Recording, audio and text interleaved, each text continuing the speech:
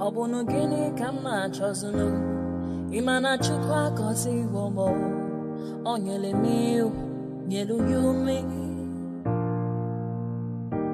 What am I looking for? See my God, he don't bless me, yo. He give you me, give me you. Obunu kife la chasha so Obunu kife me chasha me. My baby, you know, say you go love for me. Hey, yeah.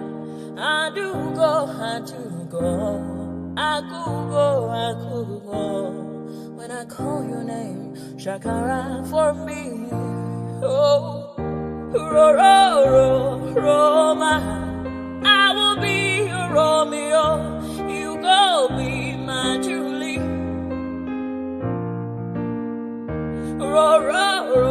Roma, I will be your Romeo. You will be my Julia. Oh, give me your love and I'll go run away. Show me your love and I'll go use you play. Carry me, go me, I go follow you way. Follow you, they go. Maka Munagi, me and you. Okwa Munagi, my baby and me and you. Me and you, Aqua Monagi, my baby. Obuzi kife la chasha so, Obuni kife la chasha me. My baby, you know, say you go love me. I do go. I could go. When I call your name, Shakara for me. Oh, Roma, I will be your Romeo. You go be my Julie. Yeah, Roma, I will be your Romeo. You will be my Julia. Oh, Roma, I will be your Romeo. You will be my Juliet. Roma, I will be your Romeo. You will be my Juliet. Obuzi kife la chasha so, Obuzi kife mi chasha me. My baby, you know, say you go love me. I do go. I could go. When I call you, Shakara for me. Roma, I will be your Romeo. You will be my Julia.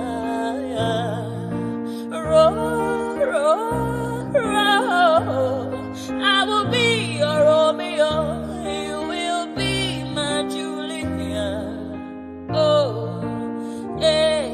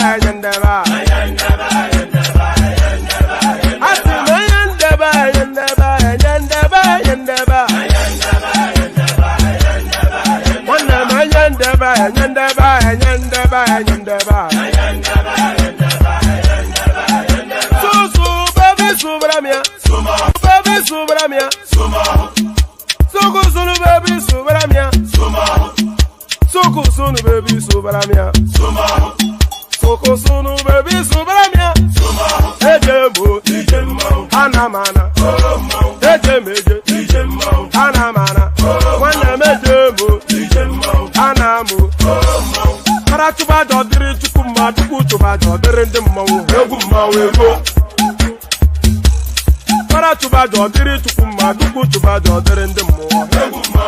Obodo jisike nubo seruna. Oyibo. It is everyone. Befere. Ayandaba.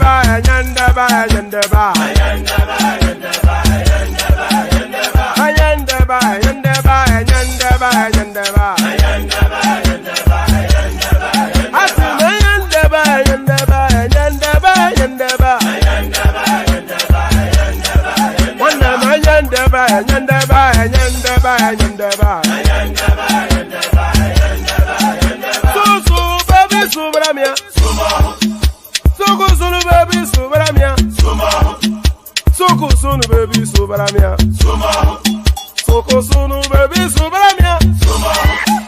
Ladies and gentlemen, sometimes you just have to act like you are drunk, like you are crazy. Confuse your enemies. Confuse them. Oboda say yeah we mo. Yeah we mo. Oboda say yeah we mo. No basa ye ga come to mo. Iye de gugeme. Okwitara kara mi nguruma mi ga kuru mu gwo ya baby mo. Abe Maria. How are you feeling? Ayandaba.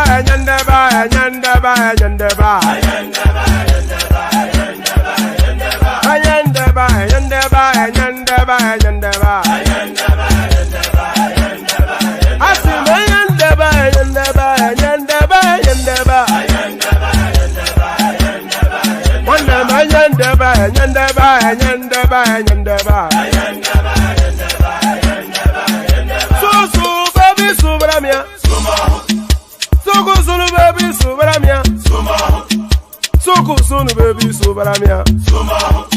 Soko sunu baby subramia. After when they for their brand yourself on a year ago, since I was born, but now I am getting youth. I'm gonna move on, I'm gonna talk about.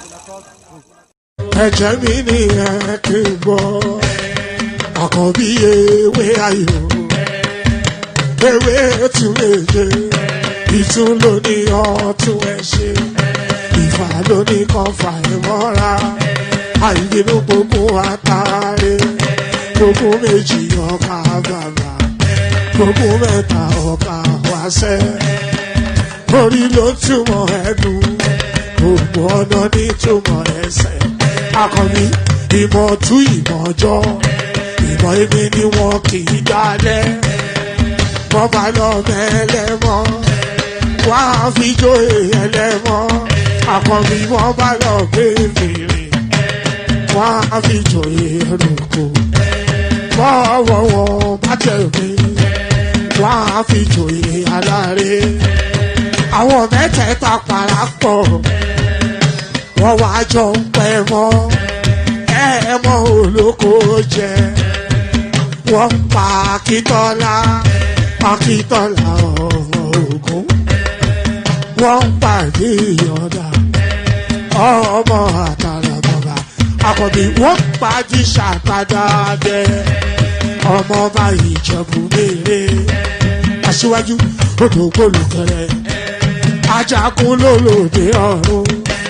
Tó o bá ṣe pé tìyẹ, tó o bá ṣe pé tìyẹ, lọ́ bá ń darí jọ wí.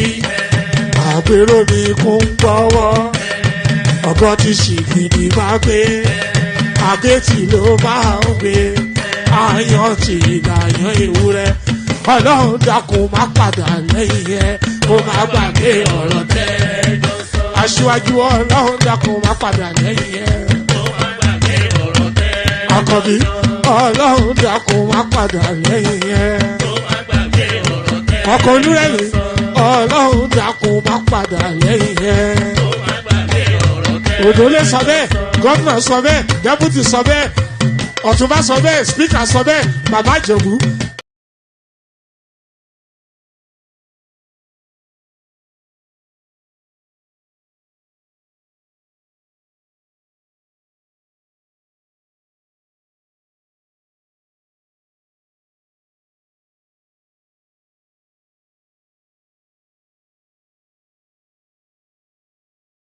President, before you continue, I'm Marvin Mabong. President.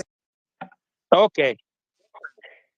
Okay, Mr. President, before you continue, I'm Marvin Mabonga in Bungoma County. So, Mr. President, before you go, I want to let you know that in your cabinet, currently we are having so many incompetent cabinet secretaries. For instance, let me give you an example of your friend, Kipchumba Murkomen. Kipchumba Murkomen did law. He has never been in any law firm in this country. He has never won any case. But currently, he's heading the Ministry for Road and Transport. My question is, between where is the conjunction between the Ministry of Transport and a lawyer? In that department, you will be putting there a person who has done even civil engineering, who knows so much about construction. Lastly, the Minister for Agriculture, that person, he even doesn't have a bachelor's. We all know this information. We have the government's website and we Google, we see this information. So, Mr. President, if you are going to give us those people who are incompetent, then we are totally doomed. You know, when we elected you as the president, normally they say, you set a thief to catch a thief. But this time round, when we elected you, Mr. President, that you can help us now catch those people who are corrupt in this nation, you're just there laughing with them. Look at Oscar Sudi. He's flaunting with 20 million in a bag in a public forum. I'm even told that there is one of the cabinet minister who was caught in Dubai with 20 million cash, and you actually came through him, so he wasn't taken to a court somewhere or arrested. You know that, Mr. President. Personally, where I sit, I want to pay my rent by 10th. But because I finished campus, I don't have any job anywhere. I'm just here in the city seated. I will not be able to pay that rent because you promised to give us the jobs. But when we elected you, you are now telling us that in the next 1 year, we are not going to employ the youth. Mr. President, do you think that one is not a lie? Lastly, the other day you said, when you were questioned about the boy who was shot, you didn't know whether he was alive or dead. But now you know that the person who shot that boy is not the police officer. Mr. President, do you think that is a reality? That one is not a reality. I'm very angered person because every time we get to those public offices, we are treated like trash. And that's why the other day I was even on the forefront. You can watch the videos. I was on the forefront in those protests to demand for my right. And now here, Mr. President, you are just taking us through the corners. You are not even going straight to the point. Kindly go straight to the point. When you are asked about the person who is corrupt, you say, this person is corrupt. He has been working with millions of money. Tell us, Omanga bought 60 with 50 million a vehicle, which he is flaunting now on social media. Apart from that, tell us that this fertilizer was fake, even as much as it was dropped from 7,000 to 2,000, it is full of soil. So why are we playing games with the public money, with the money that our mothers and fathers are going through sweat to get it, Mr. President? Wherever we are not happy. And of course, if these things are going to happen this way, then come 2027, we are going to come out in large numbers, Mr. President. We'll take votes and we'll take those people home, including you. If at all you are not going to fight for our own rights as your people in this nation. Thank you so much. I'm very angered, Mr. President. Thank you. Thank you, my friend Martin. I understand your anger, and you are perfectly in order to be angry because the situation where you're in, out of university, without a job, is something that I have lived through myself. In fact, when I finished university, I did not get a job until I was elected as a member of parliament. But that's not for another day. But let me tell Martin that next week for example, as part of our housing program, just hold on. As part of our housing program, we will be hiring 3,600 professionals like yourself. I want to challenge you, Martin. There will be an advertisement next week for engineers, architects, quantity surveyors, and many in the construction field, because we are looking for people who are going to work with our professional firms in our housing program. Let me also tell you, Martin, that we need to separate the issues that are correct and the issues that are fake news. The issue of some minister being found in Dubai, I don't know, last week with $200 million or something is fake news. That is not true. On matters to do with people you have mentioned were in different areas, today, I am here as a scientist, right? And many other people are doing many things from fields they did not necessarily train in. Because at a certain level, it is a management issue. It is a leadership issue. It is an issue about leading an organization. So I have heard you on some of the incompetent people you have said, some of the corrupt people you have said. I have listened to you. But let me say this to the public.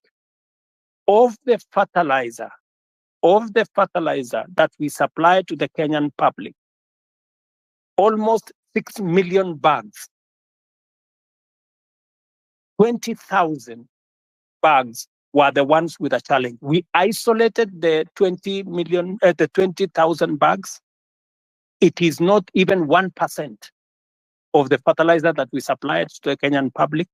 I do not want an impression to be created as though the fertilizer we supply to the people of Kenya in millions had any challenge. And when we detected a problem with the 20,000, we not only recalled the ones that had not been sold, but we made sure that our Nini is on Google Map. I made sure that any farmer who had used fertilizer that was not correct was compensated. They were given an extra bag of fertilizer for them so that they don't end up in losses. I have heard you, Martin, as I have heard all the good people here. But let me say this in closing. This feedback is very close, but Please, can I also have an opportunity to speak, Mr. President, before you finish? If you can be brief, if you can be brief, eh?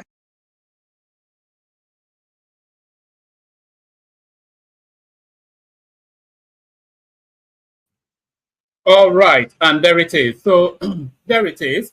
Pardon me. So there it is. So there it is. Good day to you. Good to be in your company. And how are you? Firstly, apologies.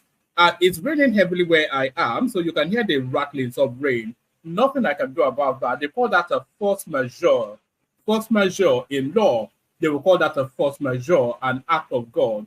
And as you know, I've said that endlessly. You can see the glass right at my back here. I stream mainly from my conservatory, so to keep my noise from the rest of the house, and it's entirely made of glass. So the rattling noise is not anything I can do. It's a force majeure, an act of God. An act of God, but nevertheless will soldier on anyway. So nevertheless, we soldier on. Good day to you. I was saying, good to be in your company. I was saying, and how are you? So we've hustled on yet into another weekend, and the cycle of life continues. So there's a predictability to the next day following the other. Just as it is predictable that Woman Went to More will be on your screen round about this time. So the predictability of life. So all that, the usual protocol, click on the like button, please, just for reasons of the YouTube algorithm. We ask all the time. Some of you adhere to, but a substantial amount of you do not. So if you've not yet done it, make this your, I was going to use a different metaphor, but make this your debut if you've not yet clicked on the like button. And if you're not already subscribed, you can debut on that as well. So click on like and click on subscribe. So those are mandatory spaces. You are compelled by law. You are compelled by law to click on like and subscribe. So if you don't click on both, then you'll be flouting the law. So don't flout the law, do that. So click on like and subscribe. And then, of course, the hyperlink that says StreamYard, if you want to be an active combatant, an active participant, click on that hyperlink that says StreamYard. It will pop you into a studio space. Soon as I finish delivering the body of the talking points, I'll let you onto the screen and engage you in conversation. So nothing complex, nothing complicated. It's as easy as ABC. As easy as ABC. Like, share, subscribe.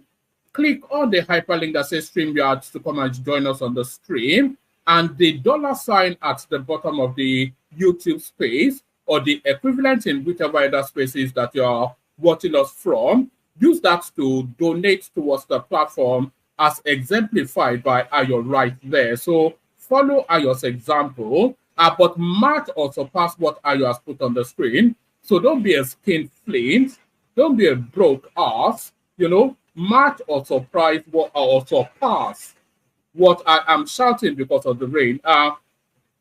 Match or surprise what I has put on the screen. So do all those things. So that video that trailed before my face came on the screen, that was an interaction. Pardon me.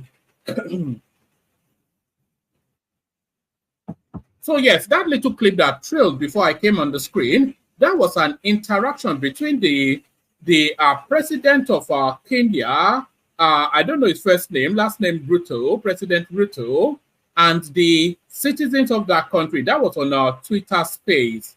So a lot of things to be gleaned by that. So governance first is now is absorbing the new dynamics of the space that we're in now, and this more the way of the future than just an anomaly. So you will see more and more of this as the government connects directly with the citizenry that they are governing, and the citizenry that they are governing put their feet to the coal to sweat them hard on good governance. So that was that interaction between the president of Kenya and the citizens of that country. They cut him no quarters and they sweat him hard, and you could hear his voice quivering. So that is to tell you then he felt the pressure of it. And that is entirely what governance should be about. Governance should be a service to the people, and you that occupy that space, you are occupying it at the behest of those people. So that's exemplified in that Kenyan example now. So now, I only brought you that Kenya example to say this. So let's bring it home. What are the chances? I'll give you 3 names, actually. What are the chances of somebody like Buhari ever coming on Twitter space? That is, even if he has sufficient enough command of a common language to do it, but he does speak a decent enough English. But what are the chances of somebody like Buhari coming on Twitter space to interact with the Nigerian citizenry? That's one. So consider that. What are the chances of somebody like Tinubu coming on Twitter space to interact with the Nigerian people? Consider that. And of course, you know the third option. What are the chances of Toby going on Twitter space to interact with the people? Consider that. So consider that then, and rate it in a hierarchical form and give percentages to it, as one Nigeria just exemplified right there. So consider that. But if they don't do it, they'll be forced to do it at some point, because the people want a direct connect with governance, as the chasm between governance and the governed continue to widen. And the reports that allegations of corruption from the Kenyan citizenry to the president, he having to defend it. And the example that the guy gave, somebody that studied law, and you are going to put him in a ministry of something that needed engineering of works or something. So the two don't cohere. You can say they are transferable, that he has transferable skills, but even if he has transferable skills or not, do you not have somebody that has best fit skills rather than transferable skills? So that's where the pressure is on that question. So those are the sort of questions that the citizenry will want to put, because it befuddles the mind that a country that has an abundance of talent, which I'm assuming that Kenya has, and know for a fact that Nigeria does, a country that has an abundance of talent, putting somebody that studied law in charge of something that needs a specialist skill. So those are the sort of spaces that befuddles the mind, and the Kenyans had the opportunity to direct that directly to their president. But what are the chances of that happening in our country? So what are the chances of that happening in our country? The chances of that happening in our country would have to move past this next clip for us to ever get to where the Kenyans are. So that is where the Kenyans are, having their president under sweat, but this is where Nigerians are. Watch this.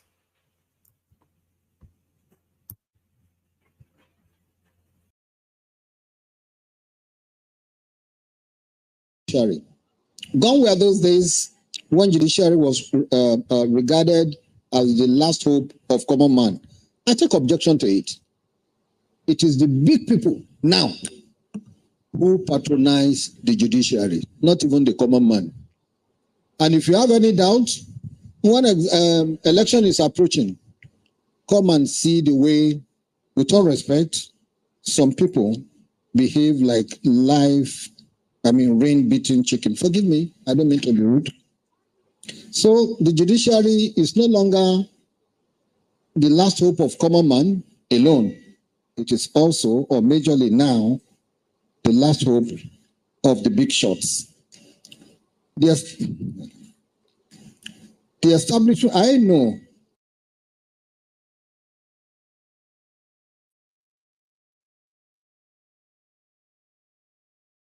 So now that's the minister of Justice, Fagbemi, telling us then that the big man, he was trying to spin around with language, but essentially that the big man gets the fat of the land. So the big man gets the fat of the land. So before we go to the Peter Obi space to ask the question then, because circulating widely all over social media, it befuddles the mind, or some of the allegations, the claims, the highly fantasized outlook on life that we hear from the Nigerian space. What is actually being claimed, and I had the tweet up, but I've closed it. What is actually being claimed by the obedience space is that they are in a large way responsible for Sir Keir Starmer becoming the new Prime Minister of the United Kingdom. So I don't quite know. Peter Obi did put something out to say he supported the Labour Party before the elections in the United Kingdom, but I'm not quite sure that moved even the micro of a needle. Who would have seen that even? Maybe the BBC got notice and they decided to. I mean, this is where they are, but certainly, let's go on to let's stay with the Ruto space first and wrap that space up. So let's stay with the Ruto space up first and wrap that space up, and then we go to your friend and mine, Peter Obi. And by the way, there's not an abundance of news there's not an abundance of news to go through today. So the session is in the lap of the gods, and hopefully the panelists, I can't get what's out today. Hopefully the panelists come with gifts of what they would like to talk about. So yeah, let's still stay with Kenya. The pressure mounts. What the Kenyans actually want is Ruto. William Ruto is first name William. What the Kenyans actually want is Ruto out of office, and he knows that, and the pressure mounts.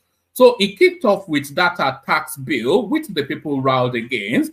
He swiftly removed that, but the people now smelling blood, they are now going in for the kill. So the latest demand now is a demand for good governance by Ruto. And you know, of course, that's a precursor to Ruto out of office. Kenyan President William Ruto removes budget for offices of First Lady, Second Lady, after anti-government protest. So there it is. Did they write protest? That should be protest also. So you can see mistakes even being made. So you can see this somewhat. So this somewhat mirrors actually the 2020 end SARS. You know, when the first demand was the removal of SARS as an entity, which the government acquiesced to, they acceded to that. And then when the government removed SARS, the pressure then, because they also felt they had momentum, and they did have momentum at that end SARS space. So that then transmuted to good governance, and then subsequently Buhari must go, and then they rolled out the troop, of course. So we've seen this rodeo before. Kenyan President William Ruto removes budget for offices of First Lady, Second Lady after anti-government protest. Pardon me. Kenya's President William Ruto has announced the country's national treasury will cut spending to make room for key commitments after anti-government protest. In a live address from the State House, Ruto, let's do that again. I can't get what's out today. Hopefully a sip of water would fix that. Kenyan President William Ruto has announced the country's national treasury will cut spending to make room for key commitments after anti-government protest. In a live address from the State House, Ruto said the government will present a proposal to the National Assembly to approve massive expenditure cuts after the withdrawal of the 2024 finance bill. Over the last few days, our Treasury team have been assessing the adverse impact of either reducing the budget by the entire 346 billion shillings or borrowing the full amount, he said on Friday. We have since struck a middle ground and will be proposing to the National Assembly a budget cut of 177 billion shillings and borrow the difference. The additional borrowing will increase our fiscal deficit from 3.3% to 4.6% and will be used to protect the funding of critical government services, President Ruto stated. President Ruto listed critical government initiatives that will receive continued funding, including the hiring of medical interns, support for dairy farmers, road infrastructure projects, fertilizer subsidies, and settlement of debts owed to farmers in various sectors. In addition to the financial adjustment, President Ruto also removed budgets from the offices of the First Lady and the Second Lady. I didn't know that he was a polygamist, Ruto. Dissolution of 47 state corporations to eliminate overlapping functions and reduce operational costs. So this is one of the malaise that afflicts the Nigerian space the most. There are 2-3 layers of functions that are like the ICPC, for instance. What is that? They are an anti-corruption agency. We have the EFCC, which is also an anti-corruption agency, and then we also have the police, which is also by its overall remit an anti-corruption agency as well. So we have like our 3 agencies duplicating the same role. So the EFCC should not be more than a department within the Nigerian Police Service. But we have about 3 agencies, and that replicates right across several ministerial spaces.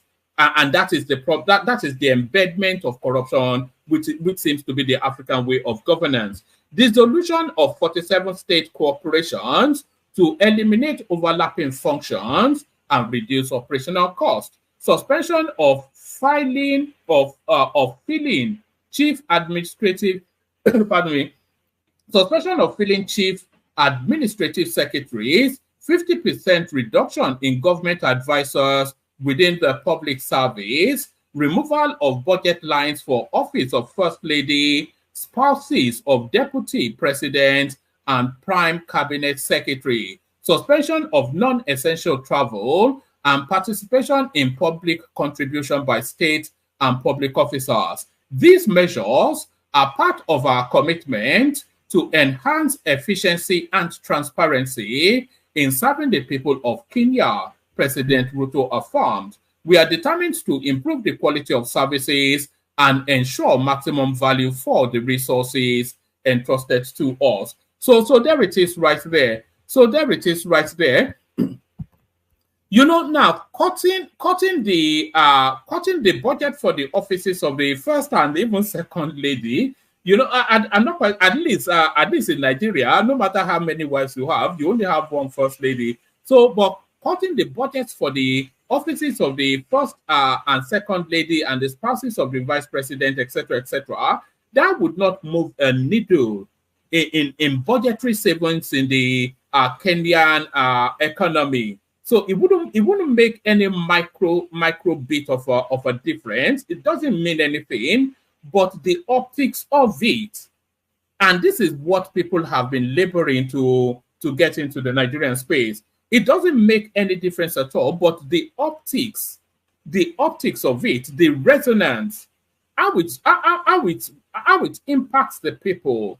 You know, how the people, you know, yes, the resonance really is the thing. The optics and the resonance of it is to say to the people that we're all in this together. You know, if we're asking you to tighten your belt, we'll tighten our belt too. So contrast that with the Nigerian space, when they spend countless billions on SUVs and countless billions on presidential fleets, and then they tell you that the country is going through financial crisis. So that's what really pains people. It pains people the sufferings and everything, but the lack of relatability of the government to the situation that they tell us that the country is in, that is what really jars people.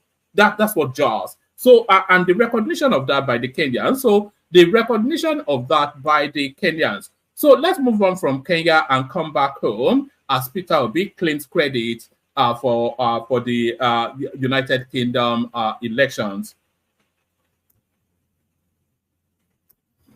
All right, so let's go to it. Peter Obi congratulates Labour Party UK over landslide victory. So there it is. Nigerian opposition leader and second runner-up. I don't know. Okay, second runner-up will be third. Why did you say he came third? This is an embellished language, isn't it?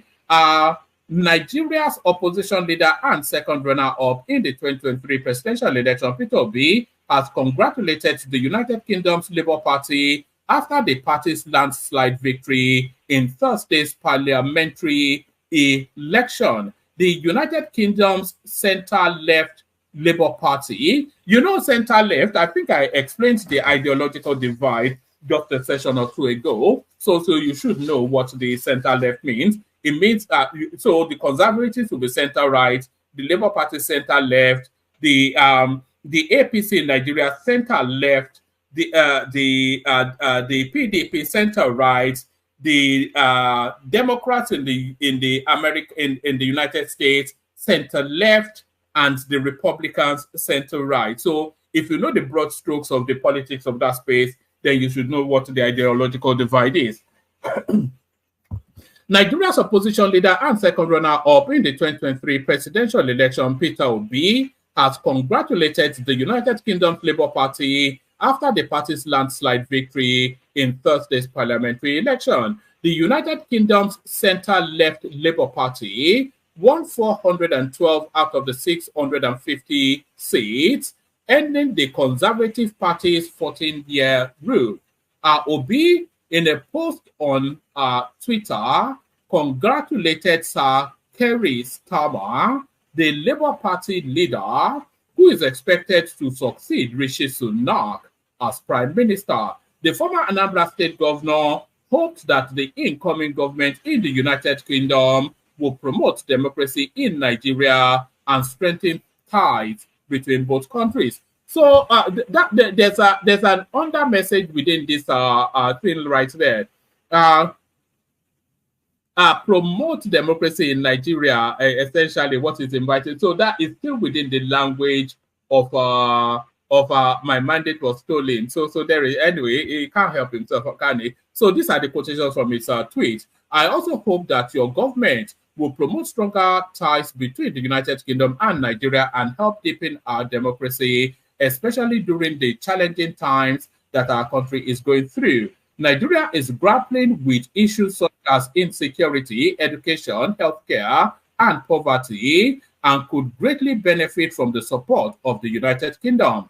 Let us work together to build a brighter future Commonwealth for all. I wish you a successful tenure, he said. So there it is right there. I don't know, man. The guy is certainly pushing as hard as he can to fill in that slot. So there is that. So there is that.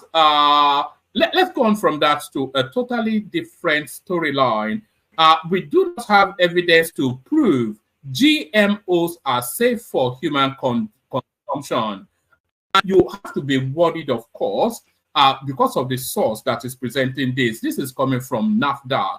We do not have evidence to prove GMOs are safe for human consumption, and this is NAFDAC. This is the agency then that is meant to be the National Agency for Food and Drug Administration and Control. So they are the ones that are meant to give that GMO the sign-off.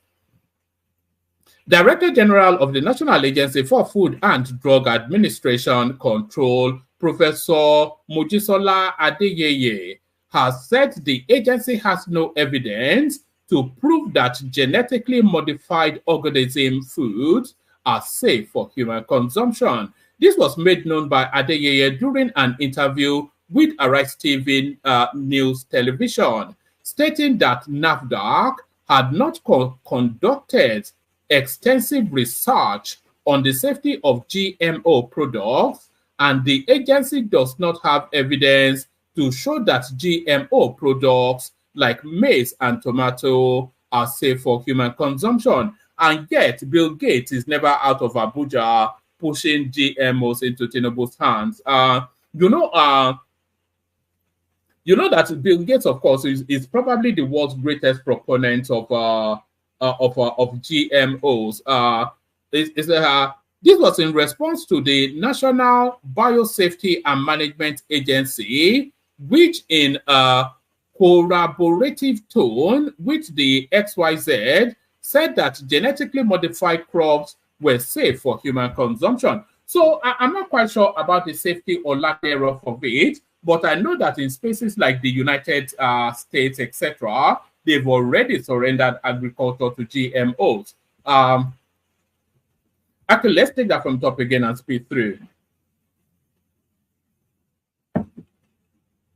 Director General of National Agency for Food and Drug Administration Control, Professor Mojisola Adeyeye, has said the agency has no evidence to prove that genetically modified organism foods are safe for human consumption. This was made known by Adeyeye during an interview with Arise News Television, stating that NAFDAC had not conducted extensive research on the safety of GMO products, and the agency does not have evidence to show that GMO products like maize and tomatoes are safe for human consumption. This was in response to the National Biosafety and Management Agency, which in a collaborative tone with the NBRDA said that genetically modified crops are safe for human consumption. GMO can be used for non-food crops, including to make sure that timber grows better for furniture, rubber plantation, and so on. For human consumption, there is no evidence from NAFDAC that it is safe, she noted. She said, actually, NAFDAC has not done research to that effect.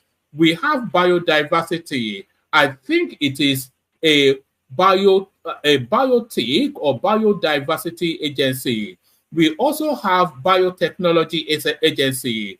We also have the seedling groups that are in charge of seeds. The Ministry of Agriculture is more into this than NAFDAC, but NAFDAC also is on the lookout. We have not registered a single GMO product because we are sensitive about it. We leave the agency that is supposed to take care of it to advise us on good or bad. But right now, we have not done anything. In terms of GMOs, we do not think they oh wow. This is what she said. Let me highlight it. This is the lead person of NAFDAC, by the way. These are her words. Pardon me. So listen, this is what the head of the NAFDAC is saying. In terms of GMOs, we do not think they are safe. So, and by the way, GMO is already in Nigeria. It's in the middle belt, you know. Grains, maize and cassava, a lot of it, GMO seedlings already. And that is part of the Tinubu administration strategy, by the way, with their collaboration with Bill Gates, as I said. In terms of, this is the head of the agency that gets the sign off to tell us that something is good or is unsafe for consumption by the Nigerian people. In terms of GMOs, we do not know that. It's not even they do not know. In terms of GMOs, we do not think they are safe. We don't think it is safe for our consumption. That is the position of NAFDAC. First, because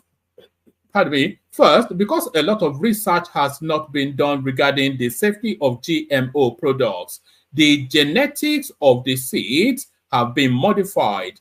Until we get very convincing data to show the safety for human consumption, it is not safe for us. It is not safe for us from the NAFDAC perspective. GMOs can be used for non-food crops. It can be used to make sure that timbers grow better for furniture, rubber plantation, and things like that. But we do not have evidence for human consumption that it is safe, and that is where we are. NAFDAC has since told the NBMA to withdraw its statement on genetically modified crops as a safe product for human consumption. So you have to understand. You have to understand that your body responds to the food that you eat. You don't need me to tell you that. So your body responds to the food that you eat, and your growth is a consequence of consumption of food, isn't it? So your arms grow, your legs grow, your eyes grow, you have a big head like me, all that. So now, if you have genetically modified food, the modification of those foods will impact on your body. There is no doubt about that. So it will impact on your body. So the impact on your body may not be that different from organic and non-GMO foods, but it could be profoundly different. It could lead to sterility. You could even start growing an extra. Your body could go. You could see men with man boobs, and we just don't know. So the consequences of that we don't know. But already they are trying to pump it into the African space. You see Bill Gates constantly in Aso Rock and all of that. So they want to experiment with us yet again. So that's just my conclusion with that. So when you start to grow an extra DICK, then maybe that is what you want. Maybe that is what you need. But so that is where that is. That is where that is. Like I said, there's not an abundance of news, but there is this. It is shameful we are still generating 4.5 gigawatts of electricity. This is Tinubu. So if it is shameful, there's this street lingo that I just heard over the last few days. It goes, if you ask me, who I go ask? You know, so yes, I heard that just the other day, and it struck, you know, as a, if you ask me who I go ask. So I think that fits in well in this particular headline. So if you are complaining, then who should I be? Who should I? If Tinubu is telling us that it's shameful, then who should we be telling that it's shameful? That is the thing. If you ask me, then who I go ask. If you ask me, then who I go ask. It is shameful we're still generating 4.5 gigawatts of electricity, Tinubu. President Bola Tinubu has expressed displeasure that Nigeria, despite its size, is still generating 4.5 gigawatts of electricity.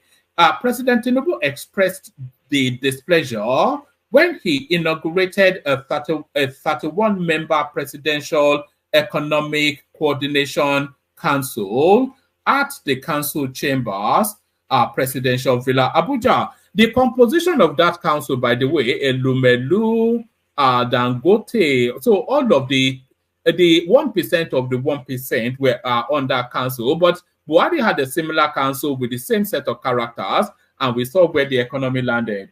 He underscored the need for innovative solutions to the country's economic challenges, noting the importance of public-private partnership in driving economic reforms. According to him, we have the challenge of energy security in Nigeria.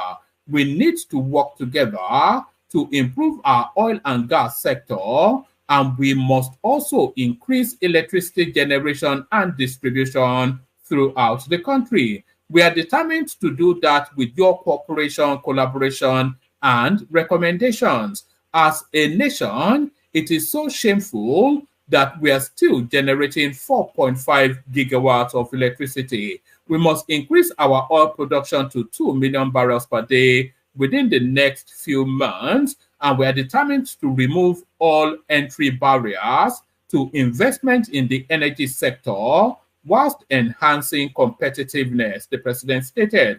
President Tinubu announced measures which will run concurrently with the National Construction and Household Support Program to stabilize the economy, enhance job creation, and foster economic security. The measures under the Economic Stabilization Program are energy security initiatives, which include power, oil, and gas. This is aimed at increasing on-grid electricity to be delivered to homes and businesses from about 4.5 gigawatts to 6 gigawatts. So if that can happen, then that will be a real boon. Look at this promise. So because Tinubu makes a lot of promises, and hopefully he has the team to deliver on it. This is aimed at increasing on-grid electricity to be delivered to homes and businesses from 4.5 gigawatts to 6 gigawatts. So that's an impressive leap right there. My mathematics is a bit vague, it's a bit foggy, but that sounds to me like a 25% increment. This is aimed at increasing on-grid electricity to be delivered to homes and businesses from about 4.5 gigawatts to 6 gigawatts, but wait for it, in 6 months. So let's see that happen, and let's hear reports from Nigeria that has happened. Increase oil production to 2 million barrels per day within the next 12 months, and remove barriers to entry for investment into the sector to enhance competitiveness. He said that the agriculture and food security under the Economic Stabilization Program is aimed at increasing staple crops grown by smallholder farmers from 127 million metric tons in 2023 to 135 million metric tons this year. So, when we last discussed this GMO thing, somebody pointed out that the subsistence sort of farming that we do in Nigeria, the ever-expanding population, the limited land mass, you know, that is almost an inevitability. Food security will only be secured if we go into the GMO space, because that gives you higher yield per hectare. It gives you better yield. It gives you more nutritionally infused yield. So better all round. It's just that the science yet has not caught up with the reassurances that is safe for human consumption. But a better, so that's essentially because, and we also don't have yet sufficient enough mechanization in the agricultural sector. We have a few scattered big farms here and there, but for a country of a mass, we should have actually dedicated farm states, that are heavily industrialized and just mass produced, and with each state having a specialism. He said that the agriculture and food security under the economic stabilization program is aimed at increasing staple crops grown by smallholder farmers from 127 million metric tons in 2023 to 135 metric tons this year. So that there's a distinct lack of ambition there. The 8 million increment in metric tons when the whole country is hemorrhaging food poverty and all that. It is also to bolster production by partnering larger scale commercial farmers, support qualified farmers with satellite imagery of land use planning, crop rotation, and monitoring of agricultural expansion. The president further explained that the health and social welfare sector shall make essential medicines available at lower cost for 80 to 90 million Nigerians and expand healthcare insurance coverage for 1 million vulnerable Nigerians via a vulnerable group fund in collaboration with state governments. So essentially some form of social security in the health sector. It also redeployed 20,000 health workers to provide services to 10 to 12 million patients in areas where they are most urgently needed. Power up 4,800 primary healthcare centers, second tier and third tier hospitals using renewable energy, essentially. Okay, do you want the rest of it? I think we have enough of that. Let me go on to another one. So that's Tinubu then lamenting that there's no electricity in Nigeria. So if you ask me, who I go ask. So now this next headline. This speaks to a lot, a lot of the criticisms that we hear within the. And by the way, plenty of space in the room. Anybody that wants to hop on. For the conversation to take place, we do need a panel. That's just the funny part of it. Or I could do the. I've been actually reflecting if I should do it in Gen Media style, just to do like 2 hours of reading out the news, giving my thoughts and what we say. So now there's a lot of lack of understanding. There's a lot of lack of understanding in global affairs by a lot of Nigerians, which makes them have ill-informed opinions. So understand that there's a lot of because a lot of Nigerians actually think that Nigeria is some sort of island that lives in isolation outside of whatever goes on globally. It's either they think that or they are politically disingenuous and doing a real disservice to the greater understanding. So a lot of Nigerians either think we live on an island or something that, it doesn't make sense, a lot of things you hear. So they talk about food inflation.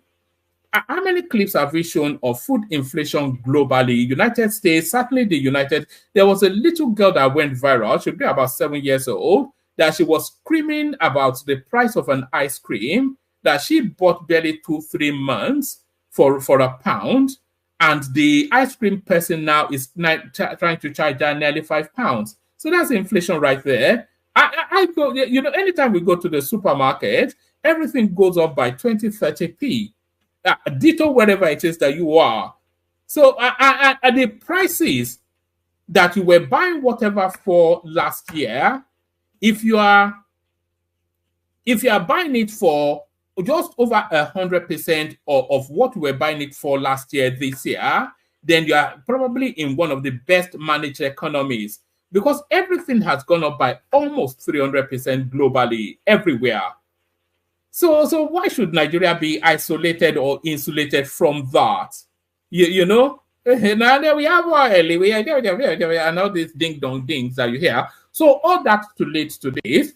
Global FDI decreased by 1.3 trillion dollars in 2023. Africa's share just 53 billion. So foreign direct investment, that's what FDI means. So that is the amount of money swirling around the international space looking for where to park for profit. So it shrunk by 1.3 trillion naira. So if you're not getting FDIs in your country, then it might not, it could be a consequence of a badly run economy, but it will almost likely be a consequence of a shrinking in the availability of FDI funds, but certainly a combination of the both. Foreign global FDI decreased to 1 point, not by, but to global FDI decreased to $1.3 trillion in 2023. Africa's share just $53 billion. Africa and Nigeria saw mixed outcomes in 2023 amidst a slight global decline in foreign direct investment. Africa's FDI inflow dropped by 3% to $53 billion, whilst Nigeria and other African countries experienced a varied landscape of investment activities. This is according to the World Investment Report 2024, prepared by a team at the United Nations Conference on Trade and Development. Despite the overall decline, the number of greenfield projects in Africa rose by 77%, with over 800 projects announced. So I think the headline tells us sufficient enough. Let me see, is there anything else that is especially gripping? Let me give you this. I'll give you this only just as a headline, because I suspect you may be tiring of my readouts. ECOWAS set to unveil single currency ECO. So this has been ongoing for it's not a long read, so let me just give you it. This has been ongoing for quite a while now. So, but the only thing that defeats somewhat this ECO or eco currency is that Nigeria is not a signatory to it. And Nigeria is 85% of the economy of West Africa. So what backs it if Nigeria doesn't back it? ECOWAS set to unveil single currency, ECO or ECO. Finance ministers and central bank governors from the 15 Economic Community of West African states have advanced plans to launch the single currency initiative known as ECO. This initiative, envisioned to propel economic growth and development throughout the West African sub-region, received Nigeria's endorsement. The single currency is part of the features in the 3-in-1 identity card planned by the National Identity Management Commission and set to roll out in August. A statement from the Ministry of Finance signed by the Director of Press, Mohammed Manga, on Friday, said Nigeria's Minister of Finance and Coordinating Minister of the Economy, Mr. Wale Edun, noted the critical role the ECO will play in fostering economic growth and development in the region, further emphasizing Nigeria's unwavering commitment to its successful implementation. But don't make any mistake. All of those flowery words is not to say that Nigeria has bought into it. Nigeria is outside of that currency space. The meeting marks a significant milestone on the path towards realizing this ambitious goal. The statement noted that participants went through the preparation for the single currency's introduction, laying the groundwork for a more integrated economic future for the 15 ECOWAS member states. So, yes, I think a lot of those Francophone spaces, they moved out. Let's go to America so we can have a bit of a laugh. So let's go to America, have a bit of a laugh. You know, If this guy is on the ballot on election day, call me a banana. And they call this a Govt. I call it a Freudian slip. They call it a Govt. I calling it a Freudian slip. Biden calls himself first black woman in latest Govt. So a first black woman. The speculation, you know, after his disastrous debate and his his ditherings. Let me get another sip of water. So after his disastrous debate and his faltering and dithering performances all the way through, especially over this last few months, there's a lot of pressure now for him to step down, to the point that he actually had meetings with his family to explore the possibility. The speculation is that it is actually his son Hunter that is still holding him to that situation. But if this guy's name is on the ballot when the Americans go to cast their vote for their next president, if his name is on that ballot, then call me a banana. Biden calls him, and by the way, I call this a Freudian slip because the name actually being touted to replace him is Michelle Obama. That is where the smart money is betting. So they are going to substitute him with Michelle Obama, and if they do that, then she would win that election. Biden calls himself first black lady in latest Govt. U.S. President Joe Biden stumbled over his words during an interview, describing himself as a black woman during a radio interview, as calls mount for the 81-year-old U.S. leader to drop his re-election bid. Biden stumbled over his words during an interview with Philadelphia's WURD, seemingly mixing himself up with his vice president, Kamala Harris.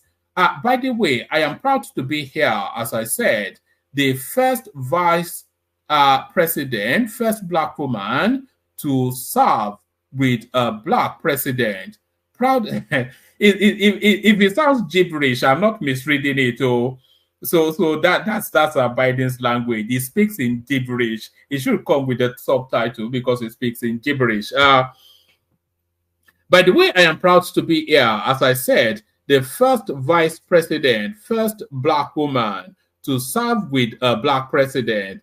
Proud to be involved of the black woman on the Supreme. That's how it's written. Let me highlight it so you don't think I'm misreading it. This is the guy that this is the president of the world. This is the guy that controls the fate of the world.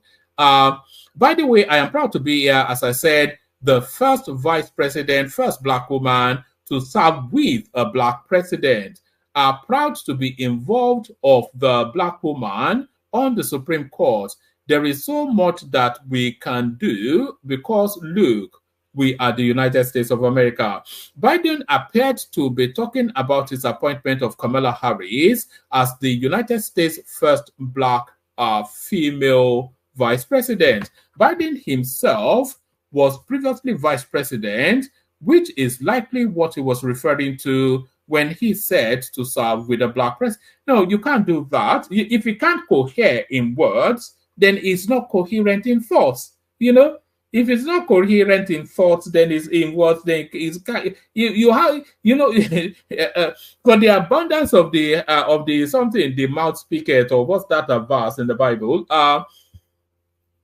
The reference to the Supreme Court is Ketanji Brown Jackson, the first black female justice who was appointed by Biden in 2022. The gaffe comes as President Biden told a gathering of nearly 24 Democrat governors at the White House on Wednesday night that he needs to get more sleep and work fewer hours and even avoid events held after 8 p.m., with reports that he can only handle the rigors of the job between 10 a.m. and 4 p.m. as reported by the New York Times. So if you are saying as reported by the New York Times, that's quite pertinent as well and worrying as well, because the New York Times somewhat leans towards the Democratic Party. During the same gathering, the outlet reported Biden responded to a question from Hawaii Governor Josh Green about his health by saying, whilst his health was fine, the problem was just my brain. An apparent attempt at humor that went unrecognized by at least one state leader in the room. So I think we have a little flavor of let's have a listen. You have to strain your ears, because I remember as a Catholic kid growing up in an area where we didn't like Catholics didn't get elected. I'm the first president elected statewide in the state of Delaware when I was a kid. Well, I looked at John Kennedy and said, well, he got elected. Why can't I get elected? By the way, I'm proud to be, as I said, the first vice president, first black woman to serve with a black president. I'm proud of the first black woman in the Supreme Court. There's just so much that we can do because together there's nothing. Look, this is the United States of America. So that there it is right there. At least it got one thing right. This is the United States of America. For a moment I thought it was Ghana. So thank you for that. Giving us unbelievable stuff. So unbelievable stuff. Do you think that's enough? I did think we didn't have enough materials, but I think maybe we have plenty to wrap a conversation around. All right. Let me just acknowledge the super chats as they're coming in. This is from Kulata. Congratulations to my fellow Obedience for influencing the United Kingdom elections. Peter Obi is a global political wrecking ball, hallucination / and/or delusion. So, well, now you talk about Kulata, not me, but and this is from Alexander Gomez. Candidly, a person of color being the United Kingdom Prime Minister came across odd, I must admit. It just felt improper, my position. That's Alexander Gomez couching a bit of racism in elegant language. Are your thanks to one man for 1 year on chain. So I don't know quite what that means. And that's your ever, of course. One man went to mow a meadow. One man and his dog went to mow a meadow. So one man and his dog went to mow a meadow. Still more super chats to come. We did agree 5. We're 4 in. So we get to that 5 and then we set the bar higher. So we get to that 5 and we set the bar higher. But as we await the super chat and the panelists, let's come in with the Kegites. The Kegites. Only water, only water, where they see ma. Water,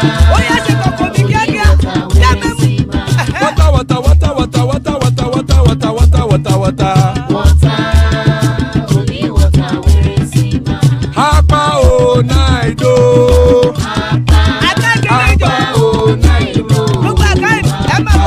Hapa you don't come o.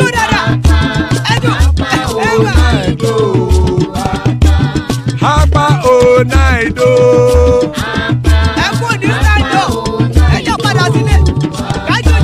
Oro kẹ̀kẹ́ ẹlẹ́mùyé o. Ilé ṣọ́dí àkẹ́kẹ́rẹ́ ẹlẹ́mùrè o. Bobby Master kẹ̀kẹ́rẹ́ ẹlẹ́mùrè o. Chifu Wáìlà tí kẹ̀kẹ́rẹ́ ẹlẹ́mùrè o. Eruku lẹ̀lẹ̀ ẹlẹ́mùdé. Eruku lẹ̀lẹ̀ ẹgbẹ́ ẹlẹ́mùdódò jàre o. Eruku lẹ̀lẹ̀ Ghana ti dé ẹgbẹ́ bọ́dì o. Ọmọ ẹlẹ́yẹ ẹ̀yẹ o ó dilé o. Odúyẹ̀lá ẹ̀yẹ o ó dilé o. Petrosonama ẹ̀yẹ o ó dilé o. èso ṣòdùkẹ́ ẹ̀yẹ rẹ̀ ó dìde o. ẹlẹ́kọ̀ọ́ ọ̀run mú ìní o.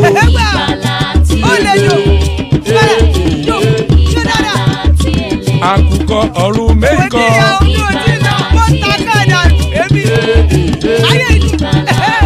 ikú kò ní ríwà gbéṣe o.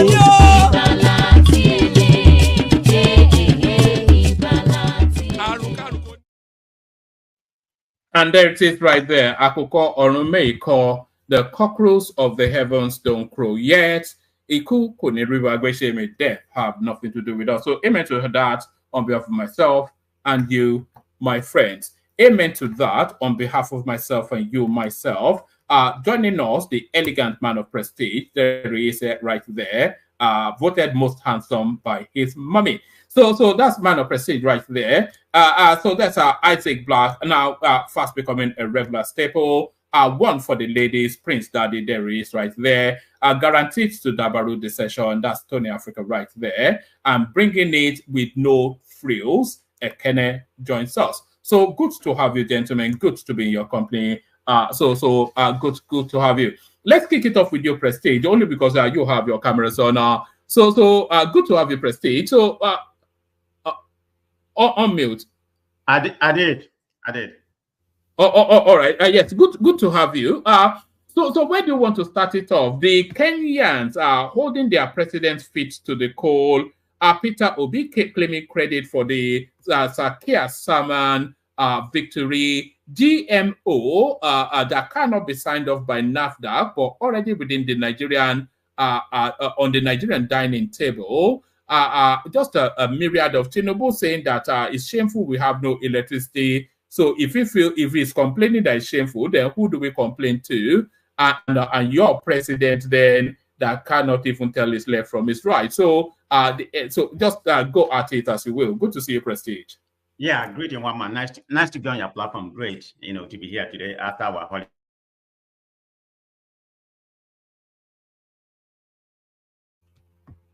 We cannot hear you, Monsieur. You muted yourself again, Prestige. I'm sorry. I said I was greeting everybody. I said greeting everybody, and it's nice to be on this platform. It's a great day. So after we celebrate our 4th of July here, and you all have your election yesterday, and I see what the result is. But having said that, let me begin with my beloved adopted country, politics.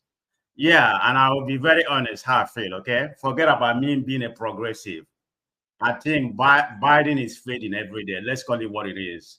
But before I begin, I'm going to preempt you, and I'm going to call you a banana, okay? And why am I calling you a banana? Because that's what you said. If he was there, if he contests, which is going to be November the 5th, we should call you a banana. But I'm going to preempt you and call you a banana right now because he's not going nowhere. It's not that I'm in favor of him staying because the option is pretty limited. The way the U.S. elect their presidential candidate is through what we call a delegate. And right now, Biden has about 4,000 delegates. And, it has not been officially, nominated as a Democratic Party candidate. That's going to be done on the convention. So between now and then, the 4,000 delegate has to decide. It doesn't matter what anybody said, any Democrat, or whether it's about 150 Democrat, it's like half and half this country anyway. It doesn't matter what they said. It's what the delegate, that 400 delegates, they decide what's going to happen, during the convention.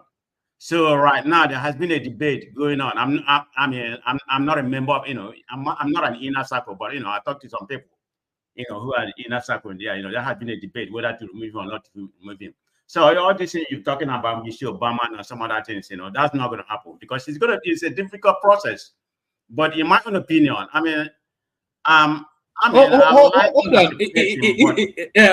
sorry, hold on, Prestige. Is it legally permissible first? Then we get into, is it legally permissible for them to substitute him on the ballot? Yeah. Are you not listening to what I'm saying? I said no. Sorry. Yeah. He has not been officially nominated as the Democratic candidate. That's going to happen on the convention day because they have to pledge if he's currently have about 5,000, no, 4,000, delegates. Nobody come close. I don't even know who come close. Maybe about 100 or whatever. So he has about 4,000. That particular day on the convention, they have to pledge, including that's happened to a Republican. So this is our official nominee. So officially, he's not a nominee. So that has to be decided that day. So the only option right now, Democrat has the only option, which I don't see anyway. This guy is a very stubborn guy. I mean, I like him, okay, but he's old. I mean, remember, the age difference between him and Trump is only 3 years. 78 and 81. But he's very fragile. So it's not, sometimes it's not about age. It's about how healthy you are. Of course, I'm not a doctor. There's no diagnosis that have come out that say that he's sick from something. But he's very fragile, okay? I mean, it's not just because of the debate. I mean, that is the state of his condition right now. It's not good. And what I'm seeing right now, to be honestly, it's gonna be a landslide. Not because of non-performance, because he has performed. If I'm not trying to be biased. His policy, has been one of the best in this country, regardless of the inflation rate we have right now. Of course, right now, USA inflation rate is only 3.33%, and we in Nigeria are crying about 33.95%. So it's not even a match, and whatever is happening right now, by next year, it's forecast that the US inflation rate is going to be 2% by next year because they're working on it. This is how robust USA economy is. It doesn't really matter who is in power, although their policy make a difference, So if I have to guess right now, to be honestly, if you pay me to say that, it's going to be Trump. I mean, it's not even going to be close, okay? He might sweep the whole state. The way because of nothing but his fragile age. Because US economy is robust. What's the most famous quote from Bill Clinton? I don't remember off my head Can you remember? So maybe you can refresh my mind. I'll give you the opening phrase. It's the economy. Okay, yeah, it's the economy stupid. Yeah. Right. So if it's getting the economy right, and this is not a new condition that's happened upon him. So if it's getting the economy right, why would the Americans want to rock the boat? Could it not just use the economy to let me tell you what's going on in American space right now, even in a global place. People are moving towards the right. It's only your country that I know recently. You look at what happened in France, Germany, and everything. It's only your country that has the election that was held yesterday that elected center left. The Labour Party is center left. Most European countries are moving right to the right wing or right wherever. But your country elected what I consider to be, I don't know, you can tell me, I don't know if that's good for you, but according to what I heard, he's very, being a center left, they said, the party is very nationalistic. Immigration is going to be a problem. Like, it's not necessary. They still need immigration to come to British. But if I'm wrong, that's your territory. You can educate me. But they said he's going to curtail, the incoming immigration in that country right now. It's going to leave some of them. Of course, they're going to need them because British age, their age, they decline. They're getting old. So definitely, they're going to need foreign people to come there. So it's only British that's, in that trajectory. Remember, this Labour Party, if I'm wrong, correct me. They're the one that caused, British to exit from European Union. But anyway, let me pivot back to the American politics. It's not looking good. To cut the story short, it's not looking good for Biden. And he's not the only. I gave you the only two options. Neither the delegate said, "Okay, we're not going to pledge our delegate to you between now and the convention." I think the convention is in August. I'm forgetting the particular date. Republican convention coming before before Democrat. So that's one option. And the last option for him to step down. But if you ask me, I don't see this guy step down unless within 2 days his head has deteriorated. But for me, if I have to guess, he needs to step down. Let them damn the consequence and break maybe my governor or anybody. It doesn't matter. We have about 3 or 4 options. Because Trump is a tough stick. But I mean, I can go with that tough stick. As far as the economy is good, maybe that will salvage. Because Trump is not going to perform magic. Forget about the economy. Trump is not going to perform magic what we currently have. Because if you look at the unemployment rate yesterday, we added over 206, thousand.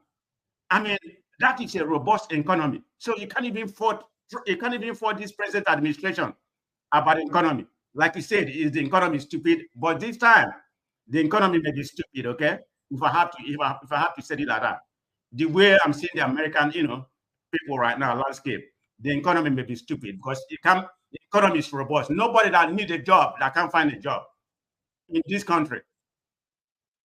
Yeah, look at all right, on that point. All right, let's go to Nigeria then and go to the this forebodes concern. This is quite concerning. We do not have evidence to prove GMO foods are safe for human consumption. That's the NAFDAC chief. So the NAFDAC chief, every product that you, especially consumables, they have to be signed off by NAFDAC that is safe for consumption before they can be sold within the Nigerian space. And she went on to further say that she does not actually think that GMO foods are good for human consumption. But we see Bill Gates constantly in Aso Rock, always trying to sell these GMO products to Tinubu, and they are promising us high yields in the agricultural sector, which is to tell us that there's already an infusion of that GMO into the Nigerian agricultural space. So are these people experimenting with us? What's going on? What's your take on that space, Prestige? Okay, with the economical situation, and the landscape we find ourselves right now, I mean, in my own opinion, I don't think, I think GMO is, GMO food is safe for human consumption. Of course, it has to be properly, examined and something like that, and approved, whatever I don't know the people in charge of approving of any kind of food in the country, but I know about this country. So if it is, they are called NAFDAC in Nigeria. They are called NAFDAC. Okay, I'm looking at it right now. It's called NAFDAC. Yeah, carry on. Yeah, I mean, if they say it's safe, I don't see anything wrong. I mean, they are saying they don't think it is safe. That's what she said. Oh, they're the one that say, the people that approve. Yes. Safety, yes.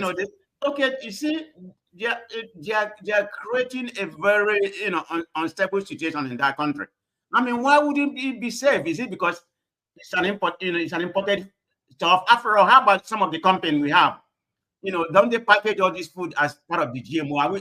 It's not only, there are some countries in Africa, Nigeria, that does it.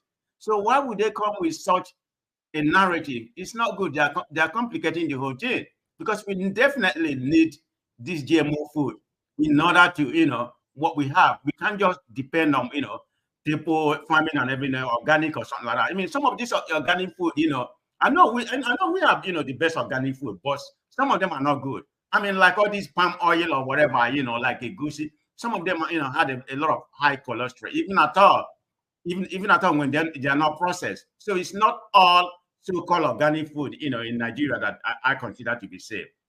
So, I mean, everything, there's a risk. But to me, we have, that's what we have here. I mean, I don't eat a lot of them, not because of if not safe, but some do you check the labels when you are in the supermarket? Oh yeah. I have to check the label to see how much salt you have. If it has some fiber before I buy something. If I'm buying it, of course, I learned that from my wife. But if I'm going, and do you check to weed out GMOs as well? Do you check for really. GMOs?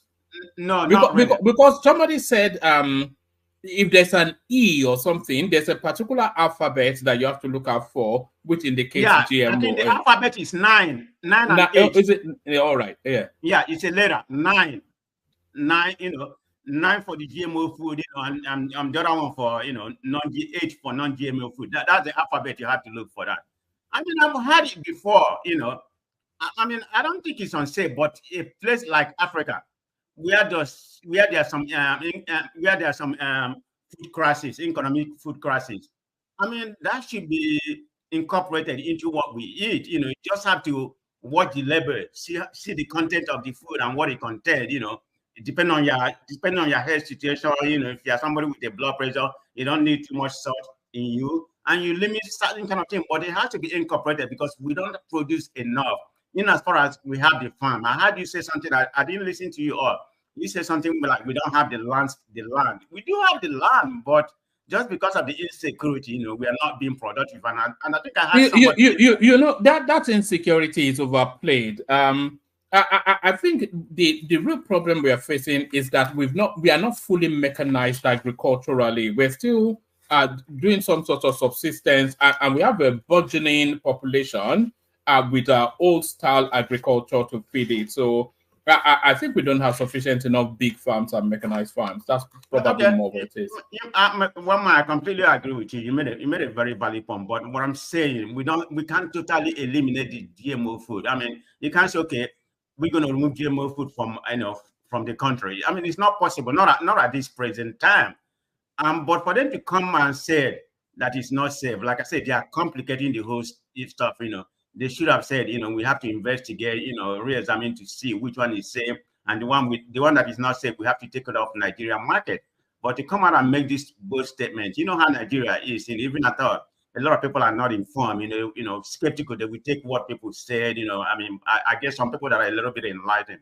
But to me, I don't see anything wrong, incorporating it in our market. But just say you shouldn't flog it. But you're talking about this guy, coming to us. But look, that guy, I don't want him to be coming to Nigeria. I mean, he's a pretty evil guy, isn't he? Huh? I said it's a pretty evil. We are talking about Bill Gates.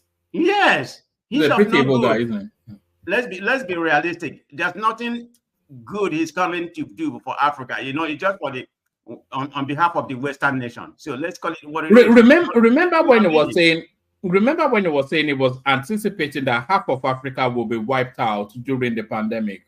I remember that. It's still ring a bell in my head what he said. Yeah, I was here. I mean, I followed the pandemic and I followed that statement, which I thought was very insidious, in my opinion. But yeah, that's where we are in that country. So you want me to go to the Kenya stuff about what? Yes, contrast it with the going on, because it's almost a latter-day SARS that they're having in Kenya, which is end taxes in their own instance, which the government has requested to, but then it's transmuted into now end bad governance, and to the point now that they forced their president into Twitter space to give him a bit of a flogging and a lot of rafts of adjustments in the budgetary something. So go to that space and give us your thoughts.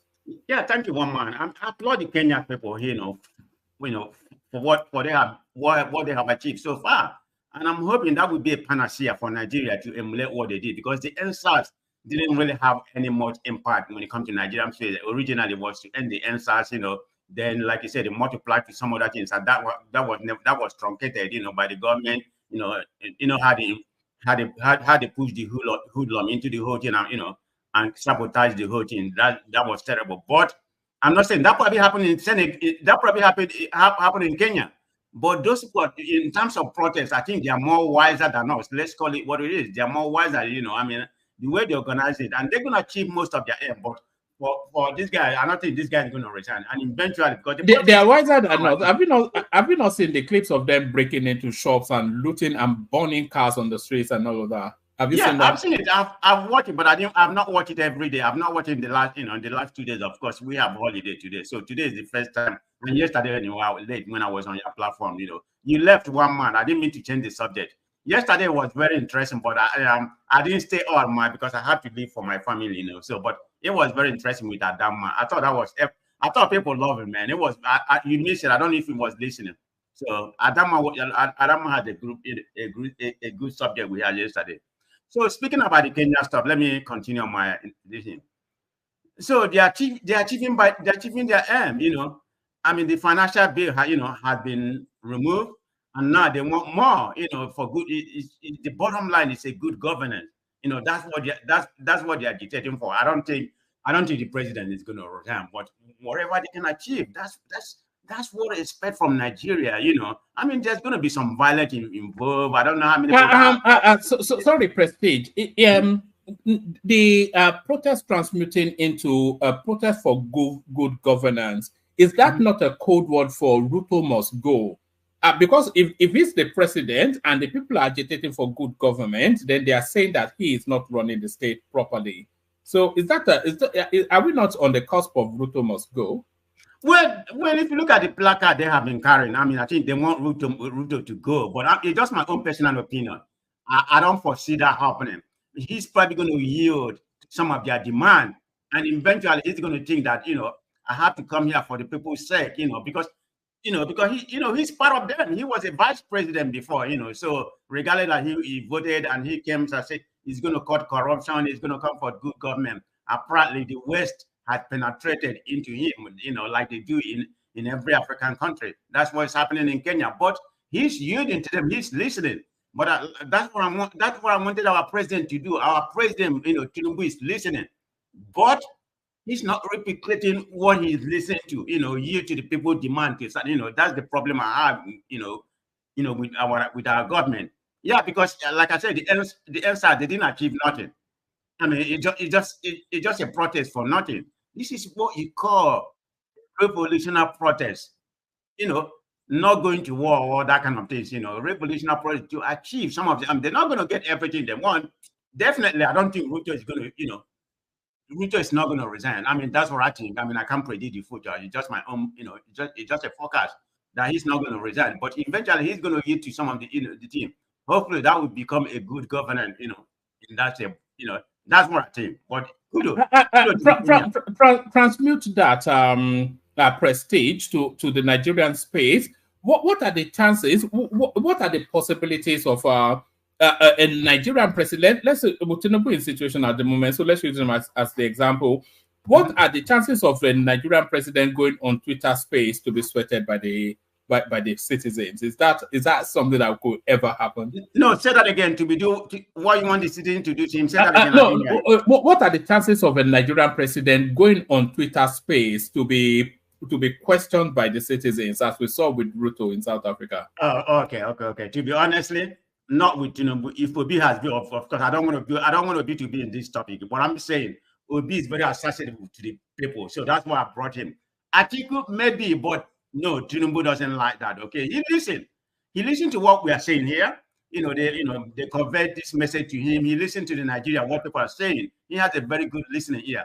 It's not like a Buhari, which I consider a lame dunk for the 8 years he was in office. I don't know what kind of president he is. So at least what we have right now, he's listening, but I don't foresee him. I don't foresee him going. I'm not foresee him going there.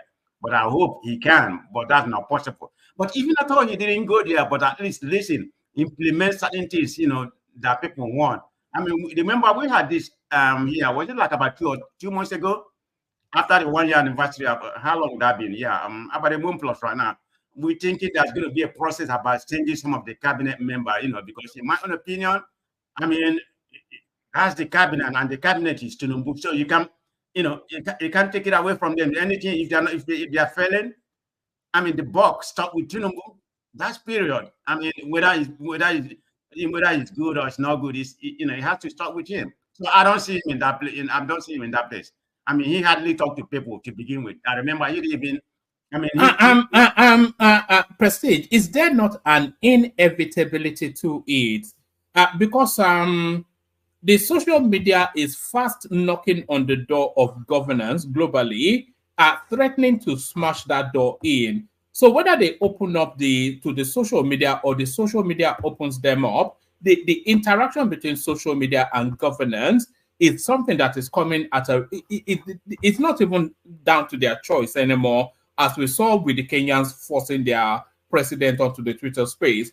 Do you think we'll get to the point where the Nigerian president will have no choice but to have that direct conversation with the people? Yeah, we might get there, but I mean, I don't see that with this present government, just because of Tinubu antecedent, like right now in the last, since I started paying attention to him in the pre-election and currently, I don't see him per se. Maybe the spokespeople will come out more than usual, but our president per se, that's not going to happen. That's not going to come from him. Maybe he can address from the Oval Office every now and then, but coming on the Twitter space to engage with people and talk to people, I don't see that. But I hope he prove me wrong. people will listen to him better in that way, you know, that he come out, you know, and engage with people. That would be a good thing. And I don't see Nigeria doing what Kenya is. I mean, I don't want to sound like I'm pessimistic, but Nigeria, you know, Nigerian people, you know, their mentality, their mindset, you know, to be at this stage where Kenya is right now, to come out, you know, and this kind of protest. Of course, we have problem in Nigeria. You know, I don't want to make it South or not.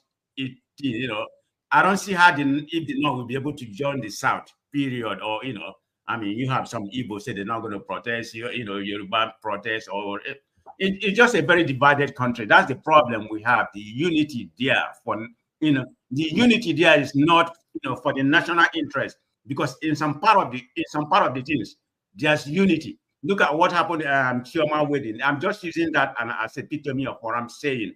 I mean, you have everybody congregate, you know. You see how the rich, the elite, they don't know what is tribe, but it's we people.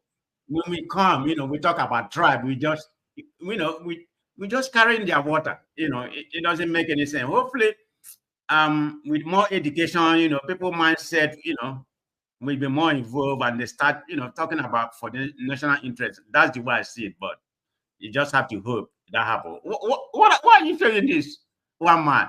No, that's the headline piece, Prestige. Does this even make sense? Well, you tell me. Your guys, they're all over social media claiming credit for the election of Labour Party in the United Kingdom. A shame that they could not replicate that in their own country. But what are you making then of Peter Obi claiming credit for the United Kingdom Prime Minister? I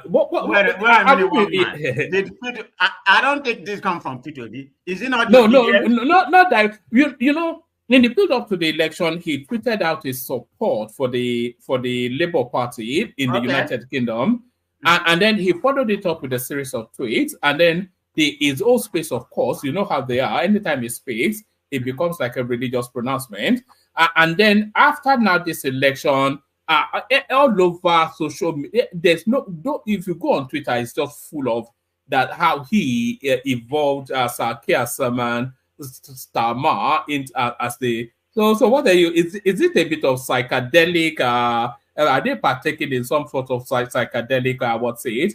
Is that ego smoking talking? What's going on there? You know what? You use the right word. This is typical psychedelic. If I may borrow your slang, okay, it's psychedelic because it doesn't even make sense. I mean, okay, he may have tweeted who is supported and something like that. That does not translate any kind of, not even one vote in a UK, you know, in a UK election. I mean, that's an unbelievable fallacy.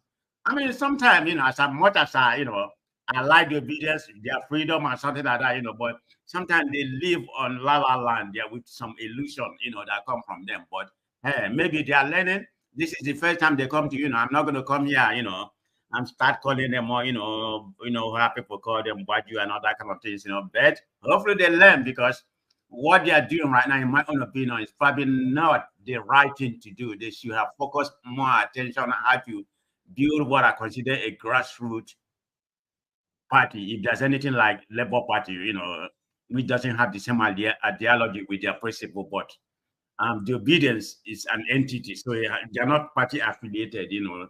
I mean, that they just happen to have Labour Party as where they have, you know, where they have their say. But I think some of the things they do sometimes is kind of ridiculous and childish, in my own opinion. But hey, everybody is different. I don't take them serious. Sometimes when I see something they do or whatever, talking, of course, some of them do it for clout purpose. Social media, people do something in order to gain some traffic, and you know, you can't take your friend away from that. One man, Ronald Mockery, which has become your favorite friend.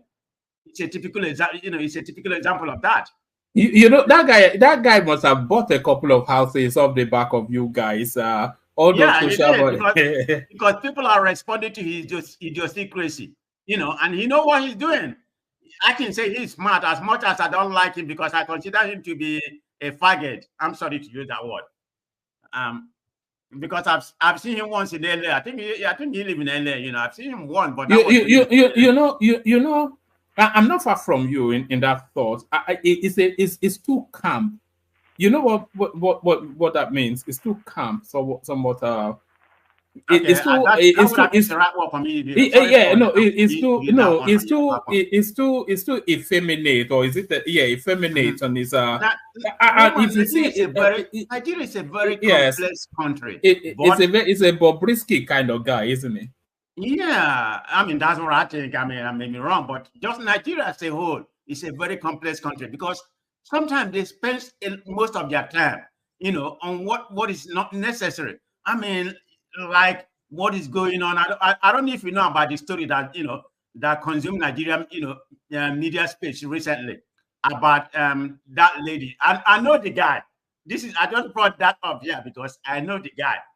And I know him. I'm not going to spill everything about him. His name the lady that did what? Sharon Ojo, the Nigerian beautiful actress. Are you familiar with him? Yeah, no. I've seen that name, but I wasn't following that story. It's not really my space. One of the best actress, a young lady. She's one of the best actresses. She's like about, is she close to 30 or whatever? Yeah, about 30 or something, 31 or 32. Don't quote me, but she's a very pretty lady. Okay, excellent. She's from Idoma community, but I don't know her last name. Sorry, what's her name again, so I can bring her up? Okay, her first name is Sharon, and her last name is Ojo, OJ0OO, and the last name is Ogurumbe. That's an Igbo name, but like somebody was telling me they have some Igbo.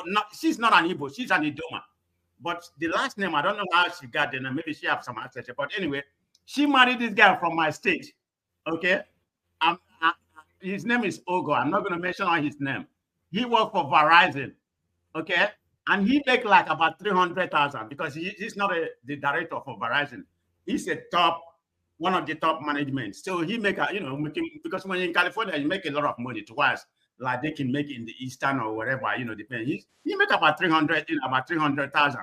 But the wedding is so lavish, and they're thinking that lady spent money. No, he did. Because he has some other incomes. That's not just his income. He's not a billionaire or a millionaire like they claim. He has some passive income like I do. But he make like about 300,000. But he has some passive income. I know the guy. The guy, I'm not going to come and say his age because they have been speculating. Some people say he's 40, he's 50. No, the guy is in the late 50.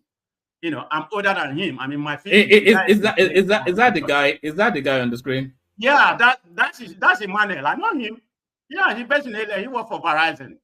So he married this pretty lady. I mean, everybody think that, she's one of the best actresses in Nigeria, and she's like about 30. But I know the whole story. So there has been a lot of rumor that he has been married 4 times. Of course, the first wife was a white person. Whether you get a green card or whatever, that's another story. But he has been married to other 2 or 3 Nigerians, and they have only met. They have only known each other for 2 months. That's not true. Because this Ojo has visited him in LA about 3 times. I know that for a fact because I know the guy. So all these rumors that try to mess up the wedding or something, it was a very lavish wedding somewhere in Abuja. I mean, it was even more elegant. It was more elegant than the video party. The video party is like more carnival. But this guy, somebody that is on 300K is can have a bigger wedding than the video. No, don't quote me, okay? But I didn't give you the exact salary, but I'm saying the scale of his position. In the economic bracket of of 200 to 300, But he has some passive income because I know some investment or something like that, So I know the guy. So forget about all these stories, friend. I'm not going to come here and confirm whether any of the story is true or lie. But the point I'm trying to make, this has consumed Nigerian media space like it's anybody's business. So what's the controversy that he lied about his age or he lied about his income? Yeah, is the girl does he want a divorce? Everybody loves this lady, okay? He's like the darling of Ore. Yeah, this is like the favorite actress of Nigerian media place. So they were saying, why did he when I marry this Mongo Park? You know what I mean by Mongo Park? A man that is not good for a woman. So they said that he has been married 4 times, and none of the, that's a red flag. When somebody say, would you give your daughter with somebody who has married 4 times? So some of them lasted for 2 months, and he had 4 kids. So he's he's in his late, he's in his late 40, but this lady is about 30. But so they were saying, she wasn't supposed to marry him. She didn't know about everything. It was just a long story. Some people don't know that much. But so the point that made me brought this story is that they use all this kind of gossiping and nonsense to consume their, consume Nigerian media instead of talking about something good governance and economy. It's all about this crap, the video. I mean, particularly this Sharon Ojo, it has become. I mean, the story has gone AY in the Nigerian sports. So, but that's still about where the Nigerian priority is. Okay, So I can't see them. We need a bit of this TMZ sort of stories or to it's good, but I'm just talking about I mean within the Nigerian space. Otherwise, we will die of depression if we continue to talk about. This is one thing about me. I may not be good in too much Nigerian politics, but I'm a man of variety. I involve myself in different things because I'm not gonna live and die on politics. As little as I know, that's good enough for me. So I'm very versatile. I watch soccer like I watch England is playing tomorrow, at 12 noon, which is like about 9 o'clock in California, 12 noon Eastern time, So I watch the two soccer. France won today. Spain won today. They beat, Spain and Germany. It was a good game. Spain, win at last minute. Of course, France and France played today, and, it was a good game. But I think, the better team lost, when they play France. I thought Portugal was better, but France won on penalty, but it was a good game. So the point I'm trying to make, I'm not limited to a certain, I don't follow politics like I have to die for it. I portion my, my likeness to many things. But anyway, that's just that news come from Nigerian space. Okay?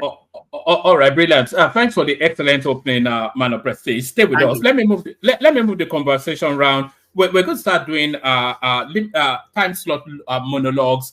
6-7 minutes is just the opening speaker always gets to speak a bit longer just to open up the space. We take the conversation then in the direction of Ekene, and then from Ekene we go to Prince Daddy Emeka.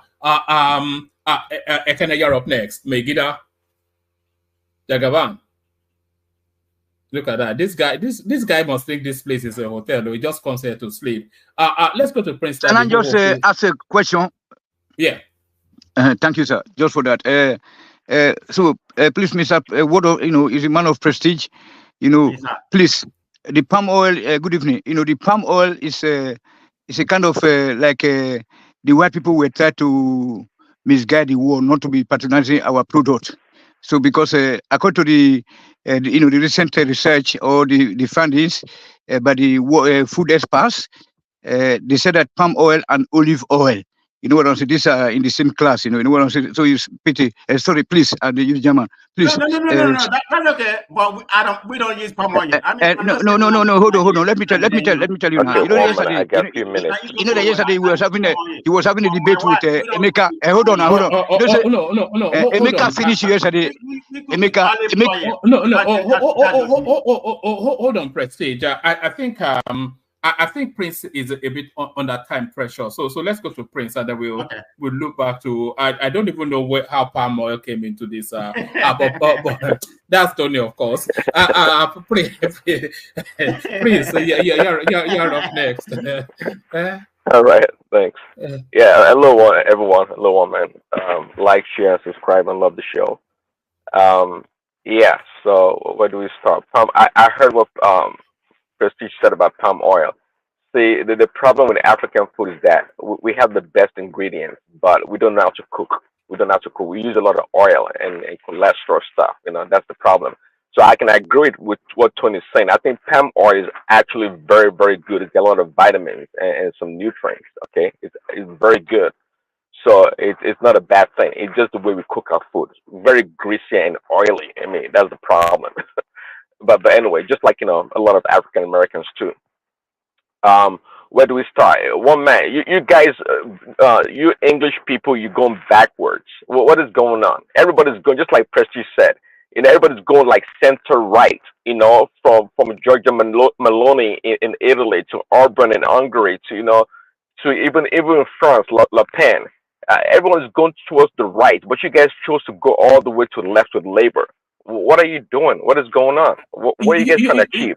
You know what usually happens? The world usually, especially the Western space, they usually latch to a particular sort of but you have a left of center government anyway, the Democrats. So Sakia Starmer winning doesn't bode well for Trump, because what usually happens is that alignment sways. So that tells us then that Biden remains. That's the reading.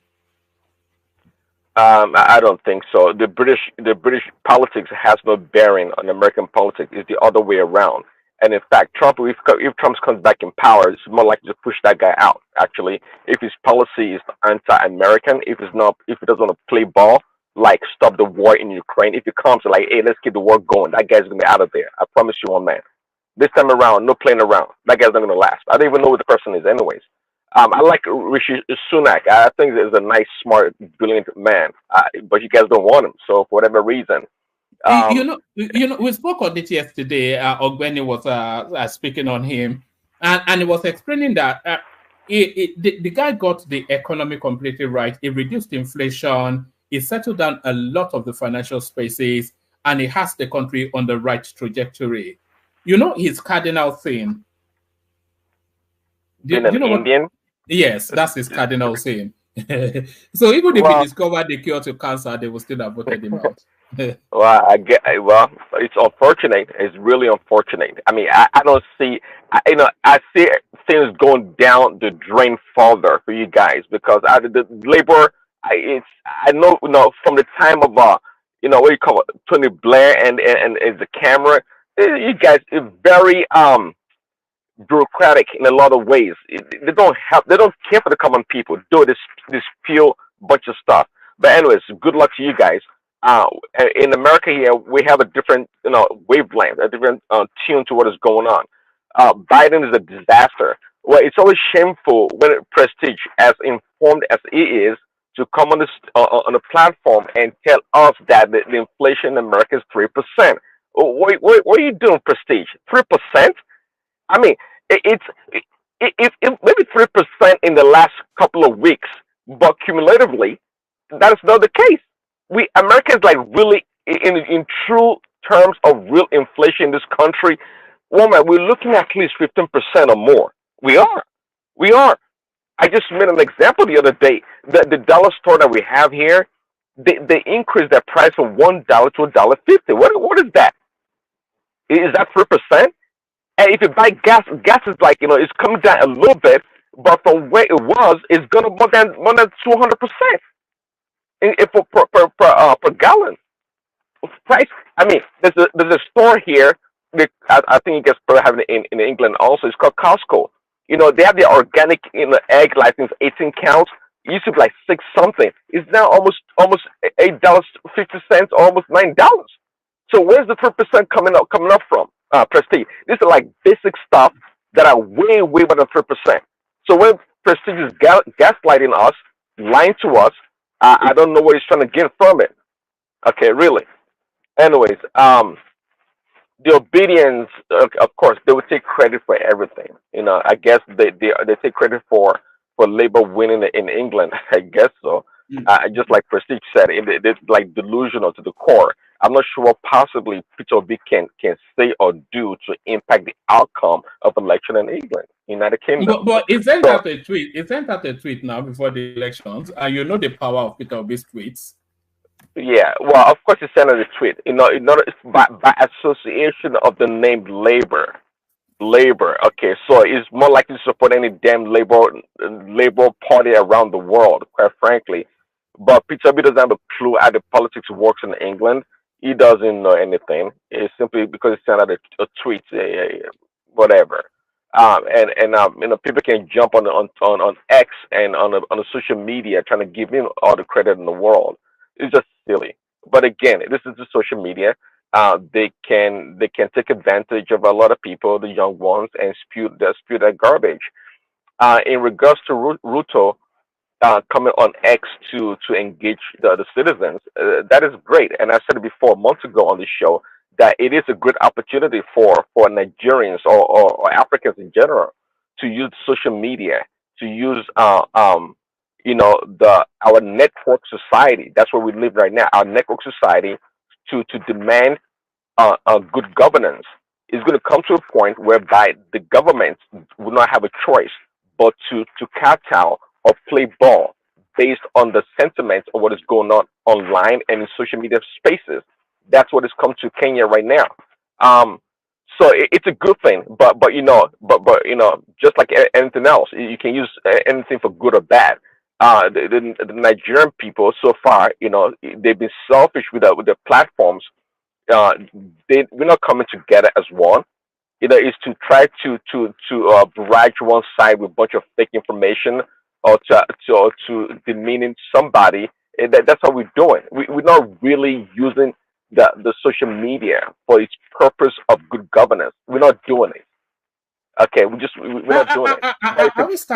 Are we starting to do that now, though? Are we seeing the green shoots of fed upness by the African space? The green shoots of fed upness. So we had NSAS 2020, and what is going on in Kenya now mirrors NSAS somewhat. And what we're starting to see, because the African space, as people get a lot more enlightened, they know what is available as resources, as funding, and they see the quality of life that they are living. But then they see the excesses in government as well, and they cannot see a connect between governance and the governed, and the governed are now starting to demand more. We saw that violently expressed in our NSAS, and we're seeing it violently expressed in Kenya now.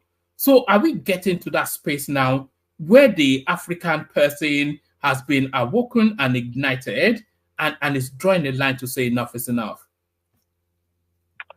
Well, I guess somewhat. I don't know what to make of that. Africans have always protested. We've always, tried to oppose the government one way or another. And of course, back then we didn't have the opportunity of the social media and this other network society platform to do so. So, and yeah, it's just it is what it is. It's just the zeitgeist. It's just the time that we are in, right? Because it's not like we created this internet or this social media to in order to engage or to accomplish this objective. It's just what it is. And in the West, it's already there in other countries also. We just coming into it.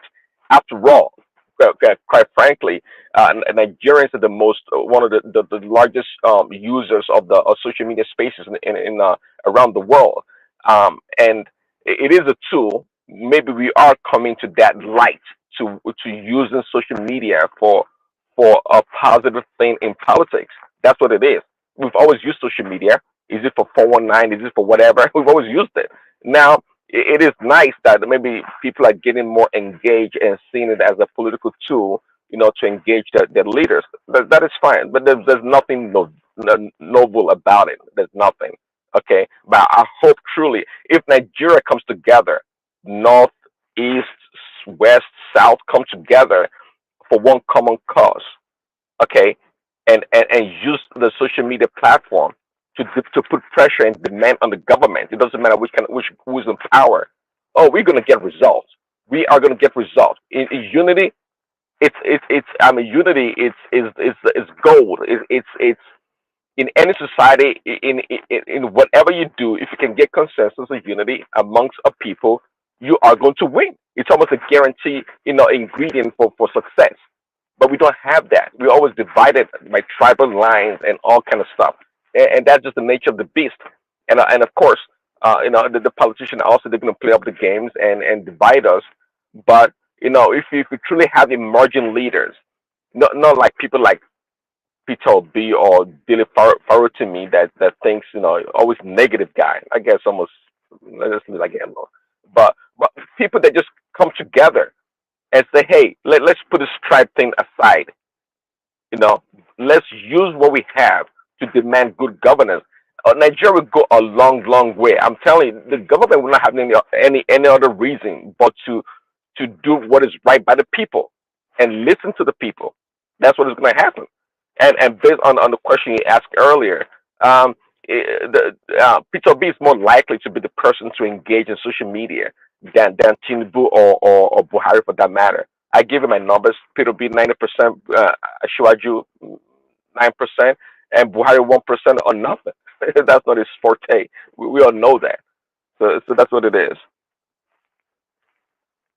Anyways, anything else?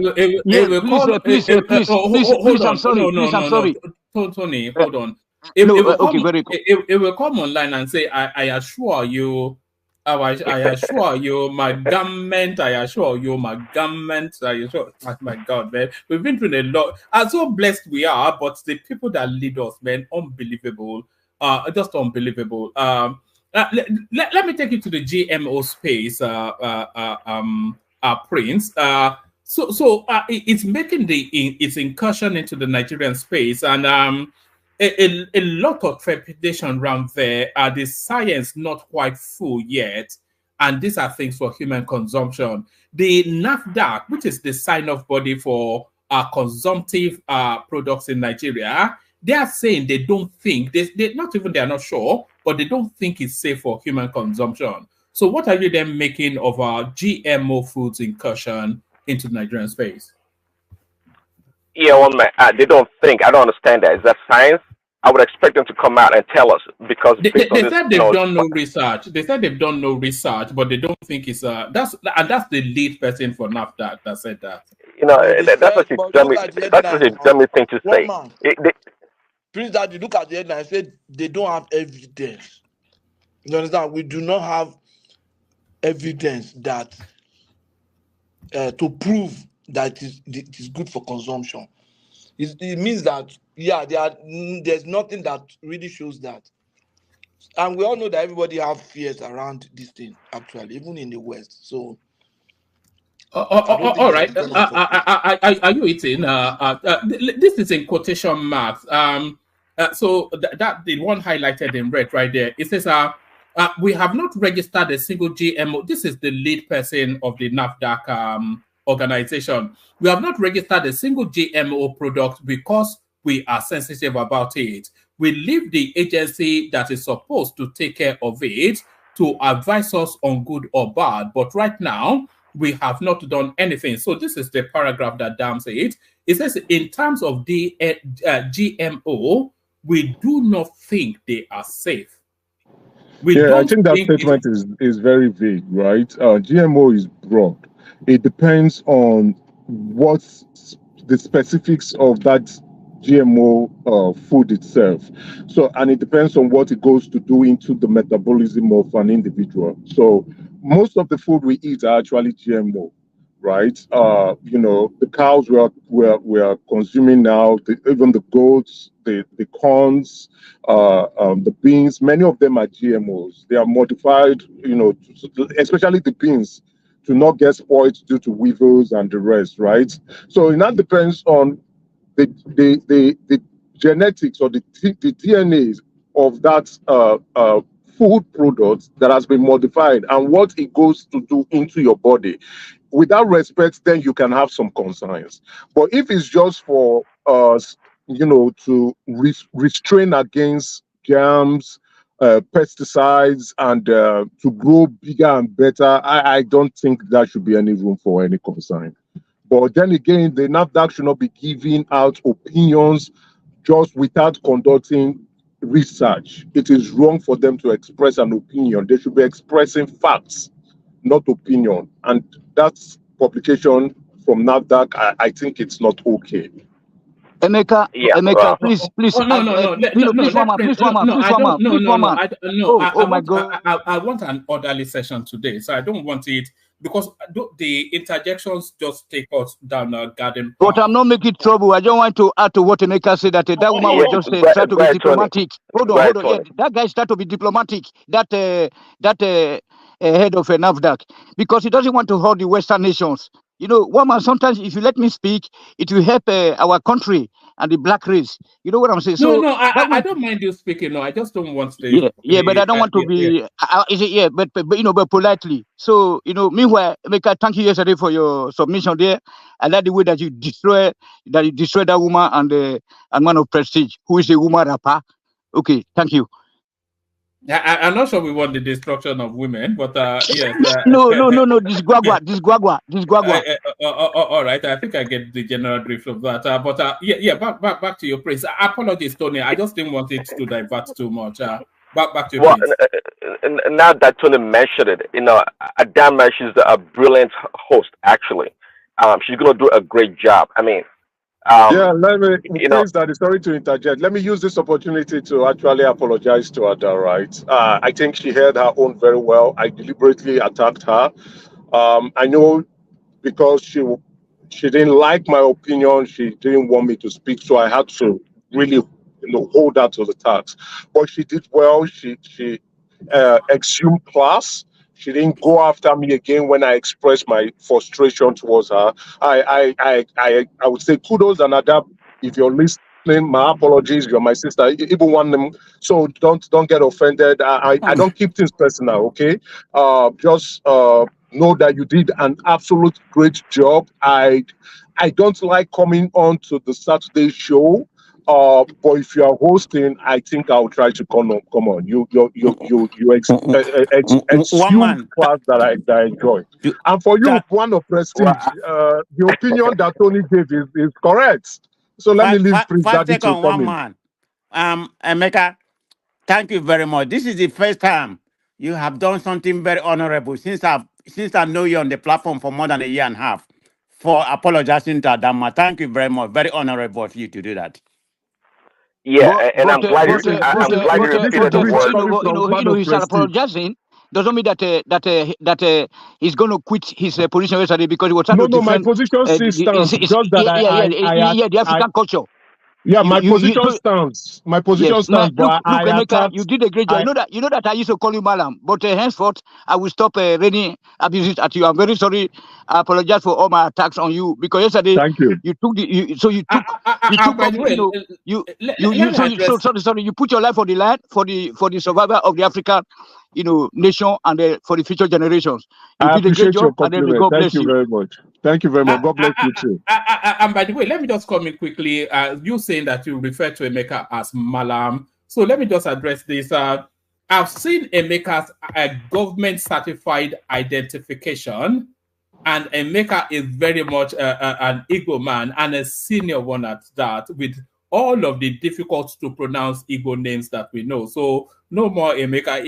Don't attack his opinion, but don't attack his ethnicity. He doesn't like it. I've seen his ID, and he's a full-blood Igbo man. But thank you, one man. It took me a lot to really, unravel myself, and I appreciate you reaching out to me personally. One man, that's an AI-generated stuff. I've accepted you, Emeka. Okay, peace. Okay, peace. Yeah, I'm a Nigerian, whichever way. Then let me also use this opportunity to shout out Kandu. Kandu, salute to you. You're a man who speaks and do. You're making me money. And also thanks to one man. I got your number through one man. Actually, it was one of my antagonists, Joel of Nazareth, who mentioned your name, and I decided to reach out to you. And man, you are the truth, man. The contracts, the call option that I got, I've made in just one day. I've made $600 on that contract alone. And today you told me to sell. I have sold. I made a profit. I bought 3 contracts. I made a profit of $251 USD, not Canadian. So, Kandu, man, I salute to you, man. Let's keep making this money, even though I don't agree with Joel of Nazareth's opinion, but we can all sit together, bake bread, make money, enjoy life, and still argue, right? And curse each other out. So, Kandu, I know you're listening. You are not on the platform. You are hosting a show tomorrow, not a show, hosting a training session on options tomorrow for free. You've never taken any money from me, but you've made me. You actually, your advice has made me money. So I appreciate who you are, and great conversation today, man. You're the truth, man. You are actually, you're a man. You're a proper man. You're older than me, so I would say I identify with what you identify with. You have the calmness. You have the ability to say what you want to say. I'm a little bit rusty with my voice, right? It's too hard. When people listen to me, they're like, I'm too pushy, but that's how I am. I'm not. That's just my voice. But Kandu, man, come on, salute to you, respect, man. I'm not going to miss. I'm not going to miss that training session tomorrow. I need to make this money, boy.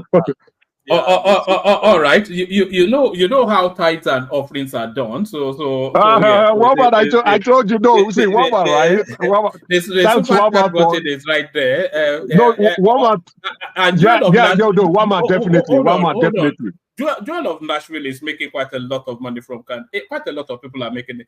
Can do. I know you are listening. You can saw it in the comment section a moment ago. I think maybe should they be charging a fee? But if it was me, I'd be charging a fee. But there it is. Well done, Can do. It sends me. Yeah, well done to him. I salute him. I even asked him, do you take money? He said, no, I just do this. So I was terribly shocked. And that was a call option. He actually also told me to buy NVIDIA shares, and I've been making money since. I entered into NVIDIA shares when they did their stock splits, right? Yeah. I entered what price? I entered that 120. I think the price has really gone up. So I'm in the money at the moment, right? So Kandu, salute to you. You told me to go into SPY, you even Apple, and then the call option, man, you've made me money in just 2 weeks. Kandu, man, you are the truth, man. You are the Jesus that we need. There's another guy on this platform, a very young guy. I think he'll be in his late 20s, early 30s, thereabout. Is making so much money from it. Is looking for like a $500,000 apartment in dollars or in Lekki now. That's a good one, right? That's a good one. I think you'd have made 2-3 million at least from. Yeah, that's my target Are you for talking the about year, this guy right? that's based in Tampa? What's his name? Tampa. Now, do you know the guy's name? I've forgotten his name, but he's based in Fidel. Tampa. I was supposed to correspond with him long time ago. Fidel. I lost contact, Yeah, Fidel, his name is. Fidel is. Oh, yeah. Fidel. I'm sorry. Yeah. Yeah, woman, and I did tell you that. Don't worry, we'll bless your platform. Let's become millionaires in dollars, not naira. We're already millionaires in naira, but let's become millionaires in dollars. But definitely, man, you're doing a great job bringing us together. We fight, we make noise, we curse each other out. Emeka, what continuously astounds me is the quality of people that we get on the streams. Honestly, yeah, just top end people. No, top professionals, all the way through. I'm telling you, from Ajani Koko to Baba to Kolata to Ogbeni to I might not call everybody else, but to this individual who sounds like Joel of Nazareth, top professionals, man. Let's keep baking this bread. I don't hate anyone, but let's keep making this money, man. I'm really super excited this week, man. I made money, good money in the thousands. So I'm super excited, and I'm going to a strip club now to go enjoy myself. It's a very beautiful strip club. Look at that. One man. That's why I'm not. That's why I'll be leaving soon. I'm going, man. The ladies are. One man. You know what they say? They say money na water. Money na water. Yeah, no, but we can't do being here. Now Kandu is the Jesus now. Don't tell me about anything else. My God. I'm going in. I want to go enjoy myself from the profit that I made. Then next week, let's do it all over again. Thank you, guys. Kandu, salute to you. See you tomorrow. One man, respect, love. Are you out, or I'm coming to you after Prince if you're able to? No, I just said what I want to say. I'm going to the strip club. I can't be waiting this long now. It's 8:12 p.m. Let me go and enjoy myself. All those you're too excited, okay? It's money na water now. The beautiful thing is let's keep making so much that we can't spend. Even if we spend, it's too much for us. I have my target for this year. Let me keep making more. All right. Thank you very much, guys. Good luck, brother. Well, Good luck. I will not be listening. I probably will listen later, or if I come out, I can join later on. But no, the strip club is a very nice place. I don't think I'll come out. All right, take care. All right. So that's Emeka going to spend all his earnings on those Eastern European girls. Prince Daddy, of course, you don't approve of that kind of behavior. One man, Emeka is a toxic masculinity. You know that, right? You learned that yesterday. So well, no, he reversed his position now, so it's reverted back to a gentleman. So Prince, back to you. Have we lost Prince? Prince Daddy? Yeah, let me wrap it up on, man. Well, just like Emeka said, Adama was classic. She showed class greatly yesterday in a response or non-response, actually. So that was great. And to the GMO, those guys are not serious. They think. They think. So they don't have any scientific proof or data to show us. Listen, this GMO business, we're not ready for it. We're not ready for it because Bill Gates is not the person to be trusted. I think a lot of people know that. And it's GMO. These seeds and animals, they can be manipulated for whatever benefit. So the same GMO they sell in America, don't expect it to be the same thing in Nigeria or in Africa. I hope you know that. So that's the danger. And then we African, we always at the caprices of this Western world. We don't do what we need to do.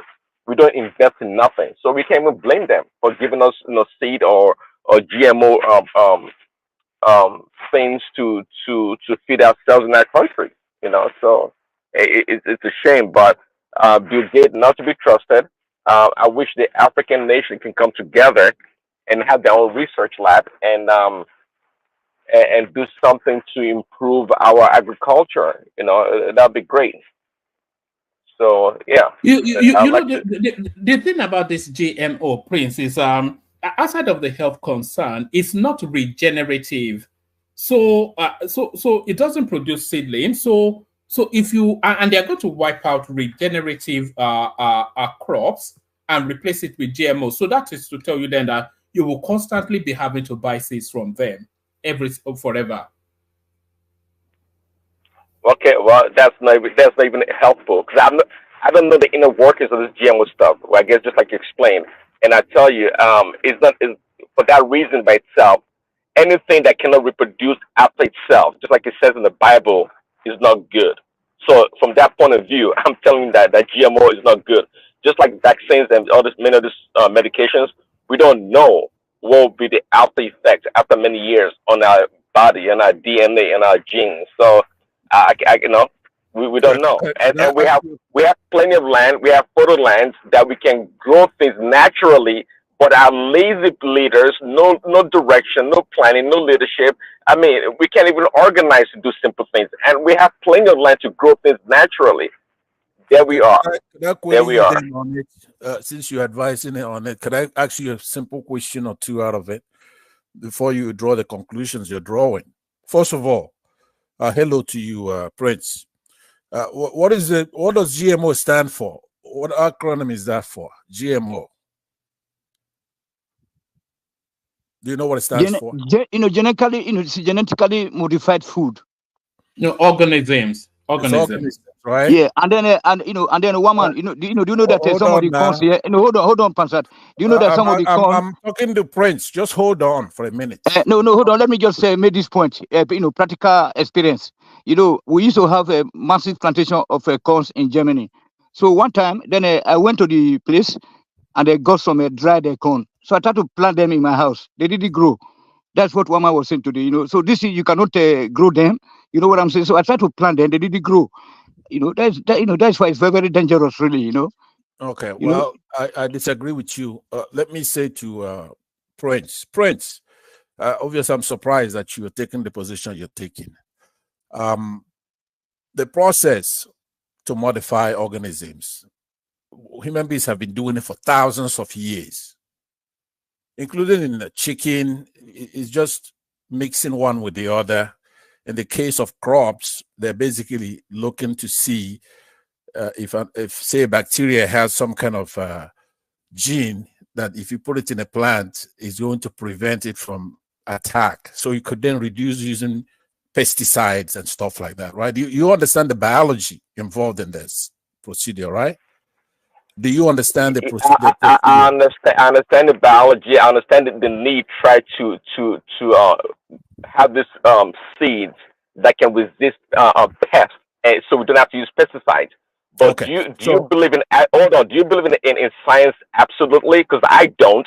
I do not. It doesn't matter what kind of science it is, and I don't know hold the on. after effects. Let's be methodical. Let's be methodical in it. I'm going to ask you that you talk. What I'm saying is that what are the pros and what are the cons? In essence, and just tell me what you understand. The reason why you're giving us your conclusion, but it's no premises as to what. We're just not going to take your word for it by fiat, right? I'm saying to you now, you give us, elucidate, what are the cons scientifically? What are the cons? What are you afraid of? And then tell us. I got like a minute or so right now. I just like I told one man, I wish that the Nigerian body that opposition to GMO had come out with some scientific data to support it. I don't claim to be anything a scientist nor an expert in this field, but it doesn't stop me from expressing my opinion about science. Okay, and we know. Yeah, we know the danger of science down the road. Say, I love science. I love scientists. Our doctors, they've helped humanity in great ways. I mean, unspeakable. But at the same time, you know very well, Pansat, that science is used in abusing people. Are you familiar with the lady Henrietta Lacks, the African American lady that was experimented on by the American government in order to, anyways. Yeah. That's. I don't want it to be. Listen, I don't want it to be argumentative. I don't want it to be anecdotal, like what you're saying. Of course, science can be evil, but what I'm saying is that genetically modified organisms is something that's been practiced for thousands of years. I just want you to understand that a living organism that you have their genes altered in some way. Now, during this bioengineering, are you talking about crossbreeding? I think you may mean crossbreeding. Is that what you're calling? That's also part of it. Yeah, that's part of it. Anytime you modify, crossbreeding is not genetic modification. It is. When you crossbreed, what you're doing is, will you just let me land? So when you crossbreed, you are modifying the genes of something. You're using one type of organism, and then you just by cross breeding it, you should just know from English language that it's modifying it somehow, right? So it's called bioengineering. There's nothing wrong with that practice. If it's sound, if it's not done by nefarious scientists doing something, trying to create something that will harm somebody. Yeah, that's what Prince Daddy was telling you, that we lack the governmental institutions to watch over this something. So it can be done in Germany. Hold on, Mr. Passat. It can be done in Germany. I really don't want you interjecting me, please. No. I know. Please. You also came into interject. Hold on, please. Don't let me lose my line of whatever. Take it back so hold on. But we have no government in Nigeria to watch over it. And meanwhile, that woman have already carried out they have carried out research that it is bad, and you don't expect her to tell the world that it is bad. One man, I don't want Tony interjecting me again. Just get your own interjection, and let me use mine because I want to engage Prince. He's one of the more enlightened people on this platform. So, Prince, what I'm saying to you is that if we lack, like Tony just said, if we lack the expertise, I doubt if that's the case, but let's say we like this, that doesn't then make it a bad thing to learn about. In the United States, over 92% of the corn, they are genetically modified, right? There are a lot of pros to it. As a matter of fact, it has more nutrients. What we should be against is doing it to where it's going to be harmful, right? But just modifying something to have better cropping, reduce pesticides that harms the environment. Okay, to wrap it up, I agree with you. Actually, I agree with your submission, and I know there are positive of pros to this thing. I know that there has to be, no doubt, just like medicine, just like vaccine, we cure polio and whatnot. So I'm not against science, but I'm very let me wrap it up. Let me wrap it up by saying that there are researchers involved in this thing. They look at the identity of the genes in a plant, for example. Their specific traits. See what kind of resistance they have to insects. Those kind of things, we cannot be afraid of that in the dark, and we're just talking, especially with our learned people who are outside. We should be cautious. There should be scientists involved. There should be research involved, right?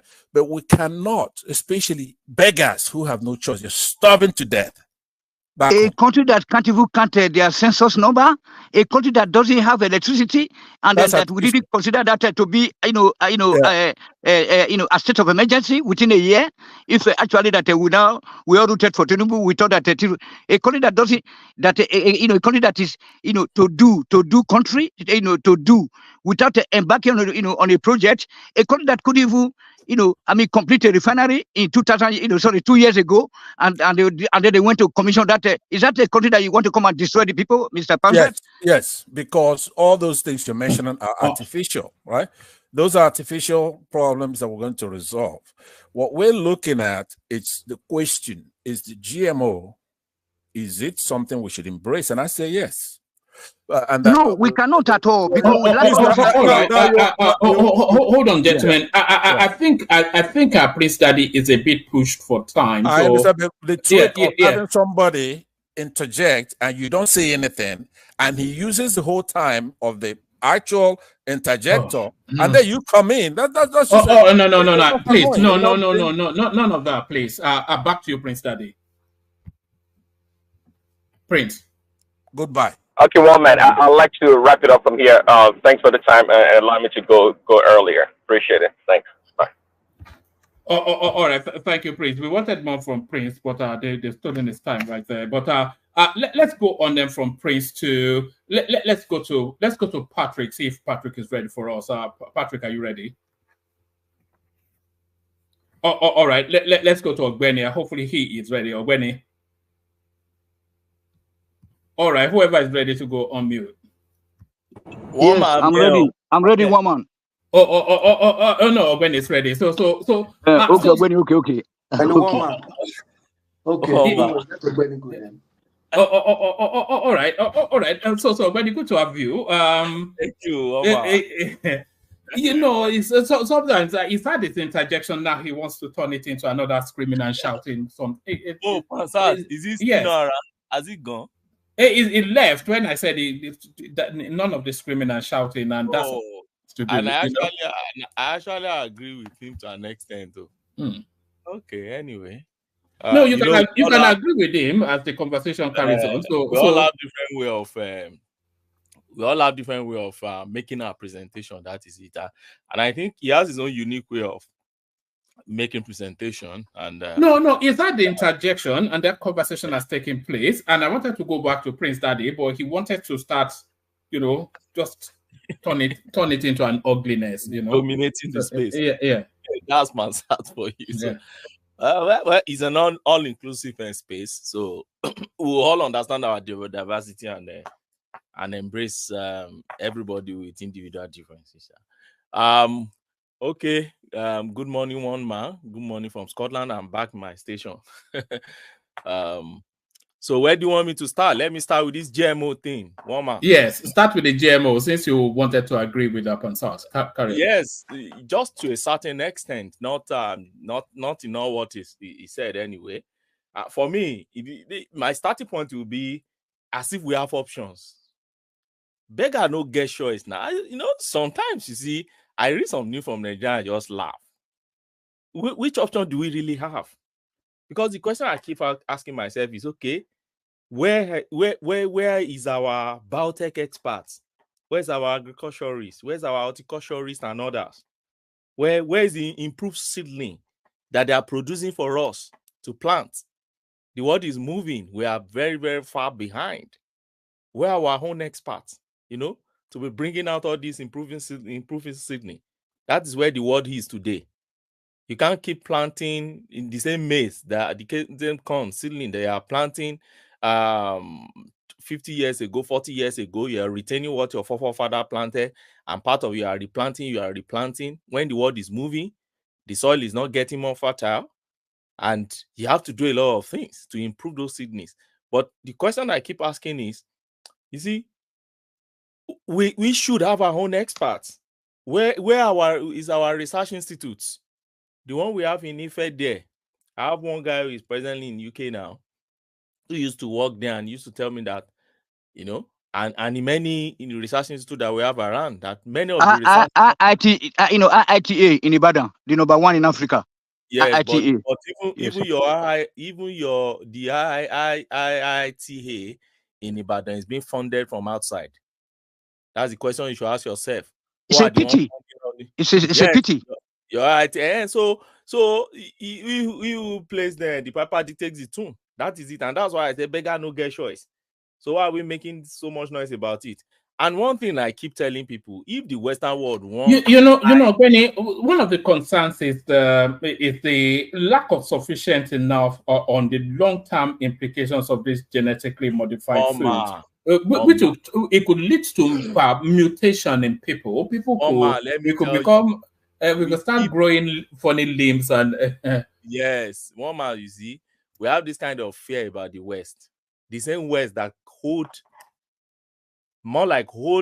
our life in Africa like this. And they will now bring something, you now say, oh, I know, let's be skeptical about this. One man, let me tell you, if the United States of America today won't buy almost the entire Nigeria, there are ways of doing it without making noise. I'm telling you. Yeah, but they are experimenting with us, is the concern. They have been experiencing since the only God knows when. It's not this GMO that will make them to start experiencing. Do you know why I'm saying this?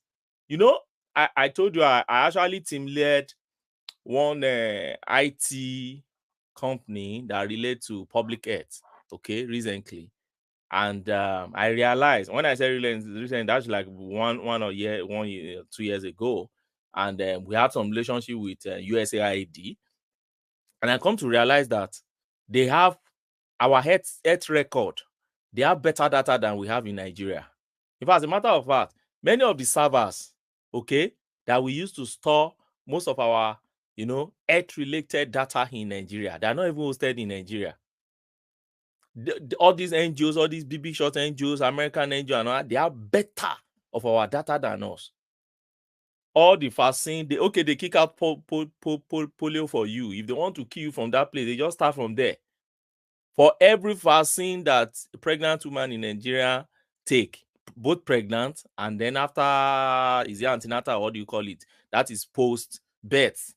All those things you see they take and they subsidize some of them. They supply us all these damn vaccines. And we're injecting it into our body. If they won't buy us, then go just buy everybody. Is it through GMO? They won't even come through GMO. They kick out polio for you. They are maternity mortality. They are the one dropping it for you. They are fighting malaria, fighting Lassa, fighting hepatitis B, fighting a lot of things within your space. And I've said it here on this platform before that if America alone just withdraw all the support that they have in terms of health in Nigeria, let them just withdraw 20-30%, you start seeing the impact. Ripple effect. I'm not saying they meant well for Nigeria. I'm not saying, what I'm just saying is sometimes we are skeptical of some things that we are beggars. We don't even, hold our own destiny by our hands and start working on. So for me, as far as I'm concerned, I'm bringing and as a matter of fact, they've been bringing GMO into this country, not be today. It's just they're just making noise about this one. I remember when they started Anchor Borrowers program, that guy was that useless guy in CBN back then, Mefeli, was doing Anchor Borrowers program. All the seedlings that they were sharing for us, they were all GMOs, all those seedlings. And when you say GMO, what is it? It's an improved seedling. Okay? And there are many things they think about, they do in all these things. Some of them, they try to improve them in order to be resistant against all these kind of pesticides and diseases. In one of our farms we had in Nasarawa back then, it took us almost more than a month to be fighting locusts. We were fighting locusts on our corn. And even eventually, those locusts still finished about almost 40 to 50% of the corn. We're running shift. Morning, some set of people will come night, and that's said to resume morning. That was how we were fighting locusts. Why? Because our own agency that deal with all these epidemic pests and everything could not even give us an hint ahead of time. And these locusts were traveling from far and they were seeing it. And they couldn't even alert us on time until those locusts got very close to us. And it took us months to fight them. So when you don't have all these agents working and people just open their mouths in Nigeria and say, we don't GMO, Big Game want to kill us. Just wonder. Is now Big Game wants to kill you. When the guy was pumping in vaccine and everything into your country and you are injecting into your body, you know, say the guy won't pay you, but now you just wake up, say the man won't pay you. So one man, as far as I'm concerned, I agree to a certain extent with Masa that not all GMOs are bad. And I agree also with Prince that I expect NAFDAC to be more responsible. This is very responsible statement they are bringing out. This is highly speculative, inconclusive, and so ambiguous. What are they saying? Don't they know that they are responsible to the public? Let us know what type of GMO. We are not illiterate in Nigeria now. Not all GMOs are bad. There are some that are just to resist against disease. There are some that are just to increase yield and increase food production. And so if you are a country that we are battling with food insecurity, then we should think of which ones are good ones that can enter our space. While we are planning on how to resolve our food insecurity, then we can have all these things and solve our problem. People are I won't join people who say people are dying of hunger, but I know people are hungry. I won't say people are dying of hunger. But Ogbeni, do you know that the petroleum, this refiner, this petrol that they are exporting to us, the finished product, refined product, have you not heard that they are dirty stuff, all those diesel, and they are contaminated? So what we're saying is that you don't have regulators on ground. Why can't we just organize ourselves and they say, okay, people like you now, you're an expert, so that you can be a member of the regulatory body. Why can't we just go back home and they take over, our country? I agree with you. So my point is that while we are doing that, we no go die of hunger. No, but no, we don't have to, for our play, they say make we stay for hungry instead of to kill yourself.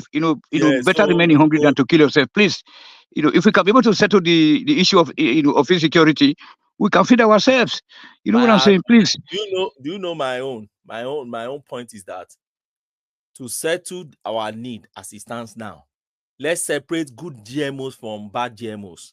And let's who we do that? I'm eating it here also now. I'm eating it here. So they are cheaper. They are cheaper here in Germany, but they are deregulated. Look, we have researchers in Nigeria, we have experts in Nigeria, we have a regulatory body, we have all these guys. Instead of them to be coming up with all these speculative statements, they should maintain a stance and let us know the good one and the bad one.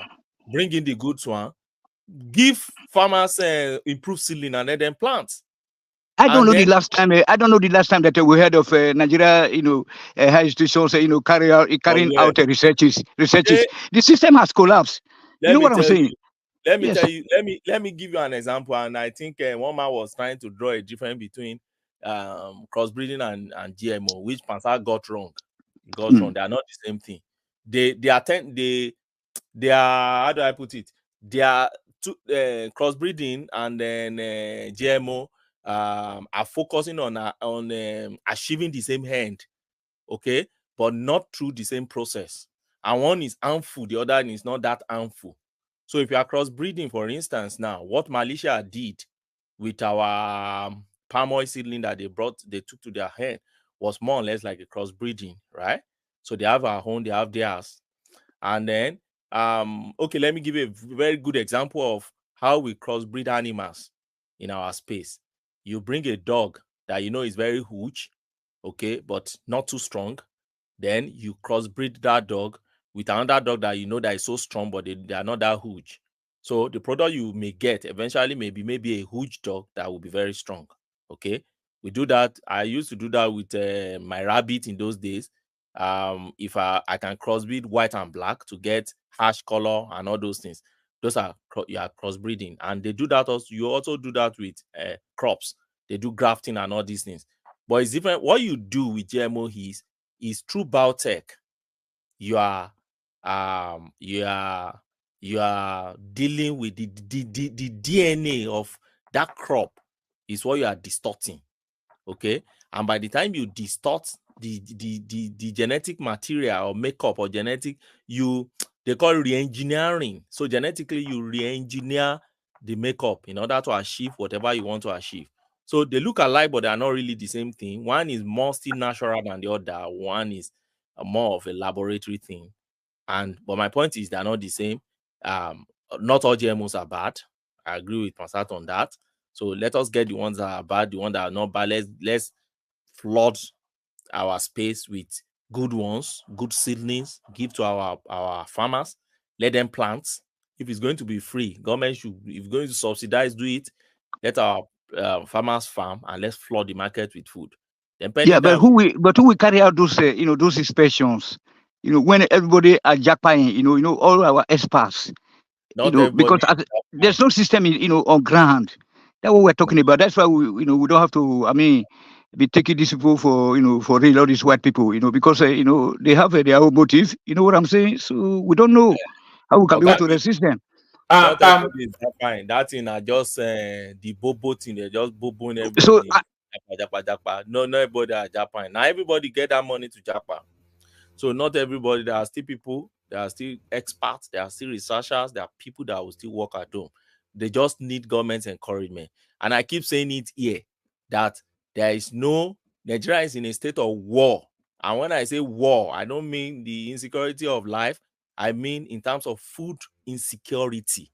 We don't look at that. You see, until this, we now started having, what we are presently is not even scarcity of food. Don't forget. What we are presently in terms of food insecurity. Can I interject you? All right, sir. Yeah, thank you. You see, the way you are explaining this thing is as if the introduction of GMO into our food production does not have its consequences, or let me say the side effect. You are telling us as if it's the best option. You see, the question I want to ask is that, are you telling us that we don't have the capacity without introducing GMO into this our food production? Are you saying we don't have the capacity to produce enough food for our home consumption and export if we organize ourselves well, if we tackle the problem of insecurity? Are you telling me that we don't have the capacity to produce enough food for our consumption in Nigeria and export as well without GMO introduction into our food production? Ajande Koko, you get 10 times more yield from the same hectare of land with GMO crops. Is that a question for me? Yeah, it was for you. So you go to it, yeah. Okay, so Babadale Koko, you see, to start with, let me be blunt. I'm a farmer. Don't just mean say I be lawyer. I be farmer for both here and also Nigeria. See, we don't have the landscape. We don't have the framework. Let me put it that way. We presently don't have the framework and the infrastructure, okay, to produce food that will resolve our food insecurity as Nigeria stands today. I can tell you clearly. Now, secondly, hold on. You mentioned it now. So the reason is this. Let me give you an example of what is involved in food production, particularly when you want to solve food insecurity in the country. The first thing that is involved in improved seedlings. Now, nations are at a stage now presently where one seed that you plant, okay, can resist diseases, can resist pests, okay, and can withstand weather and can give you more yield. What we still do in Nigeria is your system is making noise. Where is that noise coming from? Oh, it's not the one. So what we still do in Nigeria that you want us to stick to, okay, is that the seed we still use, our father used 30 years, 40 years ago, is what we are still replanting. And let me tell you, that 30 years, 40 years ago, Nigeria was 50-something plus million, right?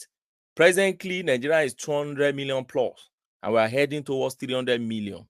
To feed your 200 million plus to 300 million and be healthy, in order to be productive well enough, you need to up your game.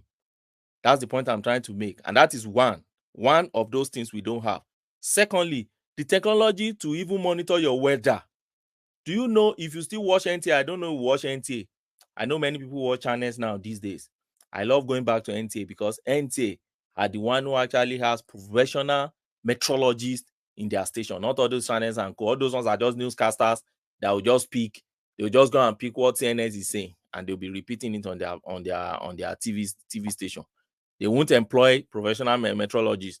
Now, if you go and watch NTA, you realize that those meteorologists that are in NTA, they're supposed to have a department. They have a department. It's not as if they don't have a department in Ministry of Science and Tech and all these guys. So they have department. But the problem is they don't even interact with our farmers. I just gave you a live example, an experience that we have with our own corn. And do you know how much more? Let me shock you again. Do you know in Nigeria, there's something that happens in poultry in Nigeria where farmers in Nigeria bury eggs on regular basis. Millions of egg, millions on regular basis. And this thing happen in Nigeria almost every two years. It must happen. Why? You know why? Okay. Now you ask me that question. One of the reasons is because our regulatory board, and that's what I call framework, infrastructure is not working fine because we've not declared state of emergency on agriculture. We're not ready yet. If you go to countries where they do agriculture, you will know now. We are not ready. Now, what is wrong with poultry? If you just YouTube, you will see them. They are burying egg almost 2 years in Nigeria in millions. And they even know when it will come. They will be telling you, the season has come. Oh. They will, and so everybody bringing it and bury. Why? Because the body that is supposed to be monitoring all those things in Nigeria, they are not functioning well. The research institutes are not there. They are collapsing. We still don't know why they are burying the eggs. Why? Why do they bury it? Because you see that particular is more like a pandemic. Okay, that must come. It's just like what is this one that happened to them too? They call it Collie in Yoruba land. Bird flu. Bird flu. It's just like bird flu. You can't control bird flu. They must come. The best you must do with bird flu is to know when it's coming. Okay, then your research institute will keep working on how they are mutating. Okay, how those flus, the virus, they are mutating, and then you'll be able to beat the time they are coming, and then make sure that your production or your birds at the state they are getting to that age are not available for them at that age for those viruses to be able to overwhelm them. That's what they do in advanced nation. But in our own country, what do? They don't even give grants for agric experts to do research in Nigeria. Go and see many of them doing PhD. They are all rushing to public health. They are Greek experts. Oh. They won't give you won't even get grants. Government will not even get grants. And we have PTDF that will be wasting money on petroleum research and all those things that are so useless to the country. But go to agric. And that's why I say we are not ready yet. We've not declared emergency on food insecurity in Nigeria. Those are the things. So that's another thing. Now, do you know? Okay, look at rain. The agency that even study rain in Nigeria, they don't even communicate with farmers. They don't. See the example of Lagos. You had that kind of massive flood. And the Minister of Environment, Wahab, was telling them on channels that they've seen it coming. But you didn't communicate. You're not even using media to let people know that this thing will come, and it's because we knew for what. And that's a simple example of what happened in the larger scale. Farmers in Nigeria are so disengaged from government so disengaged from farmers, the regulatory body so disengaged. And when I wanted to do my fish farm in Kuje in Abuja, the body came and said I should come and give them environmental impact assessment of my pond. I don't have any problem with that. I wanted to do it, but they said they have their own designated auditor accountant or one rubbish professional to do it for me. When I had my own younger brother who is more professional, they said, no, do not go to accept that. Okay, let me approach that man. I approached the man. They said it's 2 million naira because there's somebody in the ministry that will be collecting one cut from me. And these are the things we joke with. A potential farmer who wanted to farm to feed his people, to solve the food insecurity in the country, at least part to do his own part. You're frustrating the guy, and this is what we keep doing. Okay, so and that's why I said what we need for now is If you have the good, So Ogbeni, with all these problems that you listed and mentioned, if if we introduce this, what do you call it, this GMO into our food production, how do you think we'll be able to manage it effectively? I haven't known that it carried some risk that, you know, if you don't have a good regulatory body, if you don't have quality control management on the ground, then you are introducing poison to the people. So with all this problem, how would we manage it well? Abadaleko, I agree with you. That's why I said I only agree with Pansan to a certain extent. If you allow GMO, it's just like what you say, also sinilenu obuyosi. Okay, meaning that I don't even know how to interpret that anyway. So also sinilenu obuyosi is just like you're in a dilemma where you have to look at the pros and cons. And that's why Pansan said, okay, let's look at the pros and cons. What's the cons? He painted it as if there were no cons. No, I didn't agree with that. If you observe me, there were disadvantages. And one of it is that if they bring in bad one, it's going to affect our health. Okay, because there's a saying that says we are what we eat. We are what we eat. So if you modify something that God gives us naturally and you don't do it for a good end, it's going to affect your body composition too. That's my belief. The another thing I know is that it's going to also affect your own natural endowment that you have. Your own seed that you have will be face off. This same seed that is not regenerative, you bring it into your system, you will now, in the long run, be so relied on the foreign country to keep supplying you food or supplying you these seedlings, because you can't regenerate the one they are supplying you. So eventually you may end up in a worse condition if you are not careful. Now, that is the cons of it. But what's the pros of it? As it stands presently, our population is exploding, right? While we're waiting to deal with our infrastructure and declare state of emergency on our agriculture, which is not going to yield the result in a short while. It's a Greek. You see, the way people see agriculture, I don't know. See, if you keep two cattle today, male and female, how many years do you think you can have those two animals to produce 20? It takes years. It's a Greek. It's not something people think agric. No, agric is not like that. I remember my own grandpa is yam. We call it ilagbe in Yoruba, in Yoruba land. That is the head of that yam that we used to cut. I can still record that what my dad still plants to date were the ones he inherited from his dad too, and his dad also inherited, right? That's what they do. So you cut it when you are even selling, you cut, and you keep somewhere, and because you have tested that product over the years, and that's what you are reproducing. So if my grandpa produced let's say 6,000 to 10,000 per year, we are getting our own lagbe. My dad increased his own. If I happen to also step to his shoe, I'll be increasing my own, and it goes on like that. If we continue in that trajectory, we cannot feed the population that is exploding in Nigeria, and that is reality. So we need to separate the bad one from the good one. Once we do that, then, which Kulasa just said now is what I'm about to say, we need to go into preservation. Like that egg thing that I engaged one of my friends in the Greek industry. He told me, he said, look, the point is that we can't preserve egg, because where do you want to preserve it? So you just have to sell it out. And unfortunately, again, companies that use egg, like all these beverages companies and that use egg, they don't preserve, they buy and they use almost immediately. So it's not as if they want to keep it somewhere. So, but do we have research institute that are even thinking about, okay, how do we preserve egg? Let's see a way we can have a shelf, probably life for egg for so number, or can we take it immediately and start using it for something? So we don't do all these things. Ogbeni, we have a problem, because that is why we are now saying that we should probably peacefully, separate that country so that we can be, because the way things are right now, the country is not united. We have been joined together like that right from the onset.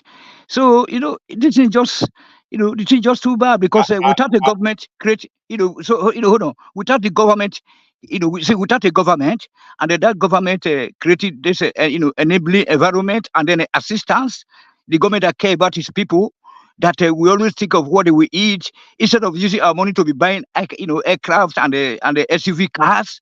You know what I'm, you know what I'm saying. That's why we're in a total dilemma. That we just we come here every day, we blow grammar, we make analysis, educating people that are even more educated than us. That Tinubu, they are more educated than most of us. All those them Obasekis and so, but they just choose not to. They just choose to be satanic in nature. So what do? We can't even refine our oil, and then you are not talking of all those research. Look at that research institute, IITA. IITA. So we used to go there as kids to play on the ground there. Very beautiful place. We go to the museum at UI. It's still functioning very well. Let me tell you. But it's functioning. But water, that was where all these tubers of yam, they don't have to be using that in Agbe, or what we call Igbi in the Edo. So that head of yam. So because it was that, I still remember that that was where they carried out research that they can be able to cut tubers of yam into pieces and plant them. You know what I'm saying? So, but right now there is no government in place, and then until we accept that reality on ground, that is where I always follow Ajani Koko here, because many people, Ajani Koko always care about the people. All right, I think he gets the drift of it. Bring that space to Mogweni, and then I'll take you to another. One man, let me answer the last speaker. You see, I don't think separation is the answer to food insecurity in Nigeria. I read 2 books, which I suspect probably you have read before too, or maybe people here have read about. No, not insecurity. Generally speaking. Tony, it gets the drift. Let him just respond. One man, I recommend 2 books that I just read recently. I told you I'm doing some background work on the history stuff that I'm doing. So I read 2 books on Biafra. There's one they call Together in Biafra. It was written by one guy, now in Bosha, L.J. Mitchell. Okay, L.J. Mitchell. I think that Leslie something Mitchell. Then there was another man, Halje Venter.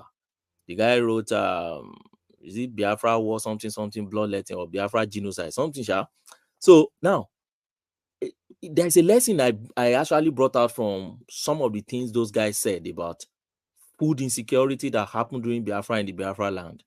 And they were not towing the traditional thought of or thinking of the staff, the Southeasterners of food and all those things. They said right from the time the northern part of Nigeria has been feeding the South. We said it here before, that it has always been so. And that one of the major things that happened during Biafra was that food chain got caught immediately. Immediately the war started, the North cut their food supply, which they'd always been doing, supplying food, but war came, they stopped. And then the Southeasterners woke up to the reality of the fact that we now had to feed ourselves in abundance.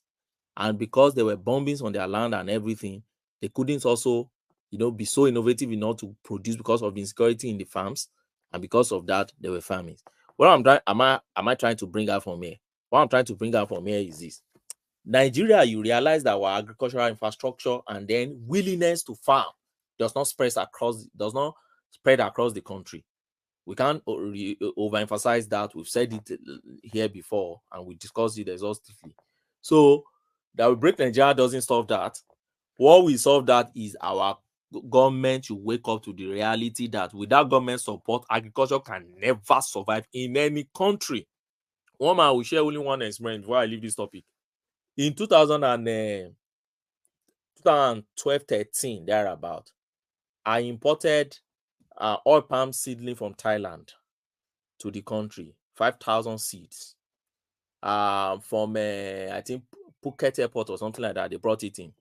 Now the instruction that came with my oil palm seedling, they were seedlings. So seedling simply means they are not seed; they were already growing. Okay, they have shot out, all of them.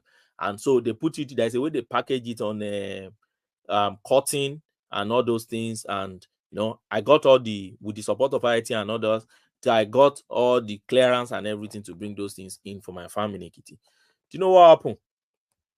Do you know they did not release my Nigerian Port Authority, or what they call them in Lagos? They didn't release that thing until the thing got spoiled. They didn't release something they said they should plant within the first two weeks of landing. And those agric professors, some of my uncles that have in Ekiti State University, that were on standby to help me to watch the weather, planting and everything. We've already done all the groundbreaking for the farm, and they did not release it until that was Jonathan time. They didn't release that thing until I think a month or two after. And everything, some overgrown, spoiled, and we couldn't pick one single seed, one single tree from 5,000 pieces. That is the kind of country we have. I wrote letters to, I don't know, somebody I've met in my life, who was Minister of Agri, but I wrote letters that these things will get spoiled. You can continue checking my documentation while you allow me to just go and plant. Then after that, you cannot be doing everything. If you discover that it's not something that should enter the country, then uproot it after and then throw it away. But don't allow the baby to be flushed away with the water. But I lost that, and I lost a huge money on that. And that is just an example of how our country, they don't, many of the farms you see in Kuje, in Abuja now, who owns them? You see how Dogbe, empty farm, they are not doing anything. They just got land allocation. Obasanjo has his own there. Nothing. Lamude that just died recently has his own. Nothing. You can fact check me. They have it as in they share border one pan just like that, doing nothing, all because they just want to affiliate themselves also with that. That's not how agriculture work. Could I interject you, Benny? Let me interject, Benny. Hold on. Hold on, okay. I think Pansat wants to. Yeah, Pansat, you go first. Yeah. Yeah, Obeni. Yeah, Mr. Pansat. You agreed with me in part and you disagreed with me in part, and yeah, that's an improvement on your part. But you know that you disagree with me at your own peril. Those ones that you disagree with me on is probably where you got it wrong. The idea or disagreement. Eh? Yeah, Why no, hold on. That's just a preamble. Eh? Yeah, the issue about Ajahana, the issue, it's a slide comment you made. You read a couple of books, and they talked about they hear the Igbos go to war. They forgot that the Northerners feed them, and then when they were in the middle of the war, they said, "Oh, we forgot." When the war, they cut off our food. I mean, that's just silly, isn't it? Have you ever been to the Southeast ever in your life? Have you been to the Southeast? That's what those authors say. Why do you like hate reading? Go and read those books I've recommended. No. I mean, if you didn't really quote the names That's of the what authors. Those authors say now. Yeah, what I'm saying, give us the name of the author and the name of the book. That's fine. I'm giving you now. Are you not listening? Where did you go? Okay, well, that's okay. Let's not be argumentative so the moderators don't come in. What I'm saying to you is that the North do not feed anybody in the Southeast. I don't know if they feed people in the Southwest. They don't feed us. If you go to the Southeast, all that palm stuff you're importing, you don't need to have great, awesome palm. Where do you get your meat from? We get our meat. We have, as a matter of fact, when I was back home, right, we used to call like the goat from the North. I would call it Ewa Wasa. It has no taste, right? But the marketplace decides. If they've gotten lazy since then. Before, our cows and our goats. Where do you get your onions from? That's what I'm saying. You plant it. We have. Oh, really? I mean, when I was back home, listen, woman, test what I'm telling you. All you have to do is just test it. Maybe they've gotten lazy, right? Like, for example, my grandfather, who married 27 wives, we had a lot of farms, right? We'll go and we'll harvest, no matter what it is. We have yams, onions, tomatoes. As a matter of fact, there's nothing you plant anywhere, anything in the Southeast, tomatoes, peppers, or whatever. And you dig it. I used to make my own garden. So there's not that we hated northern cows. They have no taste, or the goats. We had the one we called Ehi, right? It's black. It's not like the goats from the north. They're all tall and they have no taste. So the point I'm trying to make to you is that Northerners didn't feed us during the Biafran War. That's not what our problem was. And we don't want them to feed us now. We feed them. We supply them oil. We don't cut off the oil, right? We don't. Hold on. What I'm trying to say to you is that you expose. So I don't want you to waste my five minutes. No, it's okay. They're gonna restore you. What I'm just pushing back. Let me push back. You're allowed to talk all day, right? So use it wisely. Stay away from the Southeast. You've been over there because you expose your ignorance when you're doing that. That's what I'm saying. I mean, it's just a suggestion. You don't have to listen to me. They don't feed us. We don't need them. We'll cut off the oil.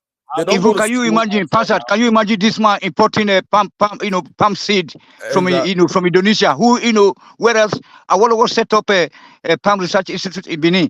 You know what I'm saying? So I mean, and then we have all these palm samples, Kiripupa and everywhere. I don't know why this, why one should go allow this guy to talk that long. I'll give it back to you, Wendy. But your view of Southeast is so woeful. It's unbelievable. Do you ask me how many states I went to get palm seed in Nigeria?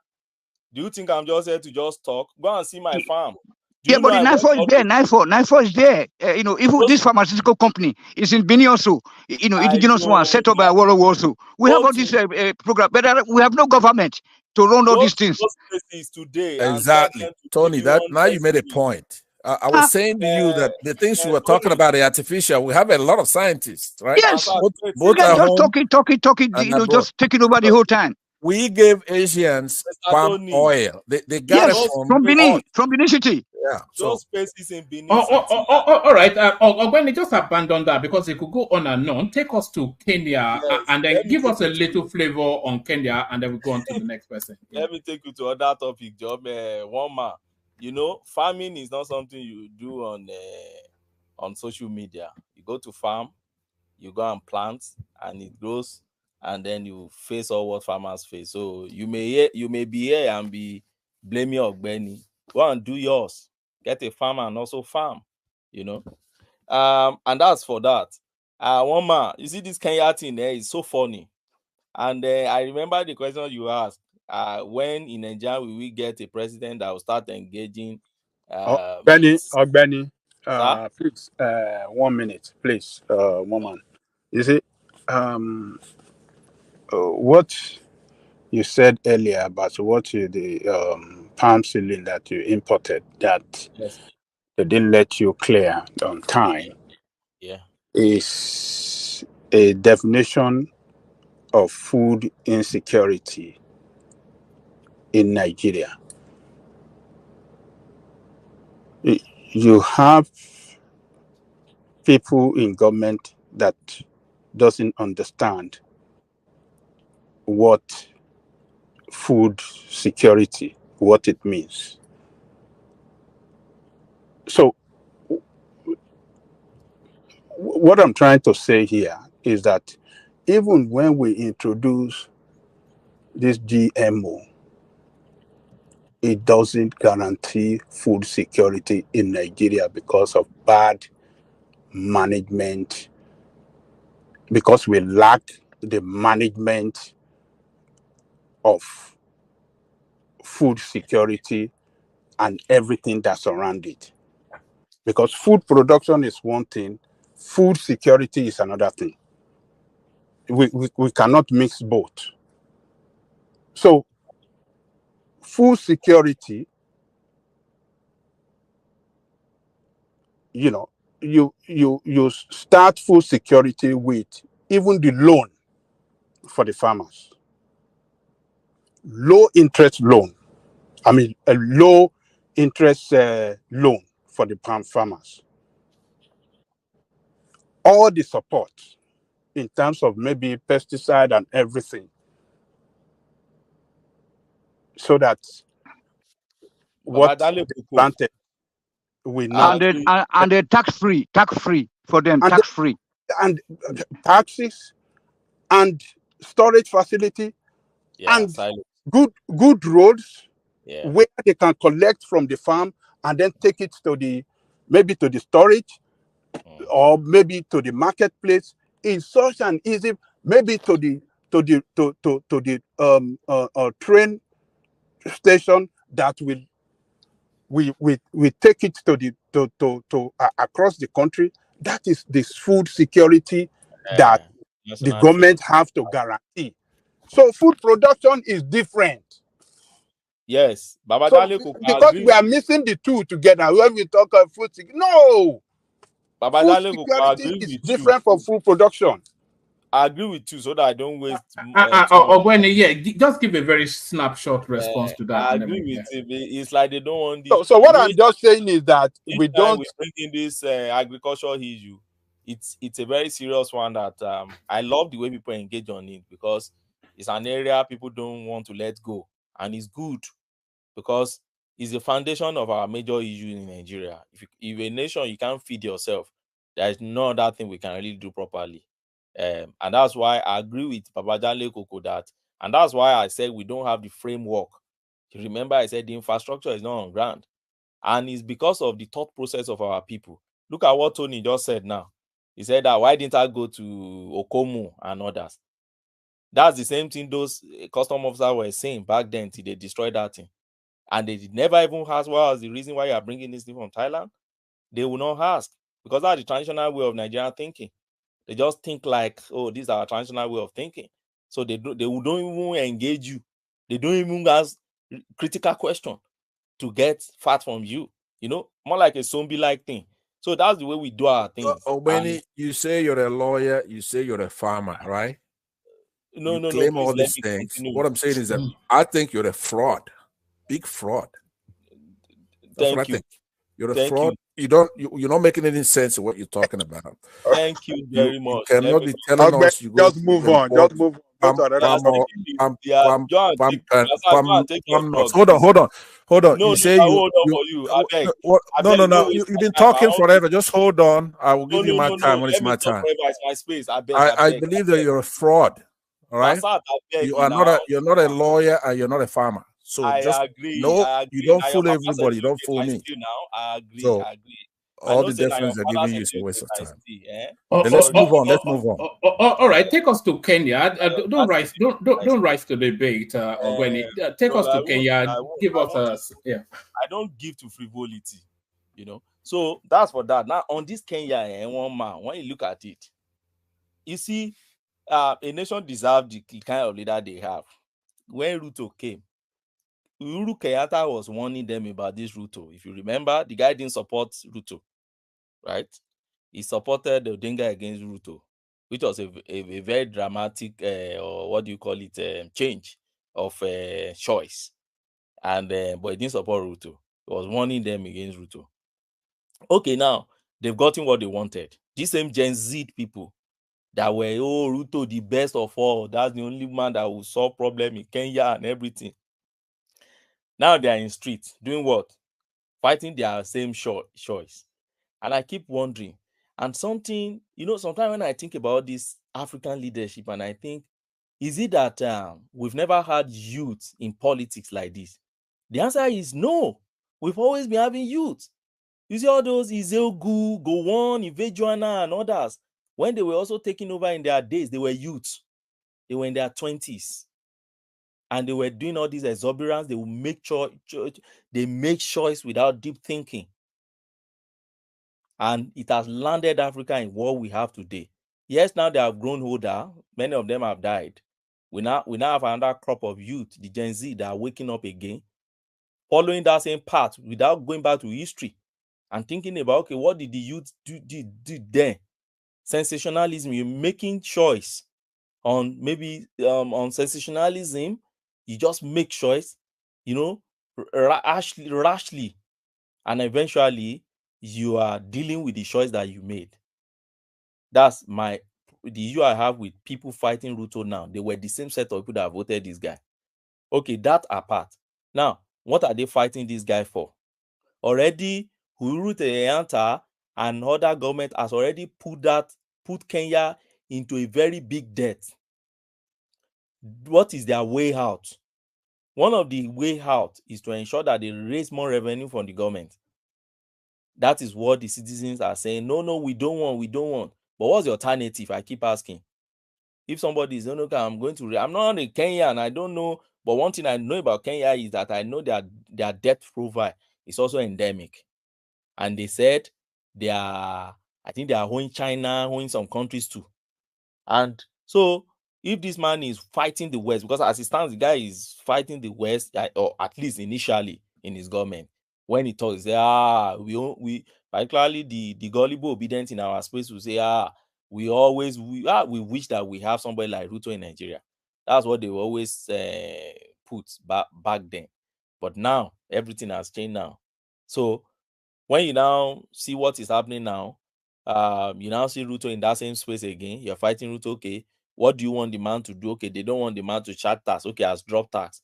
You don't want the man to charge this, I drop it. You don't want the man. So if tomorrow now, the statistic comes out to say that your IGR has dropped, it's as a result of what you fight back from what this man thinks. And I'm not excusing him also from looking also to be progressive about other means of raising money. But we all know that any country that pattern their economy towards maybe the capitalist Western thing, tax is one of the areas where you get money.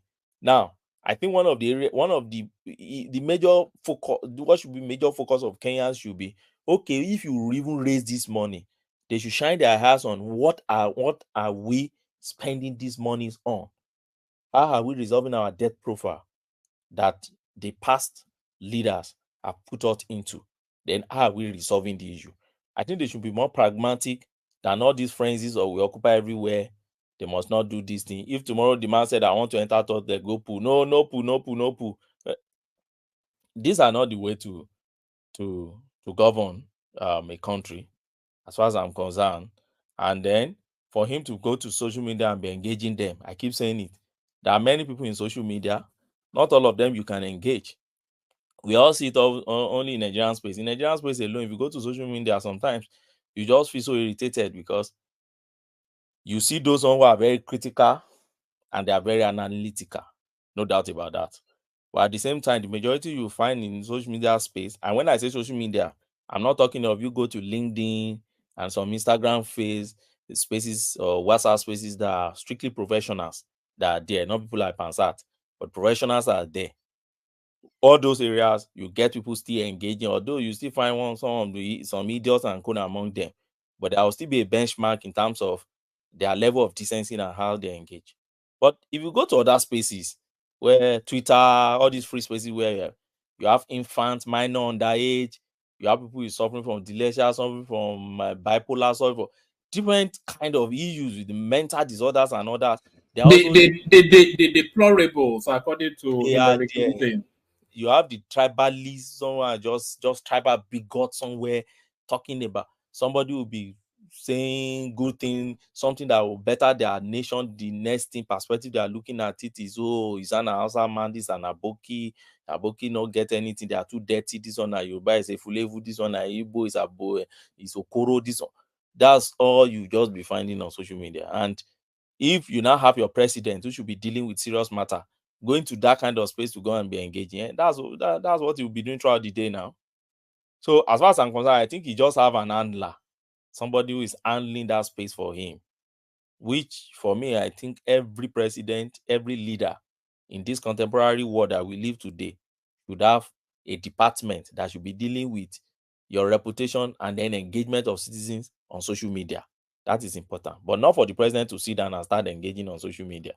I don't see how that will add to governance. Governance is a serious business. It's not a tea party. That's for that one, man.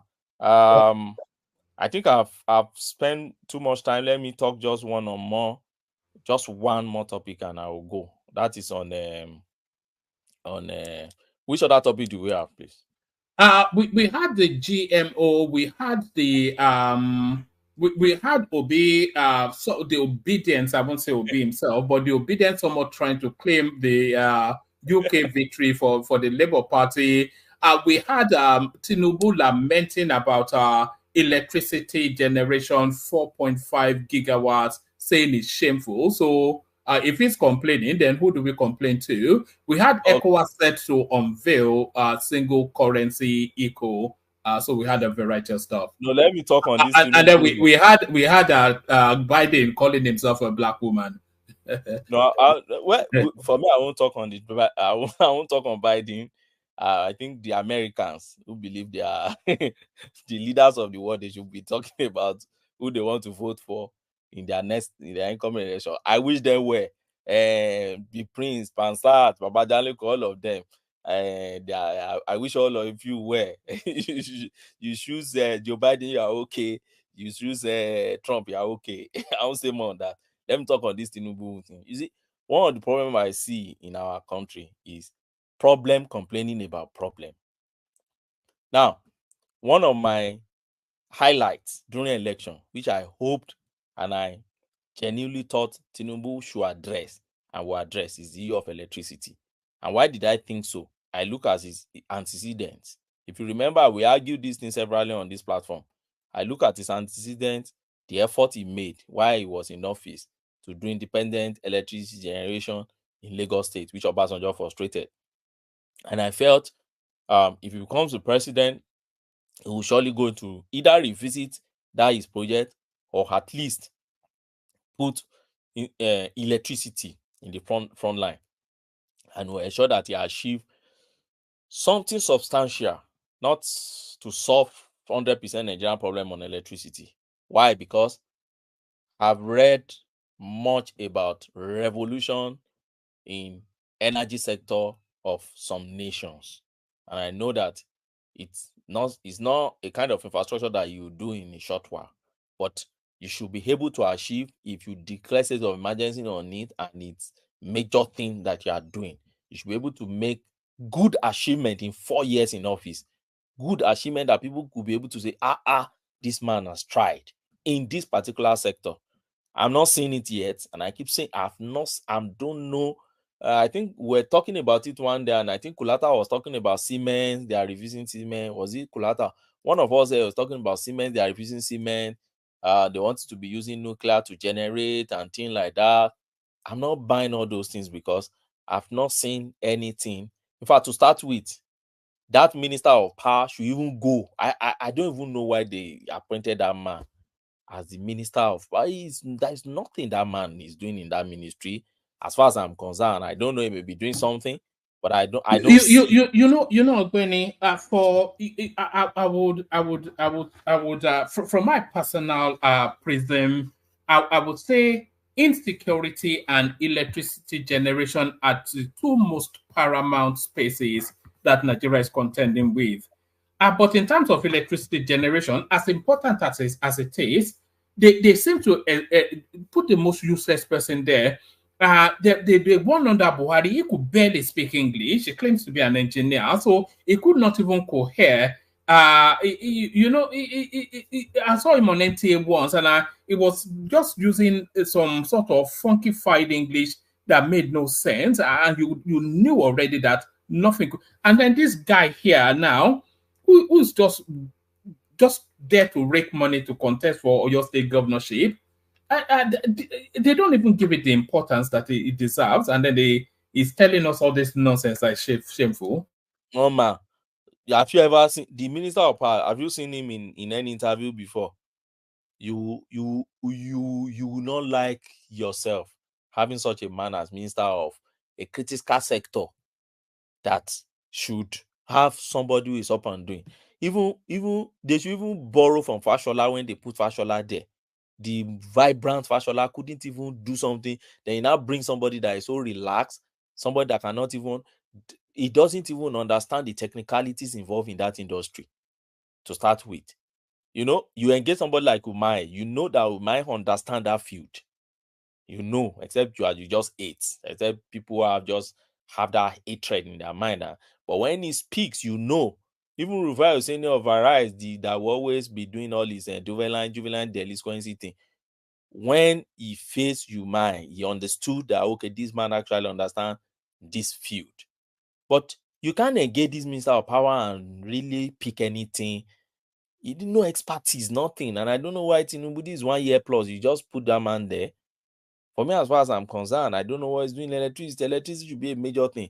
Now, for you to now come out and be telling us that something is shameful, It's really, really, really shameful for Tinubu. It's not something, except if, because sometimes headline too, maybe we contextualize it, because all these bloggers, Nida Ikeja and others, they like using headline, and even including one man too. You use headlines that is so catchy that everybody just want to read. So, but if this is what Tinubu is saying now, it's shameful too for him to be saying that, because they voted you in to do the needful. Just do the needful, and then don't complain about the problem. Thank you, Woma. I won't say I think I'm okay. I've exhausted too much time. Let other people also contribute. All right, brilliant. All right, brilliant. Yes, Tony, you're up next. Tony, you're up next. You see, you were interjected all the way through. Now it's your turn. We can't hear you. Tony. You said Tony. Okay, Tony. Okay, yes, sir. Yes. Thank you, sir. Yeah, you did I mispronounce it? Don't go eat Eba for that. No, na padediam and chop. I just finished padediam. You don't smoke that thing today? No, I not a smoke. What do you mean? You say you they smoke bar. Only cigarettes. You see some smoke when I do on my camera. When I do on my camera, you don't tell me before. Anyway, carry on. You don't tell me before, sir. Okay, sir. Well, carry on. Thank you very much, sir. You know, this our story don't, it don't tire me. The story don't war. Because what we just talk about Kenya just now, it's the same situation all over the country. Sorry, all over the continent. I don't know why we should be borrowing money from all these vested interest people, countries. You are looking at your enemy, because they say that, if you open your eye, make something called the enter your eye. But in the case of Africans, we just open our eyes, Sansa will just pour into our eyes, So it don't tire me. So I'm just too confused about Africa that, despite the fact that we are home to most of the world natural resources, we are the one going, cap in hand, going begging, begging like a majoris. This is very, very bad, You know what I'm saying? So I don't know. So then for the electricity, something, is too crazy, that, that men like Ogbeni also will be saying that, okay, it's going to take time. It shouldn't take more than 1 year to produce it, or to at least to see something on ground, so that we can know the direction at which the government is going towards anything that they are. But they are buying a private jets and all this stuff like that, just like a lot of discouragement, a woman, a lot of discouragement. So meanwhile, this guy in Edo State yesterday, the governor, is the authentic man. Okay, so nothing happened to the guy. Yes, remember the story we carried out yesterday about he brought yesterday about the Edo election. So that guy is still on the race. Okay, he's still in the race, and then it's the man to beat. So then which other topic that was on, because my head don't scatter. We were talking about the Kenyan situation. We were talking about Peter Obi claiming credit for the Labour Party victory in the United Kingdom. We were talking about genetically modified food. We were talking about the electricity, which you just and we were talking about this as well, which nobody has mentioned. Well, this headline here, it says global FDI decrease to $1.3 trillion in 2023. Africa's share just $53 billion. So, which is to tell you that foreign direct investment that people say are not coming in is a consequence of our global decrease in that sort of market space. And then we're also talking about ECOWAS to unveil a single currency called ECO, but Nigeria not active in there. The American President Joe Biden calling himself a black woman. Okay, sir. All right. Thank you. Yeah, you don't put you already. So anyway, for the OB, something it's just like the decrease. You know what I'm saying? Then to the latest something, I think Tinubu should go and look for this Mr. Bat Naji. That's what they do in Germany here. So they will just go across the party and look for somebody that is capable, that can take care of something. So that's why then to the Kenyan something. The Kenyan people were able to, kudos to them because they were able to organize themselves, because they are almost the same, of the same tribe, which is now bringing me back to that peaceful separation, where we have people of the South and the Southwest region. forming the country together. So if any of them come out to be president and they start to misbehave, we go and storm his house or his grandfather's house. You know what I'm saying? That is it. So because the question of saying that, okay, this is our turn, you have to be president for the South, you have to be Muslim or you have to be Christian, that one is, will be totally out of the equation.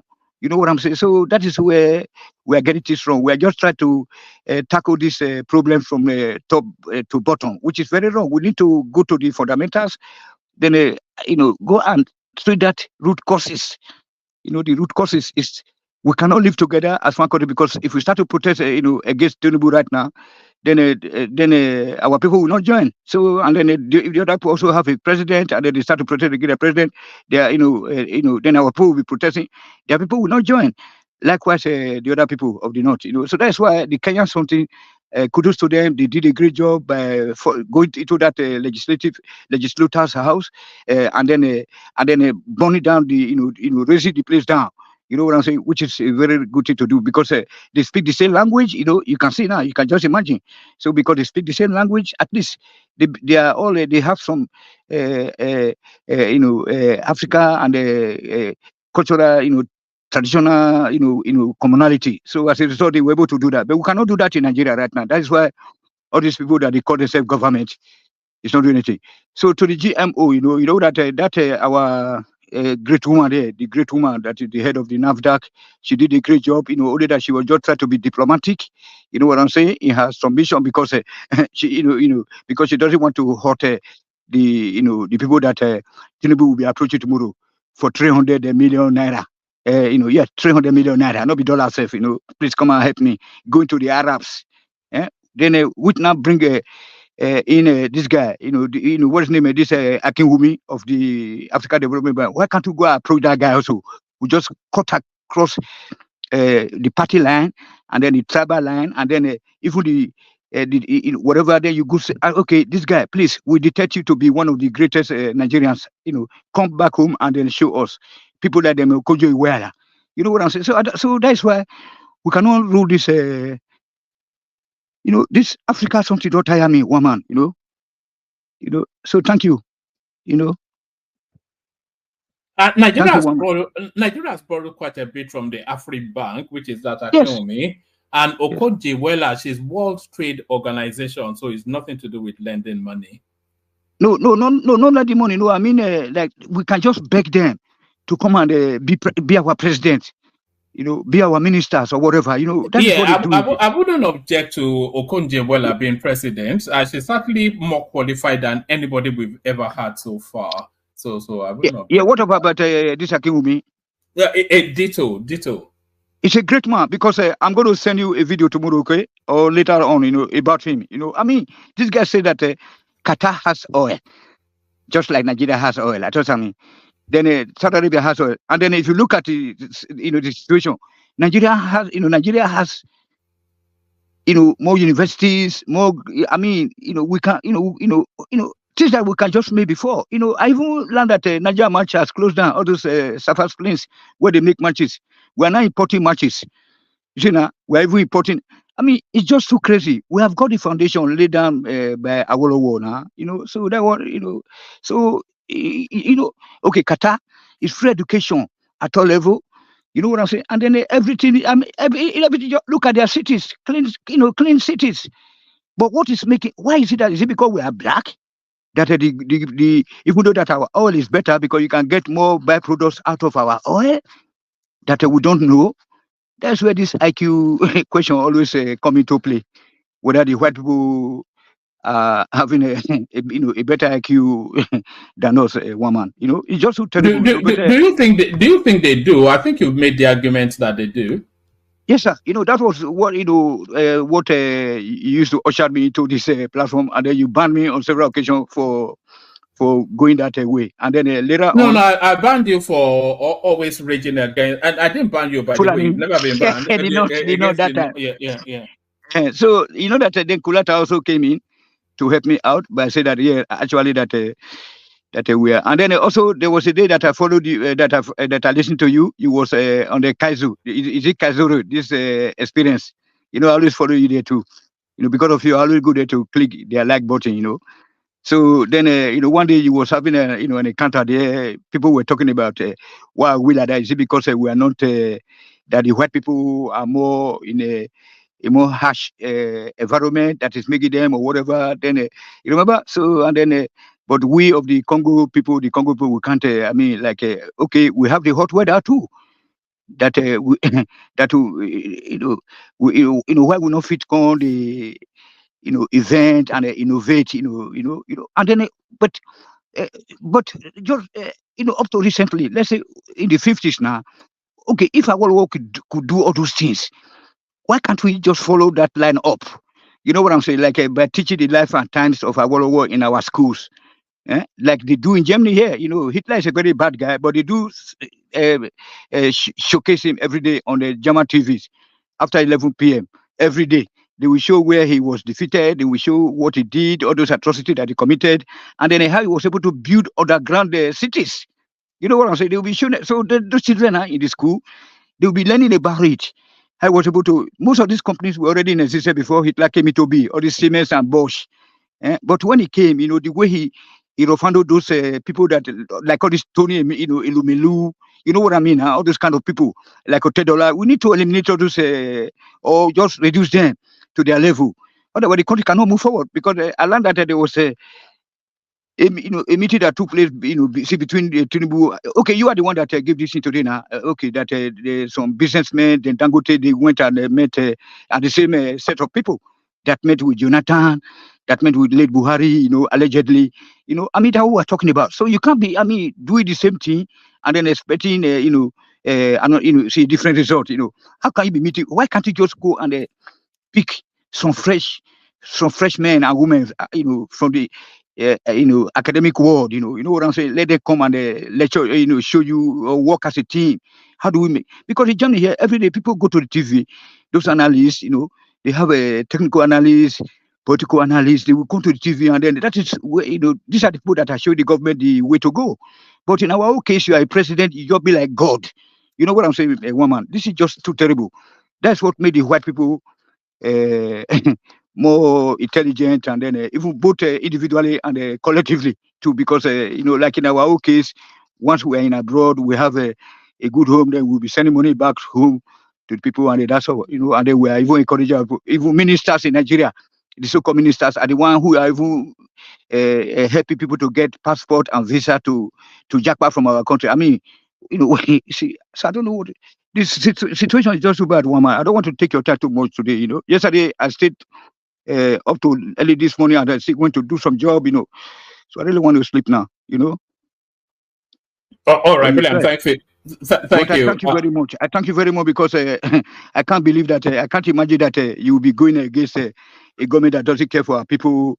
Even though that we all help to bring that government, into power. Now that they are not doing the right thing, and then I'm very, very, very appreciative of your effort. I hope that people don't always misunderstood or misconstrued you. That you are a very good man, kind-hearted man. You know what I'm saying? Because the time of election has passed, and now this is time for the people to get down, roll up their sleeves, and do the right thing for us. And they are not doing it. And then I'm very happy that you are just, going after them also. So may the God of our ancestors bless you, sir.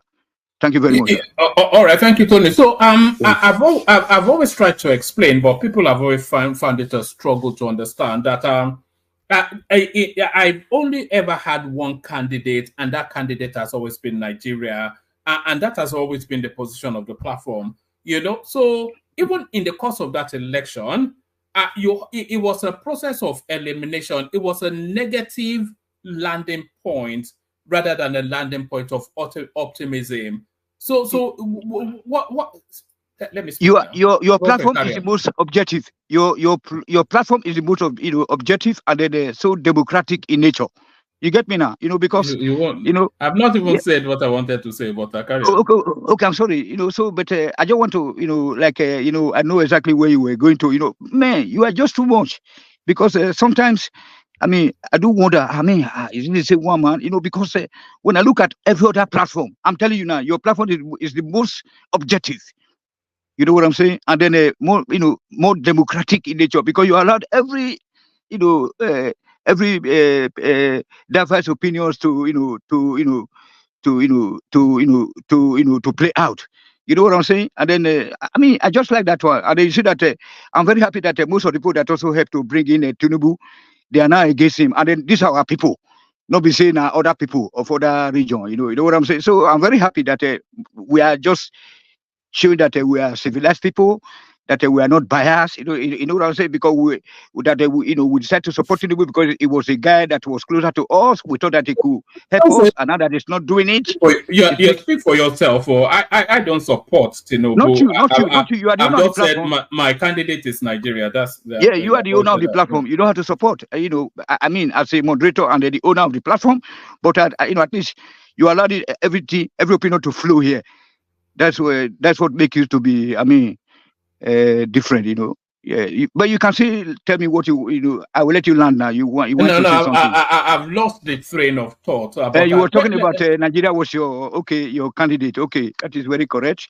But sometimes when you talk about Tinubu back then, or you talk about about to be, people will just say they don't know that say you the joke. They don't know say you the joke that time. I wasn't joking. So if you let me speak for myself, then if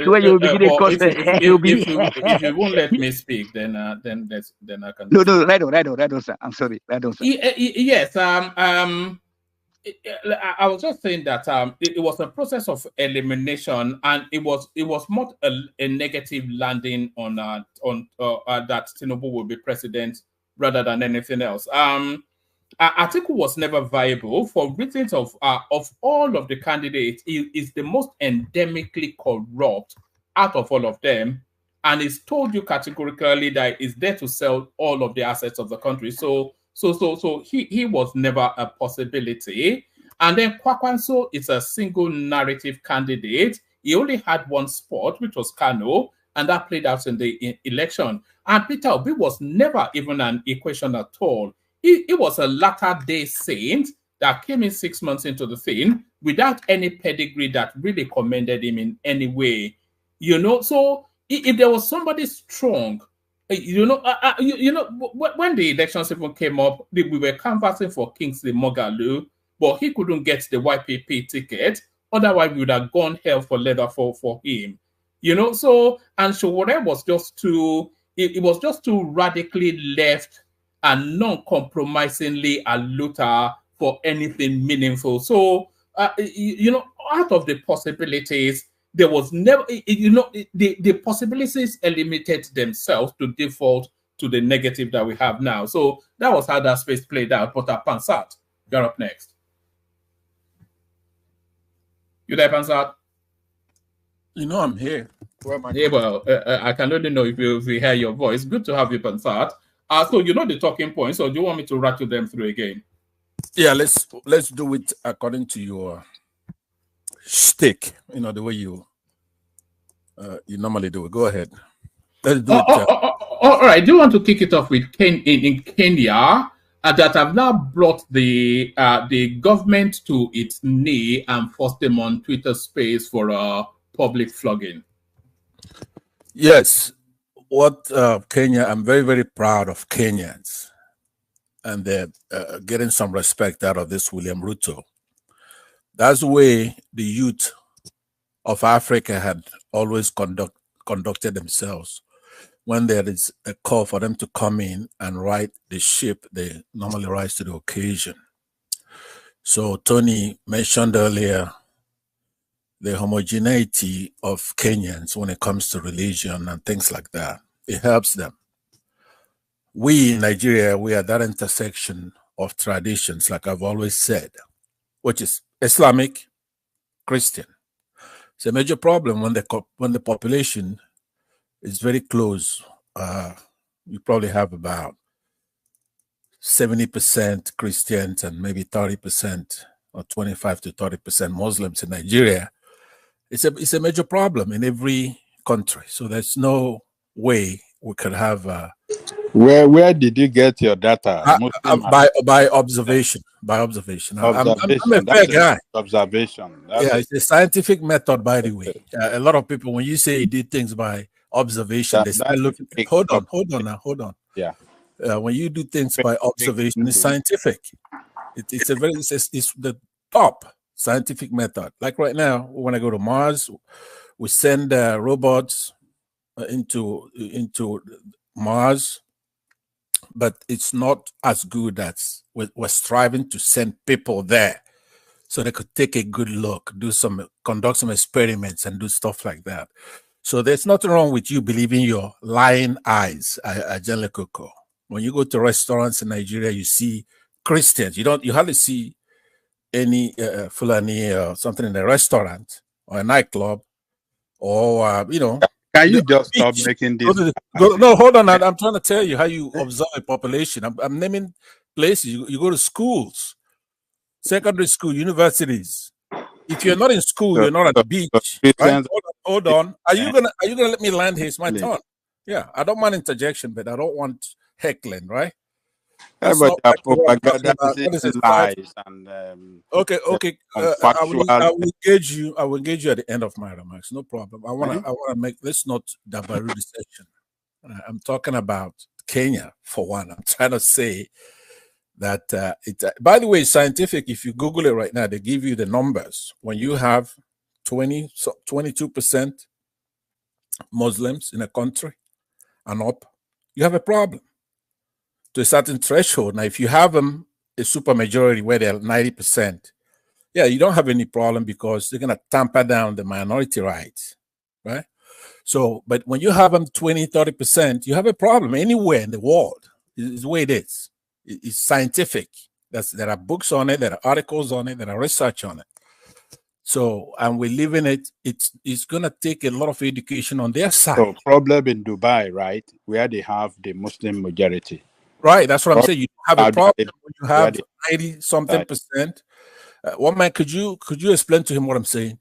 When you have 90-something%, you don't have a problem because then it'd be an Islamic republic or Islamic kingdom.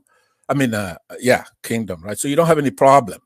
But when you have Christians, or I mean, not even Christians, you have Muslims and Hindus, Muslims and who else is there? Jews, like in Palestine and Israel, right? Or in India and Pakistan, right? When you have the numbers close or at a certain threshold, you cannot mix the two. It's the way it works. Now, when you have them in a super majority, when they're like 90%, 95%, then you don't have any problem. You don't have serious problem because they would then subjugate that minority. It can't even breathe. So then you have peace. But that's not what we're talking about. We're saying in Nigeria, the problem we have, Tony talked about it, he's usually more vocal in talking about it. By the way, people such as Obeni, who try to elevate the negative, it's known the qualities that make a country successful. So, but some may say it's subjective, but if you take a look at it, it makes a lot of sense. You have to have economic growth. Government will help, use tax revenues, provide public services, healthcare, education, social protection. You're gonna have economic openness. You have to feature very well in the corruption perception index. You need technology and innovation in that country. Can lead to 40 to 90% increase in national wealth. You have to have transparency now. When I'm listing these things off now, what I want you to do now is to say, okay, here are Northerners and here are Southeasterners. Let's say you're the arbiter, you're Southwest. Let's just remove you for a minute. I want you to be objective. In which of these do the Northerners defeat the Igbos? Is it in economic openness? Is it in economic growth? Is it in technology and innovation? I'm not aware that they had Igbos in Kenya. I thought we were speaking about Kenya. I'm talking about Kenya, but I'm trying to tighten the loose ends from the last speakers, right? The last speaker, Obeni, and all that went on forever. So, is it another factor that makes a country become successful? Is empowering women. When women are empowered, they can become economically independent, gain respect, participate in key decision making in the processes in the country.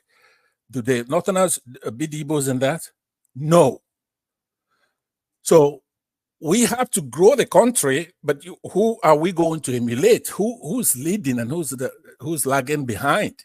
Oga Pansat, even the religion, you have Sharia in one part, you have another law in another part.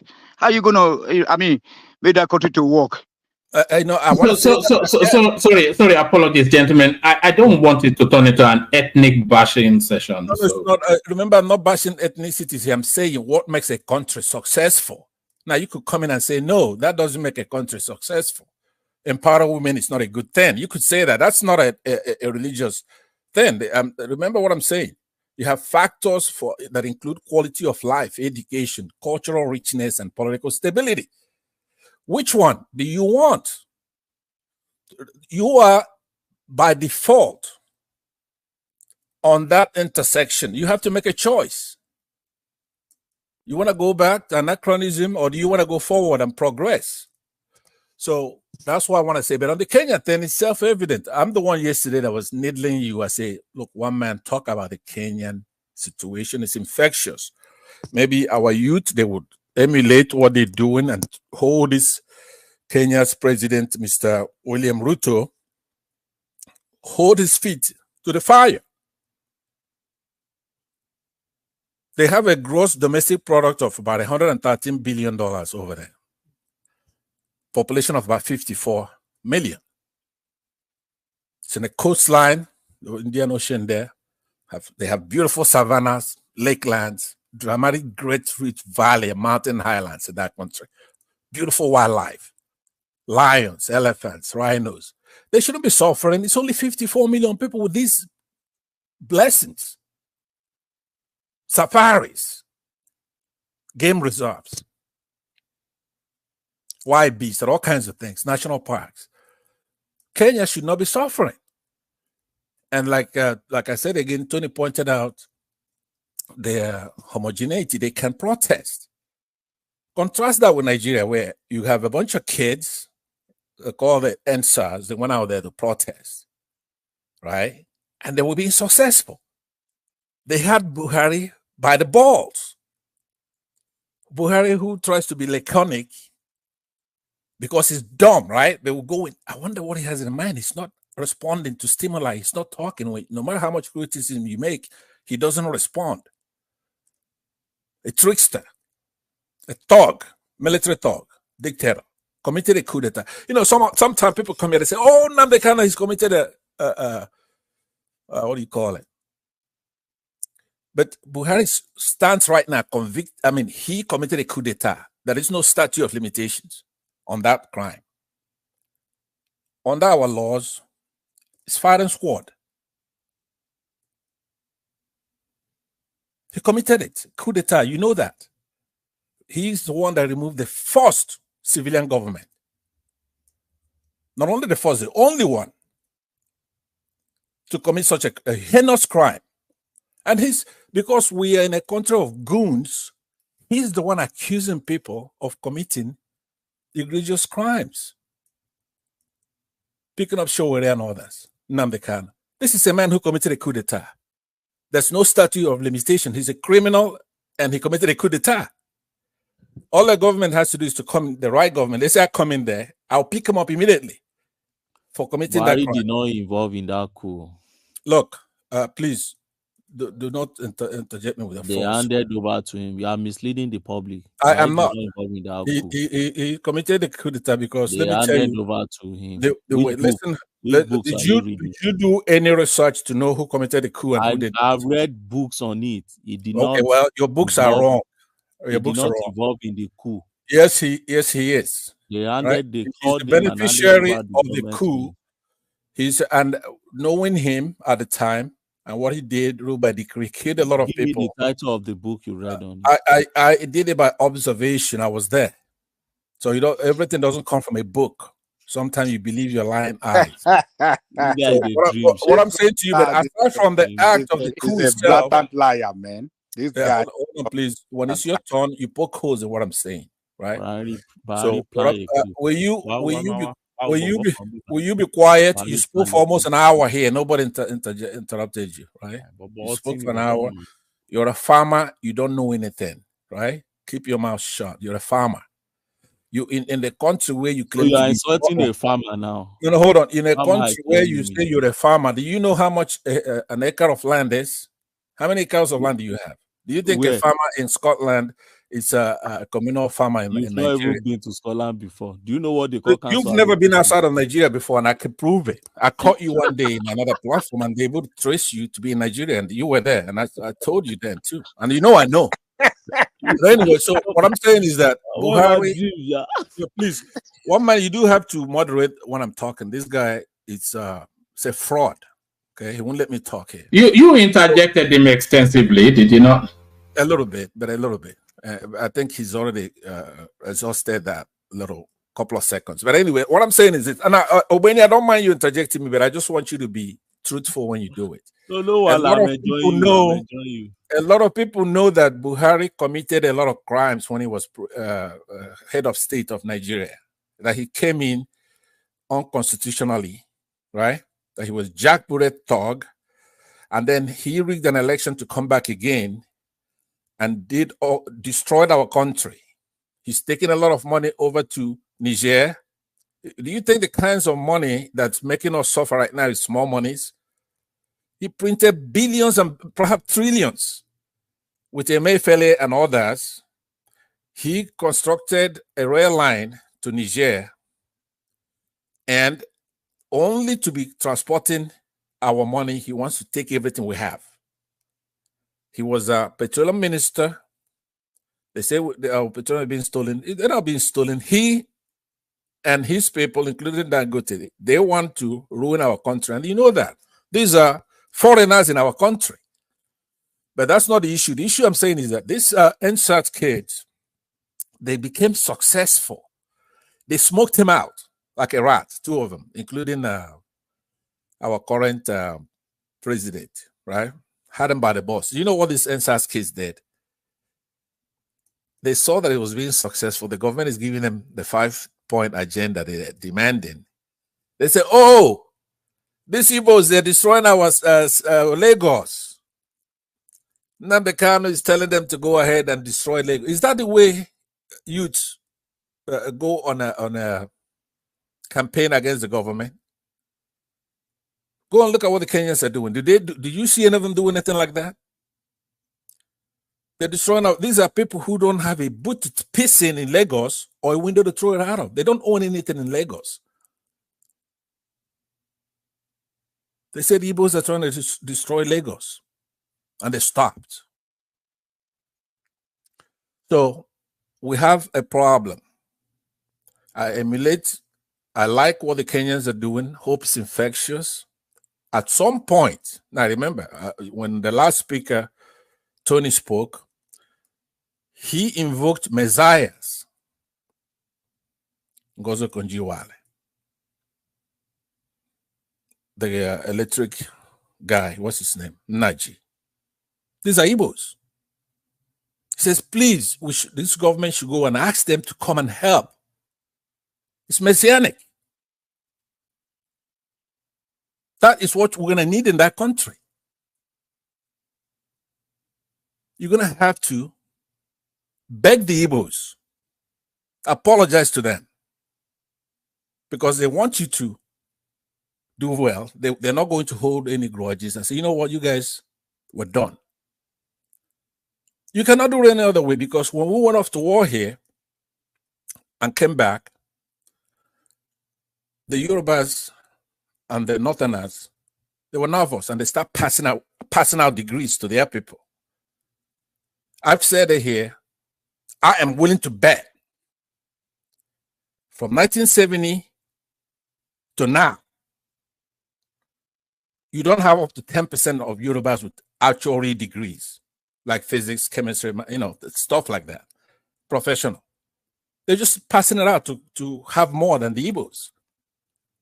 That's part of the problem we have. When you say, okay, then what is special about the Igbos? There's nothing special about the Igbos, except that they have to work hard all their life to get what they've got.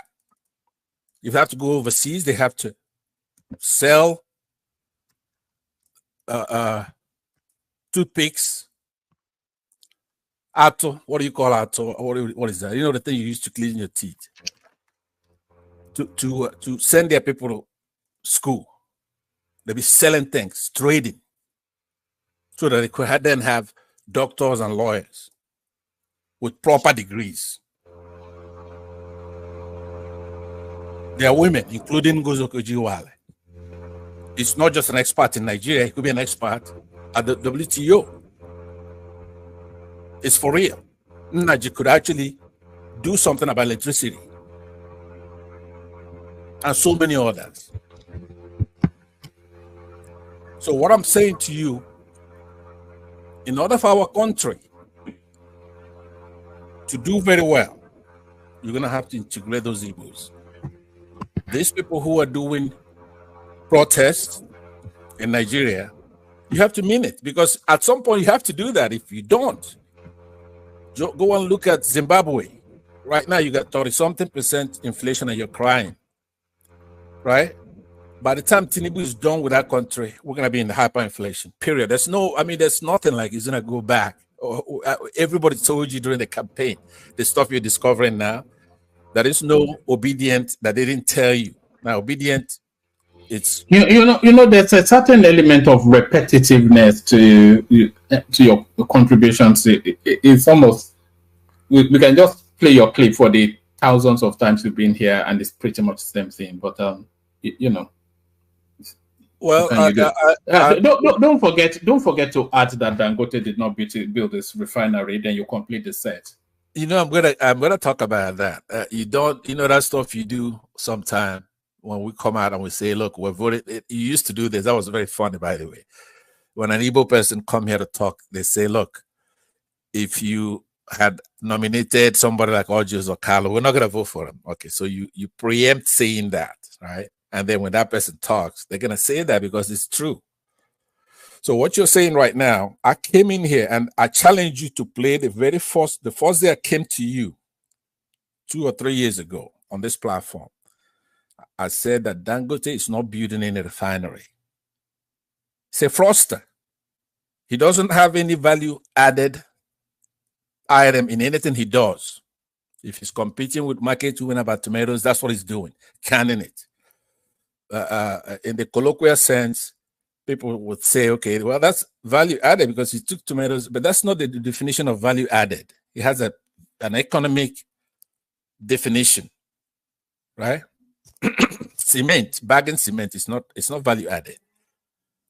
Now his counterparts are like Bill Gates and Elon Musk. These people are launching satellites into space, building electric cars. You know, innovation.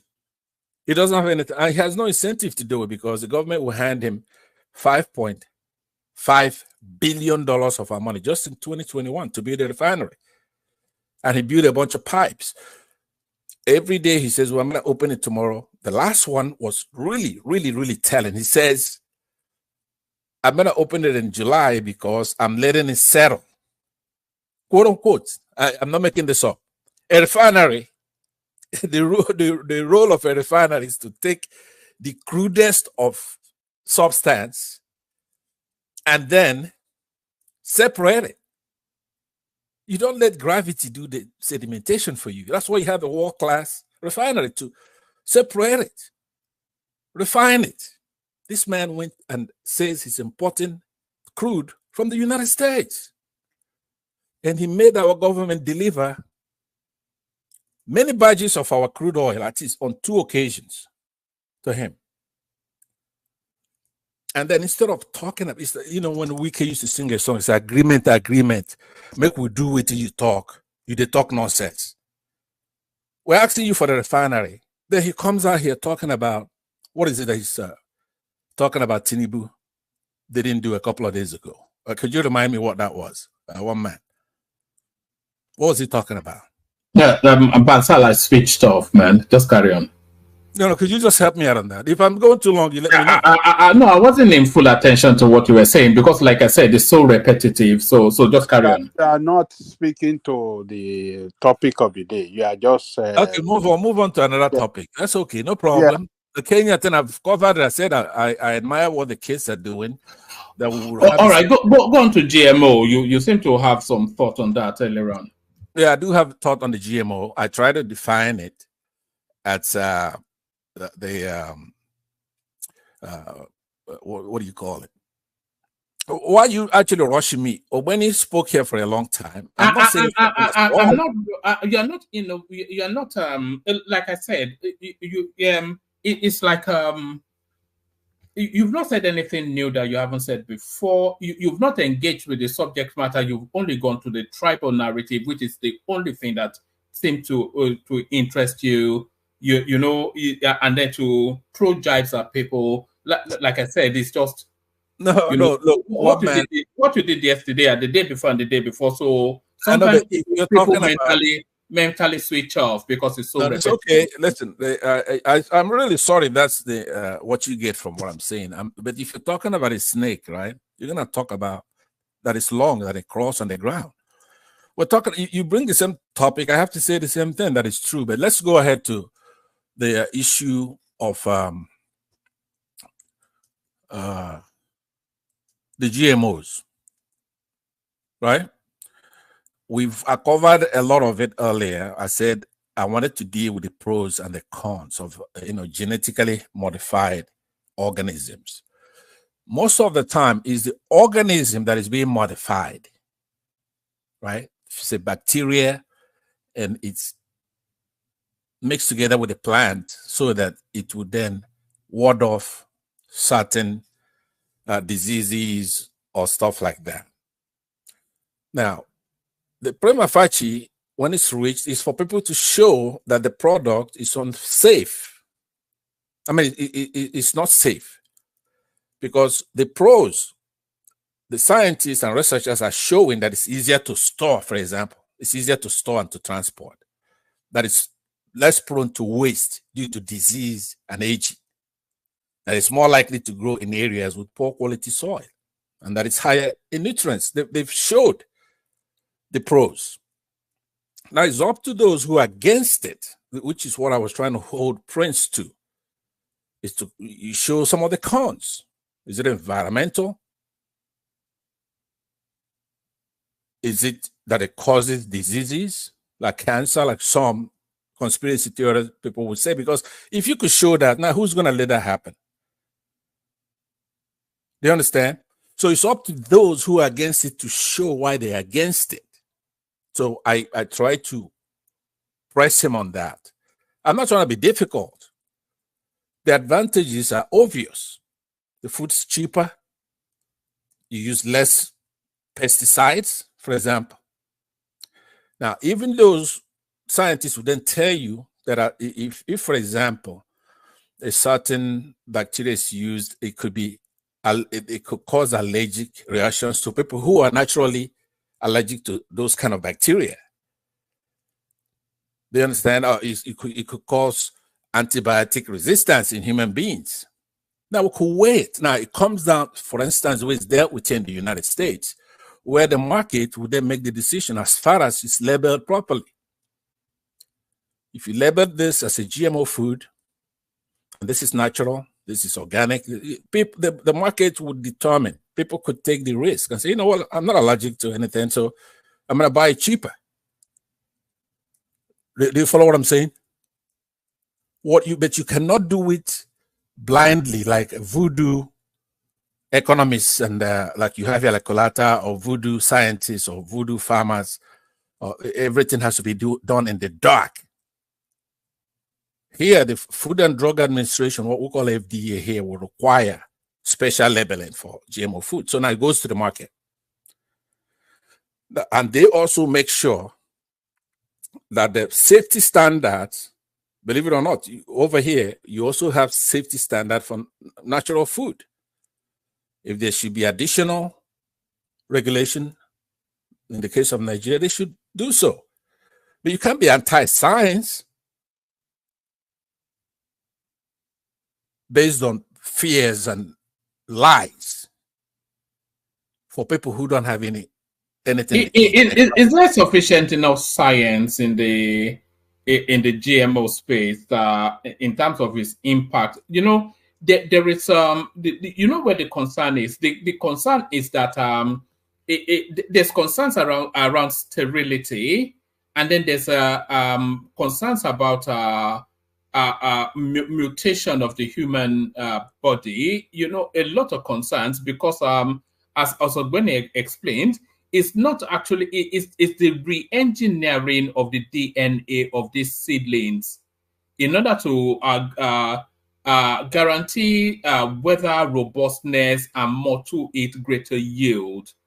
And I'm not sure that there's sufficient enough time that has passed to inspire the confidence that this could not negatively impact on the human form.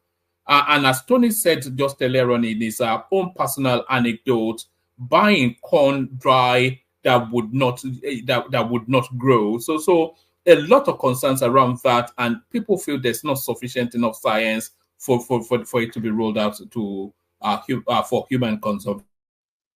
No, but it's not true. There is sufficient, ample science on that.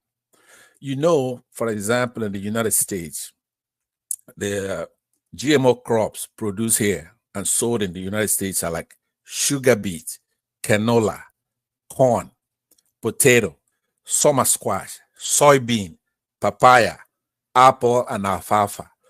99.9% of all sugar beet harvested in the US is GMO, as well as over 90% of all canola, corn, soybean, and cotton.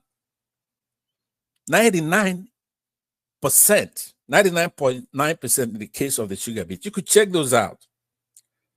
So it's labeled. You don't have to buy it, but in 2018, National Bioengineered Food Disclosure Standard states that all foods containing genetically engineered ingredients must now carry that label, quote unquote, derived from bioengineering, or quote unquote, bioengineered. And it has a symbol on it. You know, in the open. It's open. It's nothing that's being done by some discrete, clandestine scientists trying to take over the world or something like Bill Gates and all those conspiracy theories. These are science. If you can show your own science against it, show. But in the United States, we have a lot of food here, right? One farmer, West Africa, just one farmer. That's how huge the farms are here. And you have corporations involved in it. And if you do anything to harm anybody, and it could be proven, such as tobacco that harms people, you can be sued, and you're going to be sued out of your pants. Nobody's going to have that kind of exposure. So for those who are making those claims, such as Prince, who could be multi-billionaires, if you can prove what he's saying is true, because I just told you 99.9% of sugar beets are harvested in the US and sold here are GMOs. So we shouldn't take a back seat. We should also do our own.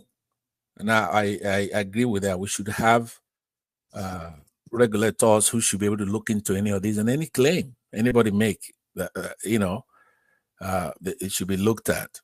Our constant. Yeah. Oga Pansa, where are you gonna, so where are you gonna get to those regulators when we are living in a lawless society where you had, hold on. Ogbeni told you guys that he has to go and import this palm seed because he went to Benin to get them. He couldn't get an access, because there are no, because as you see also that he also say something about how he went to Abuja or the northern Nigeria where they want him to also pay some money. So we have no government. So and then let me. You raised that concern, and that's patriotic of you, by the way. However, but you're wrong. Let me tell you, you're just afraid for nothing. We do have scientists. Not too long ago, our scientists are even better as far as I'm concerned. Right? We have a lot of good scientists in the country. But they are not be taken care of. You know what I'm saying? That's right, because the leadership of the country, that's what I'm saying, it's artificial. Yeah, lack of leadership. So it's a lawless society. Right. Anything goes. Anything goes. They could bring any toxic material into the country, and then nobody will check them. And then even at the point of checking them, they can just give them some dollars, and they say, okay, all right, Rakadede, just go, no wahala. And carry go. I'm happy you said Rakadede because that's exactly where that will be. But okay, but in the field of science, right? Let me allay your fears. We almost there. The country impressed me the last year. They went out and they made the right choice. They voted for progress. They voted for Peter Obi and Baba Ahmed Dati, right? But the INEC chairman thwarted the will of the people. So I really don't hold it against the Nigerian people. We're almost there. So we made a mistake. We let it fester. But the country does not lack human resources. Don't. But Tinubu has got this antecedents of being a good leader too. But do you know that there are powers that be that is making things not to work out in this country, and they are the northern leaders. If I say that, then they're gonna really take my time. So let me have you say things like that. But I agree with you. Now let's look at how do they make GMO, or how do scientists make GMO foods, right? Like we said earlier, it's genetically modified. They insert new DNA into the gene pool of an existing plant. For this to happen, scientists transfer new DNA into, say, plant cells. They grow the cells in tissue culture and the plant develops, right? So now the new plant produces seeds. A person grows plants from the new seeds. Now, the new plants will have genetic features that make them, for example, more nutritious or resistant to pests, diseases, and, of course, climate factors. That's it. So it's not like there's voodoo in it. These are seeds that have been modified to be resistant to this or to grow in certain climates. We have to be scientifically inclined. There are so many things that have been modified that are, of course, sometimes much better if we're in the natural state of it. I prefer natural stuff, don't get me wrong. But we cannot be afraid of science, though. We can't.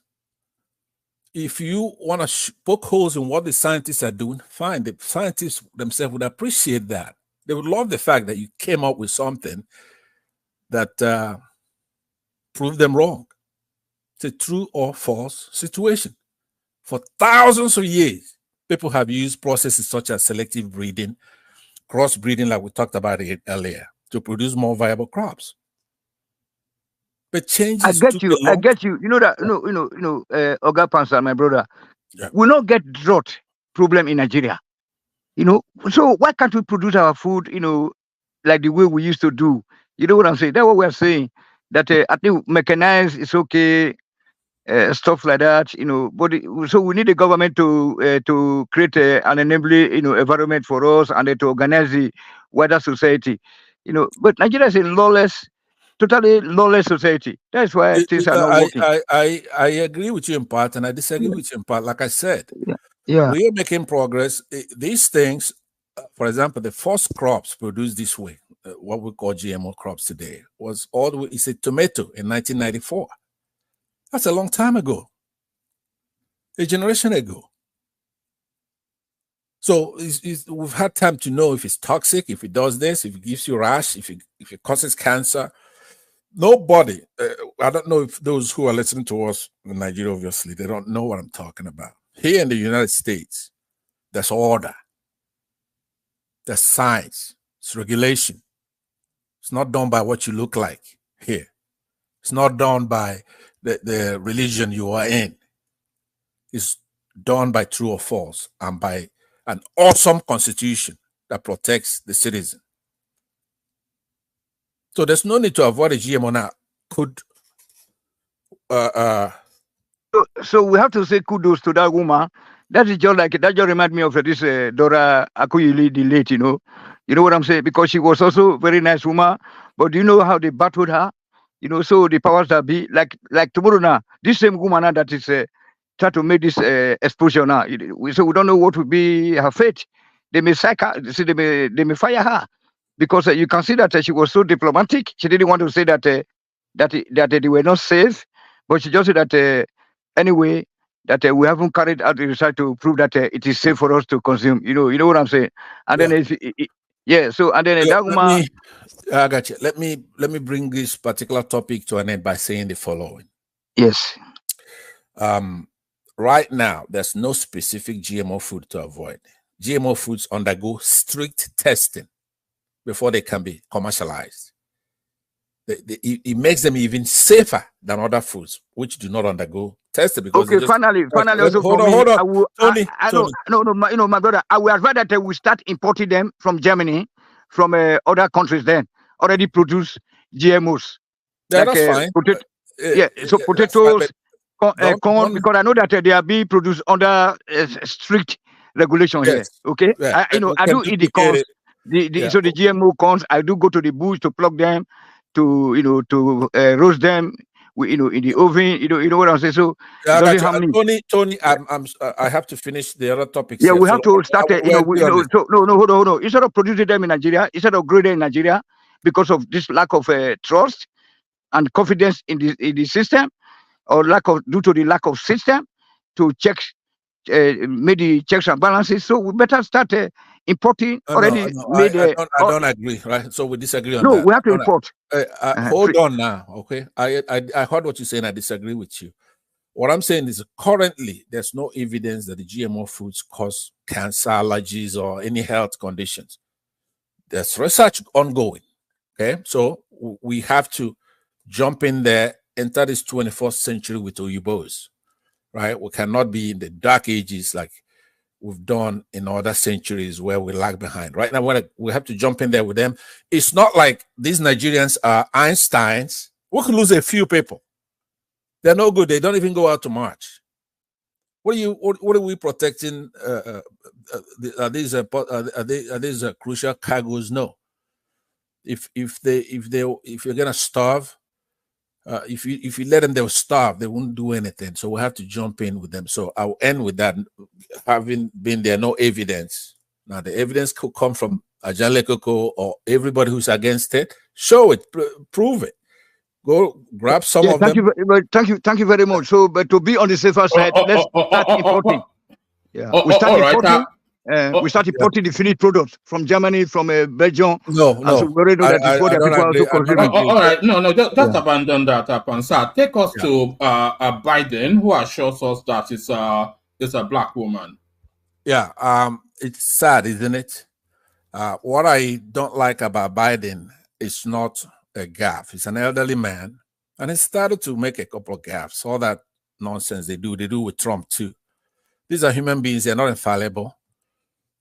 He could call himself a panya woman if he wants to. That's not the issue. But to sit there and have Israelis bomb and eviscerate these Gazans, who I disagree with politically. I know there's a bunch of terrorists there. We have the same problem in northern Nigeria. But there's no way we're going to be sitting here in the 21st century and somebody's going to sit in that Oval Office and let people commit genocide in front of us. I would not let it happen. You know, Pansat, in many ways, the Americans are going through what we went through with Buhari. A case could be made of that, right? I mean, not to that degree. I mean, but I understand what you're saying. Figure of speech. There is no other country in the world that will go through what we went with Buhari. None. There's nothing equal to that. But I understand that's a hyperbolic statement. But in the same sense, Biden is being given a soft landing, like his problem is his gaffes. He's an elderly man. If his heart was pure, if it's what he professed to have been, him and Obama, Democrats since Clinton, the people like Trump wouldn't have a chance. In the first 2 years of Obama, the United States had, out of the three branches of government, they had the executive, which is Obama, a popular guy. Everybody loved Obama, aside from maybe 5-10% of crazies white racists. I don't like him. I don't like him. I prefer a racist white man to Obama. No, that's what the point I'm making is that they had Obama in the executive, in the Oval Office. They had a super majority in the House by hundreds. The House, everything like taxes have to originate from the House. The House is a very powerful institution. You know, sometimes we in Nigeria, we try to think like the Brits, where at least you have the House of Lords and the Senate. But the real power is in the House, including impeachment and all kinds of things originate from the House. The Democrats, they had Obama with a supermajority the first 2 years, not just for a month or two, the first 2 years. And then they had the majority in the Senate. But for Kennedy losing his seat to some kid, I can't remember his name now. If I remember the name, I'll tell you. So they had like 59 or so senators in the Senate, just short one to have 60. And Obama played with everybody. And Biden was his vice president. And they had ISIS cutting off people's heads in Europe and environment. And he keeps pretending like they have equal power. It's a balanced fight between the United States and ISIS. So to make a long story short, Biden, to me, as with his long play in the government, because he became a senator at a very, very young age. He had been a senator, he's been a judicial committee chairman and all kinds of things for a long time. These are powerful posts. And then a vice president for 8 years. And then he became president. So you have a guy who's playing us all this time, where you're going to sit there and you're going to have Gazans being bombed to oblivion. And you're going to have Netanyahu say, okay, the Americans say for us to do this, so let's think about it. We may not do what the Americans say. You know, he's playing us like Obama played with us during his administration and his health care and his dealings with the bank, making it look like all these people are a big opposition to him. Anything that happens under the president of the United States, that's what he allows to happen. If the president calls Netanyahu and say, look, before I hang up this phone, I want you to pull everybody out of that Gaza and go back to your boundaries. Before he hangs up that phone, they will do it. And that's everybody, including British prime ministers. If the president of the United States picks up the phone and says, do this and do that, they have to do it before he hangs up the phone. All right, start to bring it on, yeah. So to make it short, don't be distracted by this kind of gossip chat. He's entitled to that.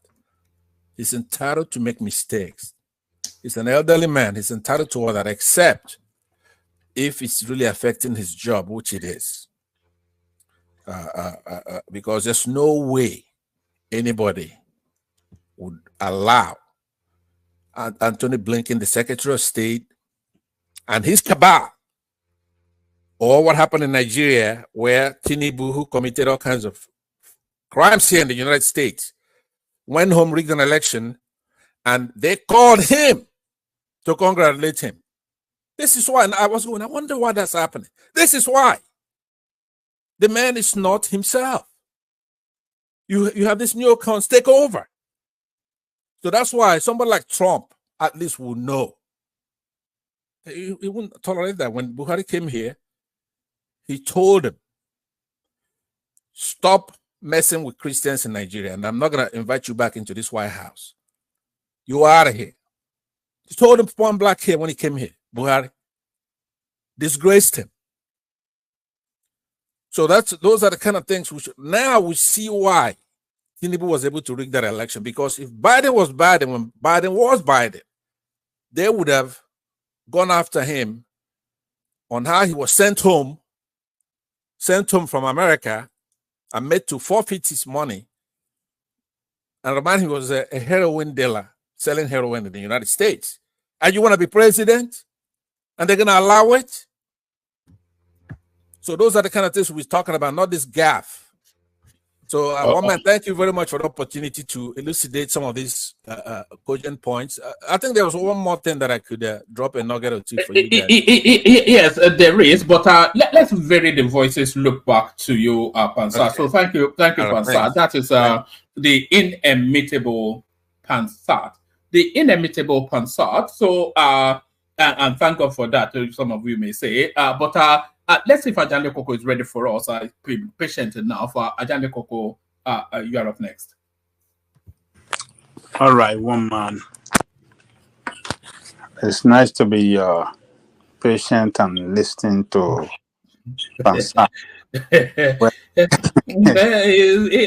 it patience or endurance? What's the right word? Listen, it's endurance, isn't it? Yes. But Pansat can be, he lives in a planet of his own, Nobody else lives there, just him. Look, let me tell you, Pansat is, can, put out a highly intellectual, how do I describe it?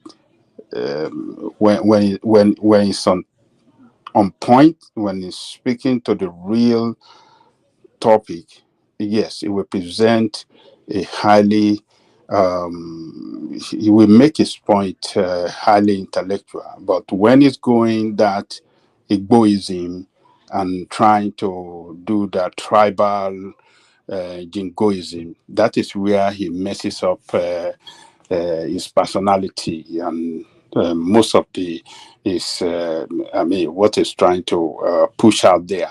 So, but when you stick to the point, to the topic, man, Pansat can be the best, So look at the GMO, look at the way he analyzes it, highly educative, highly informative.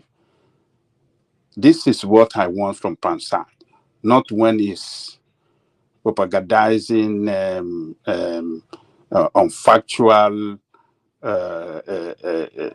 putting out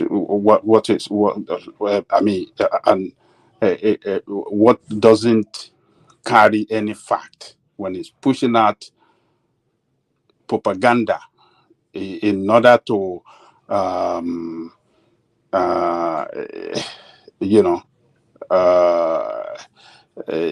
make his ethnic group look special and better than other, and without any fact to back it up.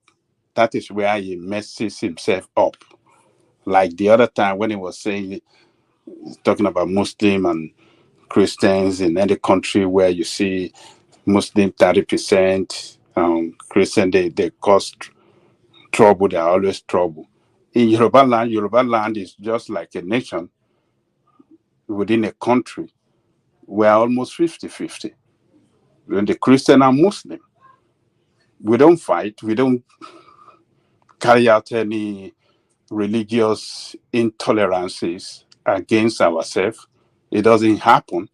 So what's it talking about? So, but let me leave that. Let's go to the topic, one man. Take me through one after the other. Okay. You've already happened on the GMO. So do you want to kick it off on that? So where are you with in that divide? Are you with Pansat's analysis that no cause for concern? Or are you with the concerns that it's been expressed by quite a number of people? I have concern to that. I believe it carries some risk.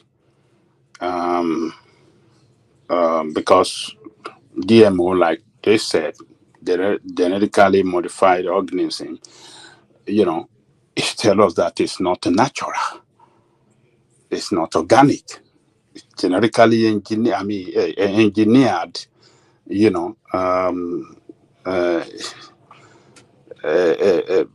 organism. So there are some side effects of any food that is made through that process. And when you have a country that doesn't have a health system that, can deal with health challenges that can come out of this, then you're going to have a very, very serious,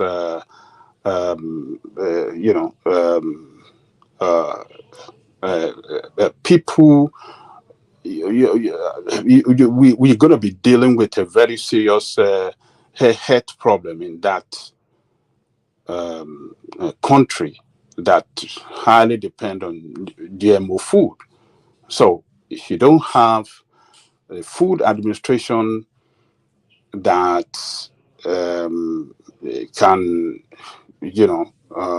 monitor the processing and, the production and the quality control, management of this thing. We're African. We're African. We cannot do like the infrastructure to monitor this and make sure that it's safe for consumption. Can we do it? We should just look at ourselves. Can we really do it? Are we ready? It cannot guarantee us food security. There are a lot of things, like I said earlier, food security is different from food production. So we have to look at ourselves. Do we really have a very serious, do we lack the capacity to produce that food abundantly in that country for our consumption? I don't think so. What is militating against food production in Nigeria is insecurity. Insecurity. Let's deal with insecurity and see if Nigeria will not produce abundant of food for themselves, for consumption at home, and abundant for export as well. Yes, we can. So, but even the problem, the real problem facing food production, we are not tackling that problem now. You are saying you want to transform into GMO food production. I don't know. We are not organized country. We are not organized people. We just want to jump from pillar to pillar. We don't really define. We have not really defined what our philosophy on even food production, food security, and what is it that we are good at that we can produce in abundance, and what are the value chains that surround it? How can we develop this? We don't even have no philosophy to that effect. So I don't know. It's just this politician, as far as I'm concerned, I don't see them as governing us, but rather just playing politics, coming out with one thing, idea, one thing or the other, making it so that let's give them topic to discuss. Let's just give them something so they can, we can carry them along that, yes, we are doing something. We are trying to do something. If at the end of the day, we couldn't even do it, I mean, we move on from there to another one. We give them another thing again. And let's just keep on playing politics. That's the way I see it. So, on food, this GMO stuff, Nigeria, I don't really believe so much in it. I don't think it's the way forward for us right now. I think we should tackle the problem that we have at the moment that is causing food that prevent our people from even going to farm. It is not that people doesn't want to go to farm. But insecurity, it's, you know, making it impossible for people to go to farm. Why can't we solve that problem first and see if we can, you know, produce enough food for ourselves? But we don't want to tackle that. You said you want to go the way of America. How can you do it? You can't do it like the way America. America land is a total. It's not as fertile as our own land. It's not. So they can genetically modify something so that they can have, you know,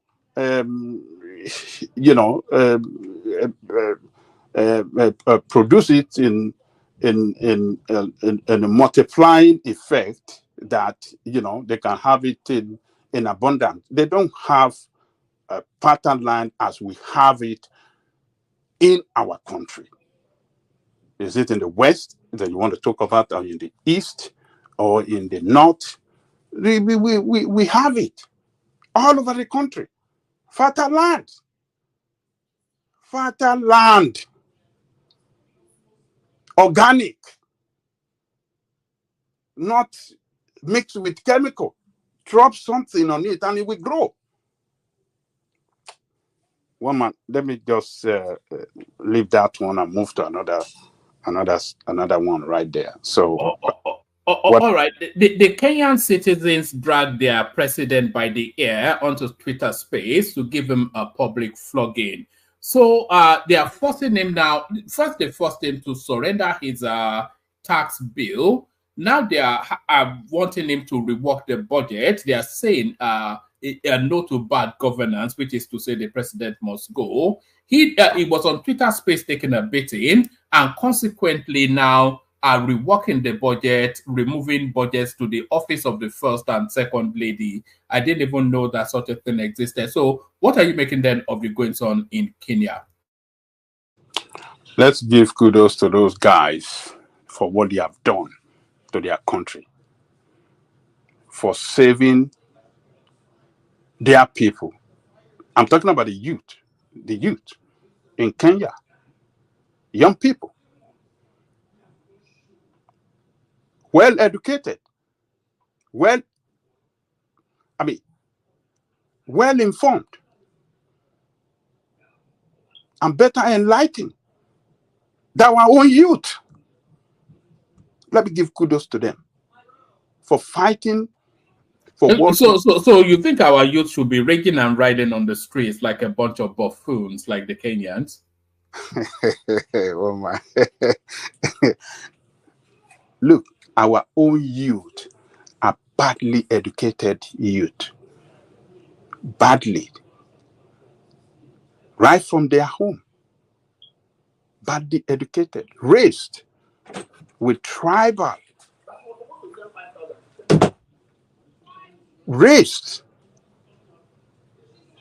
by their parents to champion only their own tribal interests.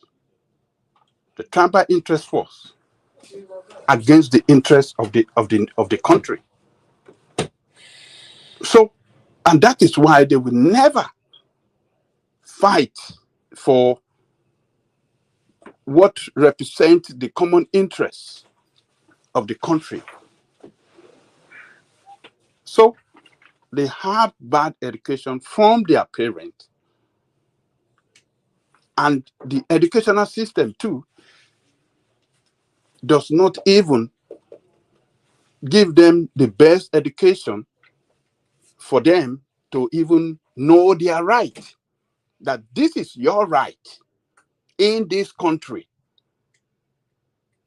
and you should be able to fight for it anytime, any day. That is number two. And all they want to champion is a wrong cause. And what is that wrong cause? Tribal nonsense that is not even good for them now and cannot be good for them in the future. So, but what has the the children, the youth in Kenya done? What have they done? They stood up because the government came up with a policy, tax, to increase the tax, to reform the tax system and increase the tax.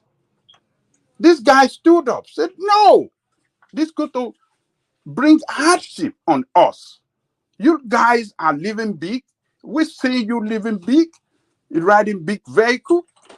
You have fat salary. You have everything good for yourself.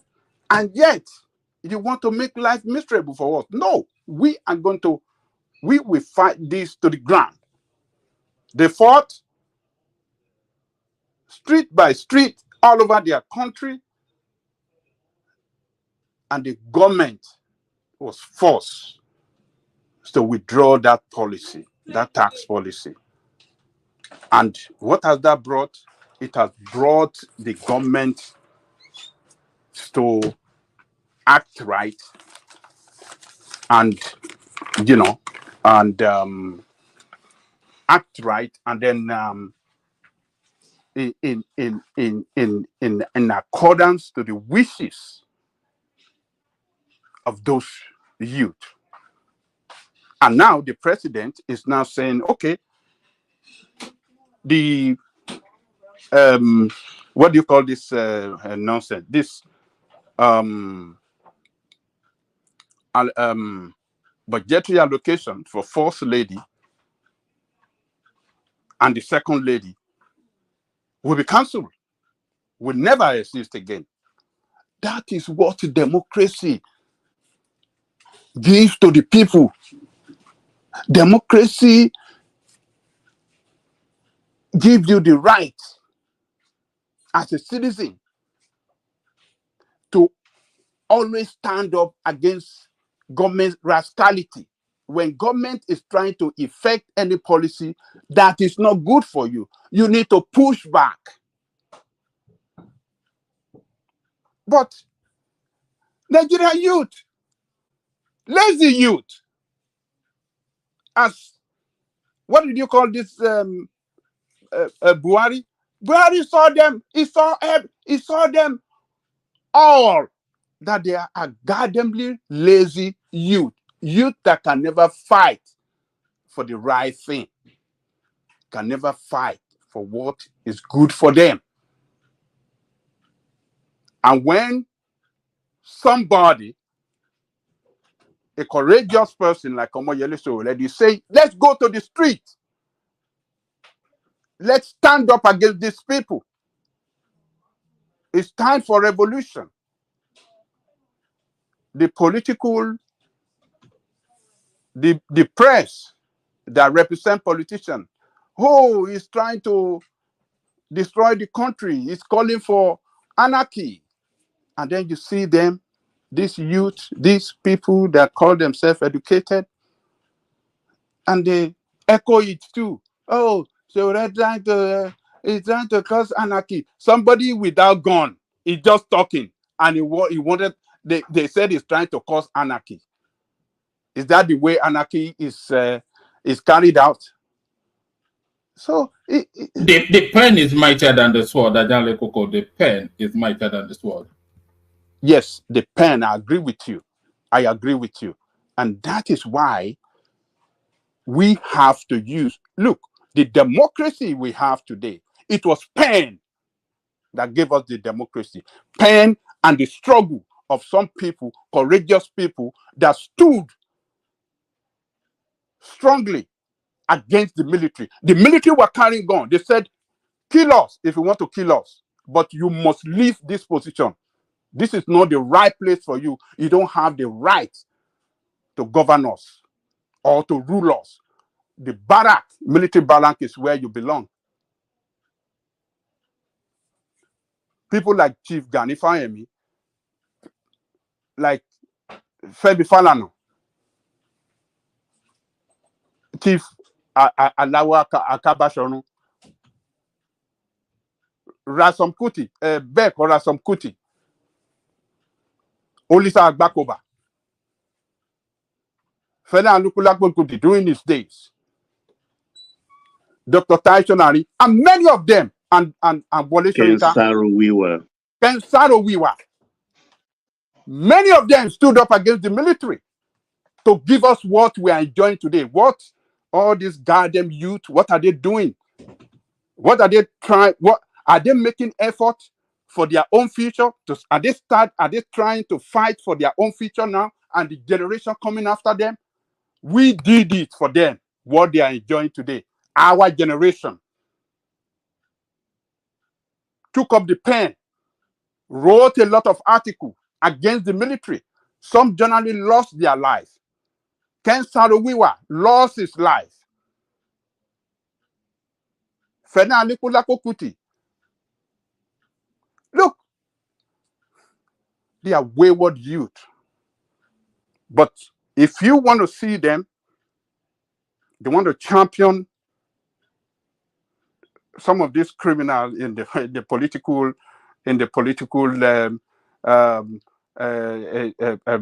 some of these corrupt political party. You see this one in the West that are fanatics. They will say, oh, Tinubu is the president, can do the country right. Those rascal one from the East, oh, B is the person that can do it. Without Obi, oh, this country will finish. And you see the dummy in the North. Those ones are sit down look. They don't even do nothing. So what is the future? What does the future hold for them? They think politicians going to do anything to better their future, to better them now and their future. It's not done in anywhere. Even in America, people fought. People are still fighting against their government in America. When Trump was there, it was every time protests in one city and the other against Trump policy. This is almighty democracy, America. People still go to the street to protest. So the youth of Kenya have done, the great thing to save their country now and the future of their country. So what they've been able to point to politicians, they defeated them on this round, and they've shown capacity that they can hold them accountable. They show capacity that, look, next time you're trying to do any bad thing, any bad policy, anti-people's policy, we will come to the street and rescue you down. Now the politicians haven't seen this, what these children did. They will start to think among themselves that we cannot do this. We don't know what the reaction of this youth going to be. We don't want our country we don't want protests on the street that will bring, that make us look bad as government and as a country. This is a country. Look, Kenya is a country for tourism from all over the world. So what image are they trying to create when they are protesting against it, and people that come for tourism cannot move around, cannot enjoy themselves? No. So next time, they will sit down and try to consult widely, listening to the voices of opposition against any policy, before, they finally, roll out the policy that, will a sensible policy. Before they roll out a sensible policy, they won't just come and just roll out any policy. Oh, we can do this, just as the way Nigerians are doing. Tinubu bought billions worth of vehicle for presidential fleet and the wife. So the vice president and the wife. Vice president house 19 billion. And they are doing it and nothing happened. a badly raised youth, weak, wayward, noise making, and just no plan for their future, for their country future. Sit down and they allow them to continue to do it. Well, that's what they like it. It's for them. We have done our own. We enjoyed that country when it was a country that worked. Growing up, we enjoyed the best out of it. We fought for it. And what the democracy they have today, if they cannot fight to correct it, left for them. So, but the kudos to the Kenyan youth, and God will continue to bless them. And I believe a lot of country in Africa, the youth across Africa now, will see what they've been able to achieve through this protest, and I believe they want to emulate them. So kudos to them. So what's the next topic, one man? So Adanle Koko, you said the Americans fought, but where is the fight now? As the 81-year-old president of your country gives us the assurance that it's a black woman. So, I mean, in the UK, before you are able to buy a football club, they will make you pass. They will take you through what they call a fit and proper test. So unless you can prove that you're fit and proper, they would not, no matter how wealthy you are, they would not allow you to buy a football club. So if that template was transmitted to America, does your guy pass the fit and proper test to be your president? the black woman in a white man's body. Look, woman, you have to you have to tell me what this man really said. I'm just hearing this for the first time now. On what did he actually? What actually happened? I could tell you what he said, but better still, he can tell you what he said. So here he is. I remember as a Catholic kid growing up in an area where Catholics didn't get a lot. I'm the first president elected statewide in the state of Delaware when I was a kid. Well, I looked at John Kennedy and said, well, he got elected. Why can't I get elected? By the way, I'm proud to be, as I said, the first vice president, first black woman, served with a black president. I'm proud of the first black woman in the Supreme Court. There's just so much that we can do because together there's nothing. Look, this is the United States of America. Wow. Well, so that was what he said, though. Do you want the interpretation? I've got the interpretation right here.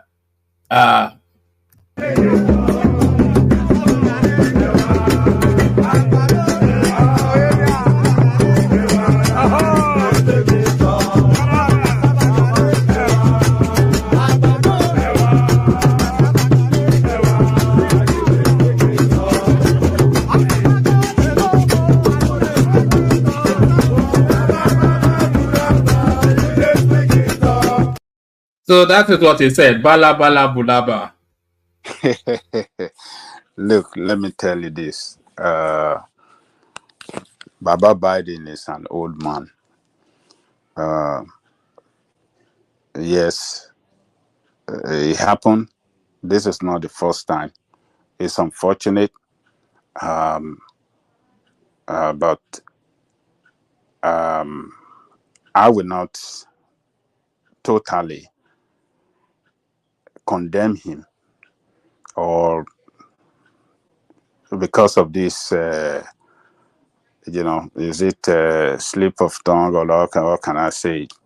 Though he repeated it, he said it first time and he repeated it second time. So I will not say, he doesn't have the mental capacity or this and that. Look,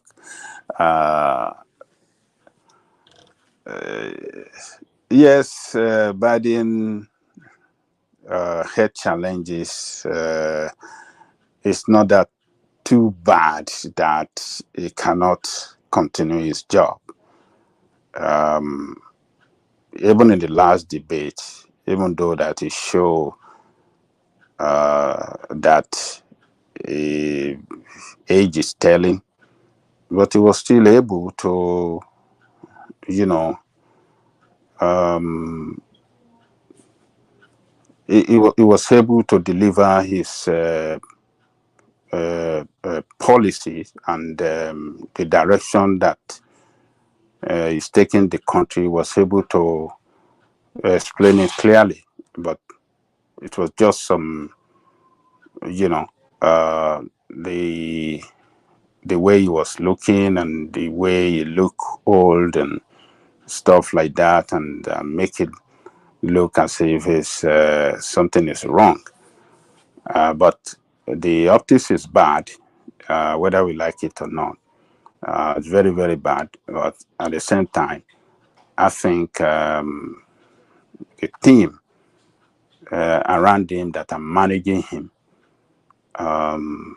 I think they have a job to do, and they have to be sincere to American people.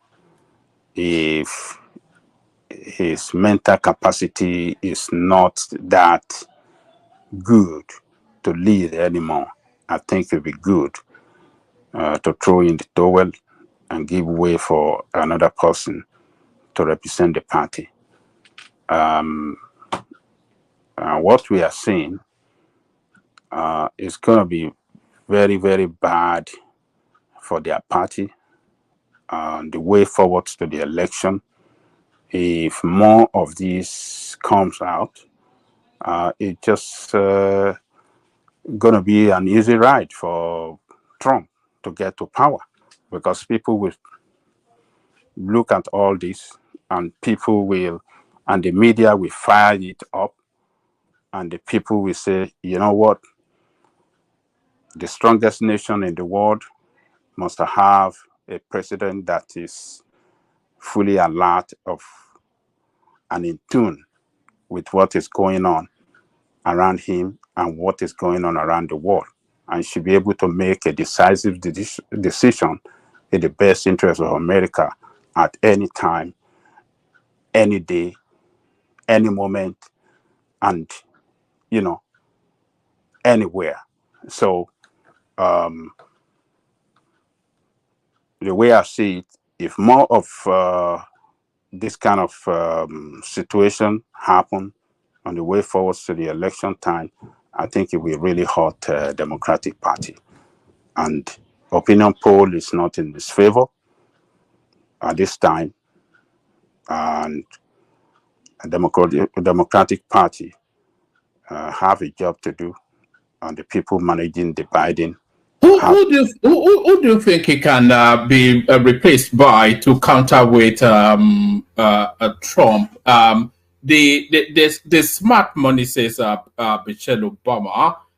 Who should be able to defeat Donald Trump, of course, because she has better articulation and people gravitate towards her better. Who told you that? Michelle cannot win election in this. You don't think so?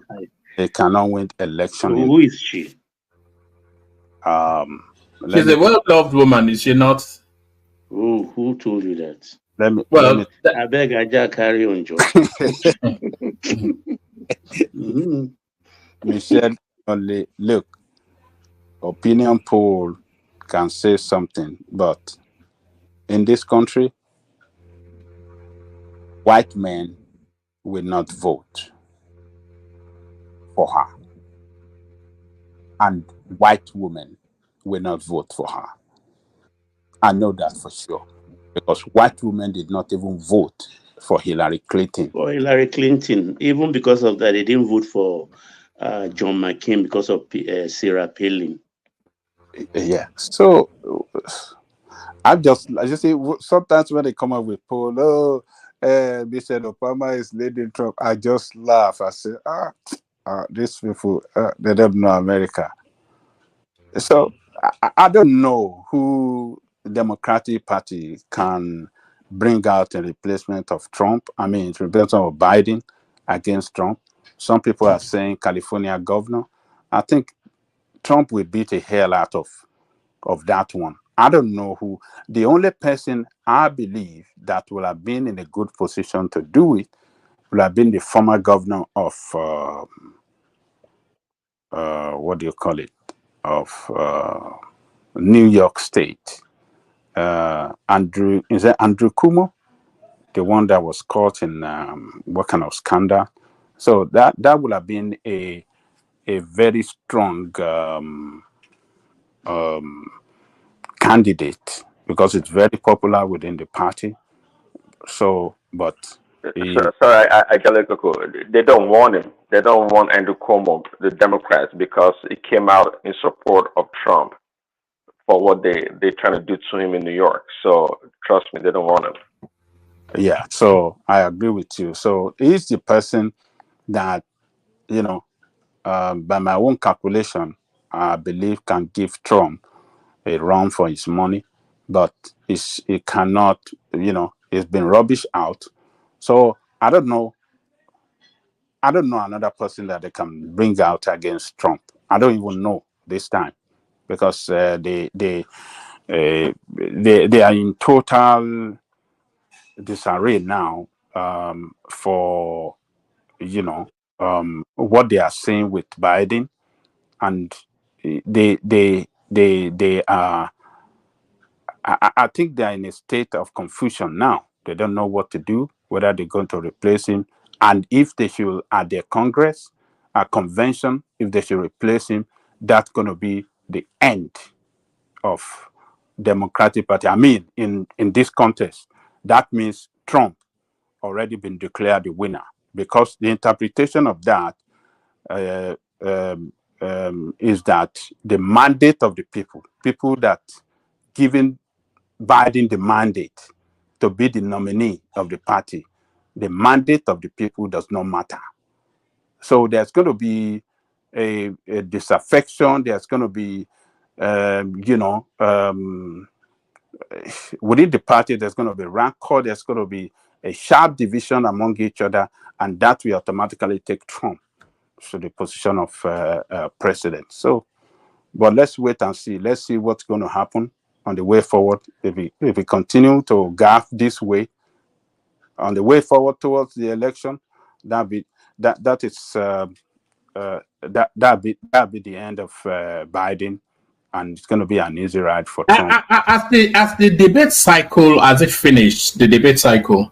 They have one more debate. In September. In September, and you see the funniest thing of these. They are the one that called for the debate. They thought that Trump is going to reject it because of the legal, problem that all this legal problem ravaging Trump. They believe that they'll be able to use the debate to ridicule him, make mess of him, and possibly reduce the opinion poll that Trump is enjoying, destroy the opinion poll against him. But hey, Biden, which is the way he carried himself so poorly on that election and the debate floor, he just gave everything to Trump. Easy to Trump. And the inflation, the economic situation in the country that has brought hardship on the country, and the immigration policy, and the Gaza, the foreign policy that the foreign policy that how do I say it? Foreign policy that champion warmongering, particularly against Russia, that has brought a blowback against the whole Western nation economy. As are the problem that giving Trump that big mouth to destroy and campaign strongly against Biden. The foreign policy that is not looking good, the economy, and immigration. Everybody's seeing the way they are pouring into United States through the southern border. A lot of Americans are not happy about it. A lot of Americans are not happy about the way they're housing them, giving them hotel to live, giving them money. A lot of America are badly hurt now with this in this hardship economy. I'm saying that giving to illegal immigrant, they're not happy. So all this policy has given Trump that. Okay, Angelico, which group do you think is most hurt by the illegal immigration in America? What do you say? So which group do you think is most hurt by the illegal immigration in America? Well, I would say the entire America. Why not say the blacks? No, it's not only the blacks. Look, the blue collar workers. Who are the majority blue collar workers? They're the white. No. I tell you, Coco. Prince concedes that everybody is heavily affected, but who is the most affected? The white. Well, you can't say that, can you? Because if you look at the bottom rung of society, which you say the blacks are over proportionately represented, that entry point is where the immigrants go into. So they go to contend with the blacks in their space. I disagree. Not only the black, even the white are more affected because majority of people that constitute that blue collar workers are white. No, but why is it that the question is being asked now is from the black side is, what have you done for us lately? That's the question they put to him. Well, I agree with Angelico what he's saying, because when Trump said black jobs, people were quick to think black people, actually do those jobs in the majority. I saw a video online. I don't know if you guys saw it. Some black doctors and maybe surgeons and nurses, they were saying, well, this is black job, trying to poke hole at Trump's comment about black jobs, that hey, black people don't do the bottom jobs. They do, I guess, high paying jobs. But that's the reality, actually, that to what you're saying, Angelica, that white people actually will have the most impact in terms of the blue collar jobs. So the black people are going to suffer in their community because they barely have good jobs in their community anyways. Okay, there's no job there. Let's not kid ourselves. But the little mom and pop stores that they have, the Hispanics and the Arab and the Koreans are taking them over. So black business is more likely than black jobs.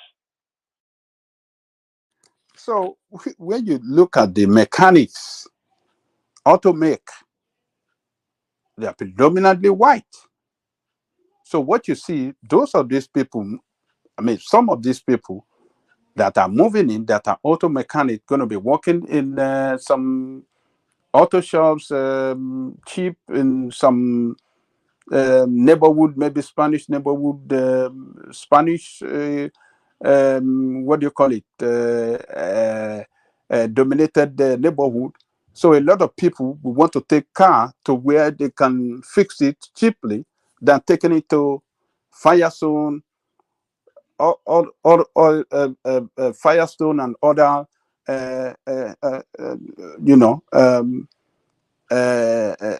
a big name auto shop. So that's not good for white people, Joe. The barbers, well, that don't cut across all the groups. You're gonna see some barbers gonna come in and start cutting hair at a cheaper price against the American. So all groups are going to lose in that respect. When you're talking about plumbing, majority are white, or it's how do you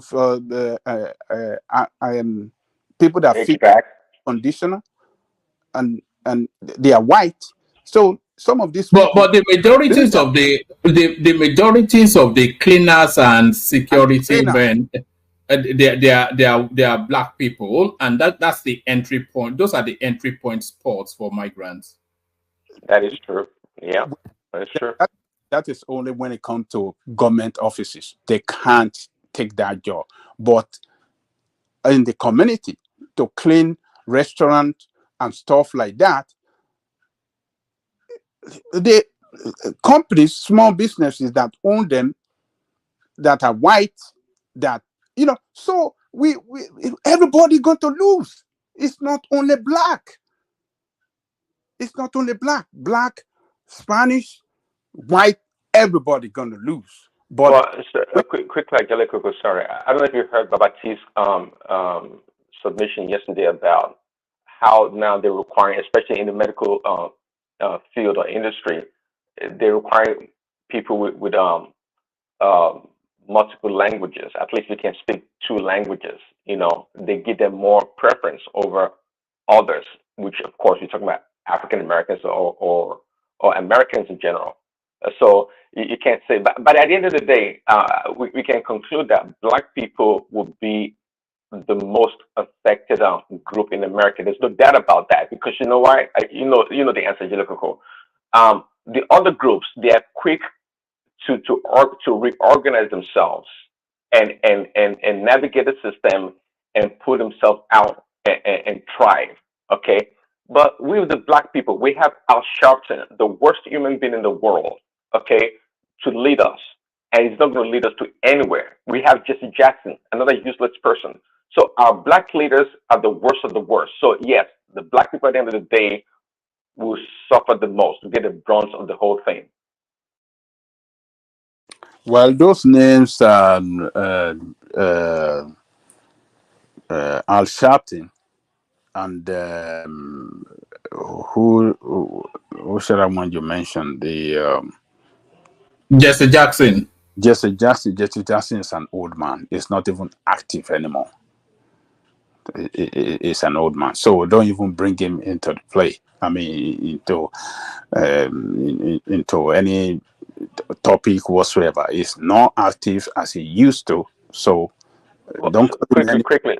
So when I mention their names, actually, I'm talking about their institution and their legacy. If you forget their age, they were leaders. They are leaders, and they have a MO of operating. The Rainbow Push Coalition is a strong organization, still exists. The NAACP still exists. This organization, they have an MO, the way they operate. So you can forget about the individuals, but the way they operate and lead the black people is the worst in America. I hope you see what I'm saying. I disagree with you. You can't say it's the worst. Whether we like it or not, those organizations are still functioning and are still fighting for the right of black people and color people in this country. There are many things that they are doing. You know what I curiously observe? Yes. The black organizations, the civil liberty ones, NAACP, everything they worked for the blacks to gain from, rather the benefit, because now they are treated as minority. So the Indians, the Koreans, the Chinese are also minorities. Rather, they are the ones that benefited. Correct. Oh yes. Oh yes. The blacks who fought for it, nothing. Well, I'm sorry again. I've been interjecting a lot, but that's your point, Baba. Now, and they are also now being beneficiary of what the black leaders worked for. They turn around to denigrate the blacks by being what I've forgotten the word now. They kind of put the blacks down. Let me just I wanted to use a word. But because our black they leaders discriminate they're not against smart. the black. That's the word. But the blacks work what they gain. We are gaining today. Black leaders are not smart. They don't say now. It used to be everybody knew. Well, maybe 20, 30 years ago, if it's a minority, that label is essentially ascribed to black people in this country. But guess what, Baba? To you, name one minority in America. Tell me the foremost minority in America right now. Baba, Baba, answer the question if you can. Well, which group is the foremost minority in America? Hispanics. No, they're number 2. No, say I don't get your question. Which group in America is the foremost the Indians. The Indians. They're number 20. No. You mean which group is the LGBTQ? That's the number 1 minority.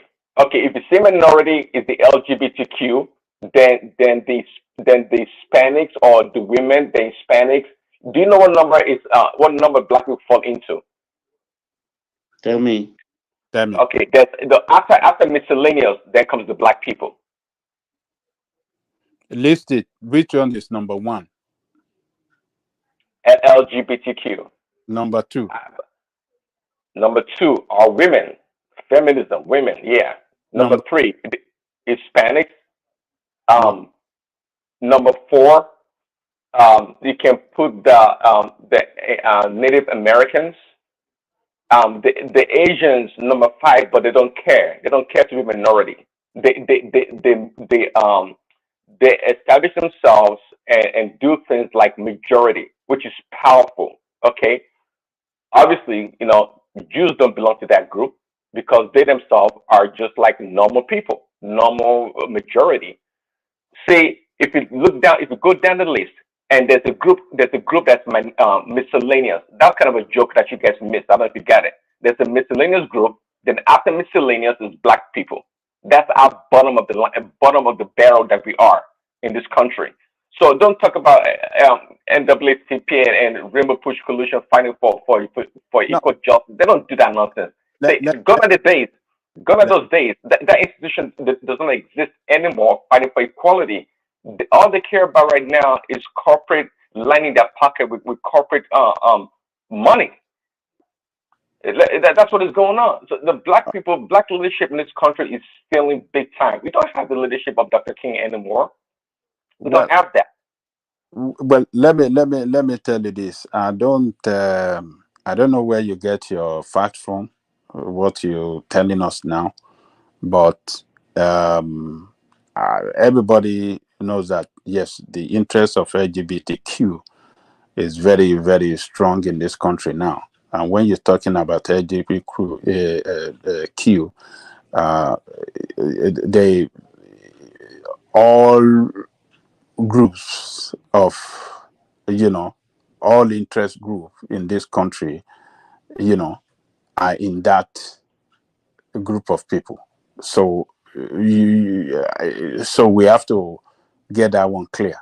The white, the black, everybody, all group of people in this country are in that group. So if you want to say that, I don't think she will be in the lead.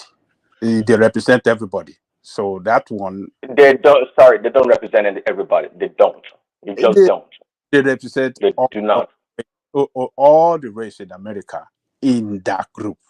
You see the white, the black. What percentage of black people? What percentage of Asians or Native American belong to that group? All the so let us take that one out. I will agree with you that Hispanics, by their population, I think they are leading the black now in population in America.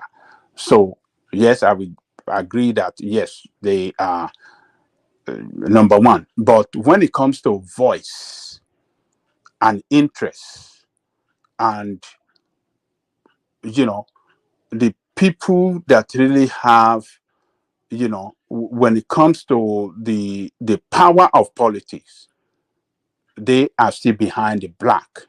The black have that strong. Totally disagree. See, this is the problem.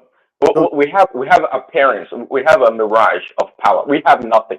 But I live in this country just like you. No, we don't have any power. Hold on. Don't let us deceive ourselves. Okay.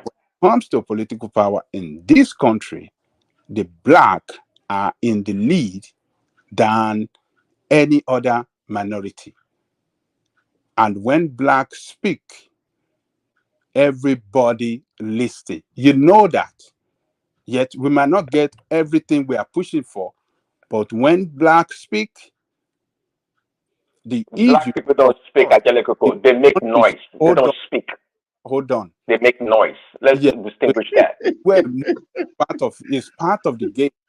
When you make noise and everybody heard your noise, and they heard you making noise, and they try to do something to pacify you, then yes, it means that you are forced to reckon with in the scheme of things. No, Angelico, one man show platform listeners, Angelico is painting a rosy picture of the reality of black people in America. It is not true.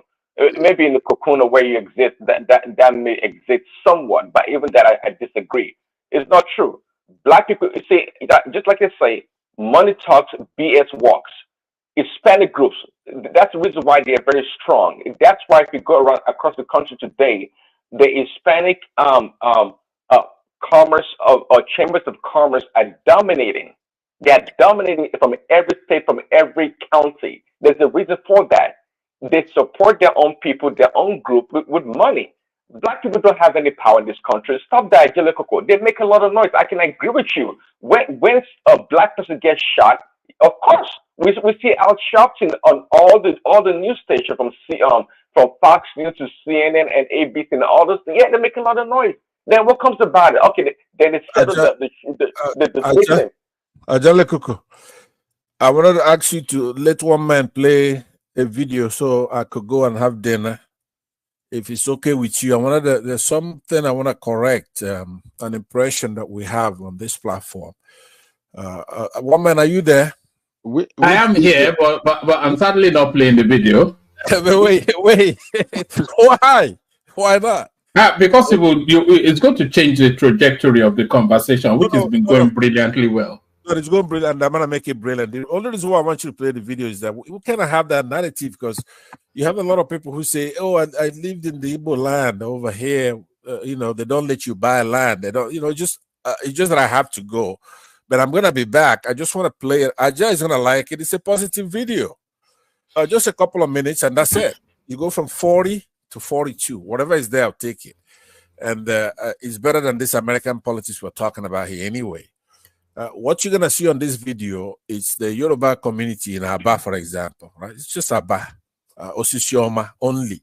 And there's a lot of Yorubas having fun in Osisioma, doing very well. So I don't want the narrative that those who say they lived in Anambra somewhere, and they say, "Oh, we can buy land, or we're not happy over here," as if you don't have Yorubas. In the South, you have a bunch of them, and they're thriving, and they keep their accents, they do their thing. Just play a snippet so I could show I have a lot more that we could deal with it on the recording. Do you just say allow them to keep their accents? What I'm saying is that it's not like I didn't allow to say Jonathan. Because they make it sound like that. What I'm saying, just look at the climate. I would one man go ahead and hit it. 2 minutes. All right. Ajale Koko, bring it home, and then we go on to Kandu, who has been waiting for quite a good while. Ajale Koko, back to you. So let me tell you, my friend, Prince Daddy, if black people are not strong politically in this country, you will not see a black woman appointed as Supreme Court Justice by Biden. If black are not strong politically in this country, Obama wouldn't have been president in this country. He was able to push. Black was able to push him, support him strongly, rattle the Democratic Party that this is our own, everybody must support him. Brilliant, intelligent, well qualified. You cannot read him out. Okay, So but Baba Aja, before you carry on, let me give you another observation of those you are mentioning now. Let's start from Ketanji Jackson. The husband is white. Justice Thomas, the wife is white. Byron Donalds, the houseman, the wife is white. Senator, what's the last senator now? The black one, the wife also is white. And I can go on and on and on. So carry on. It's just an observation. okay, so does that mean that person cannot marry to anyone in love, irrespective of their skin color? Or... No, I'm just curious that those ones they are pushing forward, winning elections and putting in the Supreme Court and things like that. Why is it that their spouses are? I didn't hear you mention Obama's wife. Obama's wife is black, and yet he became the president of this country. So, So well, in the scheme of things, I don't know where to put Obama actually, because carry on. Don't let me say something that will cause commotion. Just carry on. Carry on. You see, so don't let us black in this country have a stake in the politics of this country, particularly the national politics. When it comes to Democratic Party, the leadership in Democratic Party cannot do anything without the support of black. As a matter of fact, black represent the backbone of that party. If they don't get the black vote, that's the end. They can't win the presidency in this country. It is clear. So Trump today is gallivanting around because some black men are supporting him. The opinion poll is showing that it's gaining support from the black community, from the black men rather. So that's to tell you that blacks is not, they are not a group of people that can be wished by the side in the politics of this country. Though don't say Prince Daddy, don't say black interest. No, black interests matter in this country, and black has been the leader of the minority in the political scheme of things in this country. If black don't lead, others cannot get anything. Black propel the interest of the minority, the interest of the minority in this country is most of the time propelled by the black. So respect the black and the leadership of the black. Those people you say, oh, they don't do NSWC and say they don't do anything. That's not true. You are listening to the talking point in Fox News. Exactly, Aja, you're 100% right. 100%. Talking. That's the talking point of Fox News. And all the Fox News represent is just to destroy anything that is black.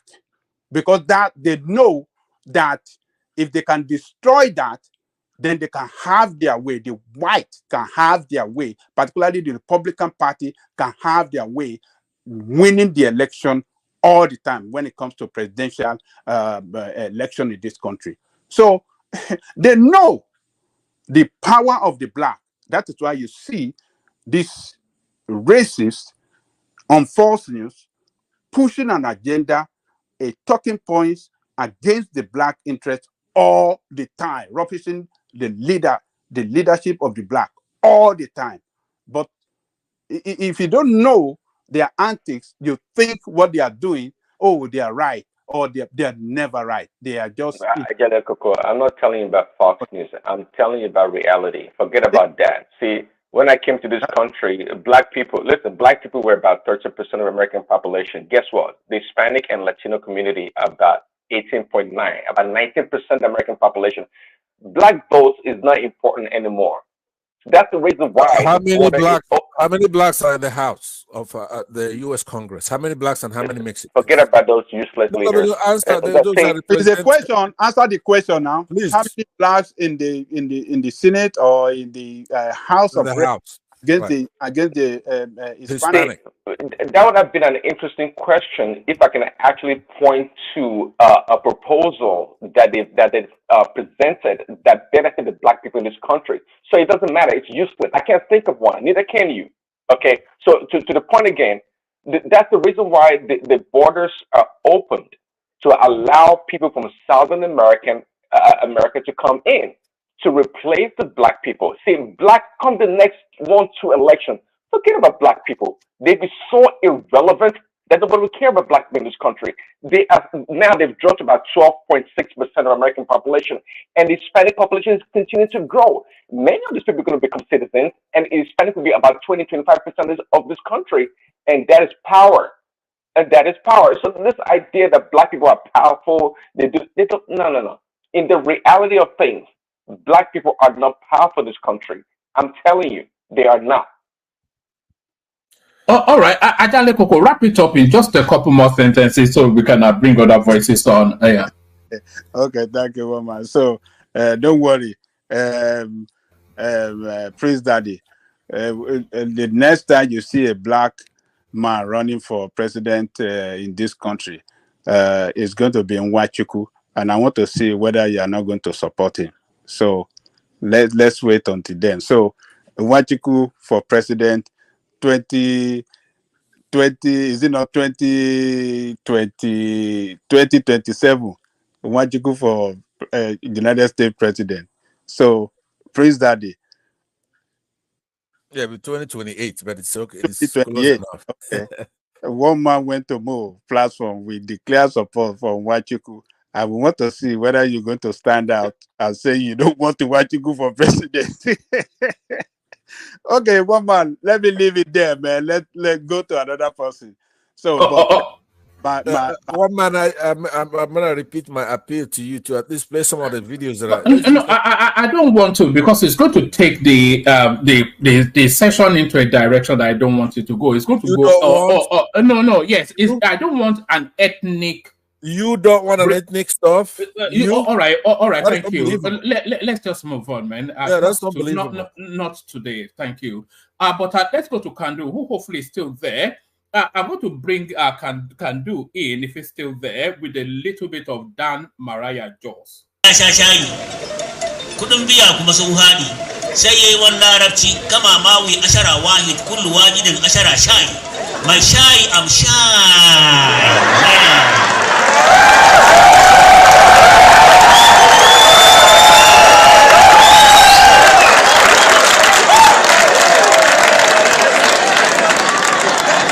Ladies and gentlemen. So that's Dan Mariah Jaws of blessed memory, passed away a couple of years ago. So Kandu, hopefully you're still there. You're up next. Look at that. So you see? No, I'm here. I'm here. How's everyone doing? Well, good. All the better for you being here. Yes, sir. I'm glad to be anywhere. You know, well, you need to mute. Yeah, I'm trying to. Yeah, sorry about that. I was trying to. Yeah, I don't even know where to start, honestly. Let me start. If I say I'll say it myself. Do you have a second device? Maybe you should mute it. No, I don't have anything on at all. I seem to be bouncing back. All right. Let me mute you then, and then I'll say something and I'll mute you. Yes, I was going to say, Emeka came earlier. We were all gushing in his praise of you. the tips you have been giving him, he's making money hand over fist, so much money that he abandoned the session to go to a strip club. But he's not paid his tithe and offering to the session, to the session yet. Yes, to the platform, yeah. Yeah, but no, well done.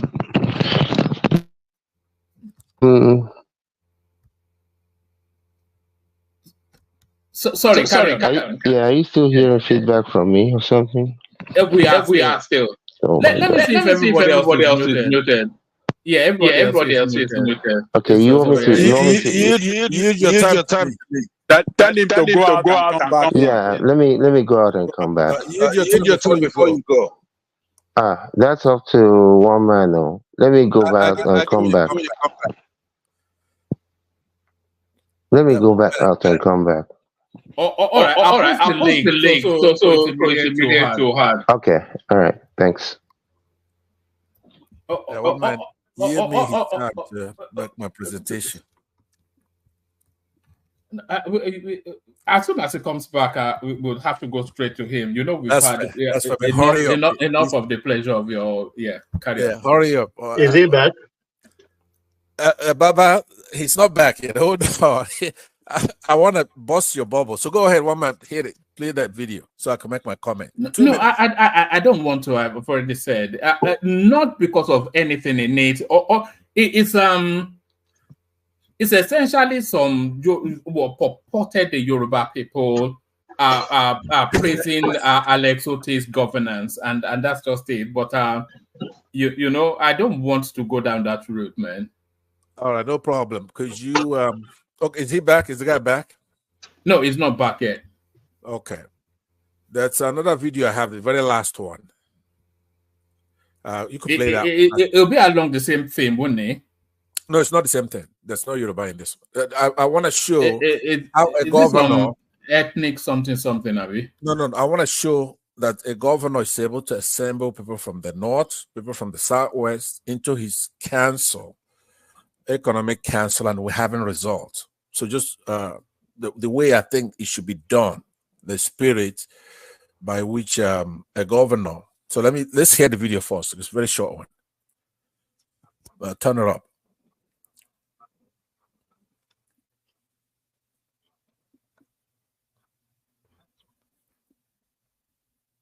We can't hear.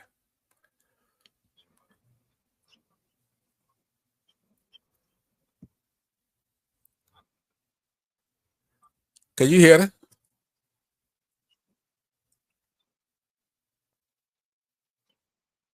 Look at the names. Because there are people who are making the case that Southeast is inhospitable to others. And I'm trying to bust that myth because it's festering and it's making us argue all the time. All right, can do it here, and I think that's your dinner date, so it's perfectly timed. So I'm still gonna pack my avatar here just to have people fear and be respectful. I'm gonna leave it here. I'll be back. They're just trying to emulate what I've done 16 years ago. So don't try to be blowing some kind of trumpet that, oh, you're doing something special. It's been done 16 years ago, or should I say 24 years ago, when Tinubu was governor of Lagos State. So they're just trying to emulate that and just copy that, and so that they can be more, they can show that, yes, the other Nigerians matter as well. So don't come and blow trumpet that they are doing something special. So, all right. All right. So can do. Floor is yours. Yes, sir. Good evening, everyone. Good evening, one man, Abaja. I greet everyone. I'm not sure exactly where to start, really, honestly. Are you able to give me the lineup somehow? Yes, let me rattle through what we've been talking about, but don't feel restricted to it, though. If it doesn't interest you, just speak as you will. We were talking about the goings on in Kenya, with the president having to go on Twitter space to be flogged by the citizens. So we're talking about that. We're talking about the NAFDAC saying they cannot guarantee that GMO food is fit for human consumption, even though it's fast-tracking its way into the Nigerian space. We were also talking about your president, Joe Biden, telling us that he is a black woman. And we were talking about Tinubu telling us that 4.5 gigawatts power generation capacity is shameful. So if he's saying it's shameful, then who should provide the solution? So we were wrapping conversations around those spaces. Yes. Well, Biden talking about him being a black woman, I think that's as nonsensical as they get. Like I've said a few days ago here, it's really unfortunate to the entire world that these are the two men that we have in the whole of the 340 or 360 million people to choose from.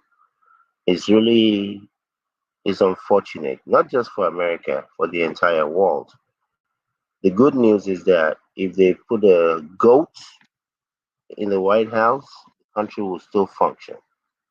So, well, let's just leave that there. I heard Mr. Pansat speak very, very eloquently and as clearly as can be about this GMO thing earlier. GMO is nothing new. It's actually been in the Swiss, at least in the United States, for about the last 10, 15 years. And as he clearly stated, because it's a space I've followed for quite a while. We eat GMO. There are a number of GMO foods that we eat in America. With the 7 billion or how many of us on this globe thing called Earth, without some sort of genetic modification, which does not necessarily have to be about inputting cancerous or dangerous things into food, there is no way we're going to be able to feed all these people. There's not enough farmland. There's not enough manpower that want to work on the farm. Everybody wants to work in the office. Nobody wants to be a farmer. So if people really understand the space and what is actually being done worldwide, is about removing things within the plant system or the food system or the animal system that will make things, prevent things from spoiling much quicker, much earlier, so that food can last a whole lot longer. So if people understand how that space is actually run, I don't think it's something that they should be worried about at all. Let's see, Tinubu talking about 4.5 gigawatts is too little. Again, I'm very, very clear about my stand on not just Tinubu, but Tinubu and the APC conglomerate. He, as one of the leaders of that party, I don't look at him as just being in office for a year. As one of the leaders of the party, he should have been pulling Buhari's ears about where the economy is going. Any blind person would have a sense, could have seen where this was going. This is not an issue of who will have known. Like I've said here a number of times, Sanusi knew. He told them back in 2014 or 2015. The video is online. You can Google it. Sanusi and the oil subsidy. It's about 26 minutes long. Go and listen to it. So it's not an issue of who will have known. Anyone interested in these spaces knew. Again, we're just not serious people. Anyone interested, go onto YouTube and put in India solar system upgrade. I think it was 5 or 6 years ago. within 10 months, they added 1.4 gigahertz of solar, just solar, in 10 months. So from Obasanjo to Jonathan to Buhari, it is shameful. You don't have leaders. These are a bunch of vagabonds. They do not. I will never, not even at the point of a gun at Murtala Mohammed, am I going to call any of these useless people excellency. Excellency of what? You can't produce food for your people. You can't provide security. You're fat and bloated like a pig. And I'm going to be calling you excellency of what? So these are non-entities. The days of Nigeria will come, like I've said here. It's probably not going to be for another 30 or 50 years. But Nigeria is going to be a great country. It's going to be one of the best countries in the world because of the people. The human capacity can never be, it can be delayed, but it will never be suppressed for a long time. In terms of Mr. Emeka, I don't mind him. All we've been doing is putting out some stocks and option recommendations that have been doing, incredibly well. I think the last options that we did was the SPY, which was on Monday, and those are, when I checked it earlier after the market closed today, those are up 192% from Monday when those options were put out, and we're actually expecting close to 900% return before the end of July. That doesn't mean that those are the type of return we're going to be getting every 30 days. I will be hosting a Zoom class tomorrow morning for anyone that's interested in options. What they are, we're actually supposed to do that on here. I think it was just time constraints and things like that. But I'll post it to those whose numbers that I have, and anyone who is interested. I don't charge anyone a penny for doing this. These are just things that I do, and anyone that's interested in doing it, they have their own account. They can partake. If they make money, congratulations. If they don't make money, congratulations. So that's really about it for me. I mean, I don't really go into the politics of whatever these people do, because I know they just put things out there to make people, continue to chase shadows. And me, I just don't have time for foolishness. I don't accept my own foolishness, nor will I ever accept other people's foolishness. So that's I don't I don't talk. But whether you pay attention to them or not, they impact profoundly on your life and how you live it. Well, I think they impact profoundly on the lives of the average Nigerian. I don't live in Nigeria. No, I'm talking about politicians. Is it Nigerian politicians specifically? No, I know what you're saying. They impact the lives of every person that is in, even me that I'm not in Nigeria. I know how much money I used to send to Nigeria. I know by how many percentage I've had to hike that up, but the reality is this. These people, this is not an issue of people not knowing what to do. These are just evil people. And there's no amount of what I say on this platform, how much I go to Nigeria and yell and go and start a radio station and go and start an online, that's going to change the average Nigerian's behavior. When was the last time that we've seen NSAS was the one I can remember, Nigerians on the street.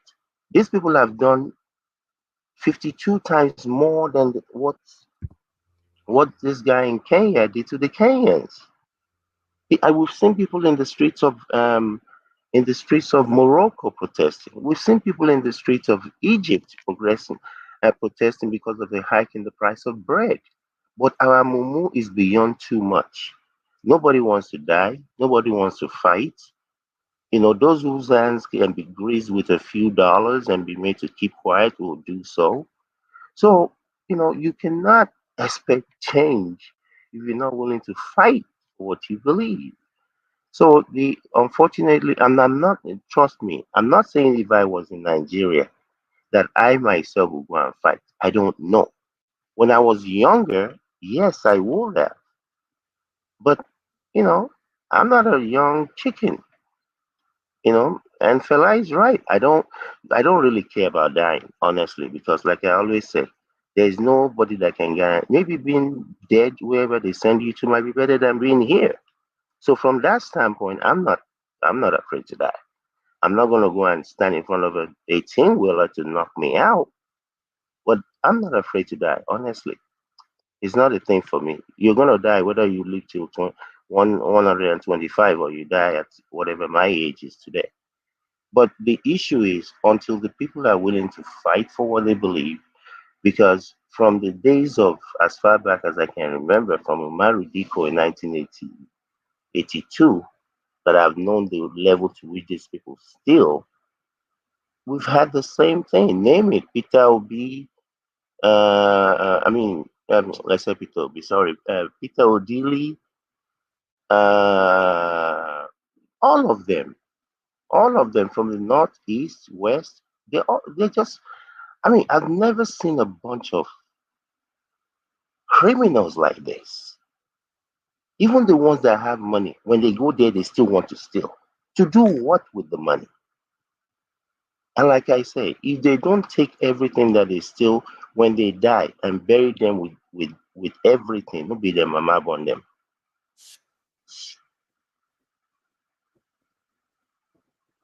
Anyway, that's my little spiel for tonight, sir.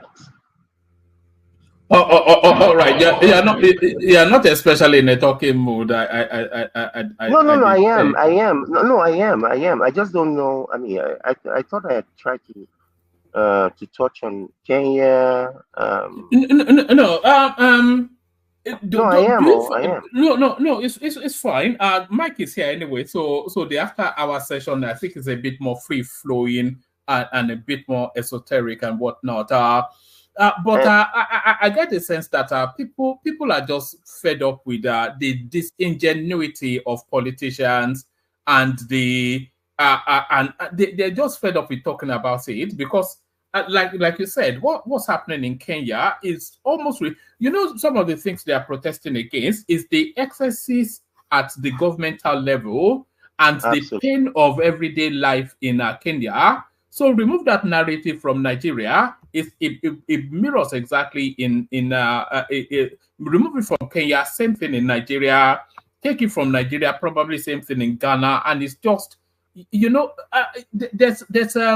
there's an underbelly of a revolutionary awakening going on across Africa, which I'm not sure that the politicians are cottoning on to, because they see this life of abundance being lived at the governmental level, and they are scrambling for food. So the resources belong to the land, and do you feel a sense that there's an awakening somewhat going on in Africa? Yes. We thought we had it during the Arab Spring. We thought it was going to come at that time. At least that's what I thought. I thought we were going to have the awakening all over Africa during the Arab Spring when it started. And unfortunately, even with NSAS, it did not go, partly because of the division of our people as a whole. But one day, monkey go market, go come back. One day, the day that is going to happen, they'll be dragging these people by their genitalia on the streets of every state in Nigeria. What they did to Samuel Doe is going to be child's play when the day of reckoning comes, because and that is why someone like me, I just believe you have to be evil to do what these people do.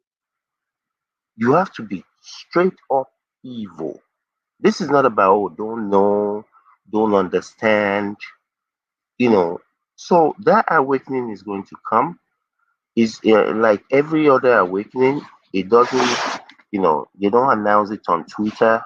It just happens. You know, but I would have thought that people like this would have learned from Czachesky in Poland, how his helicopter was brought down. They did a kangaroo court on him and his wife, lined them against the wall, and machine gunned them down. I would have thought they would have learned from Saddam Hussein, Gaddafi. You know, these people don't have any brain. And if they have any brain, they don't have Opolo. If they have Opolo, they don't have Lakai. They don't. I mean, your job should be to go in there as a leader of a people to talk about and do the things that will facilitate and foster how your country is going to be 20 years, 30 years, 50 years from today. Not how many useless agbada you they wear. Who cares if you wear sunglasses that somebody made in China? Who cares what kind of car you drive? Everything is going to come to an end, including me and including them. If they have that understanding, that everything ends, including their very, very esteemed self, all of it is going to turn to dust at the end of the day. Thank you. All right, brilliant, excellent. So brilliant, excellent. So Baba is up next, but Mike is here. So let me bail out. I was actually thinking of how to navigate the session to an end, just as Mike turns up. So the after hours session, because I think after 6 hours it becomes like an endurance test. So thankfully Mike is here to take over the after hour session. Acknowledging the super chatters, Ayo, of course, he always gets a mention. That's George Blueshell right there. Alexander Gomez passed by in the earlier phase. That's Kulata right there. Congratulate. That's sarcasm from Kulata right there. An attempt at. That's still Kulata still going at it. Tima Jack joins Kulata in that space, and that's Tima Jack yet again. And the latest installment, not the last, but the latest installment from Tima Jack. So Tima Jack, from Tima Jack to Mike, Baba takes the floor. Baba, you know what the talking points are. With your permission, let me bail out. Mike guides the rest of it. Thank you. One man, before you bail, could I give you some stats based on what? Because I'm gonna bail with you. Let me just give you a couple of stats so you could take that with you. Are you ready? Well, give us your made-up stats. Let's hear it. No. This you could verify now. How many Hispanic Americans serve in the 118th Congress? First, we have 61 African Americans, right? 58 of them are representatives and 3 are senators. And of course, you have 59 Hispanic and Latino members, right? Do you want to know how many Jewish, how many you have 383 Christians, 168 are Democrats, and 215 are Republicans. So let me ask you, guess how many Muslims are in the U.S. Congress? Ever, forever and ever. 0? It's not 0, but very close. There's 4 Muslim Americans have ever been elected to Congress. The first one of them being Keith Ellison, who is black, in 2006. Now, currently, you have 3 Muslims serving in Congress, and they're all in the House of Representatives, and all of them are Democrats. So now I have a lot more stats to give you if you want to know. I'm not saying that is a good thing. I want there to be more Muslims, obviously, but that's how many we have. What's his name? Prince is wrong in what he's talking about. Black Americans are undercounted, just like the Igbos are undercounted over there. By observation, you could see that there are a lot of blacks in this country, and they're being undercounted. And with culprits such as Prince, he ought to keep his mouth shut sometimes if he doesn't know what he's talking about. He's been very denigrates Igbos, he denigrates blacks. He's a Trumpster, which is okay. I am also a Trumpster, but I do it by being balanced. right? I'm not carried away. I talk about what's going to happen, not what I want to happen. I could say, look, Trump is going to win because he's going to win. Not Before because you I start want him putting to. your propaganda pants Hold on, down, hold on, hold whenever on now. denigrated Igbos. No, I'm giving you facts, right? Or on this platform, you never said this positive thing about Peter Obi ever in your life, and that is quite incredible. And why would I? Or why should I? No, I'm going to tell you why. You've never said anything good about African Americans. So hold on now. No, Hold on. you need to take it back. You said I'm against Igbos. If you were in front That's of me, totally wrong. Punched you in the If I nose don't right care now. for Peter Obi, does that mean the entire Igbo race or what? No, but you also have never said anything positive about Igbos, right?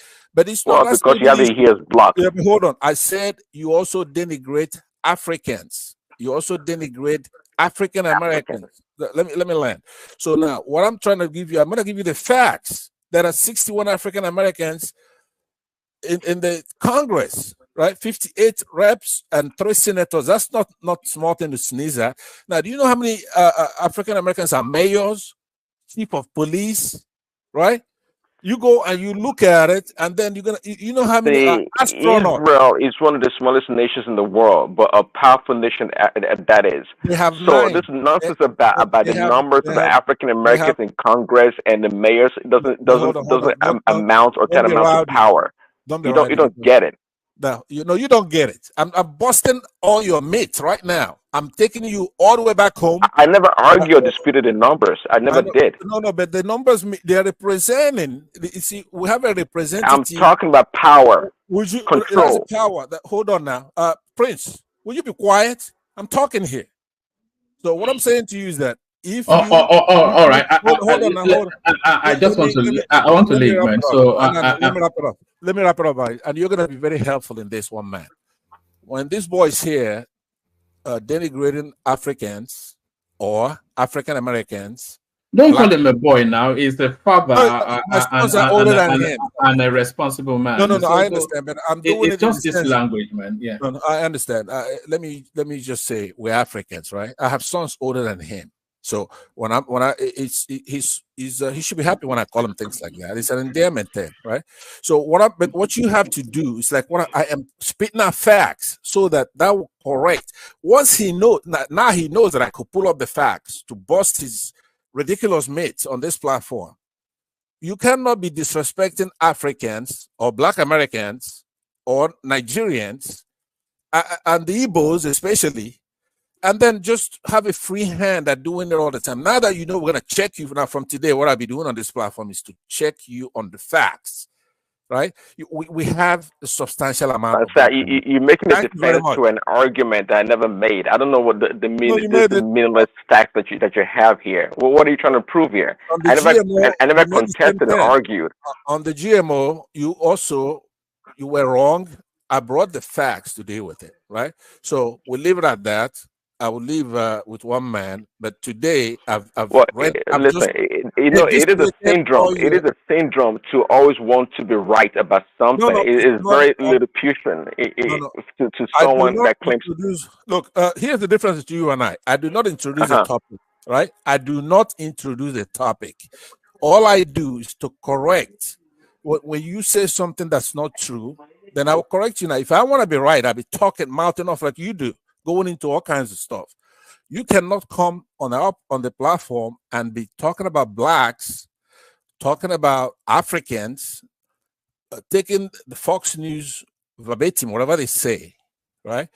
And at the same time, especially denigrating the Igbos, where you don't know anything about the Igbos. You haven't been to Nigeria. You don't even know where the Igbos are. So I hope. And by the way, have I mentioned a word about Igbos today? What are you talking about? By the way, and I made it clear. Also, I'm not an expert when it comes to GMO, and that's how I was deferring to the experts in Nigeria to educate us about the danger, if any, about GMOs. I think you just want to be. You're rather showing hubris, rather. Your favorite word, hubris. That's what you've been right now. It's just a lazy argument that you're making. Listen, Prince. By the way, we're not enemies. You and I agree on a lot of things. We're both Christians, and we defend the Bible within another platform. I mean, another auxiliary platform to this one, and we agree on those. And usually, I'm very, very disappointed in you. That's because I really think that you're a smart guy, but you're being partisan, and then you're doing it with propaganda, and it doesn't even fit you. I could see those who are in Nigeria who come here, such as what is the other guy from Lagos? I forgot his name now. Bishop. Ignorant people like that. But you're here. It makes no sense. There's no way you shouldn't be an obedient. You're a youth. You want the country to do better. So when you come here, you don't support Showore, you don't support Peter Obi, then what the hell is wrong with you? Do you understand what I'm saying? It makes no sense. You're not a Mike here, for example.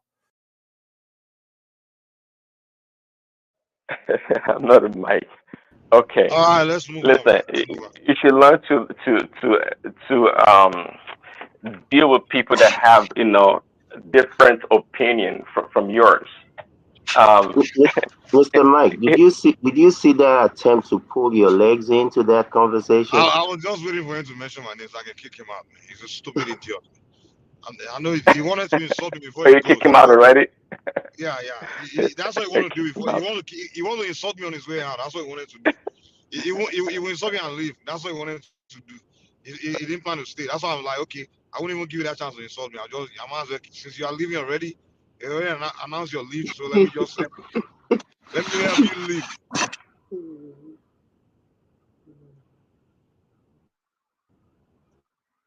Yeah. Anyway, let's continue. Alhaji Zimba today. Atijio. Good morning, sir. Ìbejì ńkọ́ rẹ̀ mí. Very soon you will see him. He's coming. Okay. Good morning, sir. Yes, sir. Please, Daddy, I think you are too soft with Pansat. You shouldn't have allowed him to be saying all this rubbish that was in against you. That guy is just a covert manipulator, and he's not somebody that should be granted to be talking too much on this platform. Believe me. I just leave Pansat. See, Pansat doesn't bother me at all. Not in a single bit at all. It don't bother me. I don't know what to make of it sometimes. I don't care. You can't hurt my feelings. It's just not possible. I don't know. Well, I think one man was right for not allowing to play that video. You understand? Because what I discovered these days is that they knew what people are saying against them, and they are now looking for pockets of videos to actually convince people that, oh, what you are saying is wrong. You have a pocket of maybe 2 or 3 people living somewhere. And there was a video I saw about Soludo also, that they said they made one Yoruba man a permanent secretary, and the video went viral, and everybody was distributing it. That, oh, come and see that you are saying that Yorubas are not in Igbo land. Come and see one Yoruba man that was made permanent secretary in Anambra. So those are the things that they are doing now, and the same thing they are doing, looking for pocket of Igbo people in other states and say, okay, no, these ones are Igbos. I don't know why they are doing that. Because I think they are just looking for relevance. I'm very sorry to say, because if you want to continue with this, you have to go ethnic again, which is, to me, it's not actually good. We have Yorubas in Kwaras, we have Yorubas in Kogi. We are not saying that, okay, Kogi state is the Yoruba land, or Kwara state is the Yoruba land. The population of Yorubas in Kwara is even more than half of the population of the whole of Kwara state. So what are we talking about? So they are the same people that will say Kwere is Igbo. Then it's just nonsensical. Believe me.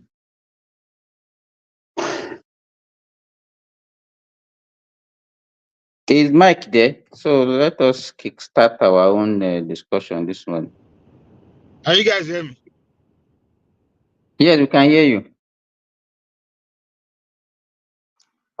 Here he comes. Anytime we. What to do?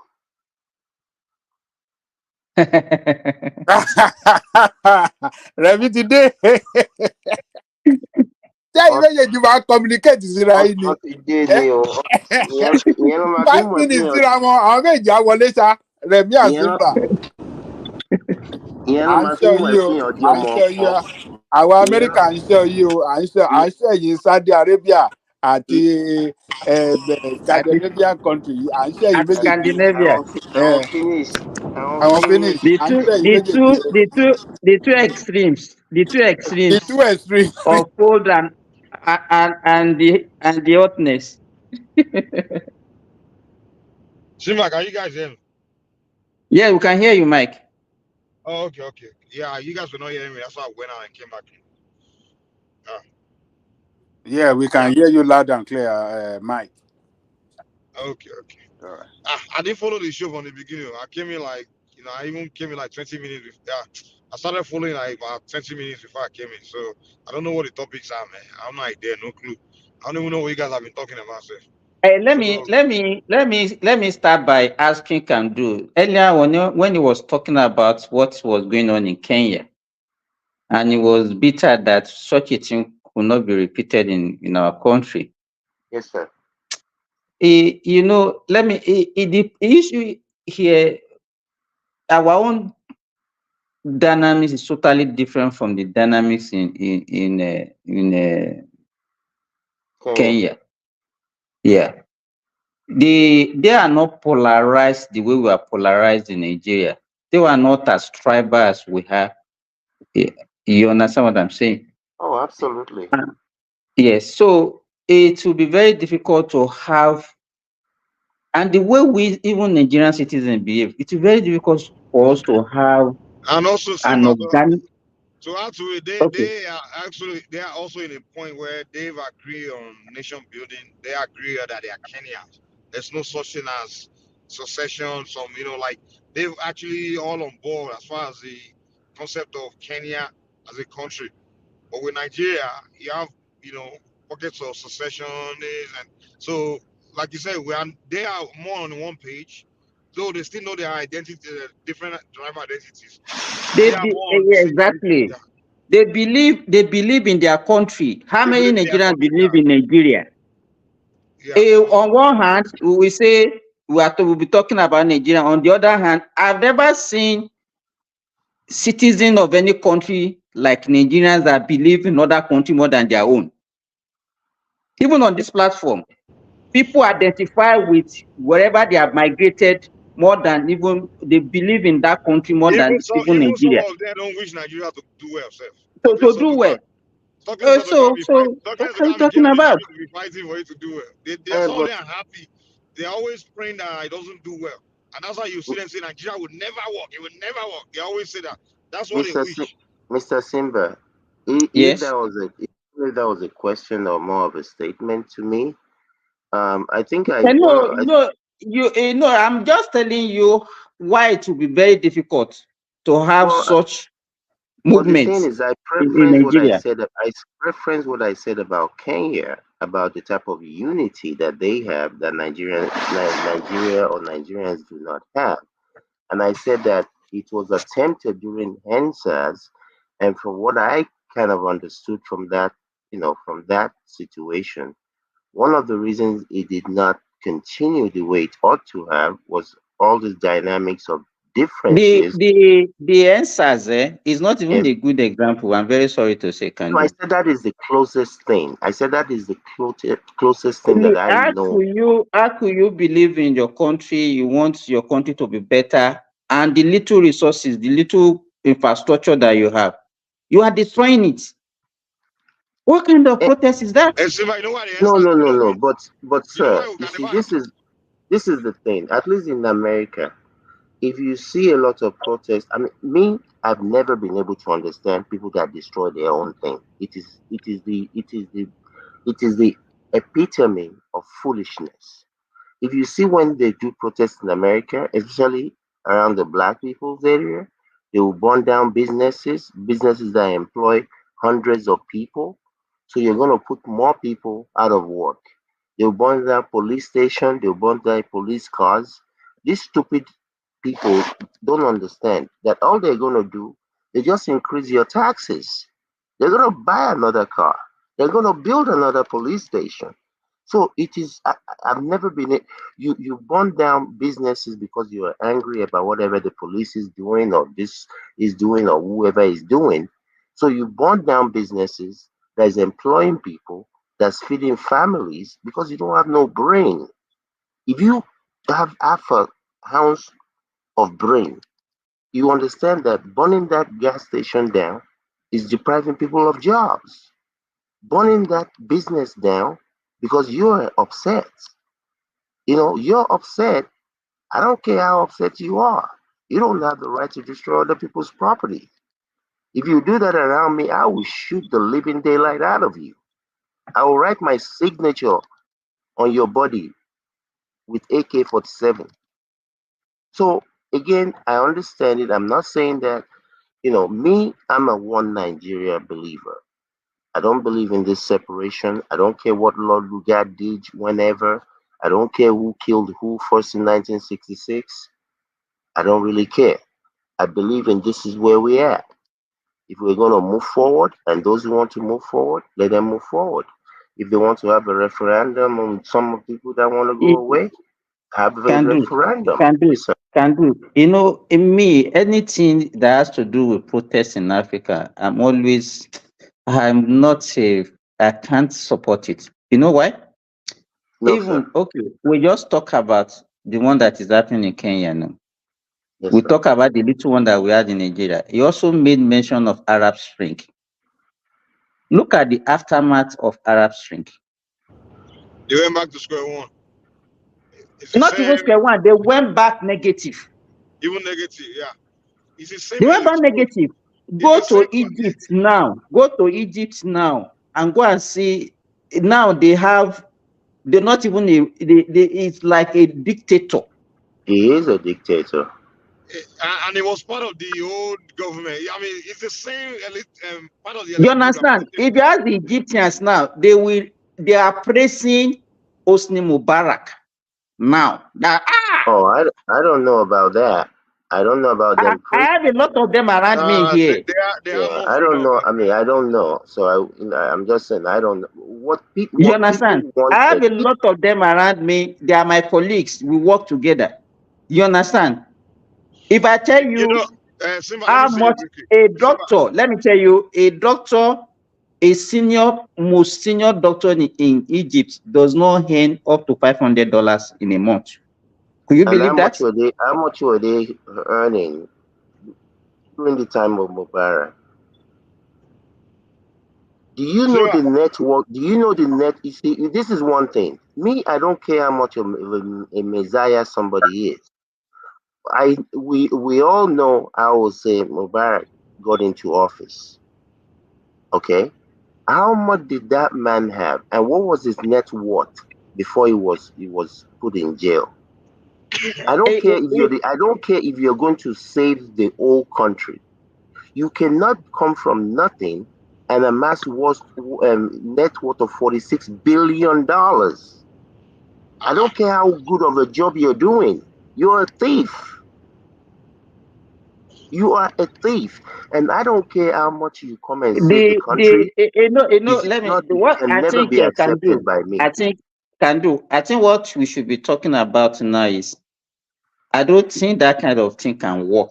It has not been working for us in Africa. I think we should look for alternative. Simba, Believe me. Yes. you know what's funny? For one, Yeah. that route of go out, overthrow, revolution, riot, and everything, whoever can step down, right? It doesn't make sense because first of all, if you're gonna do that, then you should already have who you want to use to replace that so-called leader. You understand? And then you say you step down, but we already have our leader that we already picked to replace you. Because, like you said, the Arab Spring and all this other so-called revolution, the people, okay, they came out to tell the leader to step down, but now who took over is not who you picked. It's just another member of the elite took over. So now, with the case of Nigeria, it's so simple. For example, look at how APC took over from PDP, right? It was just a group of guys, they merged and then they convinced people to just vote for them to take over. And if APC, Tinubu and what's his name, Buhari, can take power from PDP. What makes you think these Nigerian people that are complaining, they can look among themselves, right? Find who they like, maybe the most competent people among ourselves, right? Most, for not only president, even governors, even like the most competent people, we rally ourselves, bring them up, and do a voting revolution where we vote everybody in that place out and vote the people we want in. Simple as that. That's a simple Okay. revolution. Okay, Mr. Mike. You see, again, this is not just a Nigerian issue. You can start from wherever you want to start from. You can, start from Germany in 1929. You see, human beings, I've said this as somebody who is very observant of people and situations. Human beings, the vast majority of them are mumu, and will invariably do things that will invariably do even things that is against their own best interest. Anywhere in the world, look at history of people. Even the children of Israel, supposedly, when Moses didn't come down from the mountain in time, they changed and started worshiping another god. So this is just human beings. The vast majority of them will do the wrong thing. They will vote for the wrong person, even when their sense should tell them. I don't care how hungry you were in Nigeria 10 years ago, to be collecting 10,000 to go and vote for somebody means that you don't have sense. You should not even be allowed to vote. People like that should not even be allowed to vote. They should screen your generation and take them out. Because if you don't understand that taking 10,000 or 20,000 or whatever thousand from somebody to vote for somebody that's going to impact the future, not your future, of your children. Can do, sadly. that is the fate of millions of people in Nigeria. No, I said no. This is not a Nigerian thing. This is most people are mumu. They follow. They don't have. So now you are telling us what the problem is.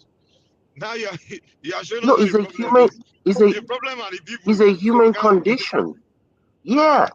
Exactly. Yeah, it is the people. I'm talking about in terms of choosing a the idea leader. of rioting is not going to solve the problem. The idea of Yeah, but at the same time, you're not going. You should not. To me, you can't just leave a stupid person who everybody can see that is stupid, who is stealing everything that can be stolen. Just leave them in office just because you don't want to riot. I mean, so it's. But the riot won't stop them from doing the looting. That's the fact. And the riot I'm will not talking about. I'm not. You see, what I'm talking about is like what happened in Gambia. Like when those guys. I'm not saying that those guys cannot turn into monster themselves. But when those You are talking about Senegal. No, Gambia. I'm talking about Gambia. Yaya Jammeh situation. When those guys went in 1 week, 6 days exactly, the amount of money that they seized from the house of these politicians, not just Yaya and his family, all the other politicians, was 1/6 of the national budget. I wish somebody could come to Nigeria and go to all these people's houses and their girlfriend houses and their soccer away. We'll probably pay off the national debt in 1 week. Can do. I'm sorry to interject. Yes, sir. Yes, when this uprising happened in Gambia, there's some Gambian here. I have one that is so close to me. What is the situation of Gambia today? Is the same status quo again? They are complaining bitterly. The one that replaced Yaya Jammeh is a politician. He's not even Yeah, it was a family member. It was a family member of Jammeh. We all know that. All these people, they will use them and dump them.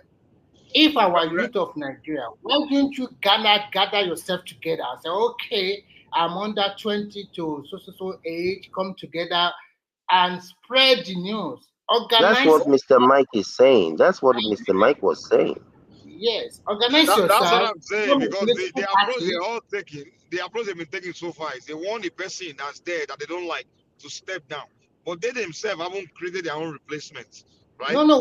When you also look at the team of the project, you will know that this one is from the political party again. The team is all election must be transmitted through website portal. EFCC must stop harassing youth. What do you mean? It's already from the team alone. We already know where it's coming from. It's already coming from. We already know the hand that is behind you. It's so easy. And if you are telling people should go for protest for what? Sometimes I ask myself, you want the country that has been bastardized for like 40 years, and then you want it to be turned around under 1 year? Protest for what? No, but you see, this is not under 1 year. I rebuke. This Tinubu is not a 1 year. He has been part of the power structure of APC for the last 9-10 years. If he was, I'm not saying that he was in their government, but as close as he has been to Buhari, if he did not have enough power as a head of the family of APC, if he and all of his goons, all of his Lagos boys, fail to see the handwriting on the wall of what the Buhari government, this is not anything new. Anybody that work in that space, that look in that direction, saw what was going on. Even hold on. Earlier on, yes, sir. I like your submission, but I don't know why Nigeria are so fixated that as if the problem that we have in Nigeria now started during Buhari regime. I did not say that. Even yesterday, that's why I said I like your submission, because you took it back even to the time of Murtala, and you understand. Yeah. Because now because the way Nigeria is so, maybe because they have forgotten what has happened in the past, they are only reflect, or maybe because we are partisan, because or because of maybe I don't know, they were completely exonerated PDP from the problem that Nigeria has, and everybody will just say APC is evil, is Buhari, as if is Buhari and Tinubu that actually drowned the country. Simba, the problem is also that the youth that what they are clamoring for, do they also grasp the problem of that country? Did they grasp it from the initial when we get this country as an independent country? Did they grasp it, or they are just fixated that I don't like this face and this face must go away? Or I think yes, most of their complaints is not based on it's not principle. based on it's not based on principle. It's significant. Just based on personal. Even aside from the personal, I mean, this is the reality. Even up till today, you will see people talk about Ijobo Oti Fuansheo. You see, this thing has been it's been embedded into the average Nigerian. I remember in the 70s, in the 80s, when my uncles were going to universities, you were expected to go to school, you get out of school, you get a government job, or you work at the bank. Let's face it, most Nigerians don't know the solutions to their problem. They don't know. And most of them don't even know the roots of their problems. Many don't even know the cause of their problem. For example, in Nigeria, some of them don't even know the problem. Let me give you one example. One of the problems. One guy was making babies that he can't feed, right? And then he will be saying, "Look, bad government. Look at my children are hungry." He doesn't know that the problem was him that made the babies. That's why I say some of them don't even know the problem. Now, why he's talking to me is why we're still pregnant. So he doesn't know that problem now he's looking at, he was the one that created it. He didn't know that he's the problem. And someone had to explain to him, like, in America, average Nigerian guy in America, we just don't have babies like that because we will pay child support. We know, you understand? So some of them don't even know that their problem is, they just don't know. If you ask them, they'll say, "Oh, the new government." I'll say, they'll say this government bad. I couldn't even feed my children. Are you kidding me? So Mr. Mike, they don't. Mr. Mike, there's a part of the Bible that says if your part causes you to sin, you should cut it off. Maybe that's his problem. Okay, so go on. The beak is the problem, eh? When he's talking to Mike and his wife is still pregnant, like he said. Can do. I have this electrician that used to work with me. Mm-hmm. It was when he got to number 6. I mean, the number of children that I have to come. This somebody that will be coming to me and be begging me. And I ask myself, it means that you are even coming to how many children do I have? Children. I have a distance cousin that when I was in Nigeria, the last time I was there before this last one was about 7 years ago, whatever. At that time, I could see that this guy's situation was just horrible, and it didn't appear to me that it was going anywhere. He would not listen to any of the suggestions that I gave him then. He already had 2 kids. And I told him, I said, look, Shegun, this is what I'm going to do, blah, blah, blah, blah, blah. But please, move Bentori along. Don't have another child. Please, don't do it. Now he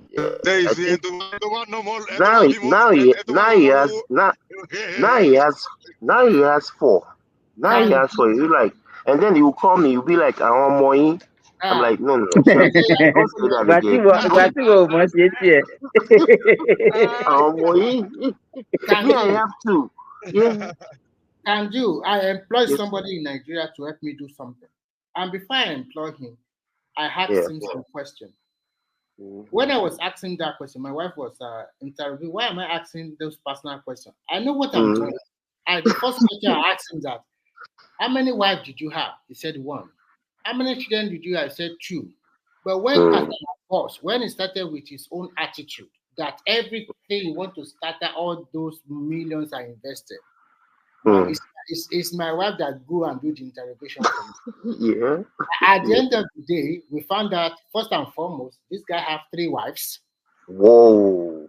He has about 8 children. He has a lot of concubines to join them. So whenever he works for me once, he will work for himself twice. And then all the profit I am making, I'm using it to take it to the mechanic. So my wife now think, that's the reason why you ask all these questions, because I know what I'm doing. There's no way, as the job I'm giving you can even feed. It can only feed 1 wife and 2 children. It's okay for family of 4. Yeah. I'm talking about family of almost 12 or 13. And you say this guy, I always give him personal money. So why do you remain so thin like this? Remy, can we summarize like this? Because to me, how can we begin to raise a responsible citizen? I think if we have responsible citizens, then we have responsible leaders. Do you know what some countries do? They enforce their people. First and foremost, you cannot have a child unto a girl if you are 22 and a man if you are 24. That is the first rule. The second rule, if you have a child, if you are pregnant, the state deliberately remove the pregnancy. They deliberately remove that pregnancy away from you. You know, that's not gonna work in Nigeria. Number 3 is that if your child, you deliberately have a child before you are 21, they will deliberately, the state government or the federal government will not recognize that child. That means that child will not have opportunity to a lot of benefits. You have to use things to control. When we are growing at alarming rate, the population is going out of hand, and we are not creating employment. And then the society have changed. People believe in that. Okay, I want to get I want to get money very quick, and they don't have the resources. They don't have the will. Remy, if you see what is happening now, you see that the Nigerian parent will raise a child. They will sponsor him from primary to university, probably to even master level. He will not get a job. They will marry for him. They will do wedding for him, and they will start feeding him the wife and the kids. And they will live in together. Some are there even living together in the same house. That is the yes. Now I know it's the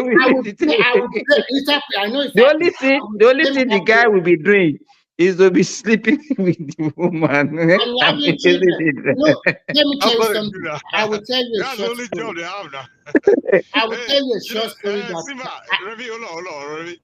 I remember when Two-Face went to the IDP camp in Maiduguri.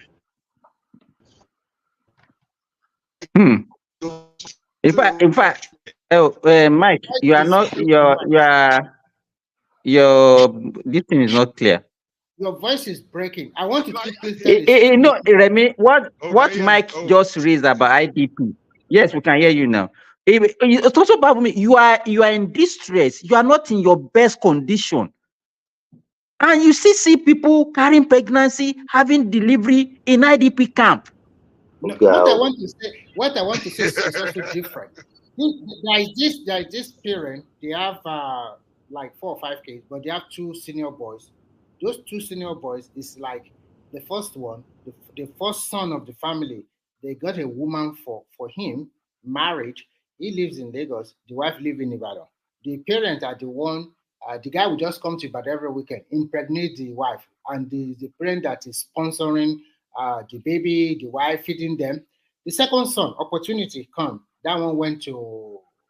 They also married for that one. So that one went to UK. But the irony part of it is this: when they go to UK and they started having a little problem, their stupid pastor in UK tell that boy that it is the mother-in-law, his own mother, that is doing them. Oh shit! They castigate that woman as a witch. It is that thing that led to the death of that woman. Now, fast forward to the father itself. The father is aged. Those boy in UK does not really take care of the man in Nigeria. He does not spend money.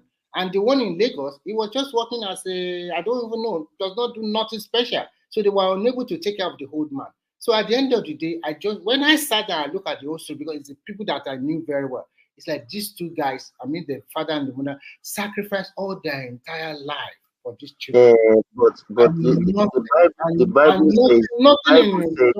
Bible says Tomo ni the right way. Only for any semi. All those things they were doing.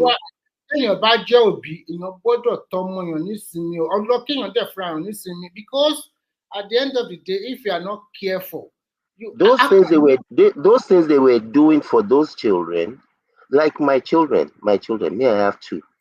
One is 24, one is 22. I have told them since they were like 13. If you don't do what you're supposed to do, if you have a baby, don't think you're going to bring your baby to my house. You and the baby can come and visit. But me, all over the place. If you can't feed the baby, don't have one. Don't have one. It will never happen. You come and dump your child on me. I'm enjoying it. So if you can't feed the baby, don't have one. I don't care. You're my son. You're my daughter. I don't care. So if you let people know that from the very outset, those people that you described, they're allowing you. Why are you going to go and marry for somebody who is not able to? Marriage, if they put it together, Exactly. Or something. Exactly. Go and marry for some. So if you don't, I think if we look back, our problem as a nation actually started from the family level.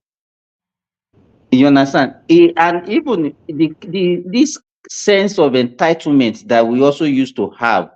If you have somebody in the family that is a little bit, maybe has some little change, then the next thing they'll be doing to you is to be blackmailing you. And ṣé wọ́n lọ ṣàgbára ẹ̀ wá ni, ṣe Ọlọ́run ló fún ẹ ṣe. Meanwhile, while you are doing your own, you are cutting your clothes according to, you understand? They don't know. You have somebody. I have a cousin. She was the second wife of the husband. You understand? So the husband has a school. The school was thriving at it. So, but what people don't look at is that even having money is something that you cannot say you can guarantee that the thing will stay with you forever. Absolutely not. You understand? So she started having kids. When it got to number 6, that was when problem now started. And before then, she was not even doing anything. The husband said no, they should not work. She was the only one. He was the only one providing for all of them. She now came to me, and I told her, I said, "Come, you are still under 30. You already have 6 kids. Yes. Believe me." I said, "This is your husband now. You can see now, I could not even provide." She told me that was the day she came to my house in the at one night, and she said that if they buy, that the husband divided them into 2 groups because the husband has 4 wives, 2 wives in a place, another 2 wives in a place. That if they buy 10 kilogram of semo, can do. You understand? Their own group, yes, sir. They will finish yes, it. Sir. 1 cookie, 10 kg, 10 kg. That if I buy, that we can eat it for like a month. They will finish it one meal. How can somebody survive with that kind of life? How much are you making? So one group already, they have like 12 kids on one group, another one that are like 10, and those ones are still young. Now a man, you are not having like close to more than 30 something children. You know what, Simba? Let me tell you, under which economy even can if you such a man thrive? Can you survive it? You can never survive that kind of life. The problem is that some men are not disciplined with their blah blah blah. Some men are so useless, they can put it anywhere they like. They don't even care whether that woman is pregnant or not pregnant. They just continue to like, I will impregnate whatever I can impregnate, I don't care. And when you talk to them, don't talk to them like that. Oh no, something. They will survive it, they will grow, they will survive it. I came out from that kind of family. So they too, they will survive. Oh, so you came out from that family that did not fend for you, you did not have a good life. Now you are trying and you want it for these unborn children. That is the drawback of Nigerian society most time. And some women also sometimes they think, they are getting old. I don't care. I just have to have somebody to have a baby for. And when they started having this baby, like I said before, earlier, not here, not today. Sometimes if I say a lot of black women here, there are 3 things that will happen. They say that pushing the trolley, or second, the tummy is big, she's pregnant again, or the third one, she's holding 1 or 2 babies in her hand. I've never seen them walking alone. Most time, I'm talking about African women that they brought, maybe their wife, their husband brought them in. Sometimes I ask them, are you just getting pregnant every year, every 9 months because of the benefit or what? And before you turn around, you already have 4 children. 4 children in abroad is also not an easy thing to raise because of the so-called benefit. Remy, have you ever wondered what you discovered that even the so-called developed world where people have all the benefit and everything, they produce less children. The fertility rate will be around 1.2, 1.5%. Yes. But where people are struggling, where they are crying, being power, that is where they are also producing children like bread. So okay. So what is the correlation? You are hungry at the same time you're big. And now to make it worse, when you talk about it, all of them we had under religion. Some of them we had. That is how my grandfather do it. Please, that is why we are doing it. Please, you guys, you have already you've lambasted the population enough. What solution are you now preferring? Because every time it's always the people. Do you even realize that the people gave the government the power to rule them. This Wait, is is the not government not the about. people too? Did the government come from the sky? This is not That's about what I say. the people. Is it not the same people that took the mentality to the government? When they This became is not about people or so no the people. problem is that the people who were not trained, the people who have given their life No, over 50 you are years. getting it wrong. My own It's the analysis are people that always became the government. I'm trying to answer my own analysis has always been like this, and I'll give a very good example. The governors that you have today, they were followership before. If a governor is 42 or 45 years old today, 24 years ago, he's on 20 something too. He was a follower. So he's in government. Exactly. I'm trying to give you an example. No, you are trying to, but you are not explaining the Nigerian situation with you're just trying to explain. I'm explaining the Nigerian situation for you because you guys always listen. Let me finish. Can you give me 1 minute so that we can have a conversation together? My own analysis is very simple. It is from the followership that you get the leadership.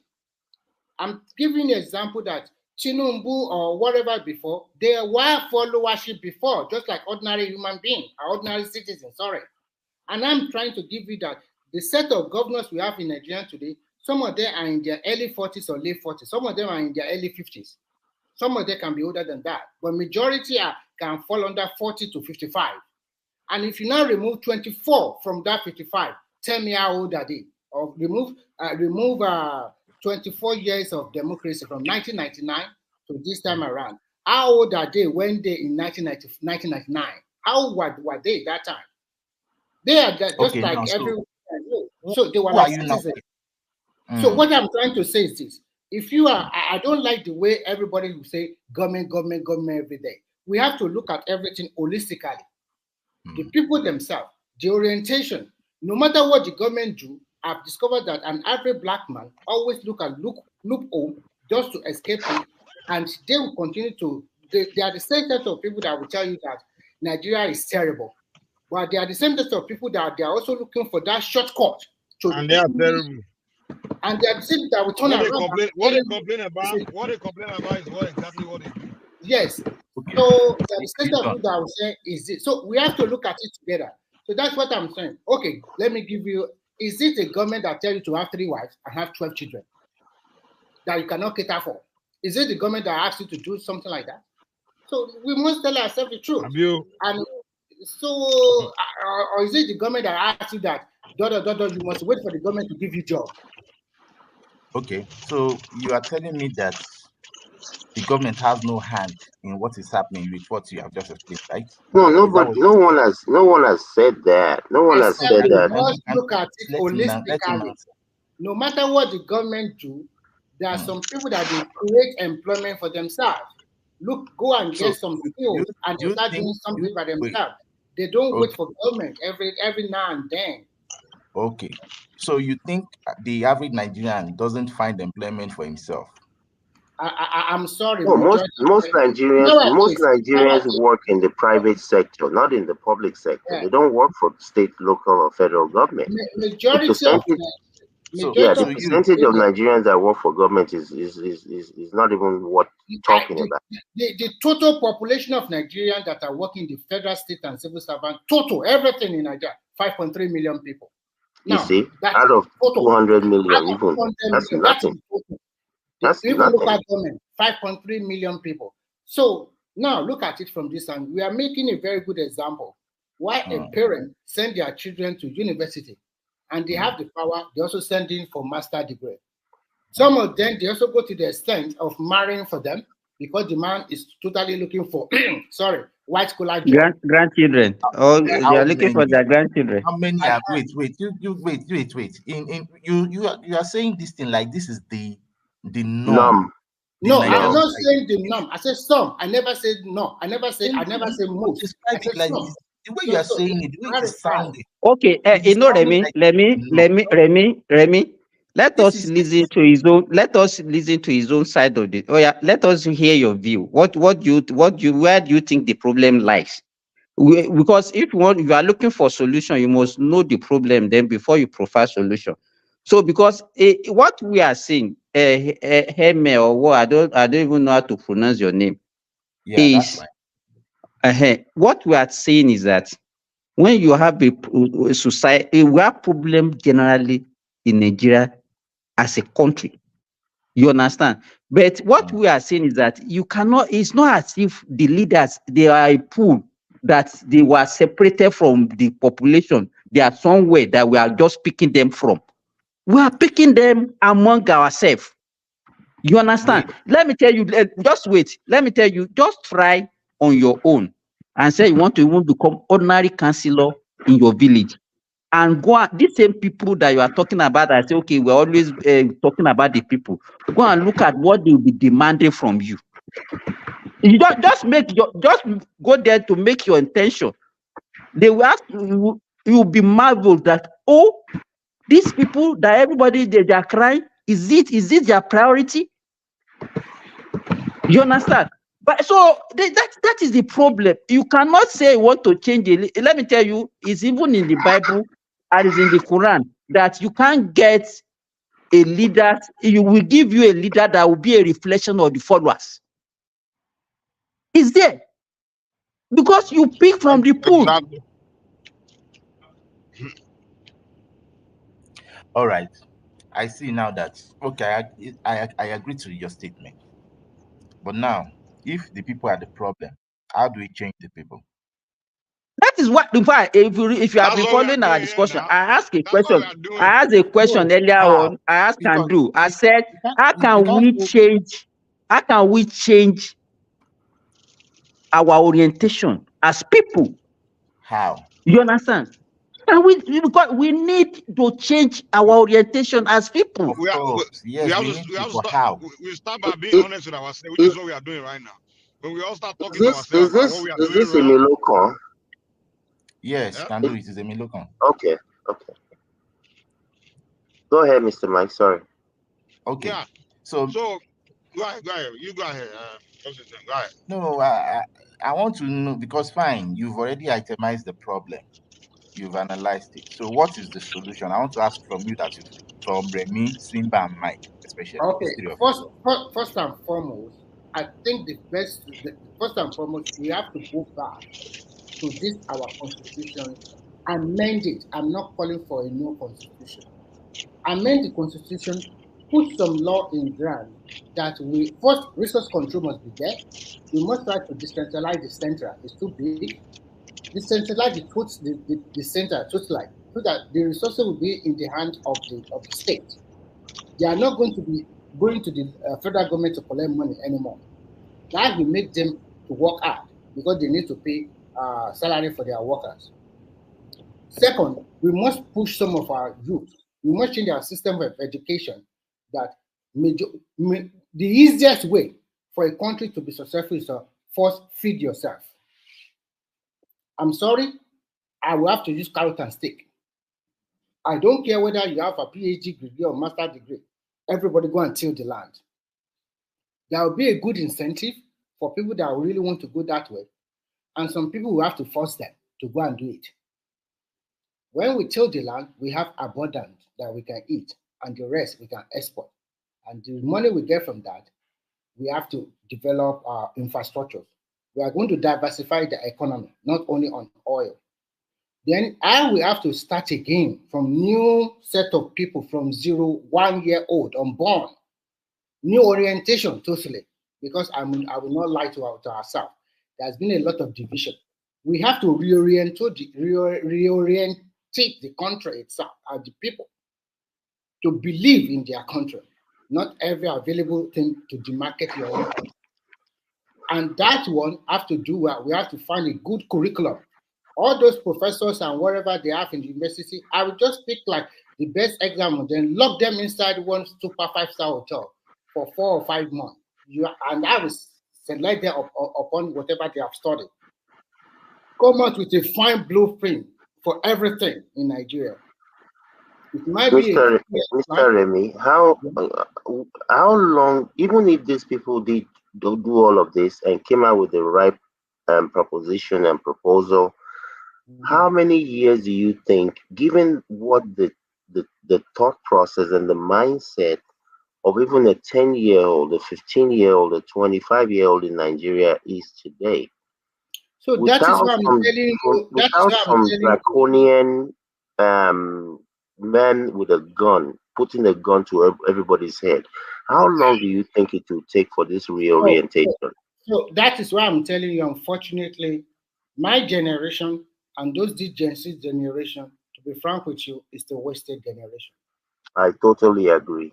So, and if there is no way you are going to change their mindset because they have already been fixated, it's going to be very difficult.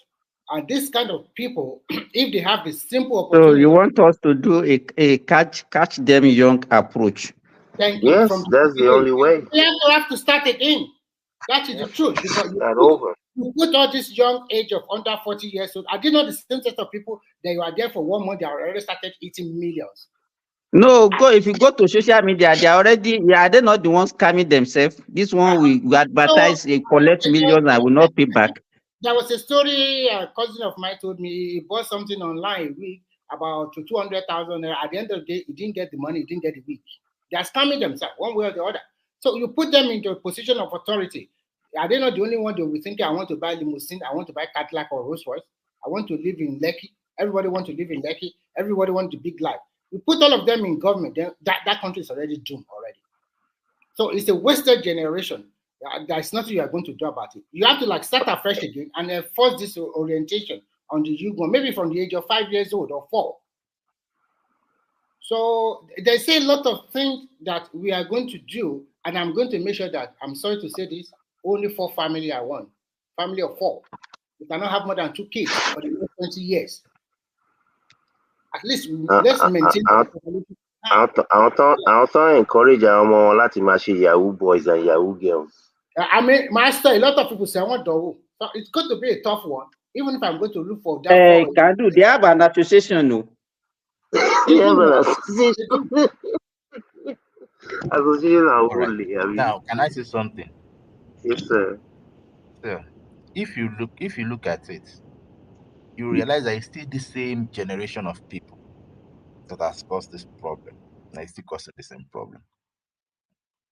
Because at least for anyone whose son or daughter can do Yahoo, at least that son or daughter must be like 14 at least.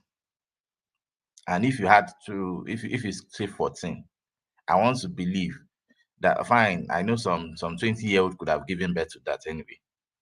But I think that I would still say maybe 45 to 55 to 60. This same generation of people, they are the ones that have caused this problem now. And I want to ask this question. Yes. Is that the generation of 45 to 55? Let me tell you, if somebody, just hold on, if somebody is 45-year-old today as you are talking, when do you think that person was born? A 45, maybe that should be maybe 1980 thereabouts, if my calculation is right.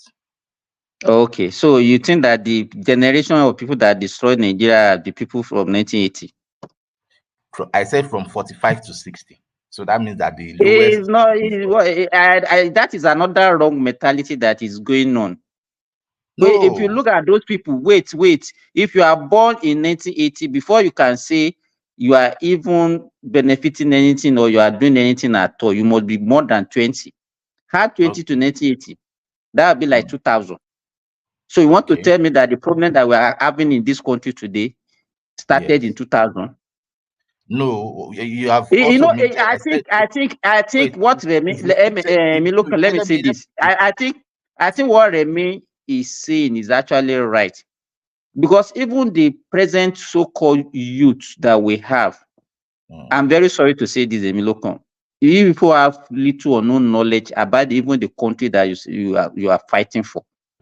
And because you are not taught, and because you are not taught, if I ask you, even you, they don't know where we are coming from. Where are you coming from? You see?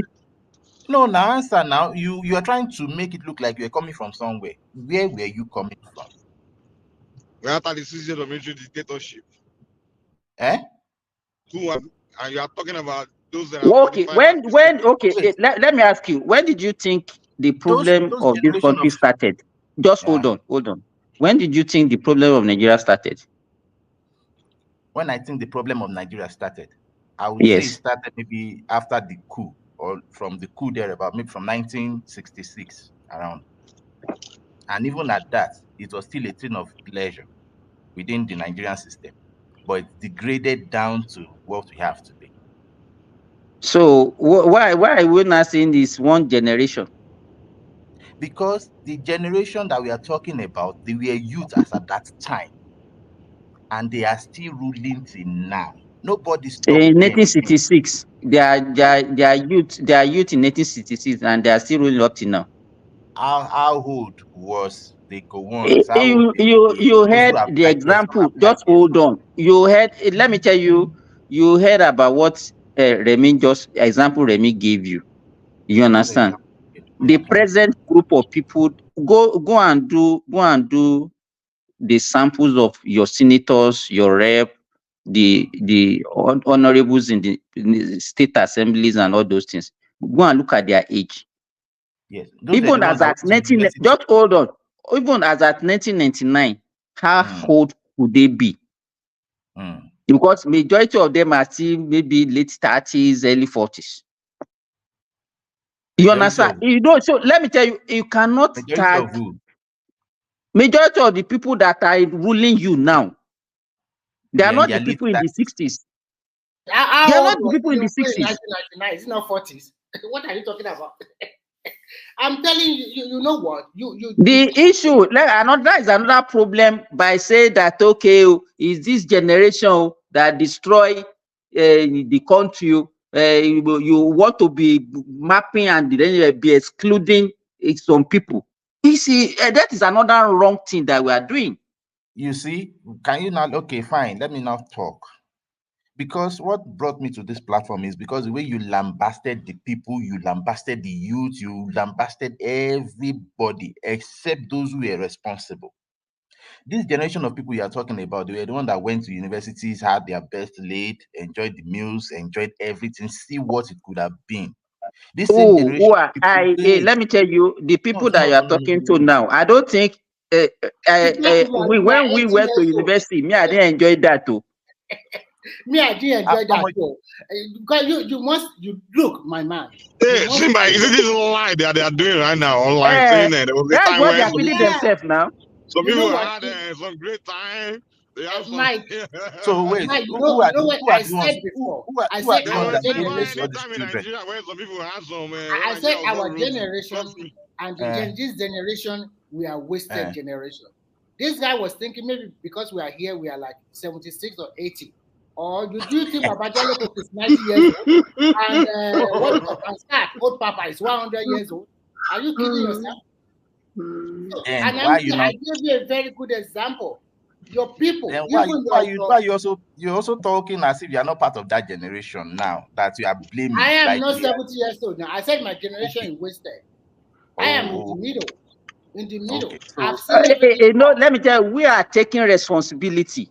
You understand? That's why we talk the way we talk. We are taking responsibility, and everybody must take responsibility. It's not as if you'll be apportioning blame. That's what we are telling you. Emilokon, no one is saying that the government and the governors and the local they are doing well. Well, nobody is saying that. Nobody is saying that they're blameless. They are blameless, but the first government starts in the home. If me like this, if I go to Nigeria now, or I send my dad a Lamborghini or Bentley, or my dad not Sony, because he knows I don't have money to buy such a thing. Oh my danos, oh my videotape, Boshen petrol see. He might not understand Yoruba. You just call it, but father is very local, it's not a Yoruba.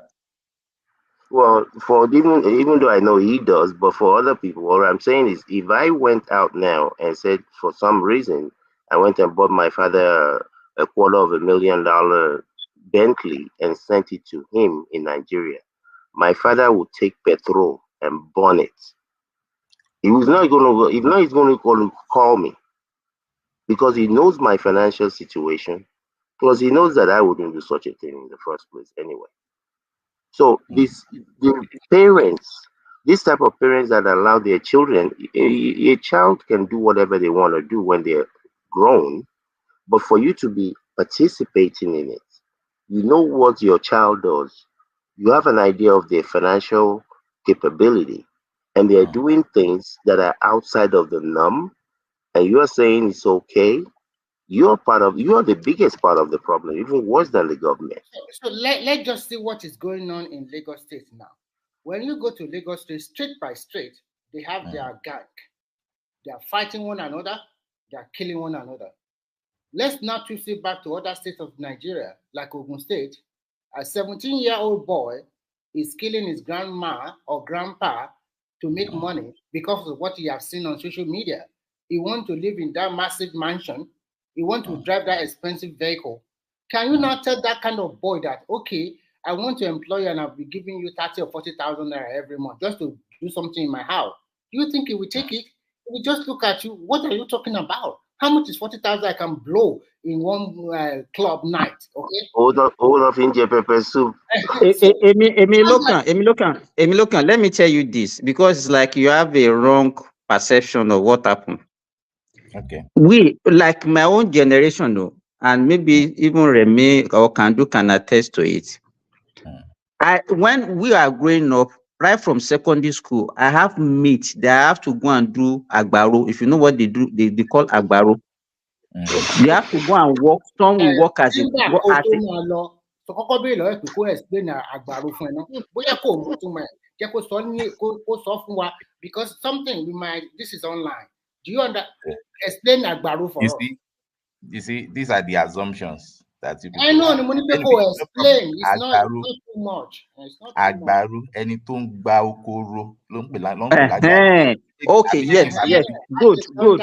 I have my mates. Just hold on, though, because you said that okay, they lay bed, they give them food, they give them they will have to go and do agbaro. Some will do. I know one of my friends. He will go and do bus conductor during the holiday to buy uniform, to buy textbooks. You understand? I knew when I was in the university, a lot of the students were doing work. Some are doing barbing, some are doing washing on the campus to survive. Do you understand what I'm saying? People work harder. This same generation that you are saying that the problem. Now, to me, even the university that I went and even the condition under which students are now thriving.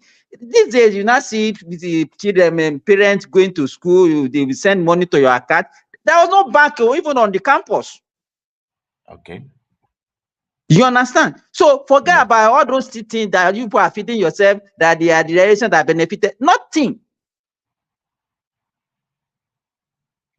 Okay.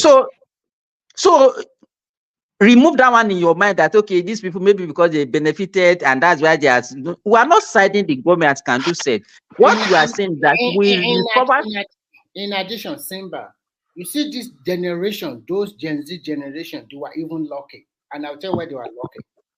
Because some of us are their father or their parents. We even spoil you guys. We never enjoy like that. We never enjoy like that. I can tell you how much I pay throughout my children university days. Every month I'll give them money, I'll give them food, I'll give them anything. On their birthday, I must celebrate birthday every year in, year out. So we should praise you for being responsible. Is that what you're saying? Nobody's saying I do not have that kind of industry when I'm growing up. I do not have that kind of mentor. A lot of people did not grow up with silver spoon in their mouth. A lot of people did not grow up with by myself.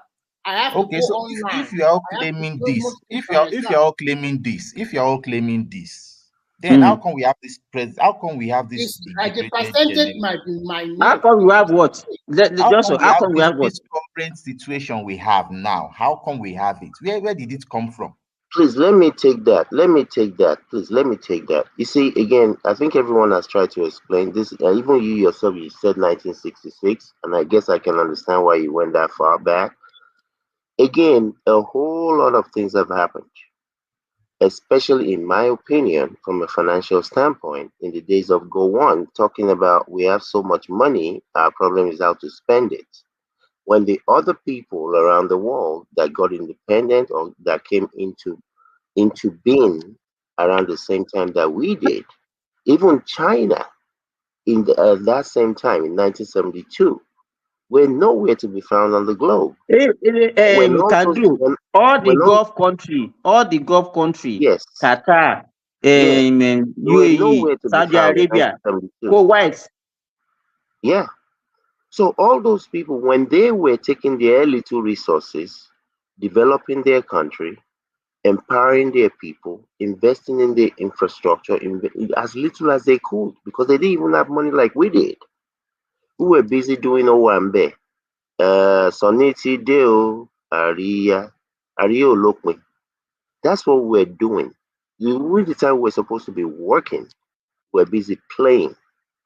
And this is not there's nothing ridiculous or extraordinary about where we are, because we didn't work when we're supposed to. The only thing people are trying to say earlier is that I remember my uncles when they were in the universities in the 70s. Even though there were resources for them, it's not like they were living large. Nobody was living large that I know of. University of Lagos right there, people just got by. You can say, yeah, tuition was nothing compared to what it is today, evidently. I remember back in 1985 or so, you could buy a Peugeot and Nissan Patrol for $4,000. SUV. How much was a Mercedes Benz? Less than six grand. To buy the same type of Mercedes Benz today, you need 95,110. So economic of the world has changed. The dynamics of Nigerian economy has changed. Unfortunately, we have not invested in infrastructure. We have not even invested enough in people. You tell people to go to school, to go and learn a skill of whatever type, but there are no places for them to work. And we've never had the mindset of people creating jobs. I said it earlier some hours ago, that even up till today, you'll be hearing people say, government has not given us work. As if the government is the only one that's supposed to provide you with employment. So that is one of the reasons why, I don't know if it's Mr. Simba or Mr. Emiloko that is talking now. When you talk about government, who is government? They are your uncles. They are your fathers. The people. Yeah. So the issue, that's why somebody said or agreed with my assertion, which is, unfortunately, is going to take a new generation.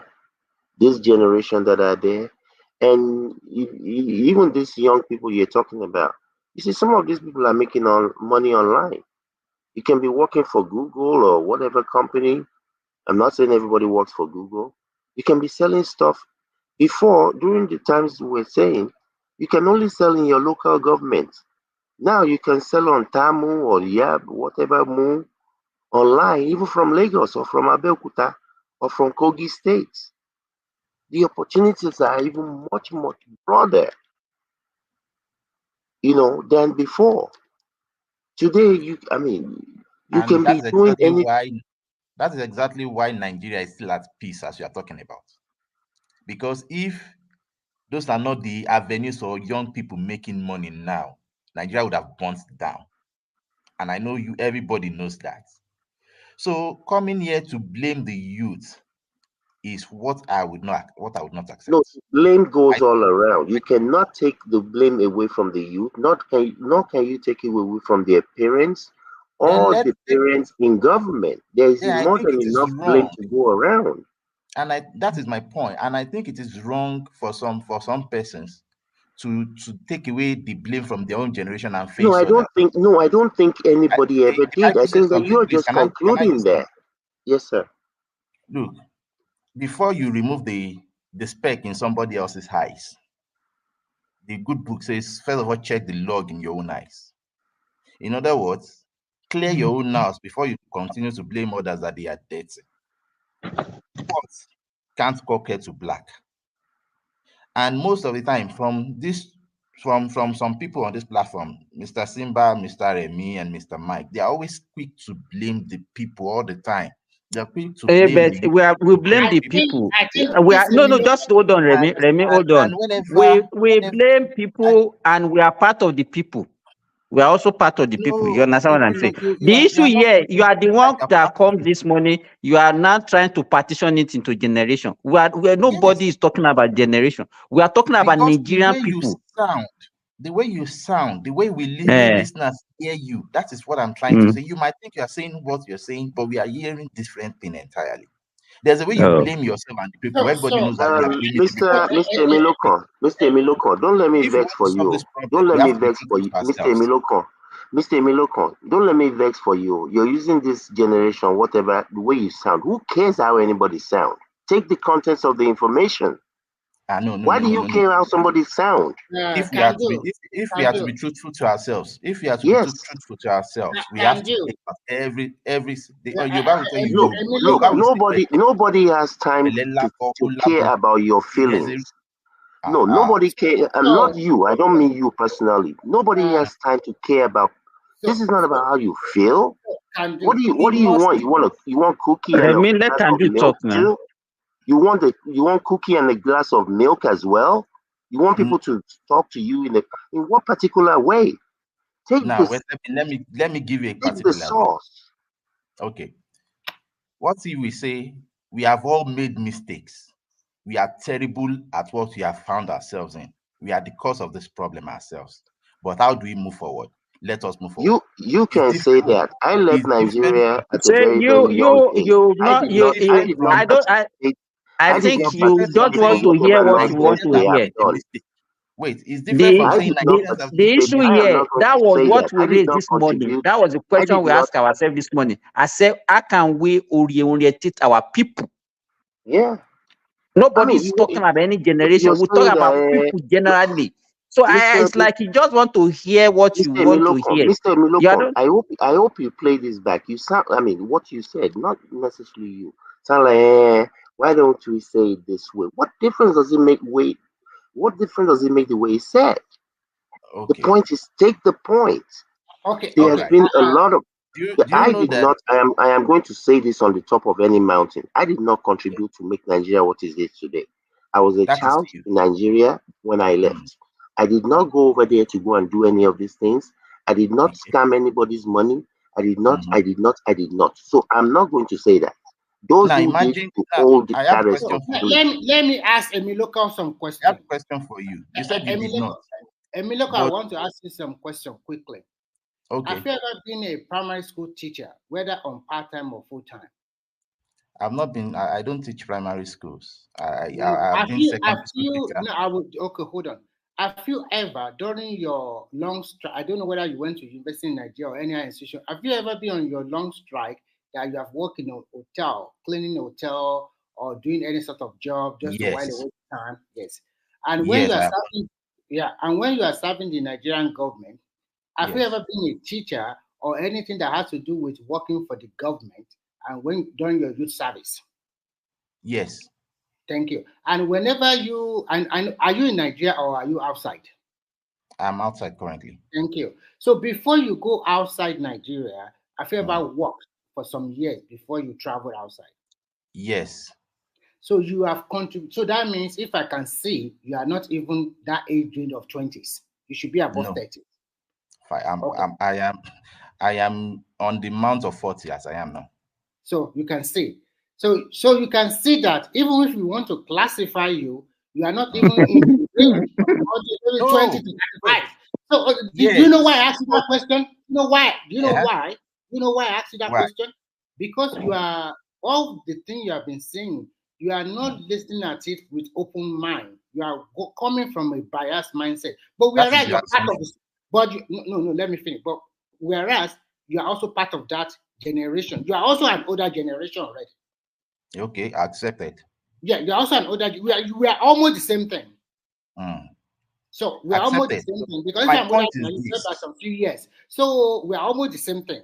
So, but the way you are talking is, I was thinking that okay, maybe this guy is under 30.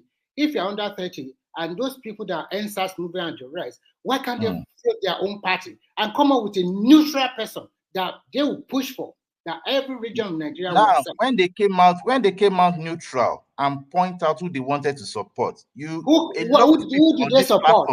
Who did they support? Who did they support? Now you said they supported Peter Obi, or who did they support? Isn't So that is the problem. That is the problem. That is the problem.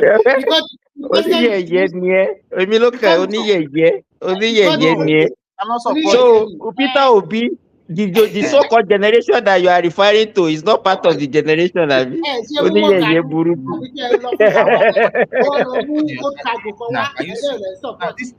is part of the problem. This is part of the problem we have in Nigeria. No, you guys have been talking. This is part of the problem we have in Nigeria. Number one, distance ourselves from the problem. And then you want us to assume that no, you didn't distance yourself. Now, okay, you are saying these youths, they had the capacity to come together and pick their own leaders, which they did. Now, the choice of their leader. When did they pick their leader? When did they pick their leader? So how do you expect them to pick their leader? That they should come and form a party? That way expecting. Wait. During the answer, did they discuss political way forward and pick a leader? Did they? Now, during the answer, did they talk together like say, let us have answers? Did you think they had to sit somewhere and say, let us have answers? No, you said they pick a leader now. You are the one that said they pick a leader now. When did they pick a leader? No, he was talking about the election that they picked Obi. That's what he was referring to about picking their leader. They didn't come together to say, okay, we are picking a leader and pick Obi. No, but they voted, for the most part, they voted massively for him. Can you see what I'm talking about? Can you see what I'm talking about? This is one of the problems that made Nigeria to be what we have today. Okay, what is the problem? We have a lot of intelligent, knowledgeable intellectuals who use this knowledge to use it to connive with the powerful and turn down the truth on its head, like you don't know, because it is not obvious. You want what is it? What question is Mike asking? So what is the truth? What is the truth that is obvious? What is the truth? You can't just come and deny it like that. You sound like a typical person that causes problem in Nigeria. What do you mean? Where did they discuss? Do you know how many Twitter spaces? No, wait. Do you know how many Twitter spaces they have meetings? They talk. This is their own space. This is their own channel to discuss. They don't have one single leader that you say, oh, this is the one leading. No, that is the generation we are talking about. What do you mean they don't speak? I don't even understand. I don't even understand your argument. You said Nigerian youth. The youth from where? From the north? No, just tell me now. Anyway, my submission. Mr. Emilokon, I understand what you're saying, that in general, but the question has to be, and I think the question that has been posed is, what percentage of even aside from whatever rigging or whatever electoral issues, what percentage of the youth in the north and the youth in other parts outside of the east and Lagos actually went out and voted for Obi? I think that's the question that's being posed, and rightfully so. Okay, we will not be able to answer it now. Because it's just extrapolation. It's not. Let me tell you what you are. What the question is. Let me tell you. You are just. It was an afterthought. All this thing that you are seeing. Just let me talk. It was an afterthought. It was not. It wasn't an organized thing. That's okay. Exactly. It was not. We you too. This is the person that we wanted. Though it wasn't like that. Will be contested like every other candidate under a political party, and then after the election, you want to be claiming that okay, that is the choice of the youth. Are we not in the same space? Because Aisha supported the who do you think voted Peter Obi? Who do you think voted Peter Obi? Is it Ghost? Hold on, my friend. So it's only the youth. It's only the youth that voted for Peter Obi. Can you guys hear me? I'm asking you now, who voted Peter Obi? Can you hear me? No, we can hear you. We can hear you. Okay, cool. I'm trying to make sure you guys can hear me. Okay, hold on. What's his name? I think what you're misunderstanding is this. We are telling you that, okay, you guys came together and did NSAS, right? And we all know the where the answers happen within the entire southern states, right? Or they all It came in happened one. everywhere, even in the north. Answers It to was some happen. part of the north, but mainly the southern states. Yeah, okay, cool. If that answers movement now brought out candidates, right? Under the like behind the answers, whatever, it's an answers candidates, right? Where everybody say, okay, this is the answers movement politician that we want. Okay. Trust me, all those states where answers took place, that guy would have won all those states because Well, even the Mikey, the answers that took place, the one I witnessed in Kwarao, it was not even a demonstration; it was looting. They just heard that okay, they were looting in what and looting. That is what they call answers. Looting. It wasn't a demonstration; it was a looting. They were breaking into people's shop and casting away their goods. Is that what you call but in fairness, in any type of demonstration, especially no, let me tell you. Let me tell you, Kandu, you are not in Nigeria. I was in Nigeria. Let me tell you, the one I witnessed in Ilorin. Wait, see now, you will see some demonstration. The one in Ilorin, the one I saw in Ilorin, the one that happened in Oshogbo, it was nobody carry any placard. Nobody was saying this is our demand. They were just breaking into people's shop. And they will say, oh, they are already looting here. Then people will move there and go and be taking I agree with you, but what so we're is that what? So what are we talking about? The motivation. Let me tell you, the motivation that led to the spread of that answers was looting. It wasn't. It's not. It wasn't. It's not based on principle. That is not fair. There are people. You are not there. I was there. No, I'm not. You are not there. No, what I'm saying is, when you say answers, the vast majority of the people that were protesting for answers were not looters. You always have people that you always have people that will infiltrate. You don't understand what I'm already saying. criminals. Forget about what happened in Lagos. You understand? I'm telling you, go and look at what happened in other states. You will never see them demonstrating along. The only thing that happened in other states was to break into people's shop and be looting their goods and services. Does that negate answers then, just because some people did that? But Simba, you have to admit Mike, please wait. Hold on. Please. Mike, wait, please. I beg you. Please let Remy answer and let Simba answer that question, please. Just give me 1 minute to answer the question that I can do at Simba. Which question? 1 minute, please. I said the fact that some people were looting, they were not even demonstrating, they were not showing any placards. Does that negate all the other people, all the untold? Let me even ask you. What was the demand? Let me tell you. What was the no. Let's start like this. What was even the demand of answers? I don't know. Were they demanding for good governance? What else were they demanding for? Bad governance? No, go and look at it. Police stop harassing us. That is a very important thing. Police should not be harassing people and taking their phones in the middle of the streets. That is a very, very important thing. Well, just because some people are doing Yahoo doesn't mean that you should have a situation where you have a police state where people are having you open your laptop, open your phone. If you have a problem, you look for a solution to the problem. You don't take away. How can you be using that one as an example? Even NSA is not even a good example of what we should be talking about. You said what was their demand, and you said they were talking about police should stop harassing them, and that's what I responded to. Simba, you guys can give me 1 second to chip in. Yeah. Good morning. Good morning, my brother. Yes, sir. NSAS was not an organic protest. It was politically motivated. The organizers of NSAS were shifting their demand. Remember, it was about SARS first. And then, when it was time to select people that would go to the IG to table their demand, they started shifting ground. They started shifting their demands. And eventually, the IG promised to disbar SARS. They still were not satisfied, and they came back to Lagos and disrupt not just the economic of the country, of the state. They wanted to make sure that the economic of the Lagos State was paralyzed. It was politically motivated. It was all towards 2023.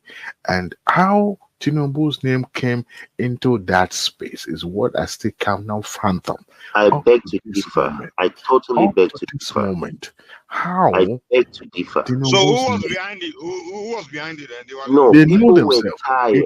People were tired. It wasn't the political elite. It was those who were perhaps being outcasted, who felt disgruntled, and they wanted to make sure that they put their propaganda, laid it down first before the election comes in proper. No, sir. No, And sir. they I were, don't. and You don't seem look, like you no, understand. federal government knows their name. The degree to which this After the police protest, were, federal government, the degree to which this police no, were yeah, way manhandling before the human election. beings. But I tell you what, federal government knows the names of the sponsor to the point that they mandated the CBN to block the account of all these the individuals. They have their names. Federal government have the names of the sponsor, and I know a particular individual who was cooking, who put money down to cook food for the people So to what is wrong block. with that? What is wrong with that? And then what? You don't And have then the what? right. You do not have the right to block the road, okay, where people travel every day. You do not have What right does the Kenyan have to block the road My that we are boy, praising? èèyàn tó wà l'Amẹ́ríkà tó ń sọ̀rọ̀ pé people should not protest. No, Federal I'm government sọ I'm pé not saying people they should not should. protest, but when you That is block, what you are saying. when you block Federal the only oppressive road, federal no, government no, no, no, no. block their bank account. Hold on, Baba Dele. Hold on one Is that second. the right thing to do? No, you Because can people protest, participated but in you protest. cannot. Exactly. You can protest, Exactly. but That you is don't never have. the right thing to do. Can you guys hear me? You can protest, but you do Oppressive. not have the right to Why stop. do they have the right? Even the Constitution gives them No, the right to you protest. you can protest peacefully. You have a right to It is a peaceful protest. It What are you wasn't. talking It about? wasn't because they blocked the entire road that leads to Lekki. People could People not block the entire road that leads to the airport travel. at People could not LAX when they're protesting. People could not block. This is travel what from people their do. house to work for a Oh my week. God.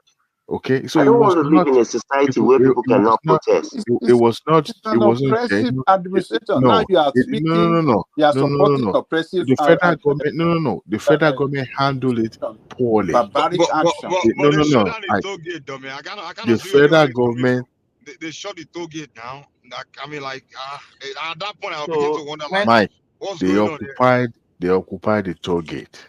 when They blocked the NLC shut entire down road. the international airport because their Okay. salary was not improved Who upon. shut down international airport?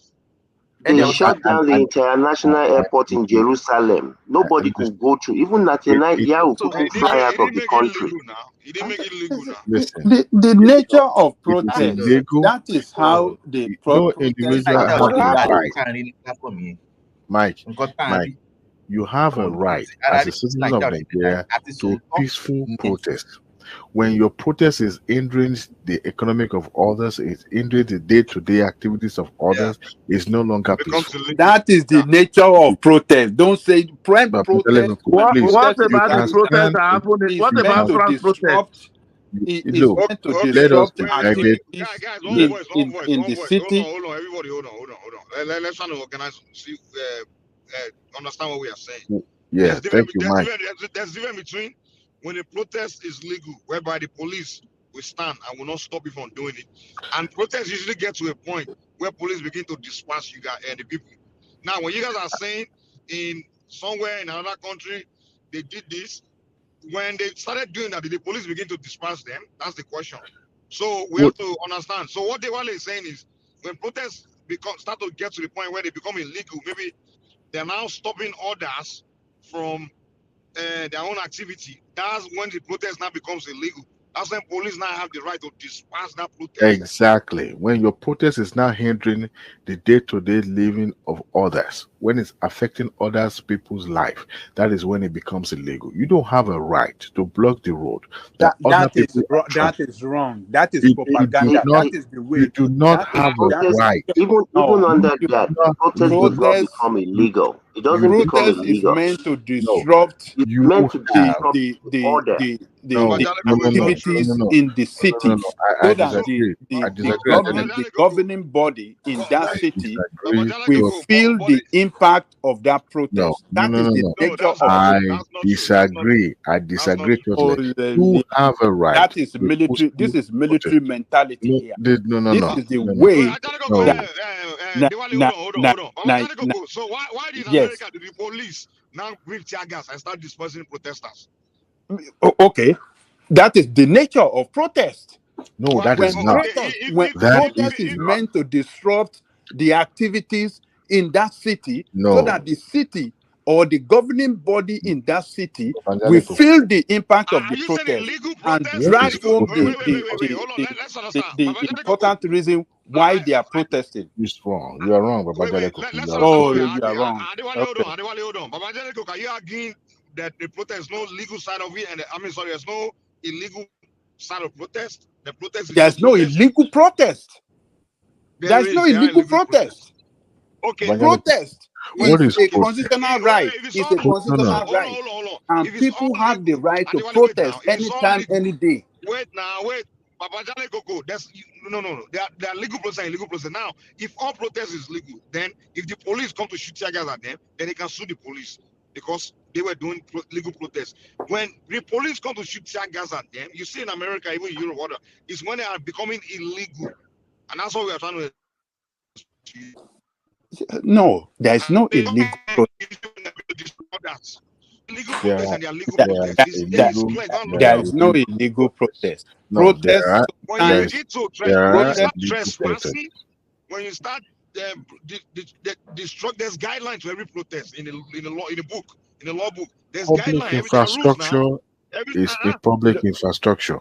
look, You what as we are telling individual, you no, is this. Babajale Koko, please. Protests all over No, the world. no, You saw the France. You no. hold on now. Let us talk. You saw it in France recently. You saw Because it in Kenya. that doesn't make it When legal. Because it when happens you hold doesn't make on, it hold on, standard. let me land. It's usually the government agency, security agency, or security personnel that trigger, protests to turn to riots. When That's they a different fire, argument now. what do you call it? Tear gas on protester, then the protester will start throwing stone and that is when it will turn to, riot sort of. But in the real sense of when is it legal for the when is it legal? Can we ask you a question? Can we ask you a question? Wait, hold on. Let me ask this question. When is it legal for the police or whatever to do that? You know they cannot just fire tigers at people. You know that, right? I cannot even hear you. They will break that. Yeah, You know that, right? the network is yeah, we can hear you now. Can you hear me better now? Yeah, we can hear you. Okay. It look What like I'm asking about Coco is this. Yeah. Okay. Wait. Go ahead, Mike. Go ahead. Yeah. Coco, you know that police does not have right to just fire, like you as an individual, right? A citizen, let's say you're walking on the street, whatever. A police does not have right to fire tigers at you or shoot anything at you. That's illegal, right? Now, where does it become legal for a police to shoot tear gas at you or anything at you? When there's a point where it becomes legal for him to do that? Can you answer that question? Okay, when protest is gathering momentum and people participating and getting, bigger in number. You can see the way Nigerian Coco is talking. Now it's not even smooth. Everybody is getting momentum. When it's getting momentum and it's getting enlarged, a lot of people are participating. It becomes threats to the authority. And what you see happen in that situation, you see the police will now throw tear gas. And when that happens, then that will trigger riot. it will turn that protest into riot. Because when you throw tear gas at people, people will fire back at the irresponsible and rascal people in uniform representing bad government. And, most of the time, it's the government that turn protests to riot by the activity of irresponsible police officer. So, look, protest is never illegal. No, it's never illegal. What is Mr. Adewale claimed that protest was sponsored. Oh, I yes. don't know where he got his facts. Protest one way must be sponsored. Sir, no matter what, it must be sponsored. I want to even tell him that was a wrong mislabeling. That was a mislabeling. That's right. You're right. You know, some people sponsor it. Oh, they know their bank account. Maybe because of the donation, that is why he said that. That is the reason they labeled you, and they just to put a name, just to you know the way they normally do things. Do you know that this protest? Do you know that Lagos government hired hoodlums from Agege and Co to go and disrupt this protest? Oh yes. Yes.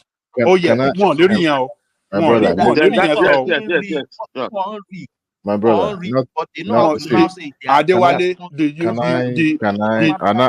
Adewale, do you believe that Lagos State government hired criminals? We saw it now. We saw it. Listen, guys. Do you believe that? I would not object to that, and I would not disagree with you on that. You know why? Let me start first with what is protest. Number one, wait now. I like to be precise, clear with my explanation. I don't like to be. You see, when others are talking, I keep quiet. See, what is a protest? It seems that I'm not trying to bamboozle you guys because I'm trying to be objective. Okay. What is a protest? It is a process where you air your grievance, your objection to certain things, either to individuals, to authority, or to whoever directed it to. And there are so many ways you can hear your grievance, you can protest. But as long as the protest is just and does not hinder the right of others, peaceful protest is what you are entitled to as a citizen of any country. The moment your protest is hindering other people's life, is no longer legal because you can be sued civilly or criminally. Now, the reason why I do not object to the fact that the government might also inject into the protest. Please don't. You see, these are the words that you should. No. Don't see, don't be shy to say the truth. Don't be shy. Please, from Ekiti State, I know you. No, please, you don't know me. No, you don't know me.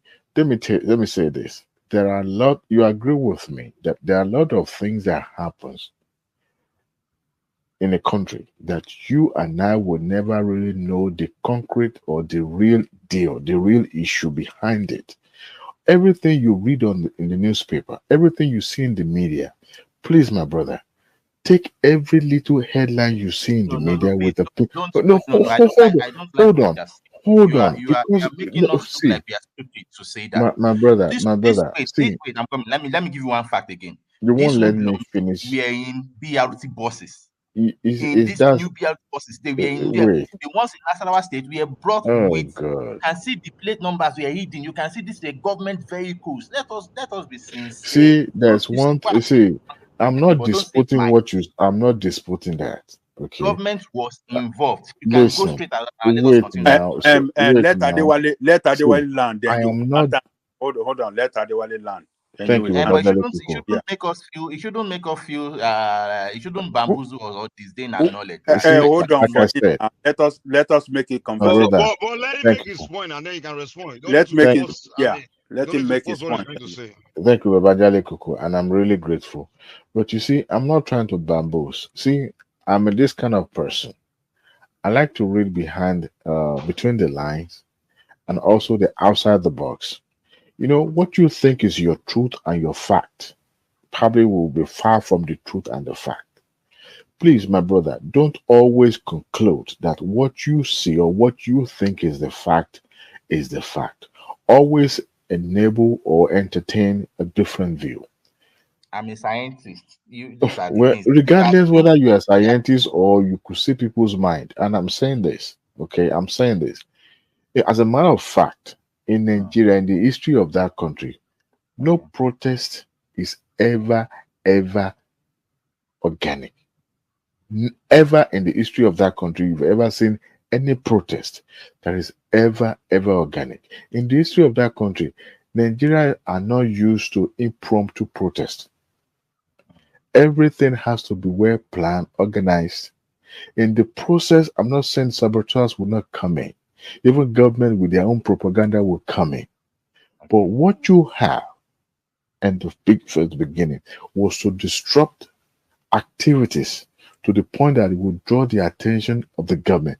The grievance of the NSAS was genuine, number one, because of the way the youth were being mistreated, right?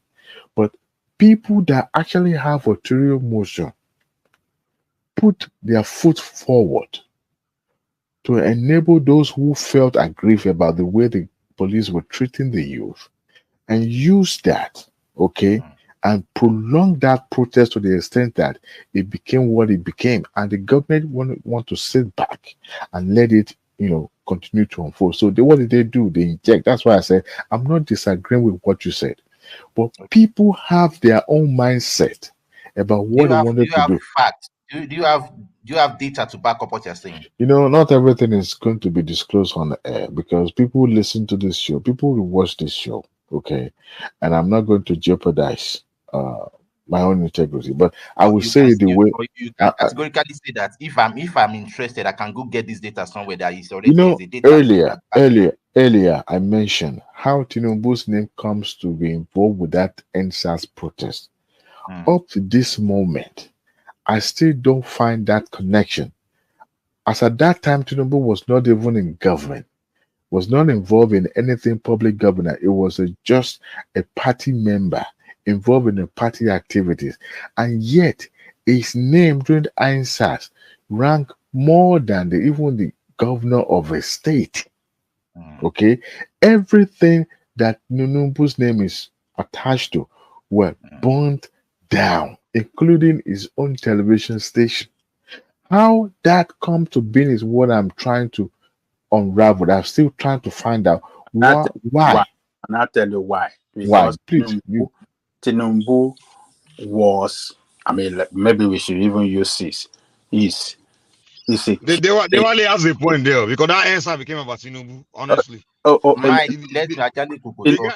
guy received the hardest.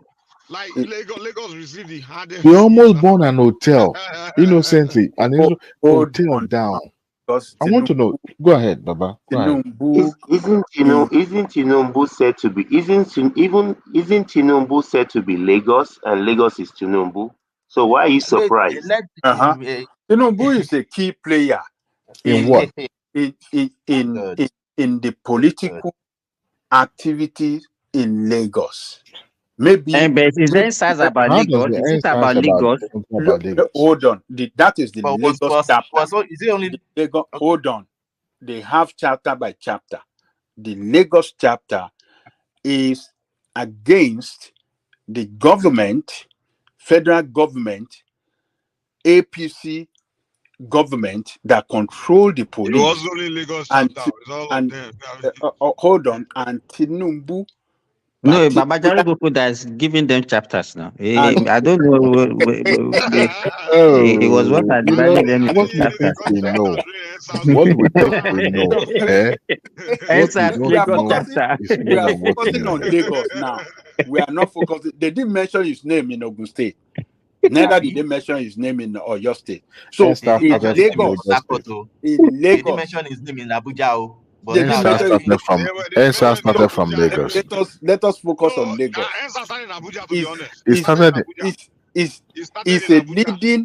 It's a leading factor in Lagos politics.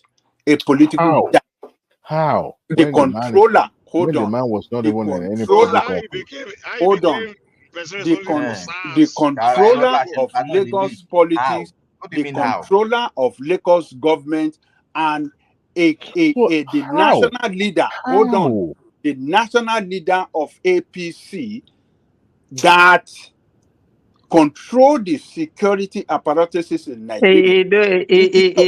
What All Baba these facts, Kuku, yeah, you we are need just that you are about the just time. So rationalizing. You are just I can't rationalizing. phantom for somebody to say, oh, I can't phantom why they were calling on Tinubu's name. I think that is just I know how. So I know how. I know how. Do you want me to tell you how? Hold on, Do this you is want very me to tell you important. how Wait, Tinubu's name got into bros, wait, this is very important. Emilio, wait. Emilio, wait. Let me say this. The SARS, people stand against SARS. SARS already was existing before even Buhari became president. And people already had issue with SARS. So that SARS was not really partisan protest. Like the SARS, people calling against SARS were not really seeing SARS as a responsibility of a particular political party. It was just SARS. And it wasn't really like they were going after saying the president or whatever. They just wanted SARS gone. It was more of a law enforcement. So they didn't really saying, oh, this president was responsible for SARS or this politician is responsible for SARS. All they were going against, like just SARS to be banned. So it was not something that they see themselves as going after a politician. So what they were saying is that how did that now end up becoming Tinubu? As if Tinubu has anything to do with SARS. That's what we don't understand. All right, that I is why understand. I okay, know that one. I I understand, and I can tell you, but I let him will not speak. tell you on that because this is a public space. So I don't think I would like to discuss how his name came about. But you see something. Let me tell you. If you are claiming that the people, the protesters, had no reason after they've made after they've made their what do you call it, their concerns known to the government, that they had no reason to continue in that protest, I will ask you, in that Buhari's government, how many times did they say they would disband SARS? At least that I'm aware of, I think it was more than 3 times. There was a time Yemi Osinbajo even claimed to have disbanded it. There was a time they claimed to have disbanded like 4 to 5 times, and nothing happened. You hear they've disbanded it, and this was because people were crying. You can imagine under the Buhari government that everything was hard and tough as at that time. Yet SARS were going, duping people, taking monies from young ones, mislabeling people as what do you call them, as fraudsters and things that you can imagine all those things. Yet, is it not Buhari that will stop the SARS? Is it Tinubu that will now stop the SARS? Please let me finish the statement. Simba, they didn't even mention Buhari's name. It was only Tinubu's name they were mentioning. What do you mean they didn't mention Buhari's name? They were not talking about the Buhari. protest Tinubu, the protest in Abuja was it about Tinubu? You guys should stop being blindfolded because you want to support the Yoruba thing or Tinubu. Please. I'm just being no, that is how it looks like all the time. So Tinubu is the only problem of SARS. And why was he being targeted? That's the question that we're asking you. Why was he the one being targeted? Simba, when it's none of my business. I don't know why he was targeted. when the people let me speak. Let me speak. I'm not spoken. I'm asking questions. Go ahead. If SARS were truthfully and honestly disbanded, or they were retrained to make sure that this is how you attend to people, I don't think people would have gone out in the first instance. And the government was given like how many? The government was trusted like 3-4 times. They will come out and say we've done this, and they will completely lie. That was what made the people to be more stubborn this time around as a then that come. You can't just tell us again because we've heard you say this thing several times. Can I draw your attention to something? Please, if you are going, I know you want to go, please. No, I'm not going to. I just want to draw your attention to the timeline. I want to draw your attention to the timeline. But don't say there's no reason for them to have stayed long on that place to fight for. Don't say let me draw your attention to it. You remember when Macaroni was drafted to represent the youth at the Azo Villa with the vice president and IG, right? And he declined, right? But he was one of the what do I say? One of the Guess who went to the IG? Who wanted to, because they wanted to put a face when they were genuinely youth that felt disrespected by the security operative called NSAS. That actually felt that they are being targeted and maltreated. And they wanted to put a face to it. Remember, Davido went with other entertainers because they needed people that are in the public to be, to just to give a face to that protest or the grievance. They went to meet the IG, and the IG promised to disbar that operative, and it did. But the letter came back. Now? Hold on. The letter came back and said those people that were under NSAS operations were still not disbarred from the service, and there's no way because these police personnel cannot be sent away from service. They still have to be in the police force. I don't like to call them force, but they still have to.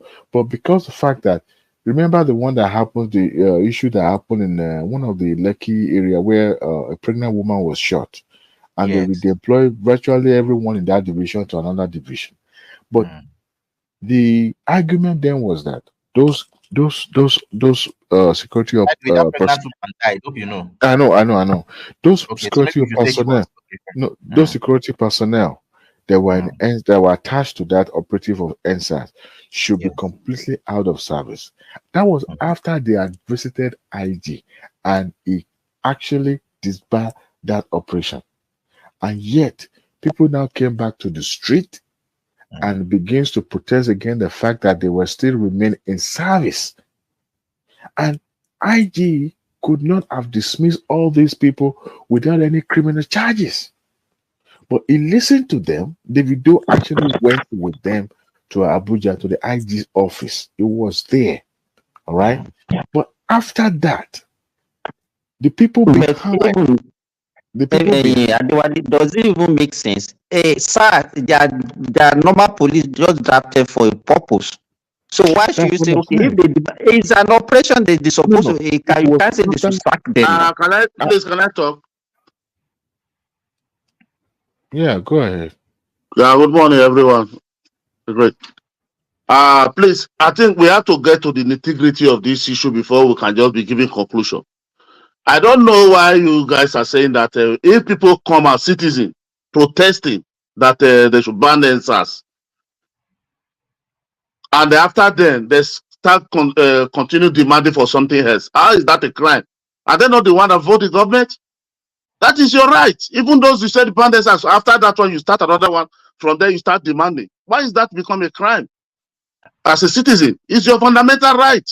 You are the one that vote the government, no matter what you want. But nobody says it's a crime now. Who says it's a crime yesterday? What is this brother talking about? If you come to me and say this is your grievance, and I oblige your grievance, and I do what you ask me to, and you come back again and say you are still not satisfied, I needed to do something for you. What does that tell you? Because they go, Mr. They go with five. Wait, they go with 5 demand. You understand? It was 5 demand they have. You know, they said they are going to ban the NSAS.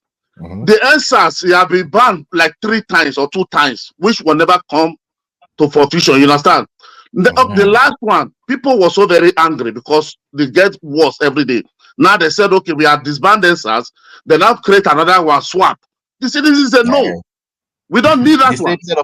The same people, you just swap the name to swap. They said, no, we don't need it. It must be disbanded. Okay, they said yes. They said the third one, they said, okay, President Buhari must come to speak with them before they will believe. Before they will believe. Ahmed Lawan, the senior president, speak. They say no, till the president speak to them. Then they now do a record of a purported record of Buhari. We speak. And they now say no, this is not the real voice and this is not the president. You understand? So we have to be really know what we are saying. But if you want to drag the how that want to take concern Tinubu? No, see, I know where you are going. That's why let me come. If you want to drag the matter, because of Unadi become to talking on radio or air from London, I don't see that as the what we are going to hold. But we have to look at the integrity. Those people we are there for good 11 days. You have to remember they were there for good 11 days, dancing with music, dancing, feeding themselves. People were donating, bringing food for them. People were donating for them to eat, to feed there. For good 11 days, nothing happened all of them. Nobody answered them. Even when Sowolu come, even when Sowore come, we have to look. Then the government are supposed to answer these people on time, take this issue serious, then make kids start bringing their own hoodlum to start attacking them before the thing go overwhelmed to everybody, both the police and everybody. Okay, are the key citizen. We are not saying all those things. If you are, we cannot just say because Unadi was in there. This is a burn Tinubu down, burn this one down on her. We have to take that and give to the citizen who started a good cause. You understand? We have to give the blame to the government. If the government take responsibility on time, 11 days, people were there. Nothing happened. The government never answered. They were there jubilating, dancing, music. After everything now overwhelmed there, they want to use because of what Unamdi said on air to now credit or discredit what happened. No, my brother, we have to be realistic to ourselves.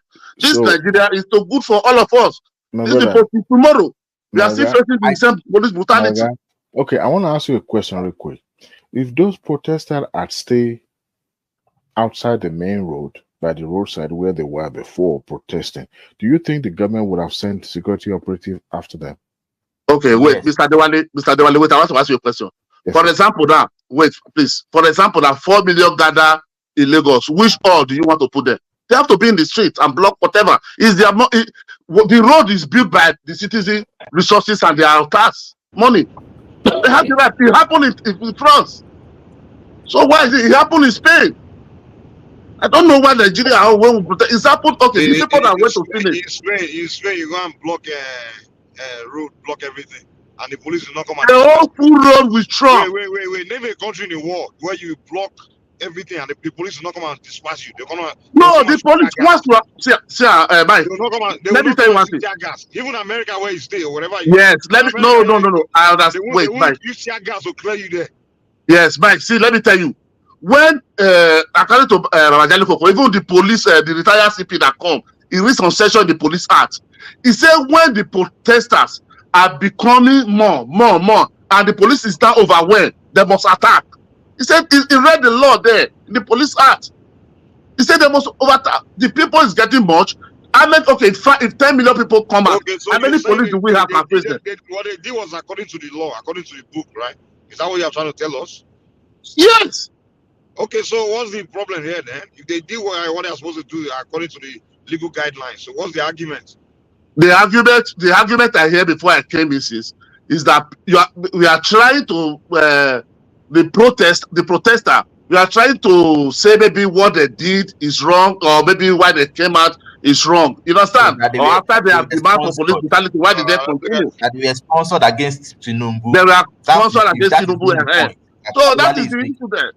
That they were sponsored against Tinubu. That why was his property? Why were his properties targeted?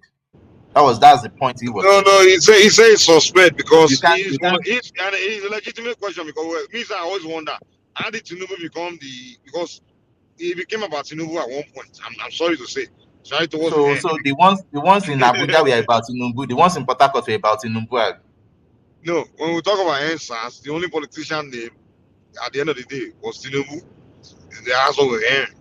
And it was the only one some people were calling to go and attack. So how come that for 11 days in Lagos they didn't attack Tinubu's property? How come for over 2 weeks no property of Mike, you have to look at the integrity of this thing. You can't be beating somebody cannot be there. People are there. Look at 11 days they are there. Nothing. You have to look there first. If the government are take responsibility on time, if people are escalated to that place. If government failed, so does that mean Tinubu must be attacked? Is Tinubu government? Is it Simba, wait, please. No, Simba, wait, just 1 minute. 1 minute, please. Is it the government or the NSAS protester that start mentioning Tinubu name? If you want to deal, I said if you want to deal with the Kanu issue, deal with it separate. It's only now the Kanu video. What you are saying is that there is a lot of underground work under that NSAS. Let me tell you. Let me tell you, wait, one Nigeria. Nigeria, just hold on. You cannot be shifting goalposts at the middle of the match. You want to you organize a protest, you have your goal. this is what I want. Then, okay, they say, okay, this is what you are asking for, we are giving you. You now say, no, I have some other demand. How did they do that? Does that one make sense to you? Simba, that is, are they not the citizens? Are they not the one that voted that government? That is what is wrong with that? Wait, so German. He just the one that voted the government. What is wrong with that? I can start demanding from 1 to 1 million. Is that right? That's your right. Hey, good. Let me tell you, whatever you want to do, let me tell you, wait. You know the nature of the society that we have. If you want to make a demand, you understand, you write up your demand. You have to organize yourself. Okay, this is what you want to, even before you start the protest. What I knew about that instance was that everything just started jaga. No, there was no leader, no demand. Everybody was just doing their own. It was at the middle that they are say, okay, let us even have what are we even talking about? Okay, you are talking about NSAS, you name it as NSAS. Okay, we are going to disband the SAS. Okay, we are disbanding the SAS. And I say, okay, these are we have further demand. Why are you so? Then each time they should be doing that. Then for how long are you going to continue? Why can't you wait when? Let me tell you. Why can't you wait when you finish one? Wait, sorry. The five demand that they take, that Sowolu come and take. He take it to president. Did they do anything on it? You have to ask yourself that question first. They gave 5 demands. Davido, all of them went to AIG. Even the government now have to come back, say, because people were donating to them to feed all those money, they have to come and answer. Did they ever take those people to court tomorrow? Government should not start be bullying the citizens. It's not their right. They are voted there by people. All the money they are using, the resources, the commonwealth of the citizens. The citizens are supposed to have power more than the government, because Nigeria is not a same country that everybody look themselves like emperor when they become a governor or president. That is why we saying all these things. What happened in Nigeria today? Can it take place? 1% of it take place in UK here, and this country will not be burned down. Are you kidding me? Like what? Yes, I'm telling you. Give me an example. For us, what is happening in Nigeria? No. What you're saying that something cannot take place in the UK. Give me an example. I said no. I said what is happening in Nigeria. Let's say from the past 8 years. Let's just say for the past 8 years. Can it happen that we have inflation of almost 35%? So we don't have inflation in the UK or in the US. What is the inflation here? What is the inflation? Let me tell you. Even the inflation here. Wait now. Even the inflation here, that is not dropped to about 2%. Since then, government pay your housing. If you lose your job, government wait now. Government pay your housing. Because of inflation, they are giving you money. Yes, for cost of living. Because of inflation, they're not giving. Come on now, bros. Come on. I'm living here. So because of cost of living. Inflation money. They have given you. No, it's cost of living. What cost of living? It's cost of living is high because of inflation. So what did they not do for you? Are they not giving you subsidy or what? What are they giving you that you're talking about? They give. Wait. Last year. Wait now. Let me talk now. Let me answer your question now, Mike. Wait. Last year, they make 3 payments. 4 payments. Every 3 months. You understand? 300. You understand? They gave let me tell you. They gave me 600 pounds. Check. 600 pounds check. I went to post office to cash it to support for my light, electric bill. You understand? That was not for subsidy, and that was not for inflation, my brother. So cost of living, because the cost of living is high. It's not. No. They don't pay you. That was for COVID. last year, and COVID was 2020. I said for last year, even this year. Or maybe you go on welfare, you're going to apply for cost of living. It's really cost of living. What is right? I'm here in the UK, I'm not in Nigeria. You understand? I'm saying what I think we have overflogged this issue of cost of living. That is what the right of the cost of living. That drag us to NSAS. So I think we have overflogged this issue of NSAS. NSAS has gone through. I think we should have another thing to discuss. I've said it before. But we need to be giving credit to those who write that we cannot write. Listen, you may not like Tinubu, but there's no way. Look, we've seen protests in the entire world. We've seen the way protests being organized. Please, Mike, Mike. When you make your demand, okay, and you make your demand, and your demand is not met, of course, you go back to action the same way you protested in the first place. But when you now have people that have arterial motion that decided what they're going to do is to disrupt the business activities in the commercial nerves of the country, then it begs for a question. What is the motive, the real motive behind it?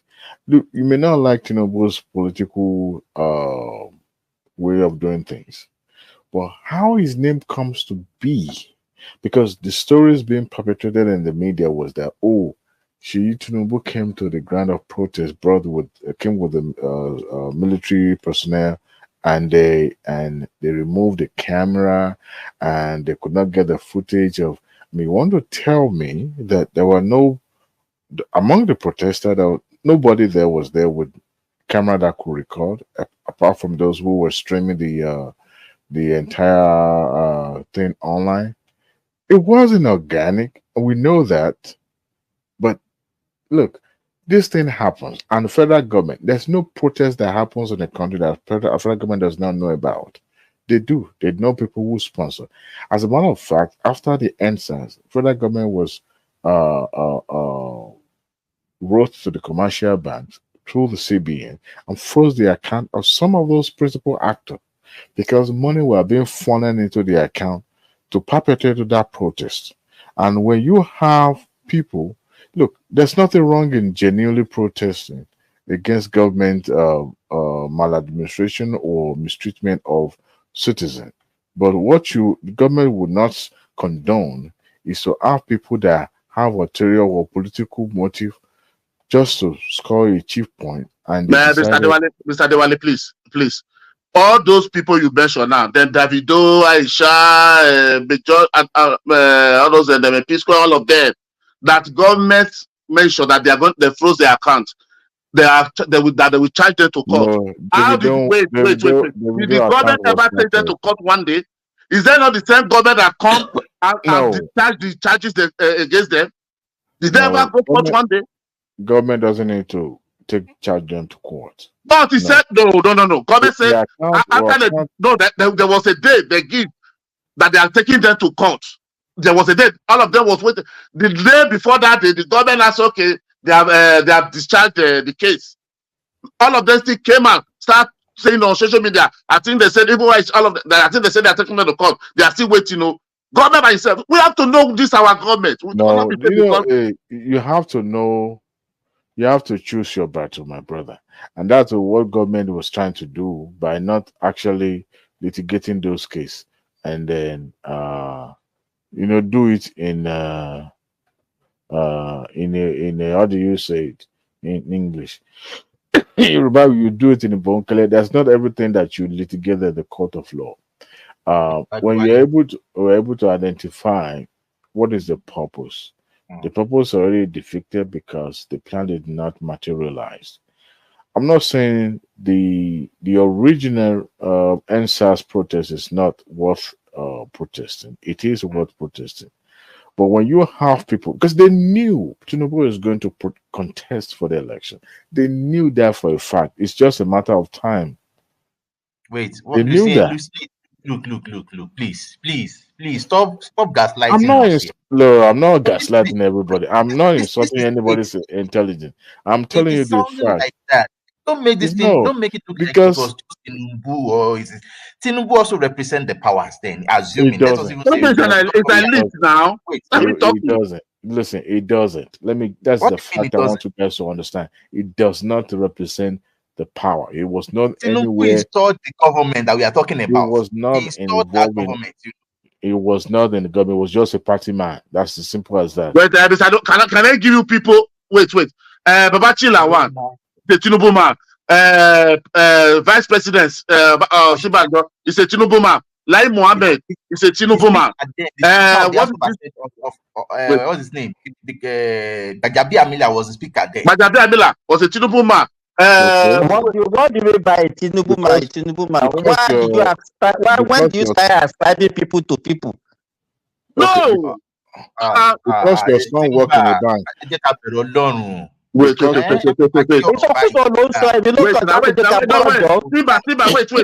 Wait. Wait now. You have to let me explain to you. And make a withdrawal of money. I'm not after Tinubu because that is not even the problem. The thing is that the government should have done what was needed to be done. Hey, but not the government. Now why are you attacking individual?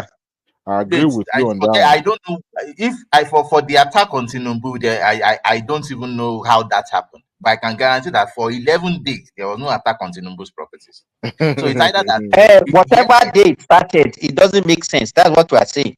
Whether it started on day 12 or day 13, why should you be targeting individual? It was not in government. I believe. So why the anger? Why the anger? Why the attack every day? Wait. I believe that the government were the ones attacking their properties in order to make it. Yes. I have reason to that. I have facts to that. You guys don't have facts. What you but we saw convoy, government convoy now dropping woodlands to attack them.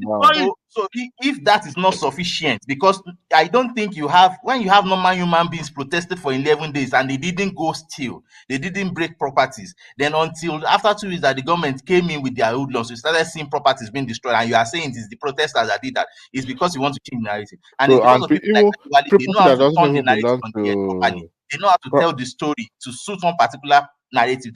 These are the things we are talking about. Look, people had the reasons to protest. There was mistrust in the system. They asked this government, this is what we want. The government claims they have done it 3 times, yet they didn't do jack. And you want them to go back again after people have been. Mr. Miloko, you said a beru alone. You two should beru alone. I'm not a conspiracy theorist, but the reality is this. I don't know how many millions of times, I know I'm exaggerating, you people on this panel, I said that it's Tinubu that built Lagos. It's Tinubu that has the continuity of Lagos. Since he left, he's the one that has been putting the governors there. So how in the world can you tell me that what does Tinubu have to do with the power of Lagos? And like I wrote in the chat session, not only Lagos, they went to the Oba of Lagos, anything that represented power. And this is what happens in protest. You see, protest is like war. When they start, nobody knows where it's going to end. Even the innocent can get burnt in the process. The protest is not about Lagos. The protest is about Nigeria. It's not about Lagos. So why? But they have explained that in other places, people were not talking about Tinubu. They only spoke about Tinubu in Lagos because the issue is not about Lagos. It's about SARS, which is a federal government. So why did they not turn it to Tinubu matter?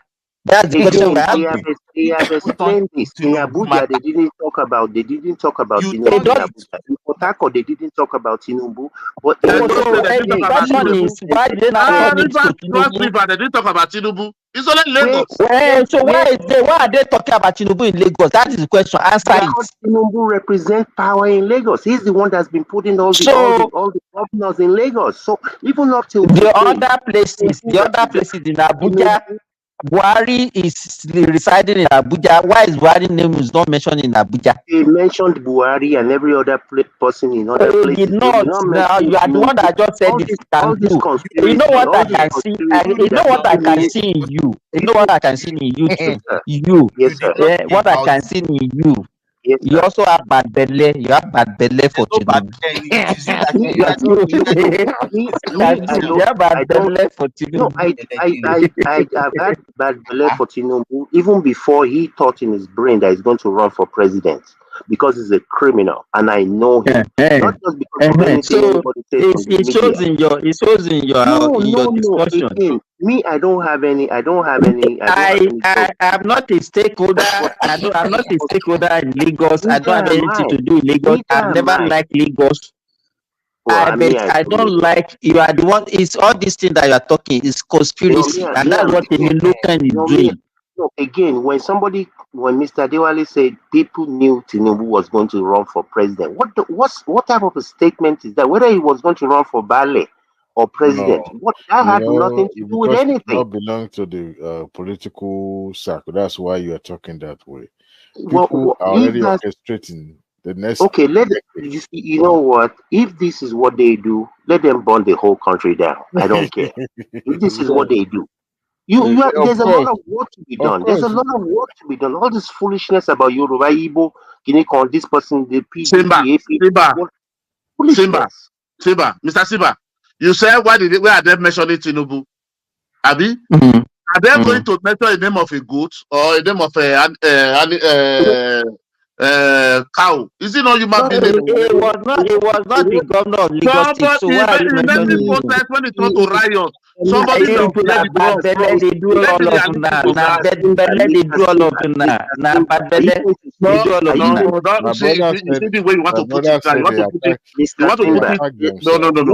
go that way. Don't go that way. If you are going that way, just a governors in Lagos. Just a defeated argument. You understand? No, don't put it that way. Who has been the kingmaker in Lagos since Tinubu left office? Who has been the kingmaker? Who is the person that put Ambode there? Who is the person that put Fashola there? Who put them there? They put themselves there? I know. For the last time I could remember, Nigerian police under the purview of federal government, not under the purview of the states. Sorry. Simba, allow me. Wait. Let me answer this question. So, to become a governor of Lagos, they have to conduct an election, right? So, is it Tinubu that organize the election? Or is it INEC? Mr. Mike, you're insulting my. So, if INEC organize the election, people of Lagos are voting for. Even by extension, they will say it's Tinubu that put Buhari there. You're trying to insult our collective. Let me see the response. So tell me how Tinubu put them. Is it Tinubu that put them here or the people of Lagos? Yes, he is. So it's not the people of Lagos that voted them in. No. It's a simple question now. No, you're insulting our intelligence by that. I'm asking questions. It's not an insult now. The people of Lagos didn't Tinubu said me okay? It's irrelevant.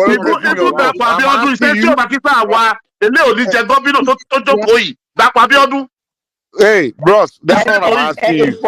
Anybody can claim that. Anybody can. We had an election. Somebody was even before Buhari became president. He was getting 12 million plus votes even on his own. For somebody to say, okay, I assisted him, does not mean that I was one that put him there. We are saying it as if we don't have an election. You just just stay there. I beg you, I don't understand the way you are reasoning yourself. No, you all have decided to be. You all have decided to be. What is the word, Seth? You have just decided to be whatever you want to be. The reality is the reality. You know where the power. What is the reality? We know the man that said Buhari came to him and cried to him, and he told him, "Don't worry, I'll put you there." You're now telling me you didn't put Ambode, you didn't put Sanwo-Olu. Where did these people come from? You think people are stupid? Yeah, he removed. He single-handedly removed Ambode. And you're telling me you're just being. Okay, I think at this juncture, please, let us. We have debated enough. I think what we are talking can do is we are talking about protests. How would the protest? We are looking at the issue of protests in Africa and how has protests actually affected have an effect on the governance on Africa. That's what we are discussing earlier on. No, it I think we should focus on really that. hasn't. But that's not what we are discussing. This is No, what we are that's where we started. We can do. Is that not? Yes, that's where we started before you came in, Mr. Emilokon. But the reality is, unfortunately, our civilization has not gotten to that place. Even in the civilized, quote unquote, first world, people still protest, and they don't always get what they want. We have leaders that they don't see their people as citizens. That's why they call themselves whatever they call themselves, all this honorable, whatever they think they are. They think they are lord and master over the people. And like Mr. Nigerman said, it is the people that put them in there, even when they read themselves in. The people can demand. Kabi, you know what I noticed? Even the people themselves, they are actually not genuine in whatever they were doing, and that is what is actually affecting the outcome of the process. I said it earlier. The 80% of people are Momo. They're just goats. They're he-goats. They just follow. So that's and not Nigeria because the people on their own, although the people can also be bought, you understand? Because and that is why we give examples. You see protest. Yes. If you we say that protest. 80%, sorry, Simba, finish your thoughts. I'm sorry to interject like that. Okay, so we get you start. Kandu gave an example of Arab Spring. He gave an example where even let me tell you, even the one that is going on in Kenya now, we pray that it ends well. But at the end of the day, what will be the outcome? The same group of people will be the one that will hijack the governance, and the same cycle will continue, if not worse. So what we are asking is that is there any other thing we can do? Even as at now in Kenya, number one, they decided not to go through with the law. Number two, they've decided that they're going to revamp the government high government spending. So even that alone has happened. If nothing else, let me tell you, you don't know. Let me tell you, all those things that they are just using to dampen the situation. Let me give, for example, when it happens in Egypt. Oh God. No, I'm not turning it. We are just talking. Hold on, I don't know where I'm going. Listen, now just calm down. We are talking about history and what has happened in Egypt. When they did that in Egypt during Arab Spring, let me talk.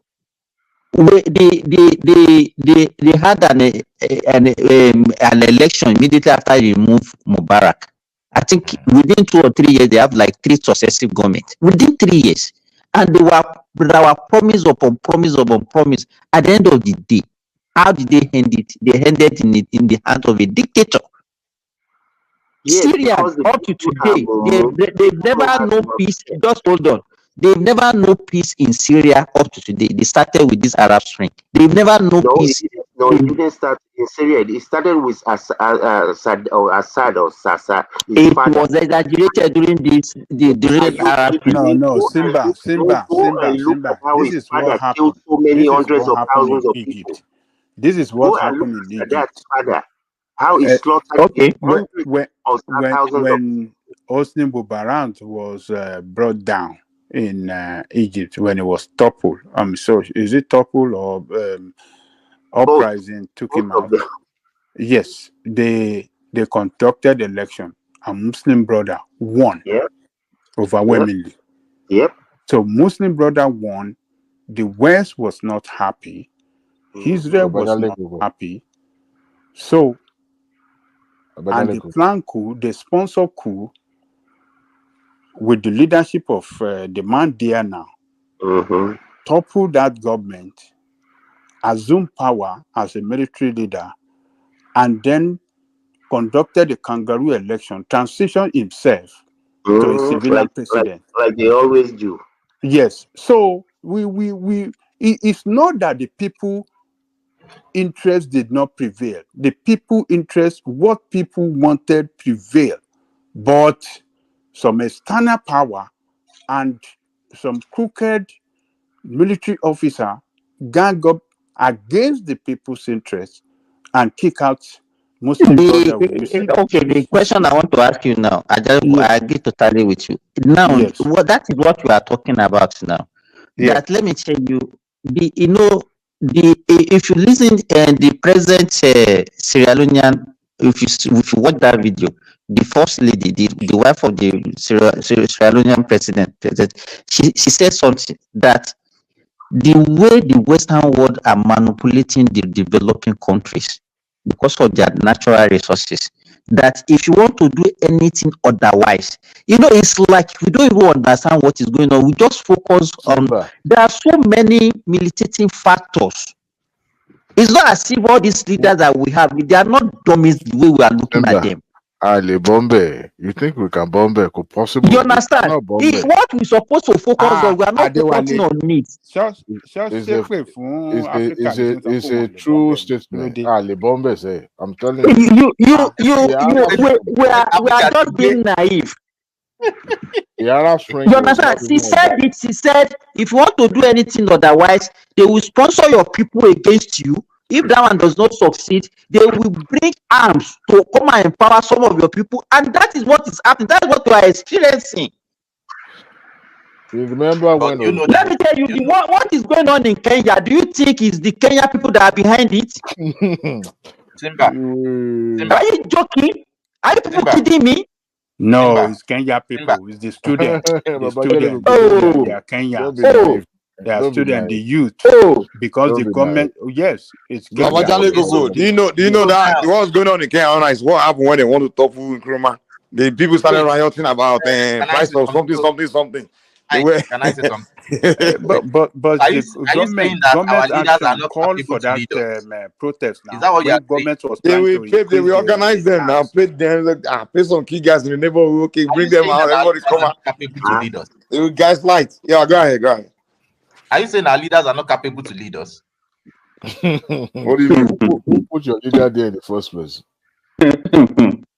But man said them both. Whoever will become your president, if America don't approve of him, he will never be your president. Let me ask you, when you are protesting after the election, why are you going to America, going to British embassy and all those things to go and protest with those people?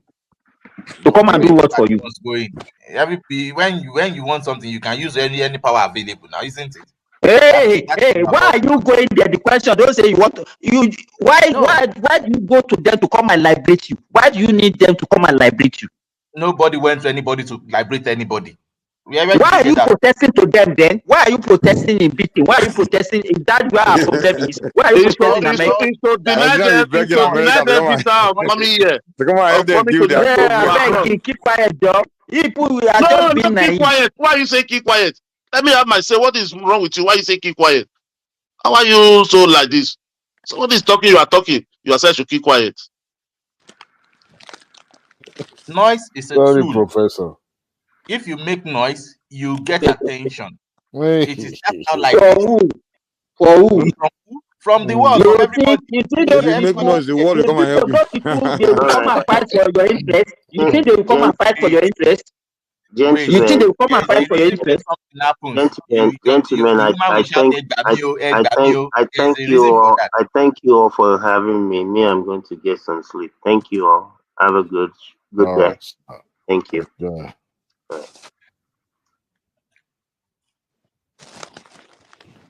You know, Arab Spring, the gun that was used to kill Muammar Gaddafi actually was an American gun.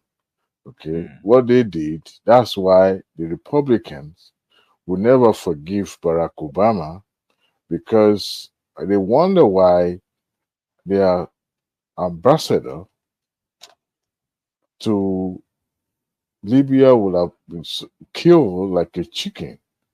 And they wonder that despite, because the plan is not to have any American killed.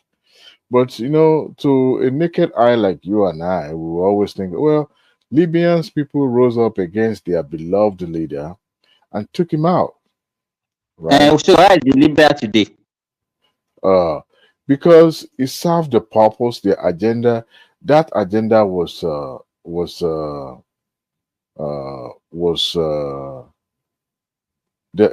they wanted to do is to take him out. The moment you no longer serve their interests, you become the public enemy number one, and they will take you out. Remember when a certain president of America was getting involved in a Nigerian election, and the Secretary of State came to Nigeria on the eve of the Nigeria presidential election. What does that tell you? It tells us, number one, that Americans are ready to do anything for their own interest, right, in that election because the stake were high. So now everything that happens that led to the election, and that was when Jonathan said he would rather not lose a blood of innocent Nigeria because of his ambition. He knew that the other foreign countries are going to get involved and blood will be shed, right? But for a naked eye like you and I, we always think everything is real, everything is organic, and we don't understand what is going on. Look, I wish we know half of what is going on in government. Maybe we will have a better understanding, but we will never know. You know why? Because we are not meant to know. We are not meant to understand. That's why I said earlier. And why should the average Nigerian submit? Because government is not business. Government is government.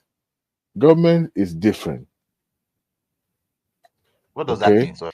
Yes. Government is not like when you do business.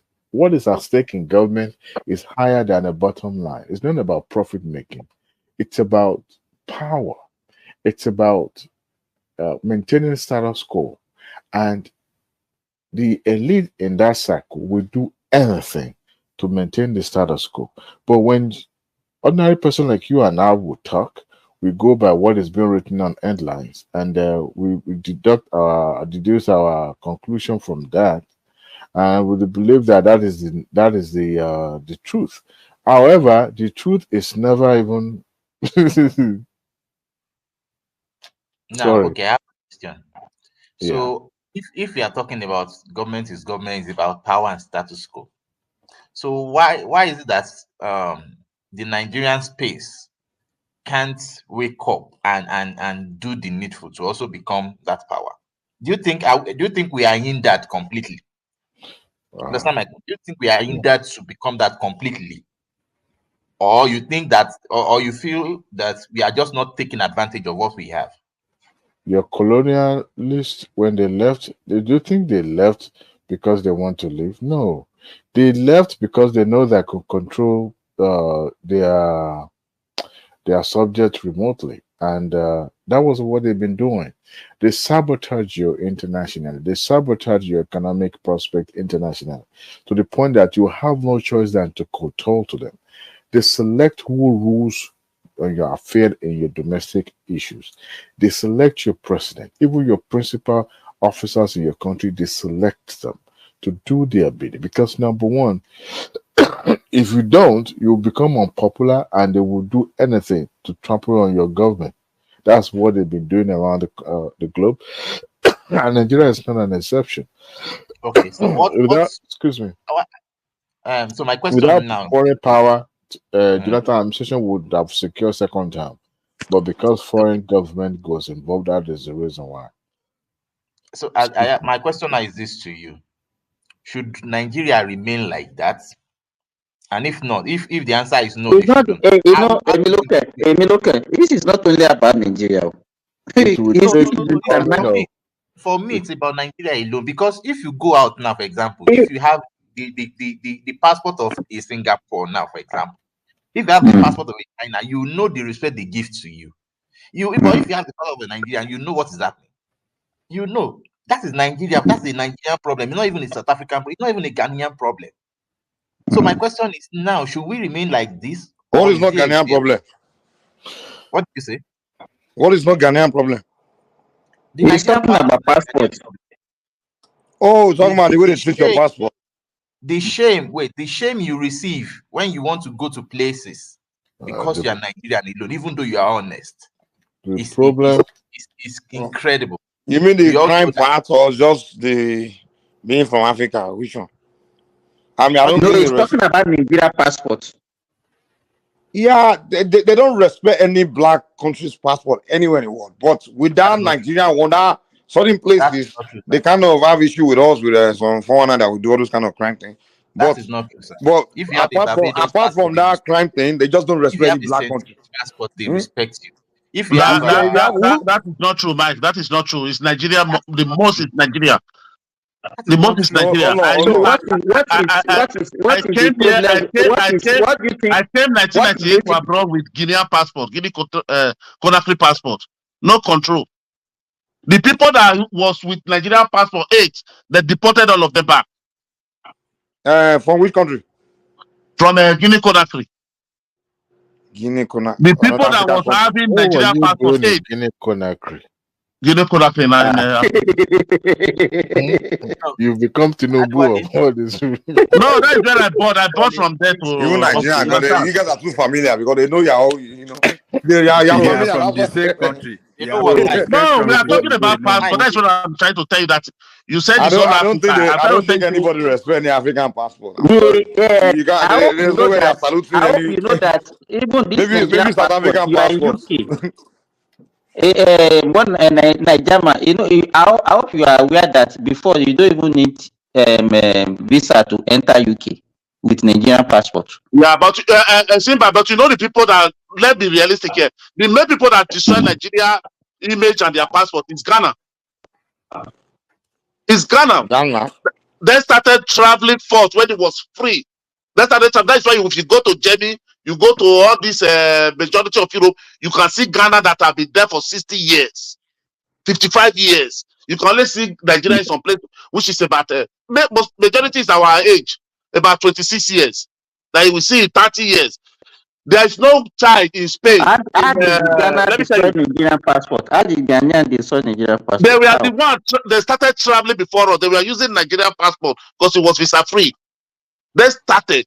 That's why if you go to let me tell you, Ghana and Nigeria, they have the same passport. Even presently, Ghana passport is no. You know, let me put it like this. You know, before when Ghana was in crisis, they were all flooding to Nigeria before the land said that Ghana must go. Before that time, they have been traveling with our passport already. They have been traveling before Ghana started traveling. You know what I don't like? You know what I don't like? I don't like people shifting responsibility. Let us take No. See, let me tell you. I don't wanted to say something. Yeah, that is why I should have tell you why. The same Ghana, the Ghanaians that you are blaming now, their own passport is even you can enter more country with their passport. No, it's not now. I didn't say now. I'm telling you about something of 50, 40 something years ago. Let's start you know why? You know what I even say. You know why? Because I knew that it was even Nigerians that migrated to Ghana first before Ghanaians came to Nigeria. We were there in the 60s. We are talking about traveling. Nigeria was not flooded. Only the people that traveled there. Why did you are giving excuse that because they came to Nigeria, that was why they have access to our passport. But Nigerians also went to Ghana. That's what I'm telling you. So yes, I don't think Nigerians, I think we should take responsibility for the problem that we have. We should not be looking for I'm not shifting the goalpost that maybe because of them. What I'm trying to say, I said they started using our passport that already people are using it to commit crime or what? What were they using? No, they were not using it to commit crime, using it to travel out of Nigeria because Nigeria was more. Is that what now led to the ban or the problem that we are facing now? Wait, why don't you ask me why the people during